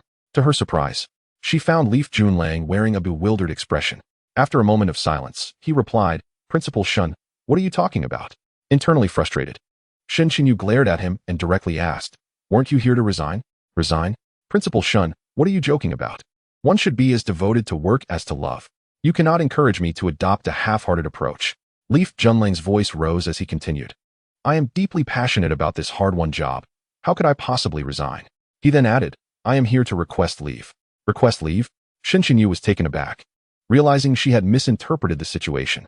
Had he really come to ask for leave so soon after starting? Yes, I need to go out of town for about a week. So I am requesting a 7-day leave, Leaf Junlang explained. He felt a bit exasperated, realizing that the beautiful principal's previous cordiality stemmed from her mistaken belief that he was there to resign. This was quite disheartening. How eager was she for him to leave? Upon understanding Leaf Junlang's intentions, Shun Chinyu felt an overwhelming urge to vanish in embarrassment, recalling her earlier assumptions with a flushed face. You've only just started. You cannot possibly think of taking leave, she exclaimed, her earlier warmth dissipating entirely. Principal, lives are at stake. I must go, Leaf Junlang stated, standing up as he continued. I am merely informing you, not seeking your approval. With that, he turned to exit the office. In that instant, Shun Qingyu felt a surge of irritation, having never encountered such audacity in a security guard before. "Leaf, stop right there," she shouted. "Principal, I have a flight to catch. When I return, you can call for me to stand still, and I will immediately become a wooden man." Leaf Junling's voice echoed back as he walked away. That insufferable scoundrel. Shun Qingyu slammed her hand on the desk, increasingly convinced that he had come to Jianhai University solely to vex her. Chapter 68. Cash in hand. Jianhai City, Jianhai Airport. Leaf Junlang arrived by taxi, having already booked a direct flight to Kuan City, scheduled to depart at 1 in the morning, arriving at the destination around dawn. After passing through security, he waited in the terminal, needing to meticulously plan his upcoming actions. First and foremost, he must ensure the safety of Dijon and the others. Leaf Junlang had previously encountered armed factions in the Golden Triangle region and knew well that they comprised a lawless group, many of whom had received no formal military training, merely recruited militia to bolster their ranks. These armed individuals shared common traits. They were greedy, ruthless, and merciless in their actions. Even the Kachin army is not an exception. Therefore, in order to safeguard the lives of Dijon and his companions, one must cater to their insatiable greed. This necessity is the reason why Ye Junling seeks assistance from Ma Lidi. Only by presenting them with tangible wealth will they refrain from persecuting Dijon and the others. Secondly, after rescuing Dijon and his group, one must strategize a counterattack to reclaim compensation with interest. No one has ever managed to extort Ye Junling. Thus, even if he were to bring $30 million, the adversaries expecting to swallow it whole and retreat unscathed would be indulging in a fantasy. If the brothers from the Sadan army could come, the situation would be significantly more manageable. However, they are currently on a mission, and Ye Junlang has no intention of contacting them for support. He possesses the confidence to handle this situation himself. Initially, he had contemplated resigning from the Longing organization and settling into a leisurely life as a security guard at Tianhai University. Little did he anticipate that conflict would arise so swiftly. Nevertheless, Ye Junling has grown accustomed to sporadic combat. For him, it is as routine as dining. Unlike before, he is not acting in his capacity as a Longing warrior, but rather as an individual on behalf of his brothers. Lost in thought, he realized it was time to board the plane. Ye Junling snapped back to reality, stood up, and joined the throngs of passengers boarding the aircraft. Once aboard, he closed his eyes to rest, utilizing the flight time to rejuvenate his spirit. At 3:30 in the morning, a flight from Jianhai City landed smoothly at Kunchi Changshui International Airport. After disembarking alongside other travelers, Ye Junling took a taxi to a pre-booked star-rated hotel. After completing the check-in procedures, he entered his room, closed the door, and dialed Ainan's contact number. The call connected, and despite the late hour, Ainan was still awake. Ye Junling said, "Ainan, it's me. I've arrived in Kunchi. Tomorrow, I will drive to Nanshan Town. Brother Ye, we will wait for you here. Do you have anyone in Kunchi who can arrange a vehicle for me? Ideally, a Ford Raptor, but it doesn't need to be new, just functional." "Yes, I can help. Di Dazhong has connections throughout Yin Province. I will get in touch and have a vehicle ready for you by tomorrow morning. Just let me know which hotel you're staying at, and I will have it delivered." "Sounds good. I also have a task for you. Please gather intelligence about the Kachin army's camp. Find out their troop strength, the terrain surrounding the camp, and their security measures. The more detailed, the better." "Understood. That will be all for now. I will contact you once I reach Nanshan Town." With that, Ye Junling concluded the call with Ainan. The following morning, around 9:30, Ye Junling was awakened by the ringing of his phone. He grabbed it to find an unfamiliar number calling. He answered, "Hello? Is this Brother Ye? My name is Liu Jie. Last night, Nanga contacted me and mentioned that you need a vehicle, correct?" A young man's voice resonated through the line. "Oh, you were sent by Ainan, right?" "Exactly. Are you staying at the Jiabao Cultural Hotel?" "Yes, I am. I'm outside the hotel lobby now. If you have a moment, please come down so I can hand over the vehicle." "That was quick. Hold on. I'll be right down," Ye Junling replied, quickly getting dressed and heading outside. Upon reaching the hotel lobby, he spotted a black Ford Raptor parked in the lot, with a young man sporting a buzz cut standing in front. Ye Junling approached and confirmed that this was indeed Liu Jie, who was there to deliver the vehicle. "Brother Ye, here are the keys. You can use this vehicle as you wish," Liu Jie said with a smile. "I want to be polite then. Thank you very much." Ye Junling responded with a grin. Liu Jie quickly replied, "Brother Ye, it's my pleasure. I live in this city. If you need anything else, just let me know." "All right. Thank you," Ye Junling nodded. Seeing that there was nothing more to discuss, Liu Jie bid farewell and hailed a taxi to leave. Ye Junling parked the Raptor and awaited news from Ma Lidi, confident in her abilities. If she promised to deliver $3,000 in cash today, she would surely fulfill it. As evening approached, around 6:30, Ye Junling received a mysterious call. He answered immediately to hear a refined British English voice. "Hello, is this Mr. Yeah? Yes, it is. May I ask who you are?" Ye Junling inquired. "You may call me Idming. I have been sent by Miss Madelidi to meet with you. If it is convenient, please come to the Guabin Hotel in Kunming City within half an hour." "I will head there now," Ye Junling replied, driving the Ford Raptor towards the Guabin Hotel. The Guabin Hotel is renowned for hosting national leaders and foreign dignitaries. From the conversation, Ye Junling deduced that Idming and his party were likely staying there. The details of their identity and the means by which they transported such a large sum of cash remained a mystery. Upon arriving at the hotel, Ye Junling was greeted by the sight of armed special police stationed at the entrance and surrounding areas, ensuring that every guest entering the hotel underwent a security check. It was evident that some esteemed guests were present within. Ye Junling parked the vehicle and refrained from entering immediately. He took the opportunity to ask a security guard nearby, "Hey, why are there special police at the hotel? This is unusual. I've heard that an overseas dignitary has arrived, reportedly a member of the British royal family, who flew in on a private jet. I'm not quite sure, but their status is extraordinarily prestigious, with local officials accompanying them," the guard replied vaguely.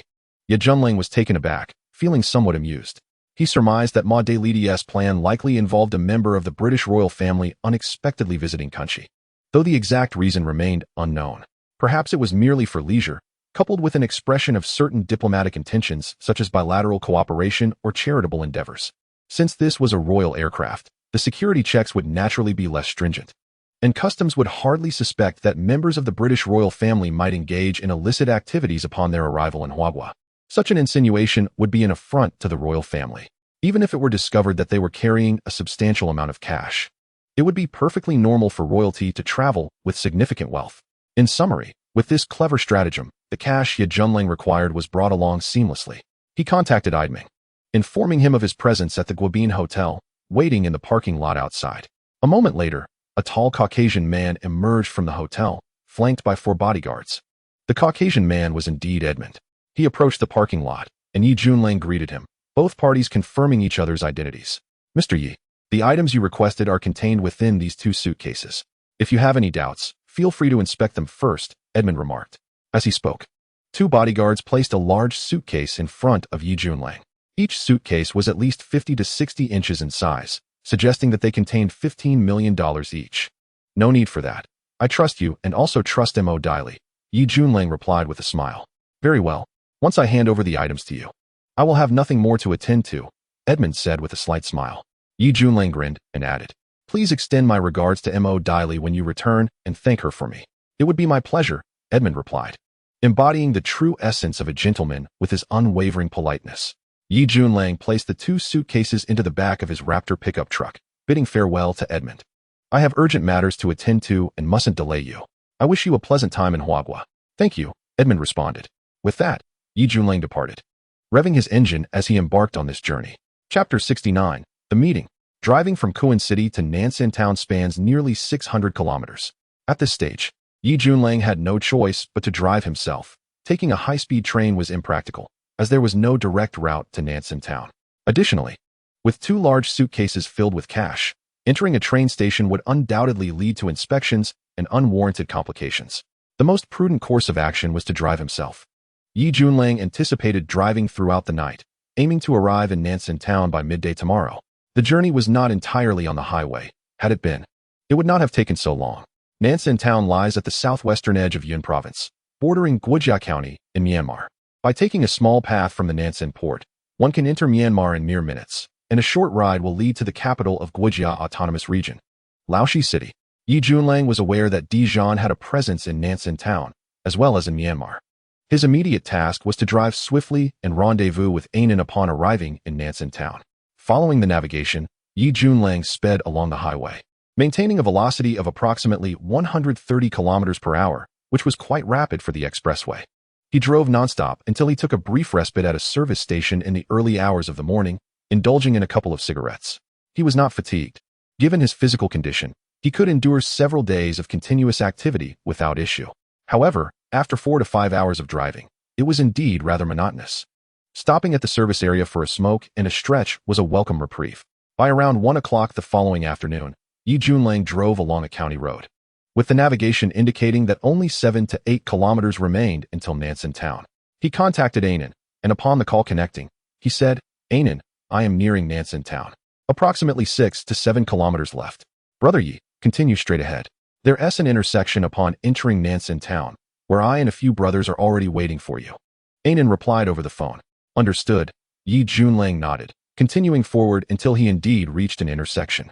On the right side of the road, 2 vehicles were parked, with 7 individuals standing in front of them. Yi Junlang surmised that these were Anan and his companions. As he drew closer, he recognized a familiar face among them, Anan, who appeared calm and collected, exuding a sense of quiet confidence. Yi Junlang parked his vehicle and stepped out. Anan immediately approached him, smiling. "It's good to see you, Brother Yi. Everyone, come over and greet Brother Yi." The other 6 men promptly came forward, respectfully addressing him as Brother Yi, their tone filled with admiration.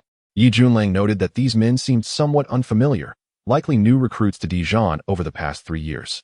Nevertheless, those accepted by Dijon were undoubtedly loyal and honorable brothers. "Brother Yi, let us head into the town first. We should grab a bite to eat," Anan suggested. "All right, let us get in the car and go," Yi Junlang replied with a smile. They all climbed into the vehicle and drove into Nansen town. Yi Junlang had visited this town 3 years prior, and upon his return, he noticed little had changed. Although it was adjacent to Myanmar, it resembled many other small towns within the country.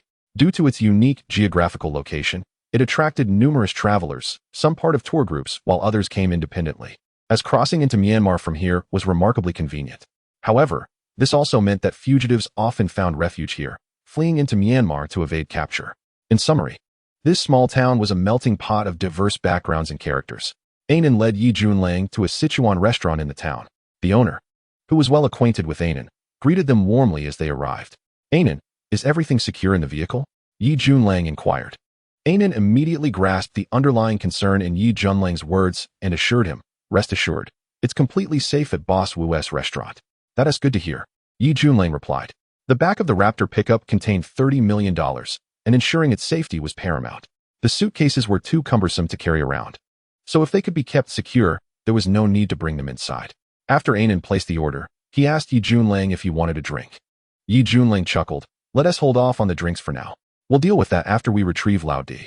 By the way, how long will it take to get to the incident site from here?" "In the evening, we'll cross the border through a small path at Nansen port, avoiding any inspections. After that, it will take about an hour driving along a mountain road to reach the site," Anan explained. "That sounds good," Yi Junlang nodded. The dishes arrived promptly, generously portioned, and the flavors were authentic, embodying the signature spiciness of Sichuan cuisine. Yi Junlang was indeed hungry. Having eaten little during his drive, just some water, he devoured 3 bowls of rice to satiate his appetite. Once the meal was concluded, Yi Junlang had matters to discuss, prompting Anan to escort him to a nearby inn, where they secured a room.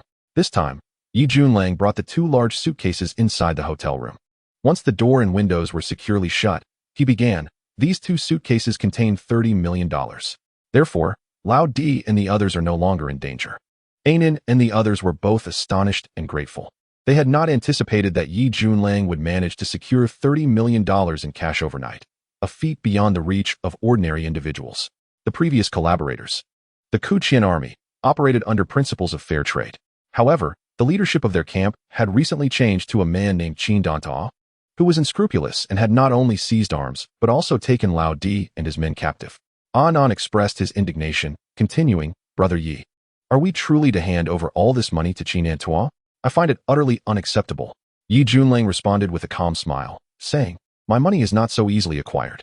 Have you prepared the intelligence regarding the encampment led by Qin Dantuo's Kachin army? I wish to review it now." "Brother Yi, I have sketched a rough outline for you to see," Anan replied, producing a sheet of paper and laying it flat on the table. In Chapter 70, Action Plan, Yi Junlang examined the map spread before him while Anan pointed out, the incident occurred right here. The Golden Triangle is predominantly mountainous, but there are a few nearby villages. This location is where Qin Dantuo's Kachin army is stationed. Yi Junlang scrutinized the direction indicated by Anan. The encampment of the Kachin army was nestled within the mountains, constructed against the terrain, with the sketch illustrating its dimensions and certain defensive structures. "Is this Kachin army permanently stationed here?" Yi Junlang inquired. Anan nodded, explaining, "In a sense, the Kachin army is at odds with the Gokong armed forces, and their position is conveniently located just outside the territory controlled by the Gulkang Autonomous Region. The presence of the Kachin army serves as a frontline outpost, allowing them to monitor the movements of the Gulkang armed forces. Yi Junlang grasped the significance of the Kachin army's stronghold, yet he surmised that it would not remain intact for long, as strategic necessities would likely prompt changes. This was evident from Chindan Tuo's actions against Dijon in their underhanded dealings. Dijon was a formidable force within the Golden Triangle, and if Chindan Tuo intended to maintain a long-term presence at this encampment while antagonizing Dijon, it would be quite unwise. Should Chindan Tuo be privy to insider information regarding the imminent abandonment of this stronghold, his current dealings would make sense. He aimed to profit handsomely, and then withdraw his forces from the area. How many soldiers does the Kachin army have at the encampment? Yi Junlang asked. After a moment's contemplation, Anan responded, the strength of this encampment is approximately 150 soldiers, give or take. And how many warriors do we have on our side? How many of old D's fighters are stationed in the Golden Triangle? Yi Junlang pressed further. In the Golden Triangle, we have Hu Feng, Bao Xiong, Di Long, and a total of 26 warriors. Including my 7, that makes 33 fighters, Anan replied. Are there sufficient weapons? Yi Junlang inquired. With a smile, Anan assured him, rest easy. Brother Yi, we are in the arms trade with old D, so we certainly have enough weaponry. What we lack is personnel. 33 individuals will suffice. The Kachin army is hardly comprised of elite soldiers. Most of them are conscripts hastily trained for a few months before being sent into battle. In a real confrontation, few of them could withstand the heat of combat, Yi Junlang remarked dismissively. Anan nodded, feeling a surge of excitement, as he sensed Yi Junlang's readiness to engage in battle with the Kachin army. This aligned perfectly with Anan's character. The shameless actions of the Kachin army had ignited a fierce anger within him, and he genuinely yearned for the opportunity to confront them. As their conversation unfolded, the day began to dim. With nightfall, Yi Junlang and Anan commenced their operation. Anan's vehicles led the way, with Yi Junlang following closely behind. They navigated to the Nansan port, not through the official entry and exit checkpoints, but rather via a remote, rugged path, traversing the uneven terrain. After traveling a considerable distance on this secluded road, blinding beams of light suddenly pierced the darkness ahead, and figures began to emerge. Familiar with such scenarios, Anan leaned out of the car window and called out, "It's me, Hanan." Upon hearing his voice, a group of figures rushed onto the road, moving obstacles aside to allow Anan and Yi Junlang to pass. These individuals were collecting tolls for the passage. Those attempting to use this route to smuggle themselves into Myanmar were required to pay a fee, or they would find it impossible to proceed. Dijon was well known in the area, and as Anan was familiar with the locale, the individuals did not further impede their passage after he announced his identity. Having driven past this point, they had officially crossed the border of Huagua into Myanmar. As they approached a mountain road, Anan abruptly halted the vehicle, prompting Yi Junlang to do the same. Anan exited the car and approached Yi Junlang, saying, "Brother Yi, I almost forgot. Traveling at night in Myanmar can be perilous, especially on the road leading to the Golden Triangle. We may encounter some reckless extremists. Here is an assault rifle. Take it for your protection in case of emergencies." As he spoke, Anan handed Yi Junlang a zippered bag. Upon opening it, Yi Junlang discovered an M16 assault rifle along with several rounds of ammunition. After loading the magazine, he said, "Let us proceed and join the others at the stronghold." "All right, let us set off," Anan replied, climbing back into the vehicle. The 3 cars sped into the pitch-black night along the mountain road. The path they traversed was flanked by desolate wilderness, devoid of human presence, evoking a sense of isolation. Yet, beneath the cloak of darkness, danger lurked in the shadows. In Myanmar, some drug addicts and desperate gamblers often targeted night travelers for robbery or even murder, making it a widely accepted consensus to avoid venturing out after dark in any town.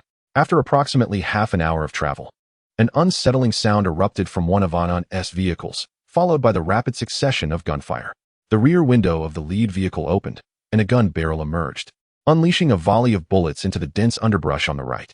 As the gunfire rang out, figures in the forest scattered in disarray, indicating that a group of would-be robbers had attempted to ambush them. The mere display of firepower was sufficient to deter such threats. This encounter was not unfamiliar to Anan and his companions, and they had no intention of pursuing the fleeing extremists. As long as the assailants did not recklessly advance, they preferred to ignore them. After this minor incident, they continued their journey, and after another half hour, the vehicles noticeably slowed. As they moved forward, they came upon a makeshift encampment obscured by trees, illuminated by flickering lights that stood out starkly against the night. As the 3 vehicles approached the camp, 5 or 6 armed soldiers emerged from the shadows. However, upon recognizing Anan and his group, the soldiers greeted them warmly. The vehicle came to a halt in front of the camp. Anan stepped out and addressed Yi Junlang, who was just descending from the vehicle, saying, "Brother Yi, we have arrived. This is our makeshift camp." "I can see that," Yi Junlang replied with a smile. Anan then led Yi Junlang into the camp. Chapter 71, Night Reconnaissance. As they entered the camp, 7 or 8 men emerged, clad in combat attire that emanated a fierce and valiant aura, embodying the essence of hardened warriors seasoned by the trials of battle. Among them stood a particularly imposing figure, robust and towering, moving with the grace of a living mountain. His rugged visage was adorned with a thick beard, and though he exuded an aura of restrained power, it was evident that he possessed an undeniable ferocity. This was undoubtedly a formidable individual. Upon spotting Yi Junlang, the burly man's face lit up with joy. He grinned broadly and, with a tone filled with excitement and respect, exclaimed, "Brother Yi, you have arrived. Is this not the infamous Bao Xiong? Haha. You have truly grown more formidable since 3 years ago." Yi Junlang approached and shook hands firmly with the man known as Bao Xiong. "Brother Yi," another man interjected. He was bald and lacked Bao Xiong's imposing stature, yet he radiated a sharp and keen energy, reminiscent of a hidden blade, poised to strike. "Dilong, I still remember you," Yi Junlang said with a smile, shaking his hand and giving his shoulder a friendly pat. He recalled that Dilong was a master of combat, having fought in underground matches in Europe before joining Dijon, showcasing exceptional fighting skills. "Brother Yi, you remain as charismatic as ever. I believe you have only grown more handsome." Another man stepped forward, grinning. "Hu Feng, haha, you never change." If those words came from a beautiful woman, I might appreciate them more. Coming from you, they feel rather awkward, Yi Junlang chuckled. Hu Feng quickly replied, "Rest assured, Brother Yi, my orientation is perfectly normal. My words are sincere and not motivated by any admiration for your looks." "Well, your explanation only makes me more uneasy," Yi Junlang laughed. These men were all familiar to Yi Junlang, having been core members who followed Dijon from the beginning. "Brother Yi, let us discuss matters inside the camp," Dilong suggested. "Very well, let us proceed," Yi Junlang nodded. Upon entering the tent, Yi Junlang sat down with Anan, Bao Xiong, Dilong, Hu Feng, and others. The equipment within the tent was rudimentary, primarily consisting of a central communication device and a signal receiver. "How far is the Kuqian army's camp from here?" Yi Junlang inquired. "Not far. Just over the low hill ahead and approximately 2 kilometers further on, you will see the Kuqian army's encampment," Hu Feng replied. "Aside from Old D, how many others are held captive by the Kuqian army?" Yi Junlang asked again. "Boss D, Old Wolf, and Xiao. Among a total of 12 individuals. They are all detained by the Kuqian army, likely confined within their camp," Hu Feng continued. Yi Junlang pondered for a moment before asking, "What weapons and equipment do you have here? I would like to take a look." "Brother Yi, this way please," Dilong responded, leading Yi Junlang to another area where weapons were stored, guarded by several soldiers. Upon inspection, Yi Junlang noted a variety of weapons, predominantly assault rifles and handguns, along with sniper rifles, a stoner light machine gun, and various grenades and anti-personnel mines. He selected a pair of night vision goggles and attached a high-grade tactical combat knife to his calf. His eyes brightened as he picked up a Barrett M82 sniper rifle, exclaiming, "How splendid! I quite like this weapon." After slinging the sniper rifle over his shoulder, he casually grabbed a Type 92 pistol, fully arming himself. The others, including Anan, observed with surprise. Bao Xiong, known for his straightforward and fierce demeanor, instinctively picked up a stoner machine gun and said in a deep voice, "Brother Yi, do you plan to execute an assault on those scoundrels tonight?" Yi Junlang smiled and replied, "Old D and the others are still in their hands. We cannot act recklessly. You all should remain here to guard the camp. I will take advantage of the night to scout their base and ascertain their strengths and weaknesses. Do not take any action until I return." Anan and the others understood Yi Junlang's intention to conduct a nighttime reconnaissance of the enemy camp. "Brother Yi, are you going alone?" Anan couldn't help but ask. "I am more than sufficient. There is no need for too many people. A larger group would only increase the risk of exposure. Rest assured, I will be fine. Even if the camp were occupied by the elite Delta Force, they would find me no more than a fleeting shadow," Yi Junlang stated, his tone calm, yet brimming with confidence. Anan, Bao Xiong, Dilong, and the others nodded in agreement, their admiration for Yi Junlang's abilities unwavering. They had witnessed his formidable prowess during the campaign against drug traffickers 3 years prior. Yi Junlang then offered a few final instructions to Ainan and the others before setting off on his own. He did not approach the camp from the front, as he suspected the Kuqian army would deploy scouts to monitor the movements of Ainan and the others. Directly approaching would risk detection by their hidden observers, jeopardizing his mission. Once prepared, Yi Junlang exited the camp, circled around the rear, and then stealthily advanced through the shadowy forest on the right side toward the Kuqian army's encampment. Entering the forest, he was king. This was Yi Junlang's true essence. In the jungle, he stood at the pinnacle of the food chain. At this moment, his presence was entirely concealed, moving with silent grace, as if he had melded with the night itself, using the surrounding trees and terrain as cover to remain perfectly hidden. His speed was swift, and his senses were finely tuned. His calm gaze sparkled with composure and determination, akin to a predator stalking its prey under the cover of darkness. Ahead lay a low hill, and according to Ainan and the others, crossing this hill would bring him to the Kuqian army's camp. Taking a deep breath, Yi Junlang moved forward with urgency. Just as he was about to begin his ascent, a sudden intuition alerted him to several faint and unusual fluctuations in the air ahead. It was late at night. Chapter 72, Enemy Camp. Sensing the unusual energy fluctuations, Yi Junlang slowed his movements, ensuring not a single breath escaped him. He was confident that the individuals lying in ambush within the forest would not detect his presence. With keen eyes, he pinpointed the source of the unusual energy disturbances and began to stealthily advance toward them. In the tranquil mountain forest, shrouded in darkness as deep as ink, the light of a waning moon failed to penetrate the gloom, rendering the surroundings a veritable abyss. Nevertheless, such an environment posed no hindrance to Yi Junlang's movements. As he stealthily traversed the terrain, he remained utterly silent, his figure perfectly concealed amidst various forms of cover. Thus, even if someone were to scout the direction he was moving, they would see nothing but the layered trees and the undulating landscape. As he continued his covert advance, the few unusual presences he had detected drew ever closer. Upon reaching a designated position, Yi Junlang paused. His primary objective was merely to scout the enemy camp.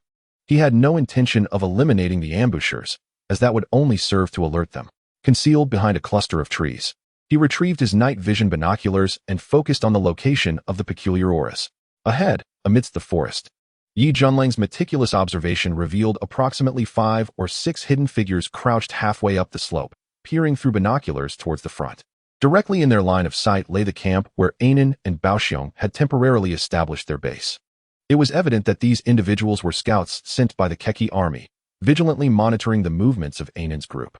Given that the Keki army had detained Dijon and others, it was imperative for them to keep track of Ainan's whereabouts. Yi Junlang noted the position and, bending low, gradually retreated, skillfully maneuvering to circumvent the Keki scouts. Ascending the hill with remarkable speed, he soon reached the summit without encountering any further ambushes. Once atop, he began his descent, sensing no unusual fluctuations in the surrounding atmosphere, thus allowing his speed to increase as he swiftly glided down the slope.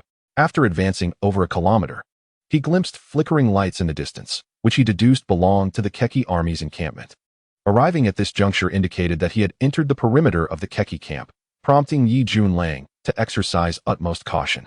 Suddenly, a powerful searchlight swept across the area, illuminating everything in its path. Taking refuge behind a tree, Yi Junlang recognized it as the camp's searchlight, signaling the presence of a watchtower for surveillance. Once the light shifted, he emerged from the shadows, his expression calm as a still lake, his gaze unwavering, and he resumed his forward movement at a steady pace. As he drew nearer, he discerned the overall outline of the camp illuminated by the lights filtering through the darkness. Stopping approximately 500 or 600 meters from the camp, Yi Junlang utilized his binoculars to observe the patrolling soldiers on the camp's perimeter. Selecting a concealed position, he settled in, placing his Barrett M82 sniper rifle on the ground, not with the intent to engage in a long-range kill, but merely as a precaution.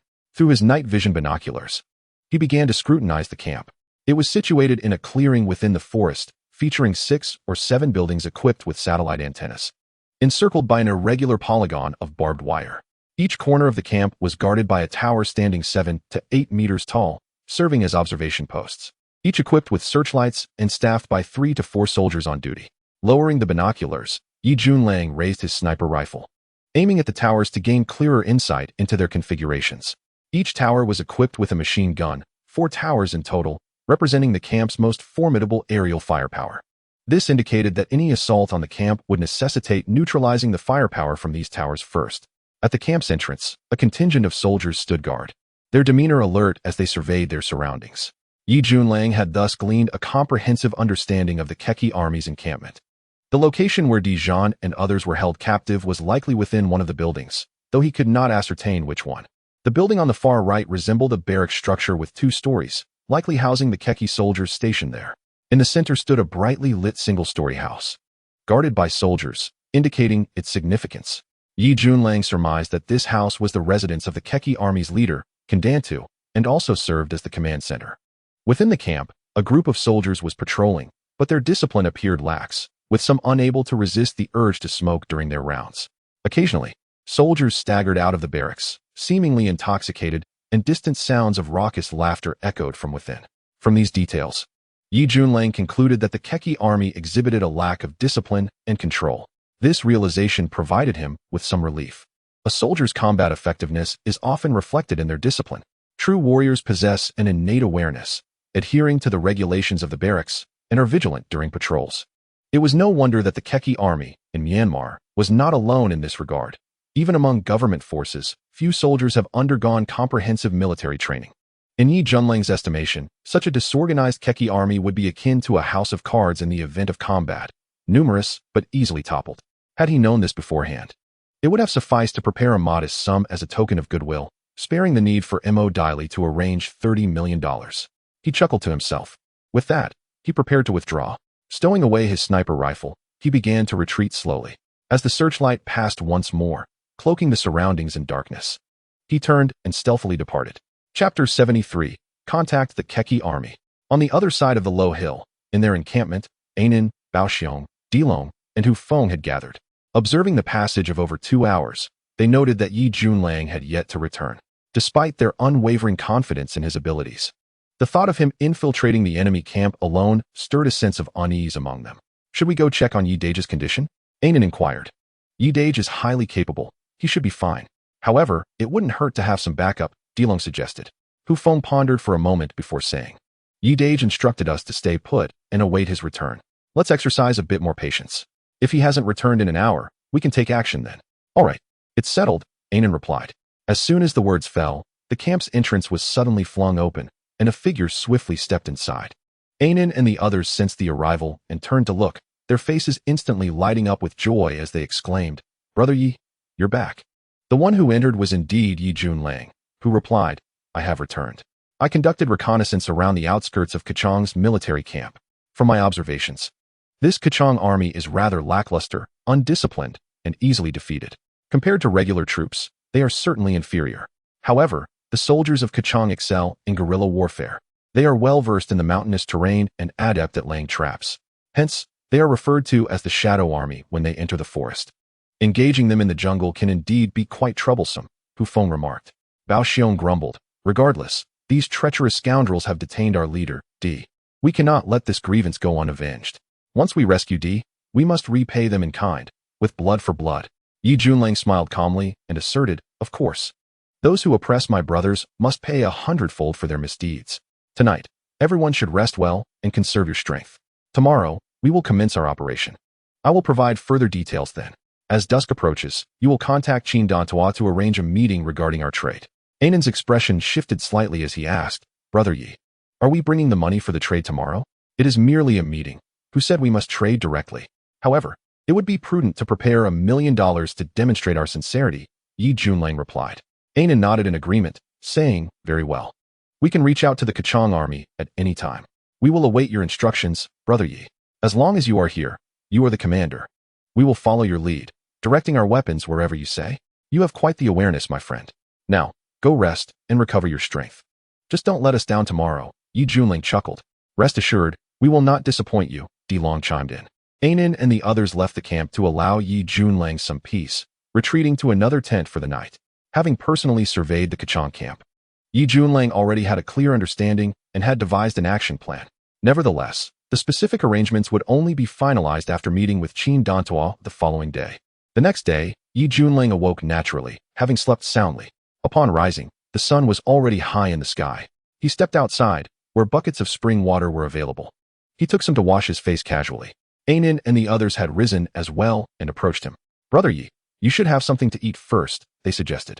The meal was simple. They had boiled some noodles, which, while not particularly flavorful, sufficed to satisfy hunger. Yi Junlang was indifferent to the quality of food. Having subsisted on wild fruits during his outings, a steaming bowl of noodles in the mountains was quite satisfactory. After finishing his noodles, Yi Junlang turned to Anan and instructed, "You will contact the Kachang army and inform them that we intend to meet with Qin Dantoa around 6 this evening to discuss the trade." Anan nodded, and soon after, Hu Feng, Bao Xiong, and the others entered the camp to use the communication equipment to connect with the Kachang army. Shortly, a Kachang operator was on the line with Anan. Anan introduced himself and requested that Qin Dantoa come to the conversation. The response was swift, and a cold voice soon echoed, "Hello, Anan? Are you prepared to discuss the trade?" "Yes, Mr. Qin Dantoa. We plan to arrive at your camp around 6 this afternoon to discuss the trade," Anan replied. 6 in the afternoon? Is there no earlier time? Why wait until then? Qin Dantoa's chilling voice responded.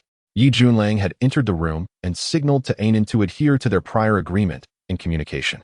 "Mr. Qin Dantoa, the $30 million you requested is a substantial sum. We can only have someone bring the money, and they are en route, expected to arrive by afternoon. Therefore, we must wait until they arrive before we can bring the cash to discuss with you," Anan stated, his tone indifferent. "I believe you wouldn't welcome us empty-handed, would you?" "You make a valid point," Qin Dantoa replied. "I will send some of my men to escort you around 5:30. You may bring no more than 5 individuals to my camp, and no weapons are allowed. If you attempt any tricks, don't blame me for being unmerciful." "Mr. Qin Dantoa, you are being overly cautious. Our leader, D, is in your custody. We have no reason to create any disturbances." "We will comply with your terms for the trade," Anan assured. "Good. I trust you won't try anything clever. We will meet at 6. Qin Dantoa stated before abruptly ending the call. After the conversation concluded, Anan turned to Yi Junlang and said, "Brother Yi, the arrangements are made." Yi Junlang nodded. A glimmer of determination in his eyes. "Gather all the soldiers. Inform them that there will be an operation tonight, and they should prepare accordingly." "Understood," Anan replied, his voice tinged with excitement. Beside him, Bao Xiong, Di Long, and the others displayed expressions of eagerness. They had long been waiting for a chance to retaliate against Qin Dantoa, feeling that a blood lesson was necessary. Yi Junlang's approach was undoubtedly to their liking. As the sun began to set, casting a crimson hue across the landscape, around 5:15, a contingent of approximately 20 Kachang soldiers appeared at the front of Anan's camp, each armed with weapons. One soldier approached the camp, evidently sent by Qin Dantoa to escort Anan and his group for the meeting. Yi Junlang, Anan, Bao Xiong, Di Long, and Hu Feng, 5 in total, stepped forward. As only 5 were permitted to enter the camp to meet with Qin Dantoa, the soldier, acting as a messenger, approached alone and was proficient in Mandarin. "Commander Qin Dantoa sent us to escort you. However, I must conduct a thorough search for weapons. I hope you will cooperate," the Kachang soldier stated. "Very well." Yi Junlang consented. With Yi Junlang's agreement, Anan and Di Long had no objections. The soldier conducted a meticulous search, ultimately finding no weapons. Besides a single bag, the only items they possessed were cigarettes and a lighter, with nothing superfluous. As the soldier opened the bag for inspection, he was momentarily taken aback, for it contained stacks of crisp U.S. dollars. After the examination, Yi Junlang and his 4 companions proceeded forward alongside this soldier. Upon reaching the front, they found themselves encircled by the troops of the Kachin army, their weapons deliberately aimed at Yi Junlang and his group, signaling a state of vigilance. Yi Junlang maintained an unperturbed demeanor, exuding calmness despite being surrounded by menacing firearms. He knew that should he choose to retaliate, the combat capability of these Kachin soldiers would pose no threat to him. He could swiftly neutralize them within moments. Continuing their advance, they crossed a small hill and arrived at the foot, where the observation tower of the Kachin army camp came into view. In less than half an hour, they stood before the camp's entrance. Before allowing them entry, the guards conducted another thorough search to ensure no weapons were concealed. Only after confirming this were they permitted to enter the camp. With the sun still high in the sky, Yi Junlang took in the surroundings of the camp. In an open area, a formation of approximately 50 to 60 Kachin soldiers stood, with a middle-aged man at the forefront. This man, appearing to be in his 30s, had a dark complexion and piercing triangular eyes that were fixated on Yi Junlang's group. His sunken eyes and pronounced bags suggested a life of excess. This man was none other than the leader of the Kachin army, Qin Dantoa. "Surely you must be Mr. Qin Dantoa," Yi Junlang remarked as he approached. "And you are?" Qin Dantoa furrowed his brow, his sharp eyes glinting with curiosity, as he found Yi Junlang unfamiliar. As a core member of Dijon's inner circle, he had a general impression of most individuals, yet Yi Junlang was an exception. I am a friend of Dijon, Yi Junlang replied. I heard he was in trouble and needed funds, so I came promptly. Ah, so you are the individual that Anan mentioned, Qin Dantua said, glancing at Anan beside Yi Junlang. Anan nodded and explained, this is Brother Yi, a friend of our leader, D. He just arrived and has come straight here to meet you for discussions. Qin Dantua's cold gaze returned to Yi Junlang. Regardless of who you are, the transaction must adhere to our protocols. Where is the money? Did you bring it? Yi Junlang smiled nonchalantly. The transaction is certainly not an issue. However, before proceeding, I must see old D and the others to ensure their safety. I trust this request is not unreasonable. At these words, Qin Dantua's expression darkened. Are you implying that you did not bring the money? Humph, you wish to see people without payment? Do you think this is a place where one can come and go freely? With Qin Dantua's words, the Kachin soldiers around them raised their weapons, including the stoner machine guns stationed in the corner towers that were now aimed at Yi Junlang and his companions. The atmosphere grew tense, the air thick with impending violence. Faced with so many weapons, a slight misstep could lead to their demise, given Qin Dantua's ruthless nature. Anan and the others' expressions shifted, the fierce-eyed Baoxiong displaying a flicker of rage, teetering on the brink of an explosion. Yet, Yi Junlang remained unfazed, his composure intact. He smiled calmly and said, Who said we did not bring money? We have indeed brought a sum as a gesture of goodwill. Here is $1 million. I kindly ask Mr. Qin Dantua to verify it. As he spoke, Yi Junlang tossed a black bag onto the ground. Upon hearing this, Qin Dantua's demeanor softened slightly. He signaled to a nearby soldier, who approached and opened the bag, revealing stacks of brand new U.S. currency. Qin Dantua's eyes brightened, and he quickly summoned several soldiers to come forth and count the money. They examined the notes, verifying their authenticity while counting meticulously. Eventually, one soldier leaned close to Qin Dantua and whispered. Qin Dantua nodded, turning his gaze back to Yi Junlang. Indeed, it is $1 million. It appears you have some sincerity after all. We have always regarded brotherhood above all else. Thus, I would not gamble with the lives of old D and his companions. Yi Junlang responded. This 1 million serves as a token of our goodwill. I believe it warrants a glance at old D and the others, does it not? At the very least, I wish to confirm their well-being and ensure they are unharmed. Otherwise, should we proceed with the transaction, and you deliver us lifeless bodies in exchange for our money, that would be utterly unacceptable. After a moment's contemplation, Qin Dantua replied, Very well. Considering your display of good faith, I will allow you to see Dijon and the others. However, your meeting with them must occur under our supervision. That is only reasonable, Yi Junlang acknowledged. Then follow me, Qin Dantua instructed, turning towards the northern section of the camp. Yi Junlang noted that Qin Dantua was leading them northward. Having scouted the camp the previous night, he was aware that the north side housed a two-story barracks. Qin Dantua guided them to a single-story building adjacent to the barracks. 2 soldiers guarded the entrance, and upon seeing Qin Dantua approach, they opened the door. The entrance was simple, unlatched, and swung open with ease. Inside, the space was expansive, revealing numerous individual compartments, each enclosed by thick steel bars reminiscent of a prison cell. It appeared that this building served as a detention facility for holding enemy combatants. Qin Dantua led Yi Junlang and his companions inside. With 3 to 4 dozen Kachin soldiers following closely, their weapons trained on Yi Junlang's group, fingers poised on triggers, ever watchful of their movements. At the far end of the building stood a larger cell, guarded by 2 Kachin soldiers wielding AK-47s, within which a dozen individuals were confined. As Yi Junlang and his companions approached, the captives turned their attention toward the commotion. One man, upon recognizing Yi Junlang, stood abruptly, the chains clanking against his limbs as he locked eyes with him, disbelief etched across his face. Yi Yilaudi? The man appeared to be in his 30s. With short hair and a square face, his rugged features resembling a rock hewn into shape, exuding an air of determination and courage. Although his stature was not particularly imposing, he radiated a sense of grand ambition and an iron will, giving off the impression of a battle-hardened warrior. Even with his hands and feet shackled by iron chains, his upright posture remained resolute, embodying the essence of a true tough guy.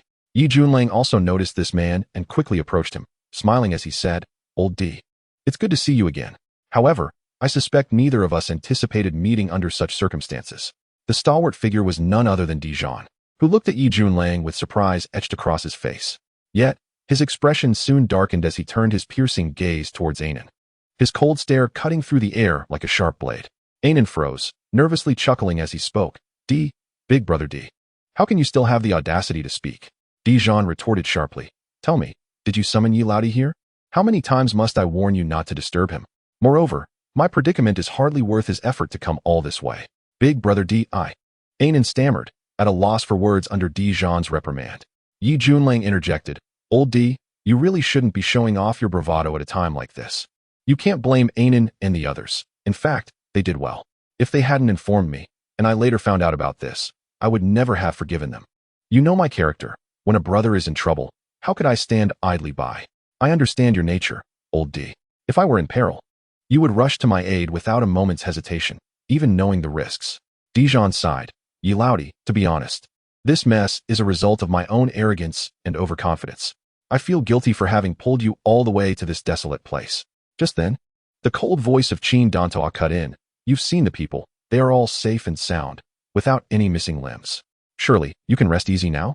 I don't have the time to stand here listening to your idle chatter. Qin Dantoa, you treacherous scoundrel. After years in arms dealing, I've never encountered someone as unscrupulous as you. Dijon glared fiercely at Qin Dantoa, his voice rising in anger. Dijon, I respect you as a formidable man, but do not forget your current status as a prisoner. Speak to me with some decorum. Qin Dantoa's gaze turned icy. Dijon's expression darkened. He had never been one to cower in fear. He would rather die standing than live on his knees. Just as he was about to unleash his wrath, Yi Junlang stepped forward, saying, Old D, calm down. Listen to me. You're not a child anymore. Shouldn't you temper your temper? While speaking, Yi Junlang retrieved a pack of cigarettes from his pocket, offering one to Qin Dantoa. Mr. Qin, please don't take offense. Old D's temper is understandable. Care for a smoke? Qin Dantoa glanced at Yi Junlang and replied, I won't smoke. Out of respect for you, I won't hold this against him. However, your time for a reunion is now at an end. Very well, Yi Junlang said, lighting his cigarette. My brother usually keeps a smoke close at hand. Is it permissible for me to give him one before I leave? That is acceptable. Qin Dantoa replied without expression. Yi Junlang then took another cigarette from the pack, extending it to Dijon. As Dijon reached out to accept the cigarette, Yi Junlang discreetly tapped his fingers twice on the back of Dijon's hand. A glimmer of understanding flashed in Dijon's eyes, and he calmly accepted the cigarette. Yi Junlang lit it for him, glancing at Dijon and then at the other prisoners, saying, Old D, and all my brothers here, bear with it for a while longer. Once I conclude the transaction with Mr. Qin, you shall regain your freedom. I have faith that Mr. Qin will honor his word. Of course, Qin Dantoa affirmed. As long as the money I require is prepared, I will release them immediately. Agreed, Yi Junlang stated, and then he bid farewell to Dijon and the others, turning to leave with Anan and the rest. Qin Dantoa and his accompanying soldiers followed suit, leaving 2 soldiers behind to guard the area. Dijon watched Yi Junlang and the others depart before turning back towards the cell. As he faced the 2 soldiers guarding the door, he scrutinized the cigarette in his hand. He had sensed something significant when Yi Junlang had discreetly tapped his hand. Indeed, upon closer inspection, he noticed a thin wire protruding from the cigarette after it had burned a short distance.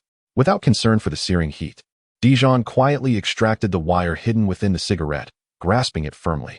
Those in their line of work were adept at disassembling various weapons, and they were equally familiar with the mechanics of handcuffs. The iron chains binding their hands and feet were not overly complex. With this wire, Dijon could easily free himself and then assist the others. However, he did not act immediately, reflecting on Yi Junlang's subtle signal. In an instant, he realized Yi Laodi was hinting at an operation starting at 2 in the morning. A cold glint of murderous intent flickered in Dijon's eyes as he considered the treachery of the soldiers. They had betrayed him, and he had longed for an opportunity to confront them in battle. Chapter 76, Midnight Strike. 1. In the camp of the Keqing army. Qin Dantoa turned to Yi Junlang and asked in a deep voice, You've seen the people. When do you plan to proceed with the transaction? Yi Junlang replied, $30 million is no trifling sum. Counting it will take some time. It is already late, and conducting such a large cash transaction at night is inconvenient for both of us. Therefore, I propose we conduct the transaction tomorrow at noon sharp. How does that sound? Tomorrow at noon? Qin Dantoa pondered for a moment before responding. Indeed, it is rather late now, and a nighttime transaction is somewhat impractical. Since you propose tomorrow at noon, I will acquiesce to your suggestion. However, do not attempt any tricks. Yi Junlang smiled calmly. Mr. Qin, I have already presented you with a welcoming gift. Do you truly believe I would resort to trickery? You command a well-equipped army, and I am not foolish enough to provoke your limits.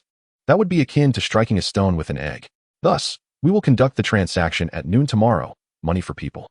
Afterward, neither party will pursue any responsibilities, and this matter will be considered resolved. Agreed, Qin Dantuan nodded. It is settled then, Yi Junlang affirmed. With the agreement established, Yi Junlang, Anan, Dilong, and Baoxiong departed from the Kaching army's camp, returning to their temporary encampment on the other side of the low hill.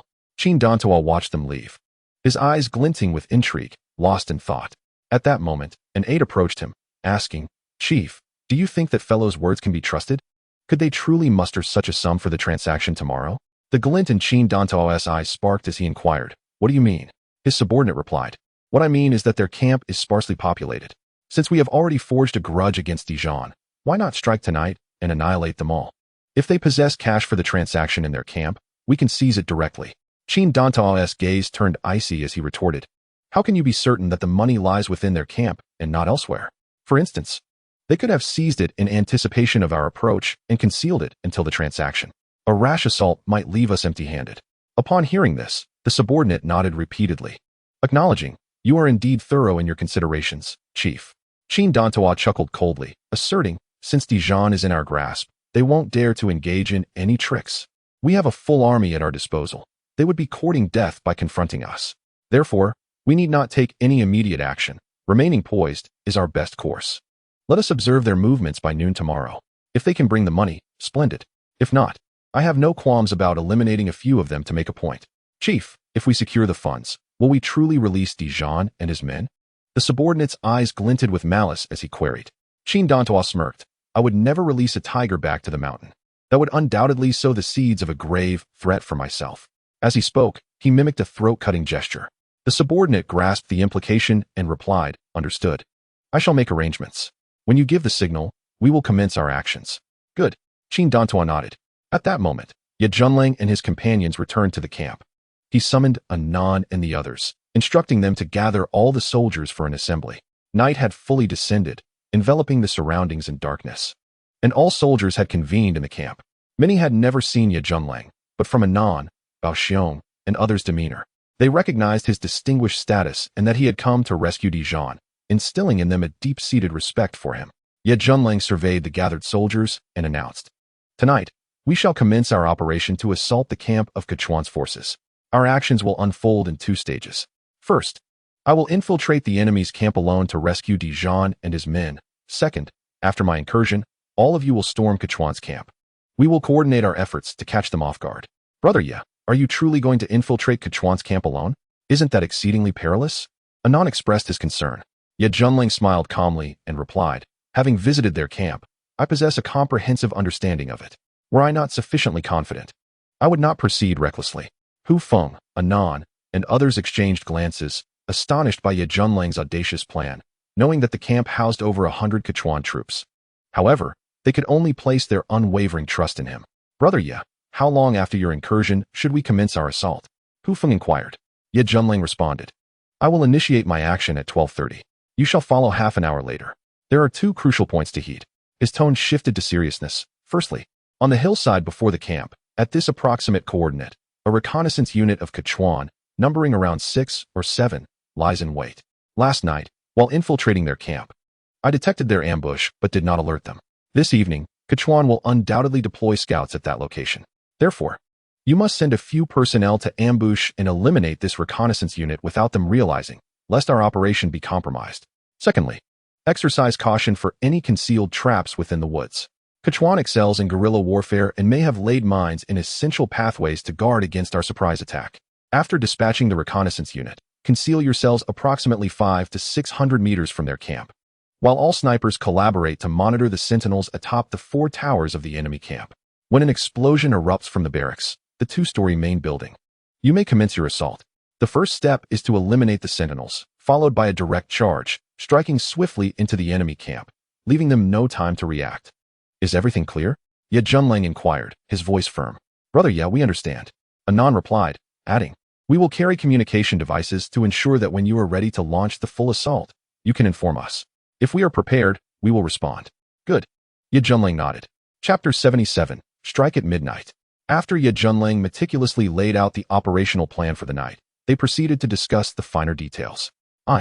Along with Baoxiong and Anan, Will take 10 skilled soldiers adept at stealth to confront the reconnaissance unit, Delong stated.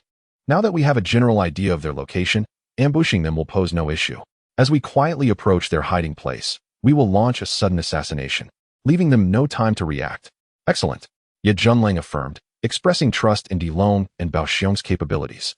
Delong, with his background in underground boxing, was a master of combat, and his experiences in the gunfire-laden Golden Triangle had significantly honed his skills. Bao Xiong was a fierce warrior, immensely strong, capable of delivering devastating blows. Delong and his team would easily handle the lackluster Quechuan soldiers. I shall take charge of the snipers, Hu Feng declared. Our sharpshooters, including Xiaolong, are proficient marksmen, and we will ensure the sentinels atop the towers are swiftly neutralized when the full assault commences. That sounds good, Ye Junlang nodded, instructing everyone to ready their weapons, checking their gear to ensure everything was in perfect order. With all soldiers required to act tonight, Ye Junlang had already arranged for the 2 suitcases filled with cash to be buried in a discreet location near the camp. The area was desolate, and no one would discover their concealment. After the operation, they could retrieve the suitcases. Anon, Delong, Hu Feng, and others led the soldiers to prepare their weapons. Confident in their armaments, though they lacked the latest models or large-scale destructive weapons, their conventional arms would suffice. As time ticked away, it quickly reached midnight. Ye Junlang was in the process of checking his equipment, equipped with a Barrett M82 sniper rifle, a Type 92 pistol, and a tactical combat knife. In addition to this, he carried a large military backpack, which contained 8 hand grenades and 4 AK-47 automatic rifles, with the remainder filled with handguns, completely saturating the backpack. After completing these tasks, it was nearly 12:30. Ye Junlang shouldered the backpack and stated, I will commence my operation now. Remember to follow me in half an hour. Maintain communication in case of any developments. Understood, Anan nodded, adding, Brother Yi, be cautious. Ye Junlang acknowledged and emerged from the rear of the camp, then stealthily circled around, advancing from the right side. Unlike the previous night's reconnaissance of the enemy camp, which he undertook lightly armed, tonight he was burdened with a heavy tactical pack. However, this did not hinder his movements in the slightest.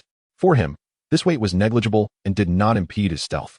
As he advanced stealthily, upon reaching the location where he had detected the Kachin army's ambush reconnaissance the previous night, he sensed the fluctuation of their presence once again.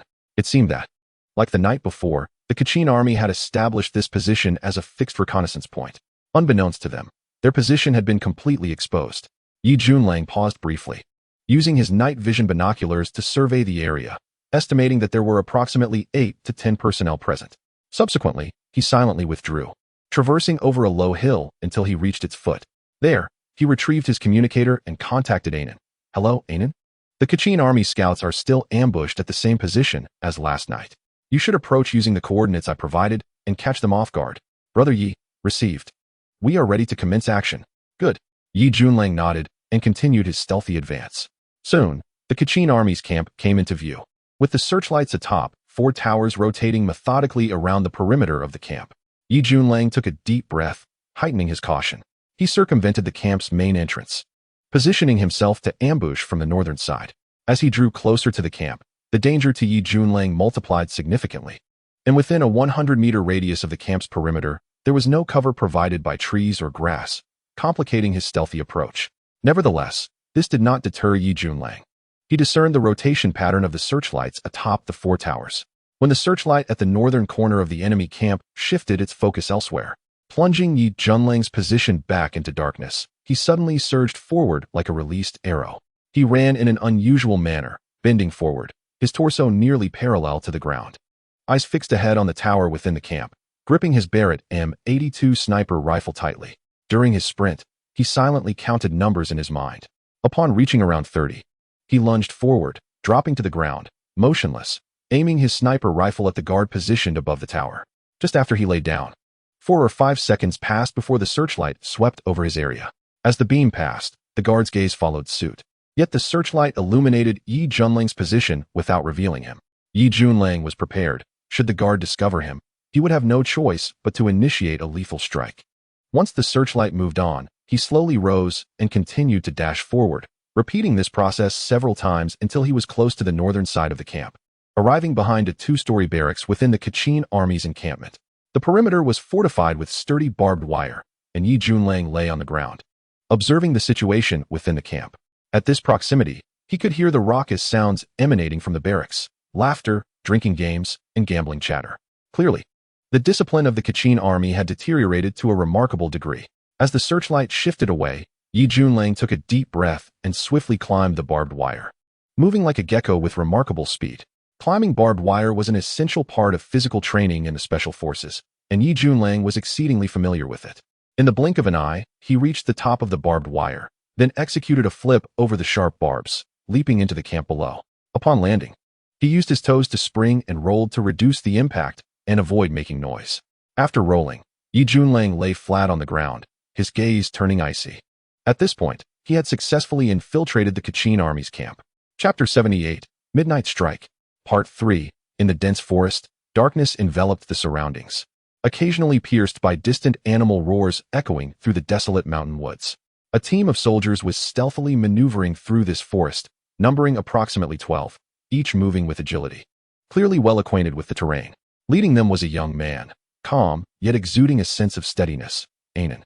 To his right stood a towering figure, Baoxiong, whose robust physique belied his nimbleness, akin to a predatory black bear. Beside Baoxiong was Dilong, emanating a fierce and valiant aura, with a hint of ferocity brewing in his eyes. Following them were 9 adept soldiers skilled in stealth and assassination. Anan and his team commenced their advance, heading toward the coordinates provided by Yi Junlang, preparing to eliminate the Kachin army's scouting party. Behind them, Hu Feng led the remaining soldiers, trailing closely. We are nearing Brother Ye's designated coordinates. All soldiers, spread out and proceed forward stealthily. The Kachin army's scouts are just ahead. Once we strike, we must give them no time to react. Anan, Dilong, and Baoxiong whispered as they conferred. They then moved swiftly, each gripping their military knives tightly, a subdued yet palpable killing intent enveloping them as they converged toward their target. As they advanced stealthily, Anan and his team detected unusual fluctuations in the air. Realizing they were closing in on the Kachin army's scouts, Dilong and Baoxiong signaled to each other, positioning themselves to ambush from the side. They held their breath, stealthily advancing closer, utilizing the surrounding trees for cover. Through night vision binoculars, Anan and his team spotted the crouched Kachin army scouts, each focused intently on the direction of the camp, utterly unaware of the impending danger closing in from the side. The camp remained illuminated, yet when Anan and his companions stealthily launched their attack, they quietly departed from the rear of the camp, navigating around to enter the forest, skillfully evading the gaze of the enemy scouts. However, this deception could not last long. Thus, their assassination operation needed to be executed swiftly before the scouts could grow suspicious. It appeared that there had been a noticeable absence of activity from the opposing camp. Previously, they had observed some soldiers patrolling with their firearms, but now, no scouts could be detected. This was indeed peculiar. At that moment, the scouts of the Keki army began to whisper amongst themselves. Before they could reach a conclusion, suddenly, whoosh, a gust of wind surged forth, and in an instant, agile figures darted towards the Keki army scouts with astonishing speed. The first to charge was a refined young man, yet his strikes were remarkably ruthless and seasoned. A flash of cold steel gleamed as he thrust a military knife forward, piercing the throat of a scout without losing momentum, his blade already directed towards another scout's neck. Whoosh!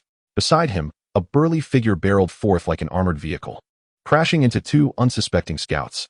This imposing figure relentlessly pursued, his hammer-like fists smashing down upon the 2 scouts.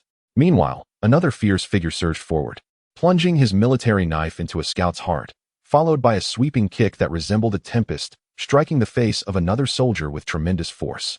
In addition to these 3 figures, numerous other agile and lethal silhouettes joined the fray, employing various assassination techniques to eliminate the remaining scouts.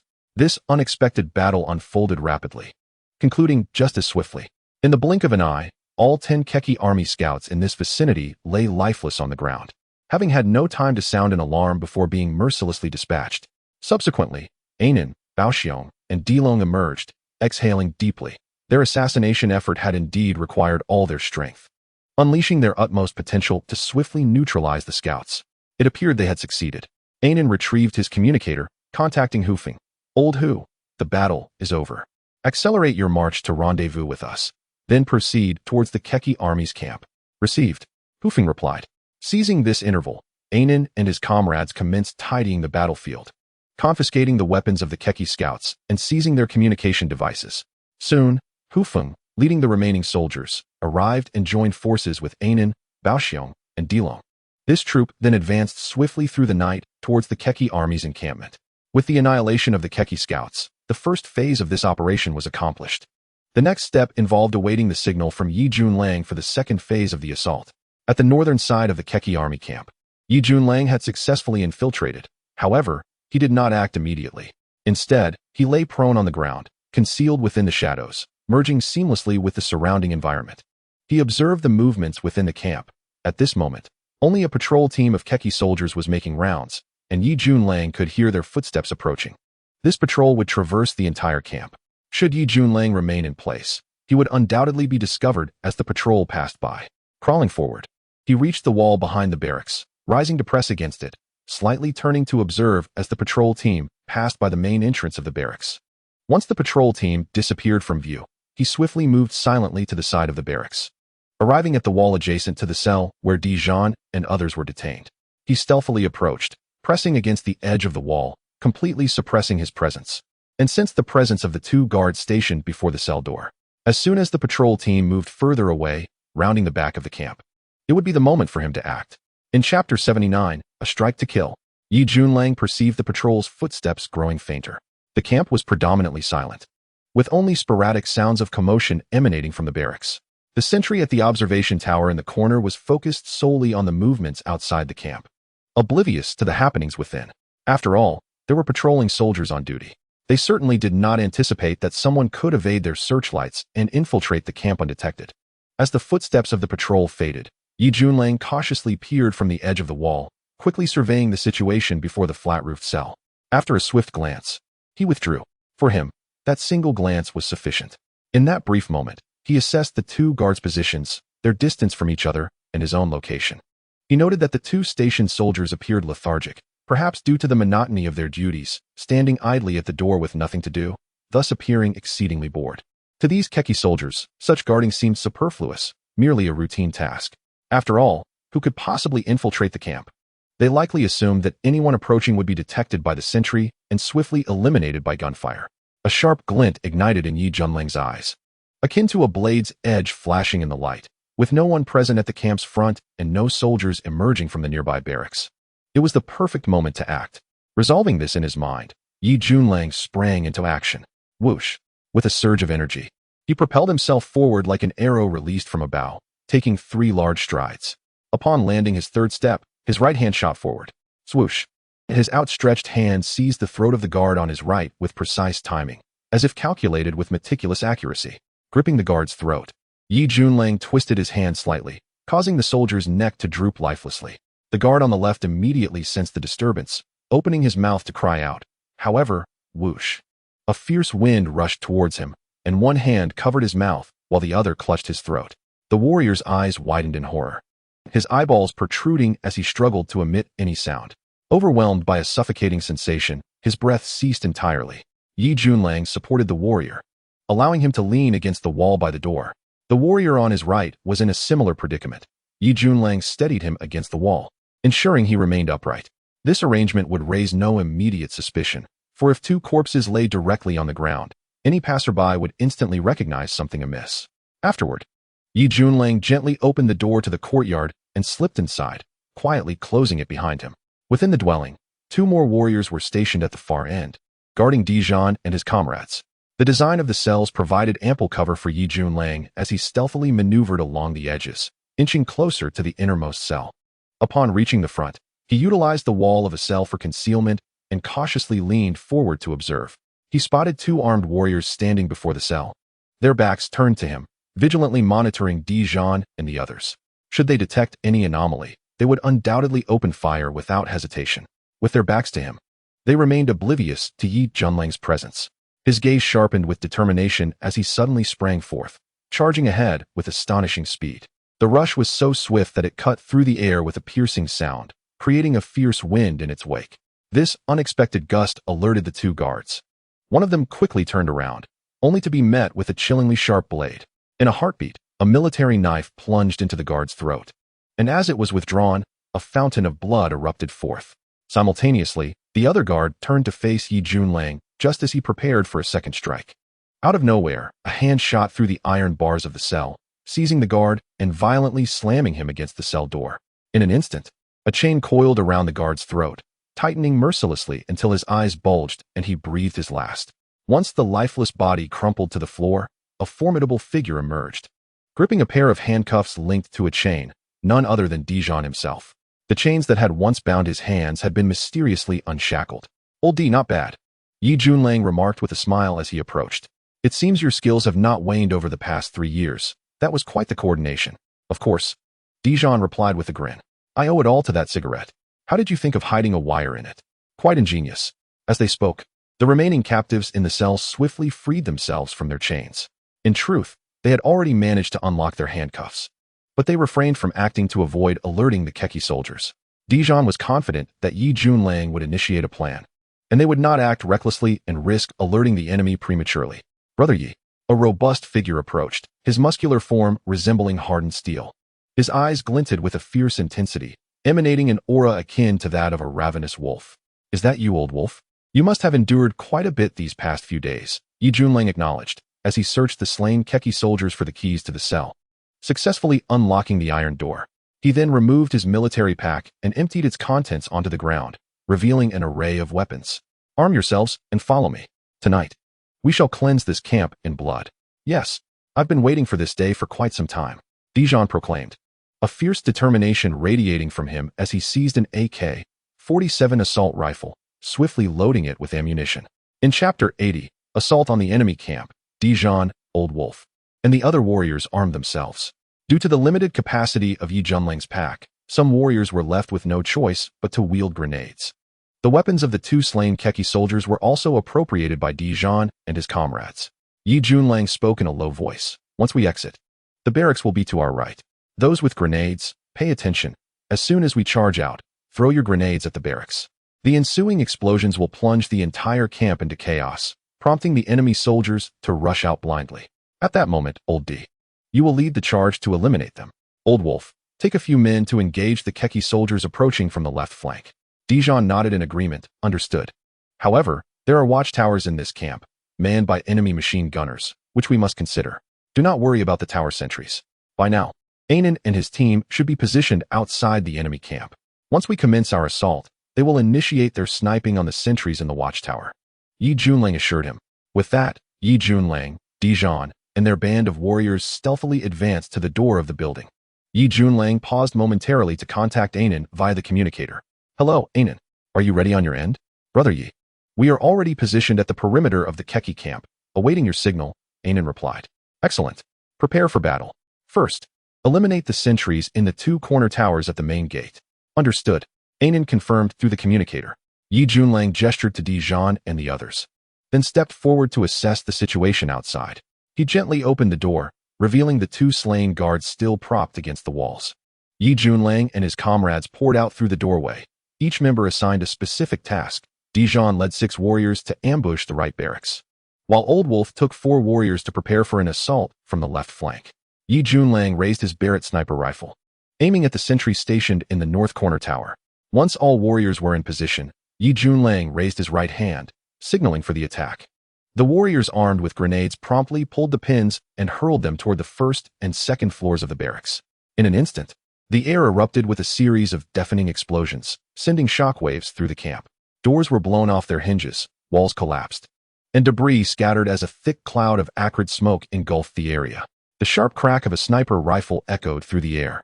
As Yi Junlang steadied his Barrett sniper rifle, wisps of smoke curling from the muzzle. The lethal projectile found its target in a sentry stationed atop the northern corner tower. Bang! The head of the sentry exploded like a ripe watermelon, scattering into a crimson mist. Yet this was merely the beginning. Whoosh! Whoosh! 2 more shots rang out, and the remaining sentries on the tower, caught unawares, were swiftly eliminated. Simultaneously, outside the encampment, the sound of sniper fire continued unabated, as bullets rained down upon the sentries positioned on the towers within the camp. The chaos unfolded with breathtaking speed.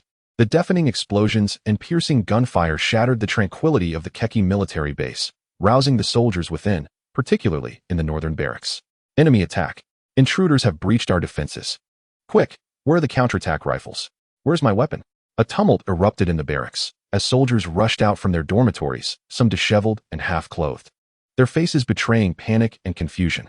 While some grasped weapons, they lacked knowledge of the enemy's positions. Many others emerged empty-handed, a futile endeavor that could only lead to doom. Kill! A fierce roar erupted from Dijon, who unleashed a torrent of fire from his AK-47.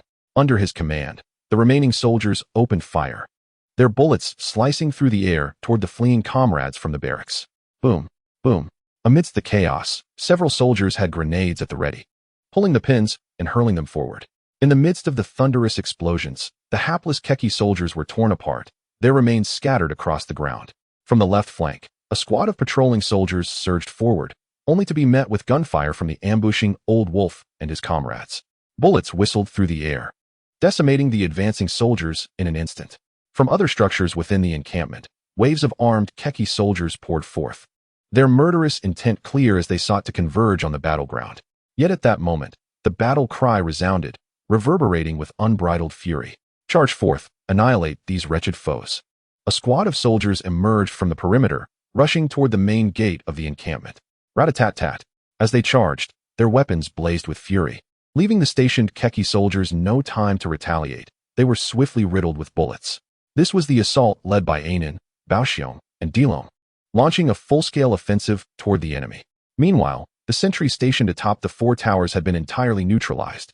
With his extraordinary sniping skills, Yi Junlang had taken out the sentries from both the northern and eastern towers with remarkable precision during the assault.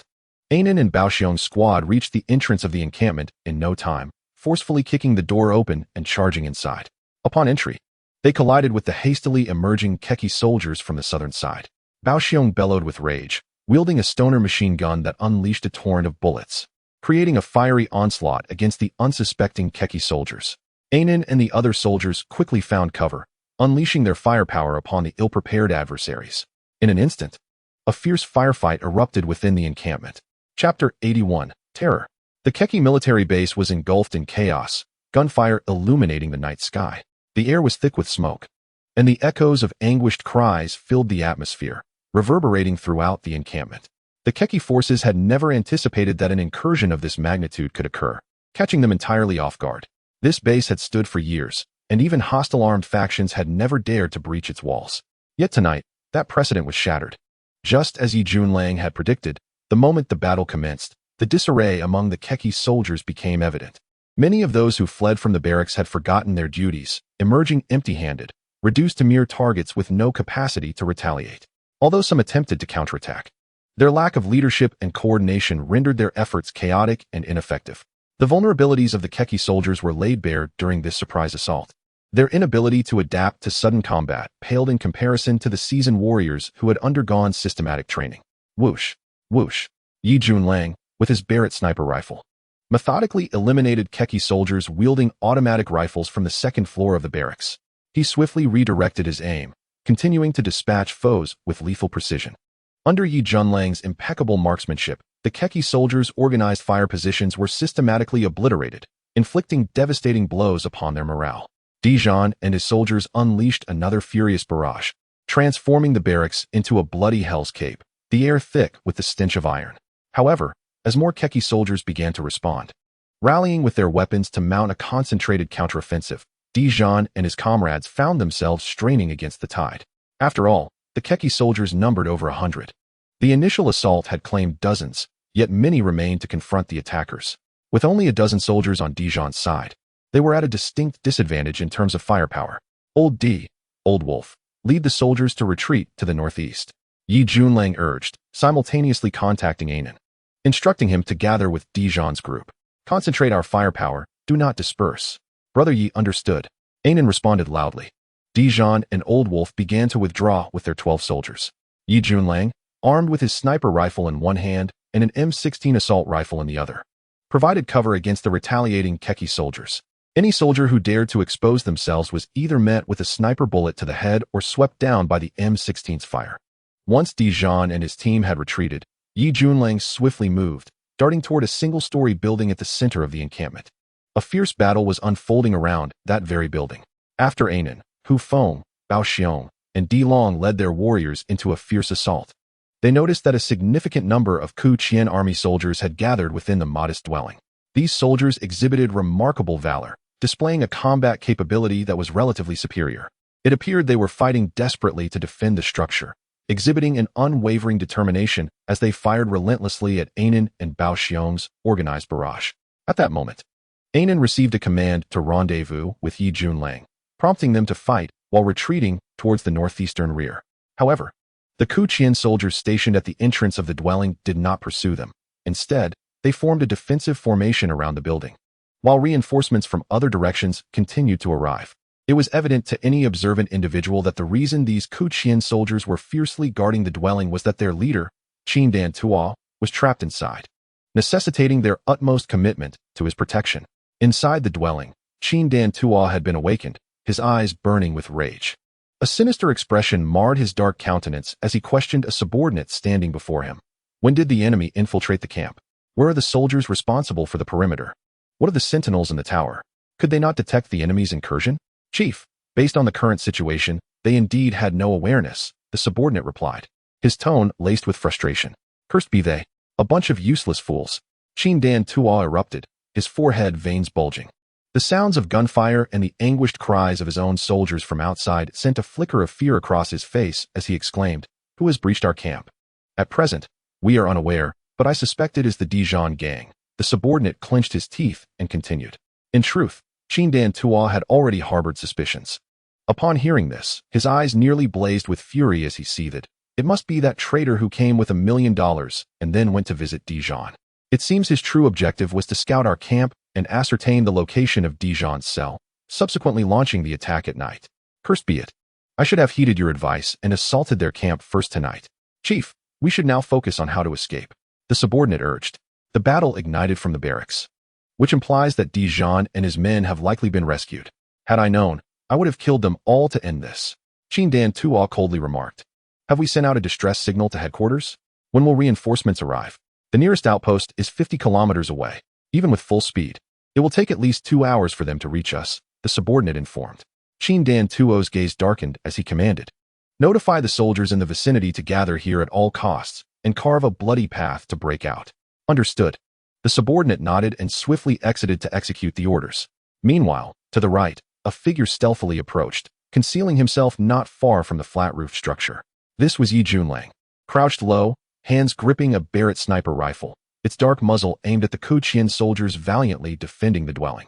Chapter 82, Divide and Conquer. Yi Junlang, observing the defensive formation composed of Kuqian soldiers before the dwelling, was 100% certain that Qin Dan Tuo was inside. At that moment, more and more Kuqian soldiers were converging from all directions into the dwelling, swelling their ranks. Were they planning to break out and escape? Yi Junlang chuckled coldly as he promptly contacted Anan. Anan, have you rendezvoused with Old D yet? Brother Yi, we have met up. We are currently eliminating the fleeing enemies. Pass the communicator to Old D.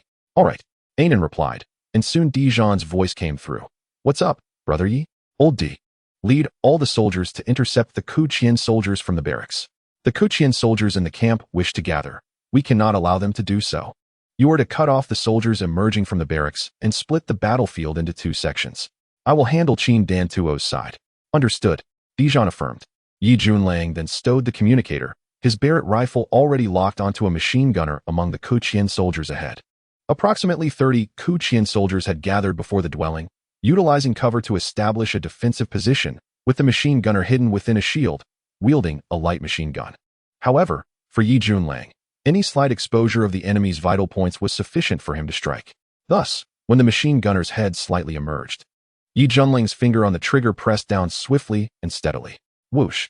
A sniper round was unleashed, and in the next instant, half of the machine gunner's head erupted into a mist of blood, obliterated in an instant. As one shot fell, another rose. Whoosh! The Kuqian soldiers defending the position had yet to regain their senses when another sniper shot rang out, resulting in yet another machine gunner dispatched from their ranks. Yi Junlang prioritized eliminating the enemy's machine gunners, for in close-quarter combat, the threat posed by machine gunners was paramount. The absence of one would significantly reduce the area of fire, thereby diminishing the overall threat. There's a sniper. 12 o'clock. Open fire. Unleash everything to take him down. The Kuqian soldiers erupted into chaos, a palpable sense of panic spreading among them. After all, in battle, a sniper signified death. A well-known saying in warfare states, only a sniper can deal with a sniper. This holds true. as a sniper's exceptional mobility and deceptive concealment render ordinary soldiers incapable of identifying their position, thus making them easy targets. However, in this camp, there were limited places for Yi Junlang to hide, and after firing several rounds, the Kuqian soldiers began to ascertain his location. Immediately, their weapons were trained on the building where Yi Junlang concealed himself, unleashing a barrage of gunfire in a frenzied assault. Under the cover of the structure, Yi Junlang strategically withdrew, avoiding a direct confrontation with the throng of Kuqian soldiers, which would be perilous.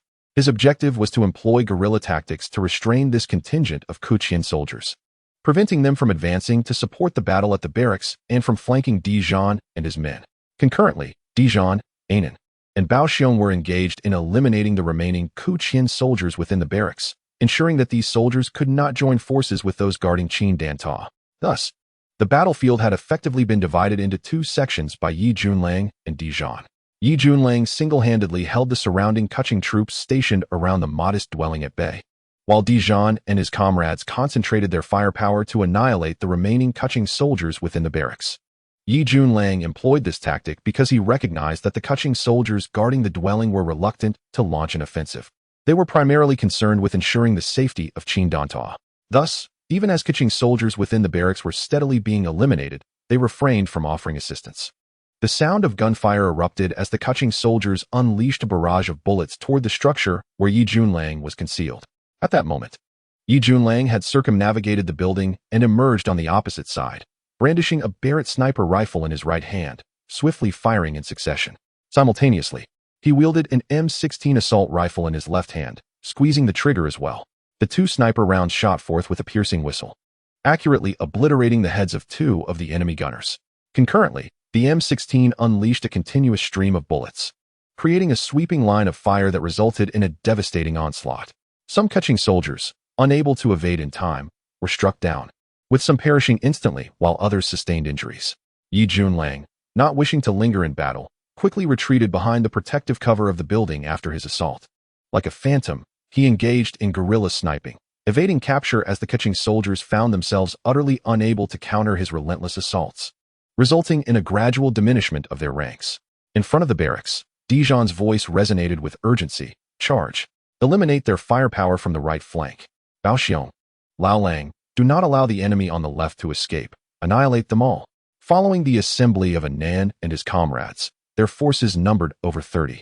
As they besieged the barracks, the remaining Kuqing soldiers attempted to break out, yet they were met with the overwhelming firepower of Dijon and his men, each enemy soldier falling one by one. Ultimately, the remaining Kuqing troops, realizing their chances of survival were slim, succumbed to their innate ferocity. Suddenly, they roared defiantly, disregarding death as they charged forward. Upon reaching a certain distance, they hurled grenades toward Dijon and his men. Those Kuqing soldiers, undeterred, were gunned down. Yet before their demise, they succeeded in tossing their grenades forward. Dodge! Get down! Dijon shouted, his expression shifting. Just as his words fell, a series of thunderous explosions erupted, shaking the very ground of the camp. The grenades detonated in rapid succession, unleashing a tremendous shockwave that swept toward Dijon and his comrades. These seasoned fighters, well-versed in combat, recognized the Kuqing soldiers' reckless resolve, and as the grenades were thrown, they swiftly dropped to the ground to evade the imminent danger. However, the sheer number of grenades launched made evasion difficult, and the ensuing explosions released a terrifying force that indiscriminately affected the area. Consequently, 5 or 6 of Dijon's soldiers were struck by the shockwave, their bodies propelled through the air. Once the explosions subsided, Dijon and his men rushed to assist their injured comrades, discovering that 3 soldiers had already succumbed, while at least 7 or 8 bore varying degrees of wounds. With his eyes reddened with fury, Dijon roared, Bao Xiong, Di Long, Lao Lang. Lead the brothers forward and eradicate these Kuqing soldiers.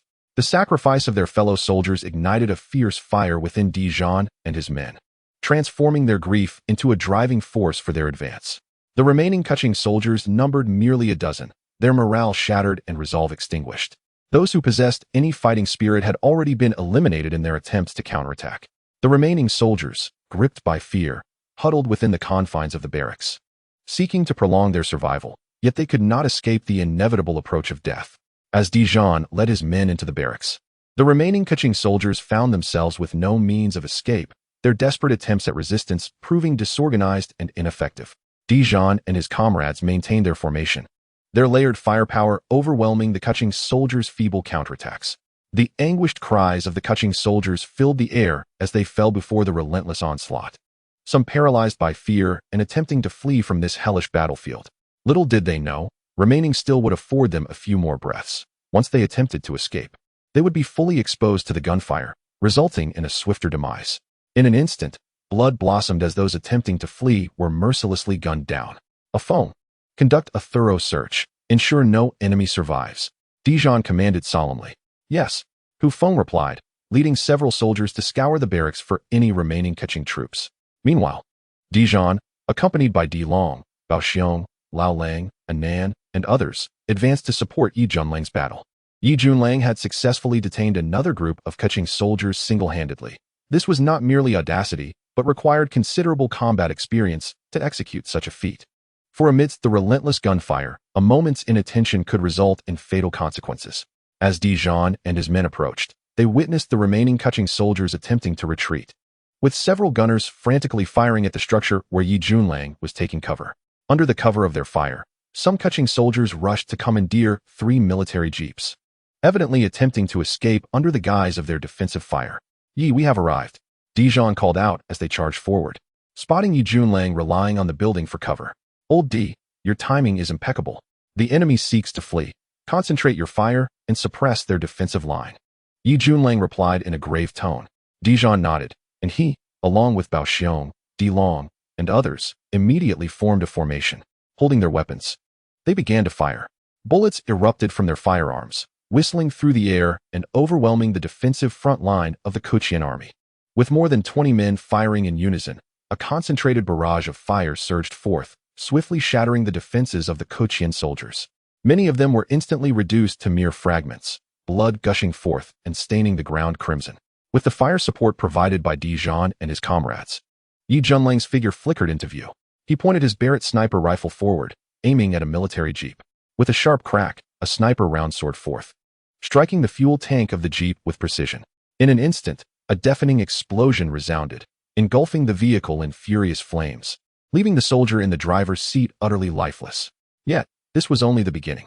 Yi Junlang calmly pulled the trigger again and again, his demeanor cool and merciless, resembling an exquisitely calibrated killing machine.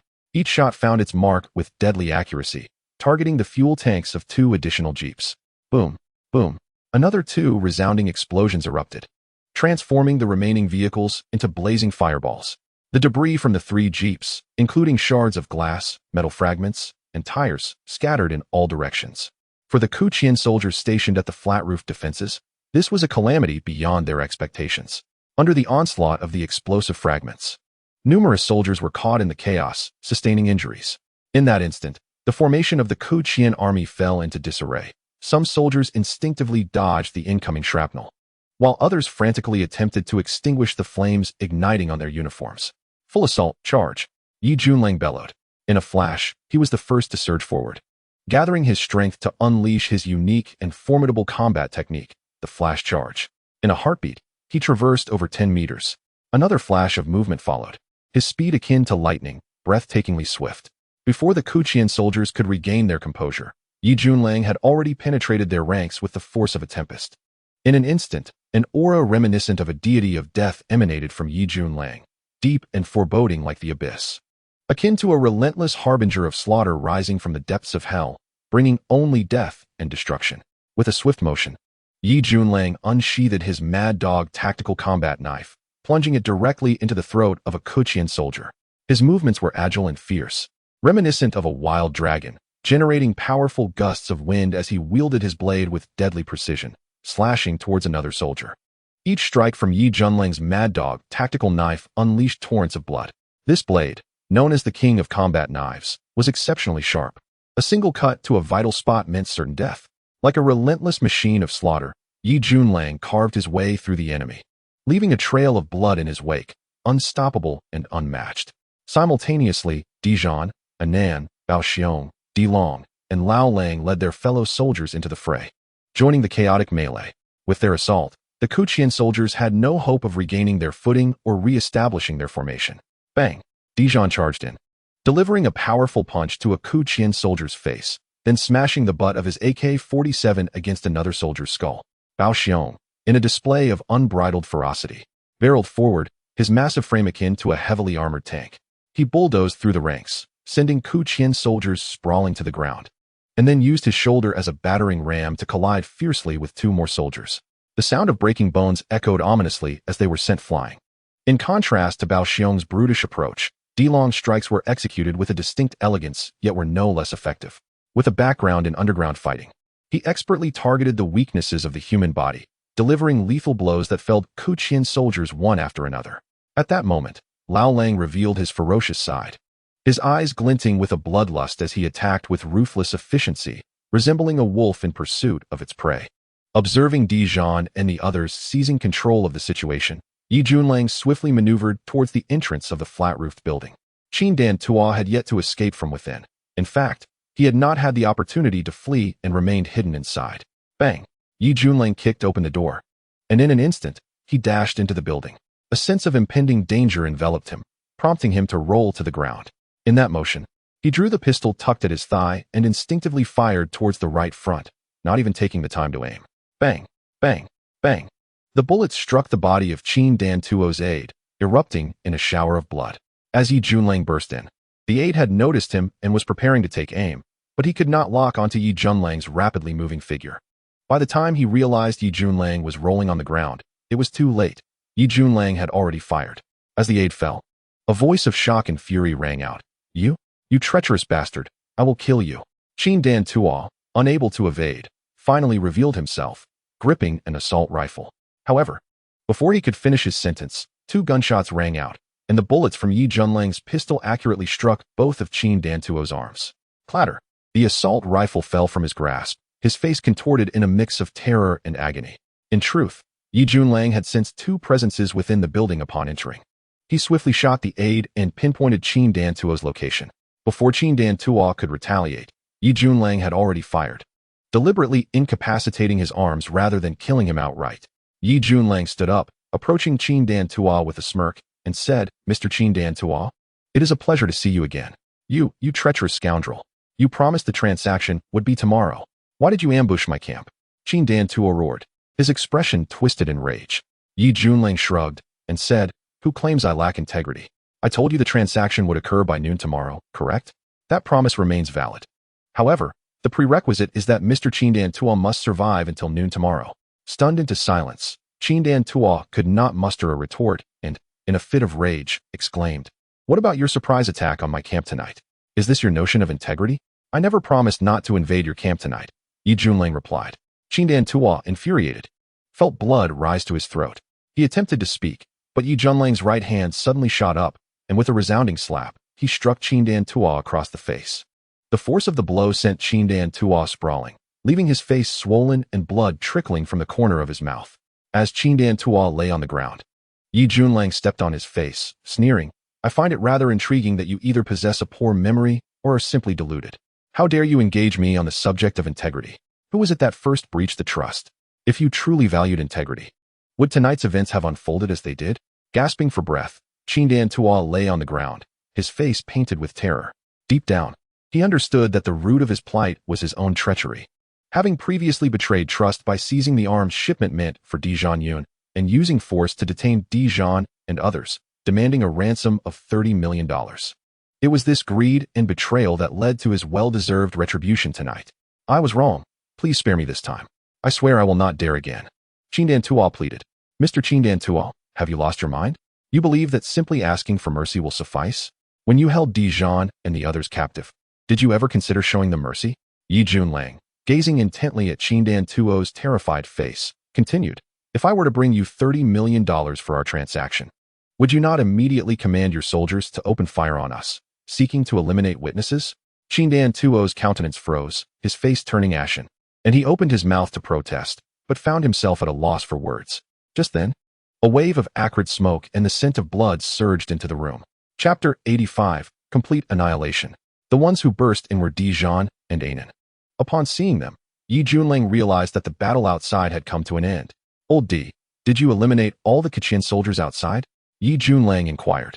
Dijon nodded, striding in and stating, there are no standing Kachin soldiers left. Bao Xiong and the others are leading a sweep of the camp, finishing off any survivors. In short, we aim to annihilate this camp tonight.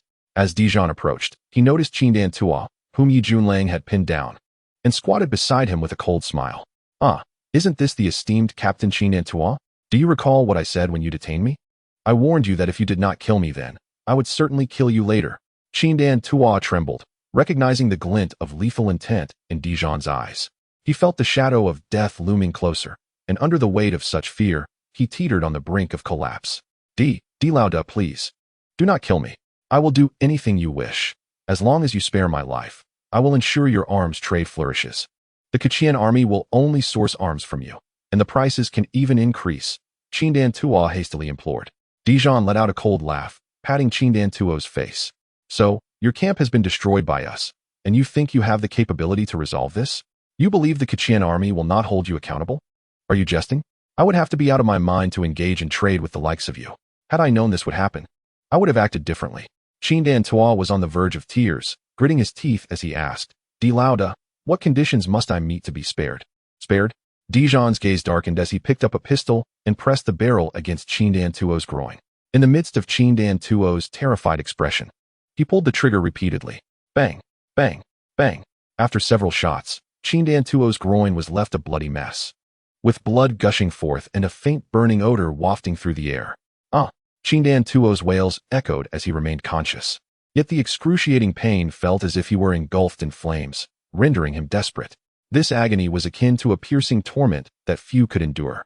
"You think you can offer me mountains of gold to save your life? In this battle, 3 of my comrades perished. Their lives are worth more than anything. Had you not betrayed trust with your treachery, none of this would have occurred. So, you think your life can be spared? Dream on," Dijon roared. The gun now pressed against Qindan Tuo's head. At that moment, Anan approached, carrying a black bag. "Brother Yi, we found the money, the $100,000 you gave to Qindan Tuo yesterday." Yi Junlang nodded and asked, "What about the arms? Old D, didn't you have a shipment of arms for Qindan Tuo? Have we located them?" As Yi Junlang finished speaking, Hu Feng walked in and said, "Brother Yi, Old D, we've searched the entire camp and found no trace of the arms we transported."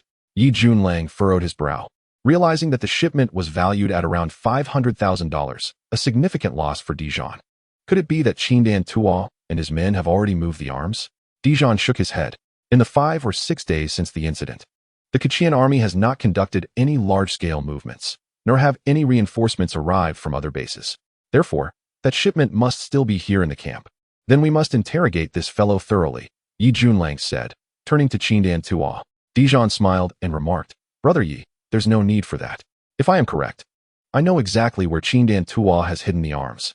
This camp has been here for many years, and prior to Qindan Tuo, I frequently traded with the commander stationed here. I know there is a basement within this camp, and the entrance should be in this very room."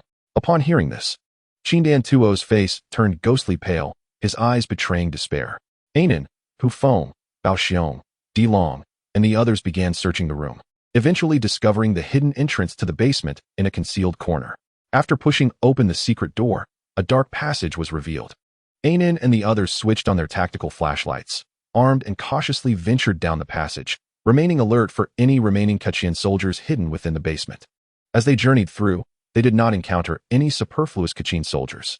Upon descending from the underground chamber, Anan and his companions immediately beheld a series of wooden crates, meticulously sealed with planks. Upon prying these crates open, they discovered an array of brand new weapons and ammunition within. "Indeed, our shipment of arms is truly here," exclaimed Anan, a smile gracing his face as he swiftly reported the matter to Ye Junlang and Dijon.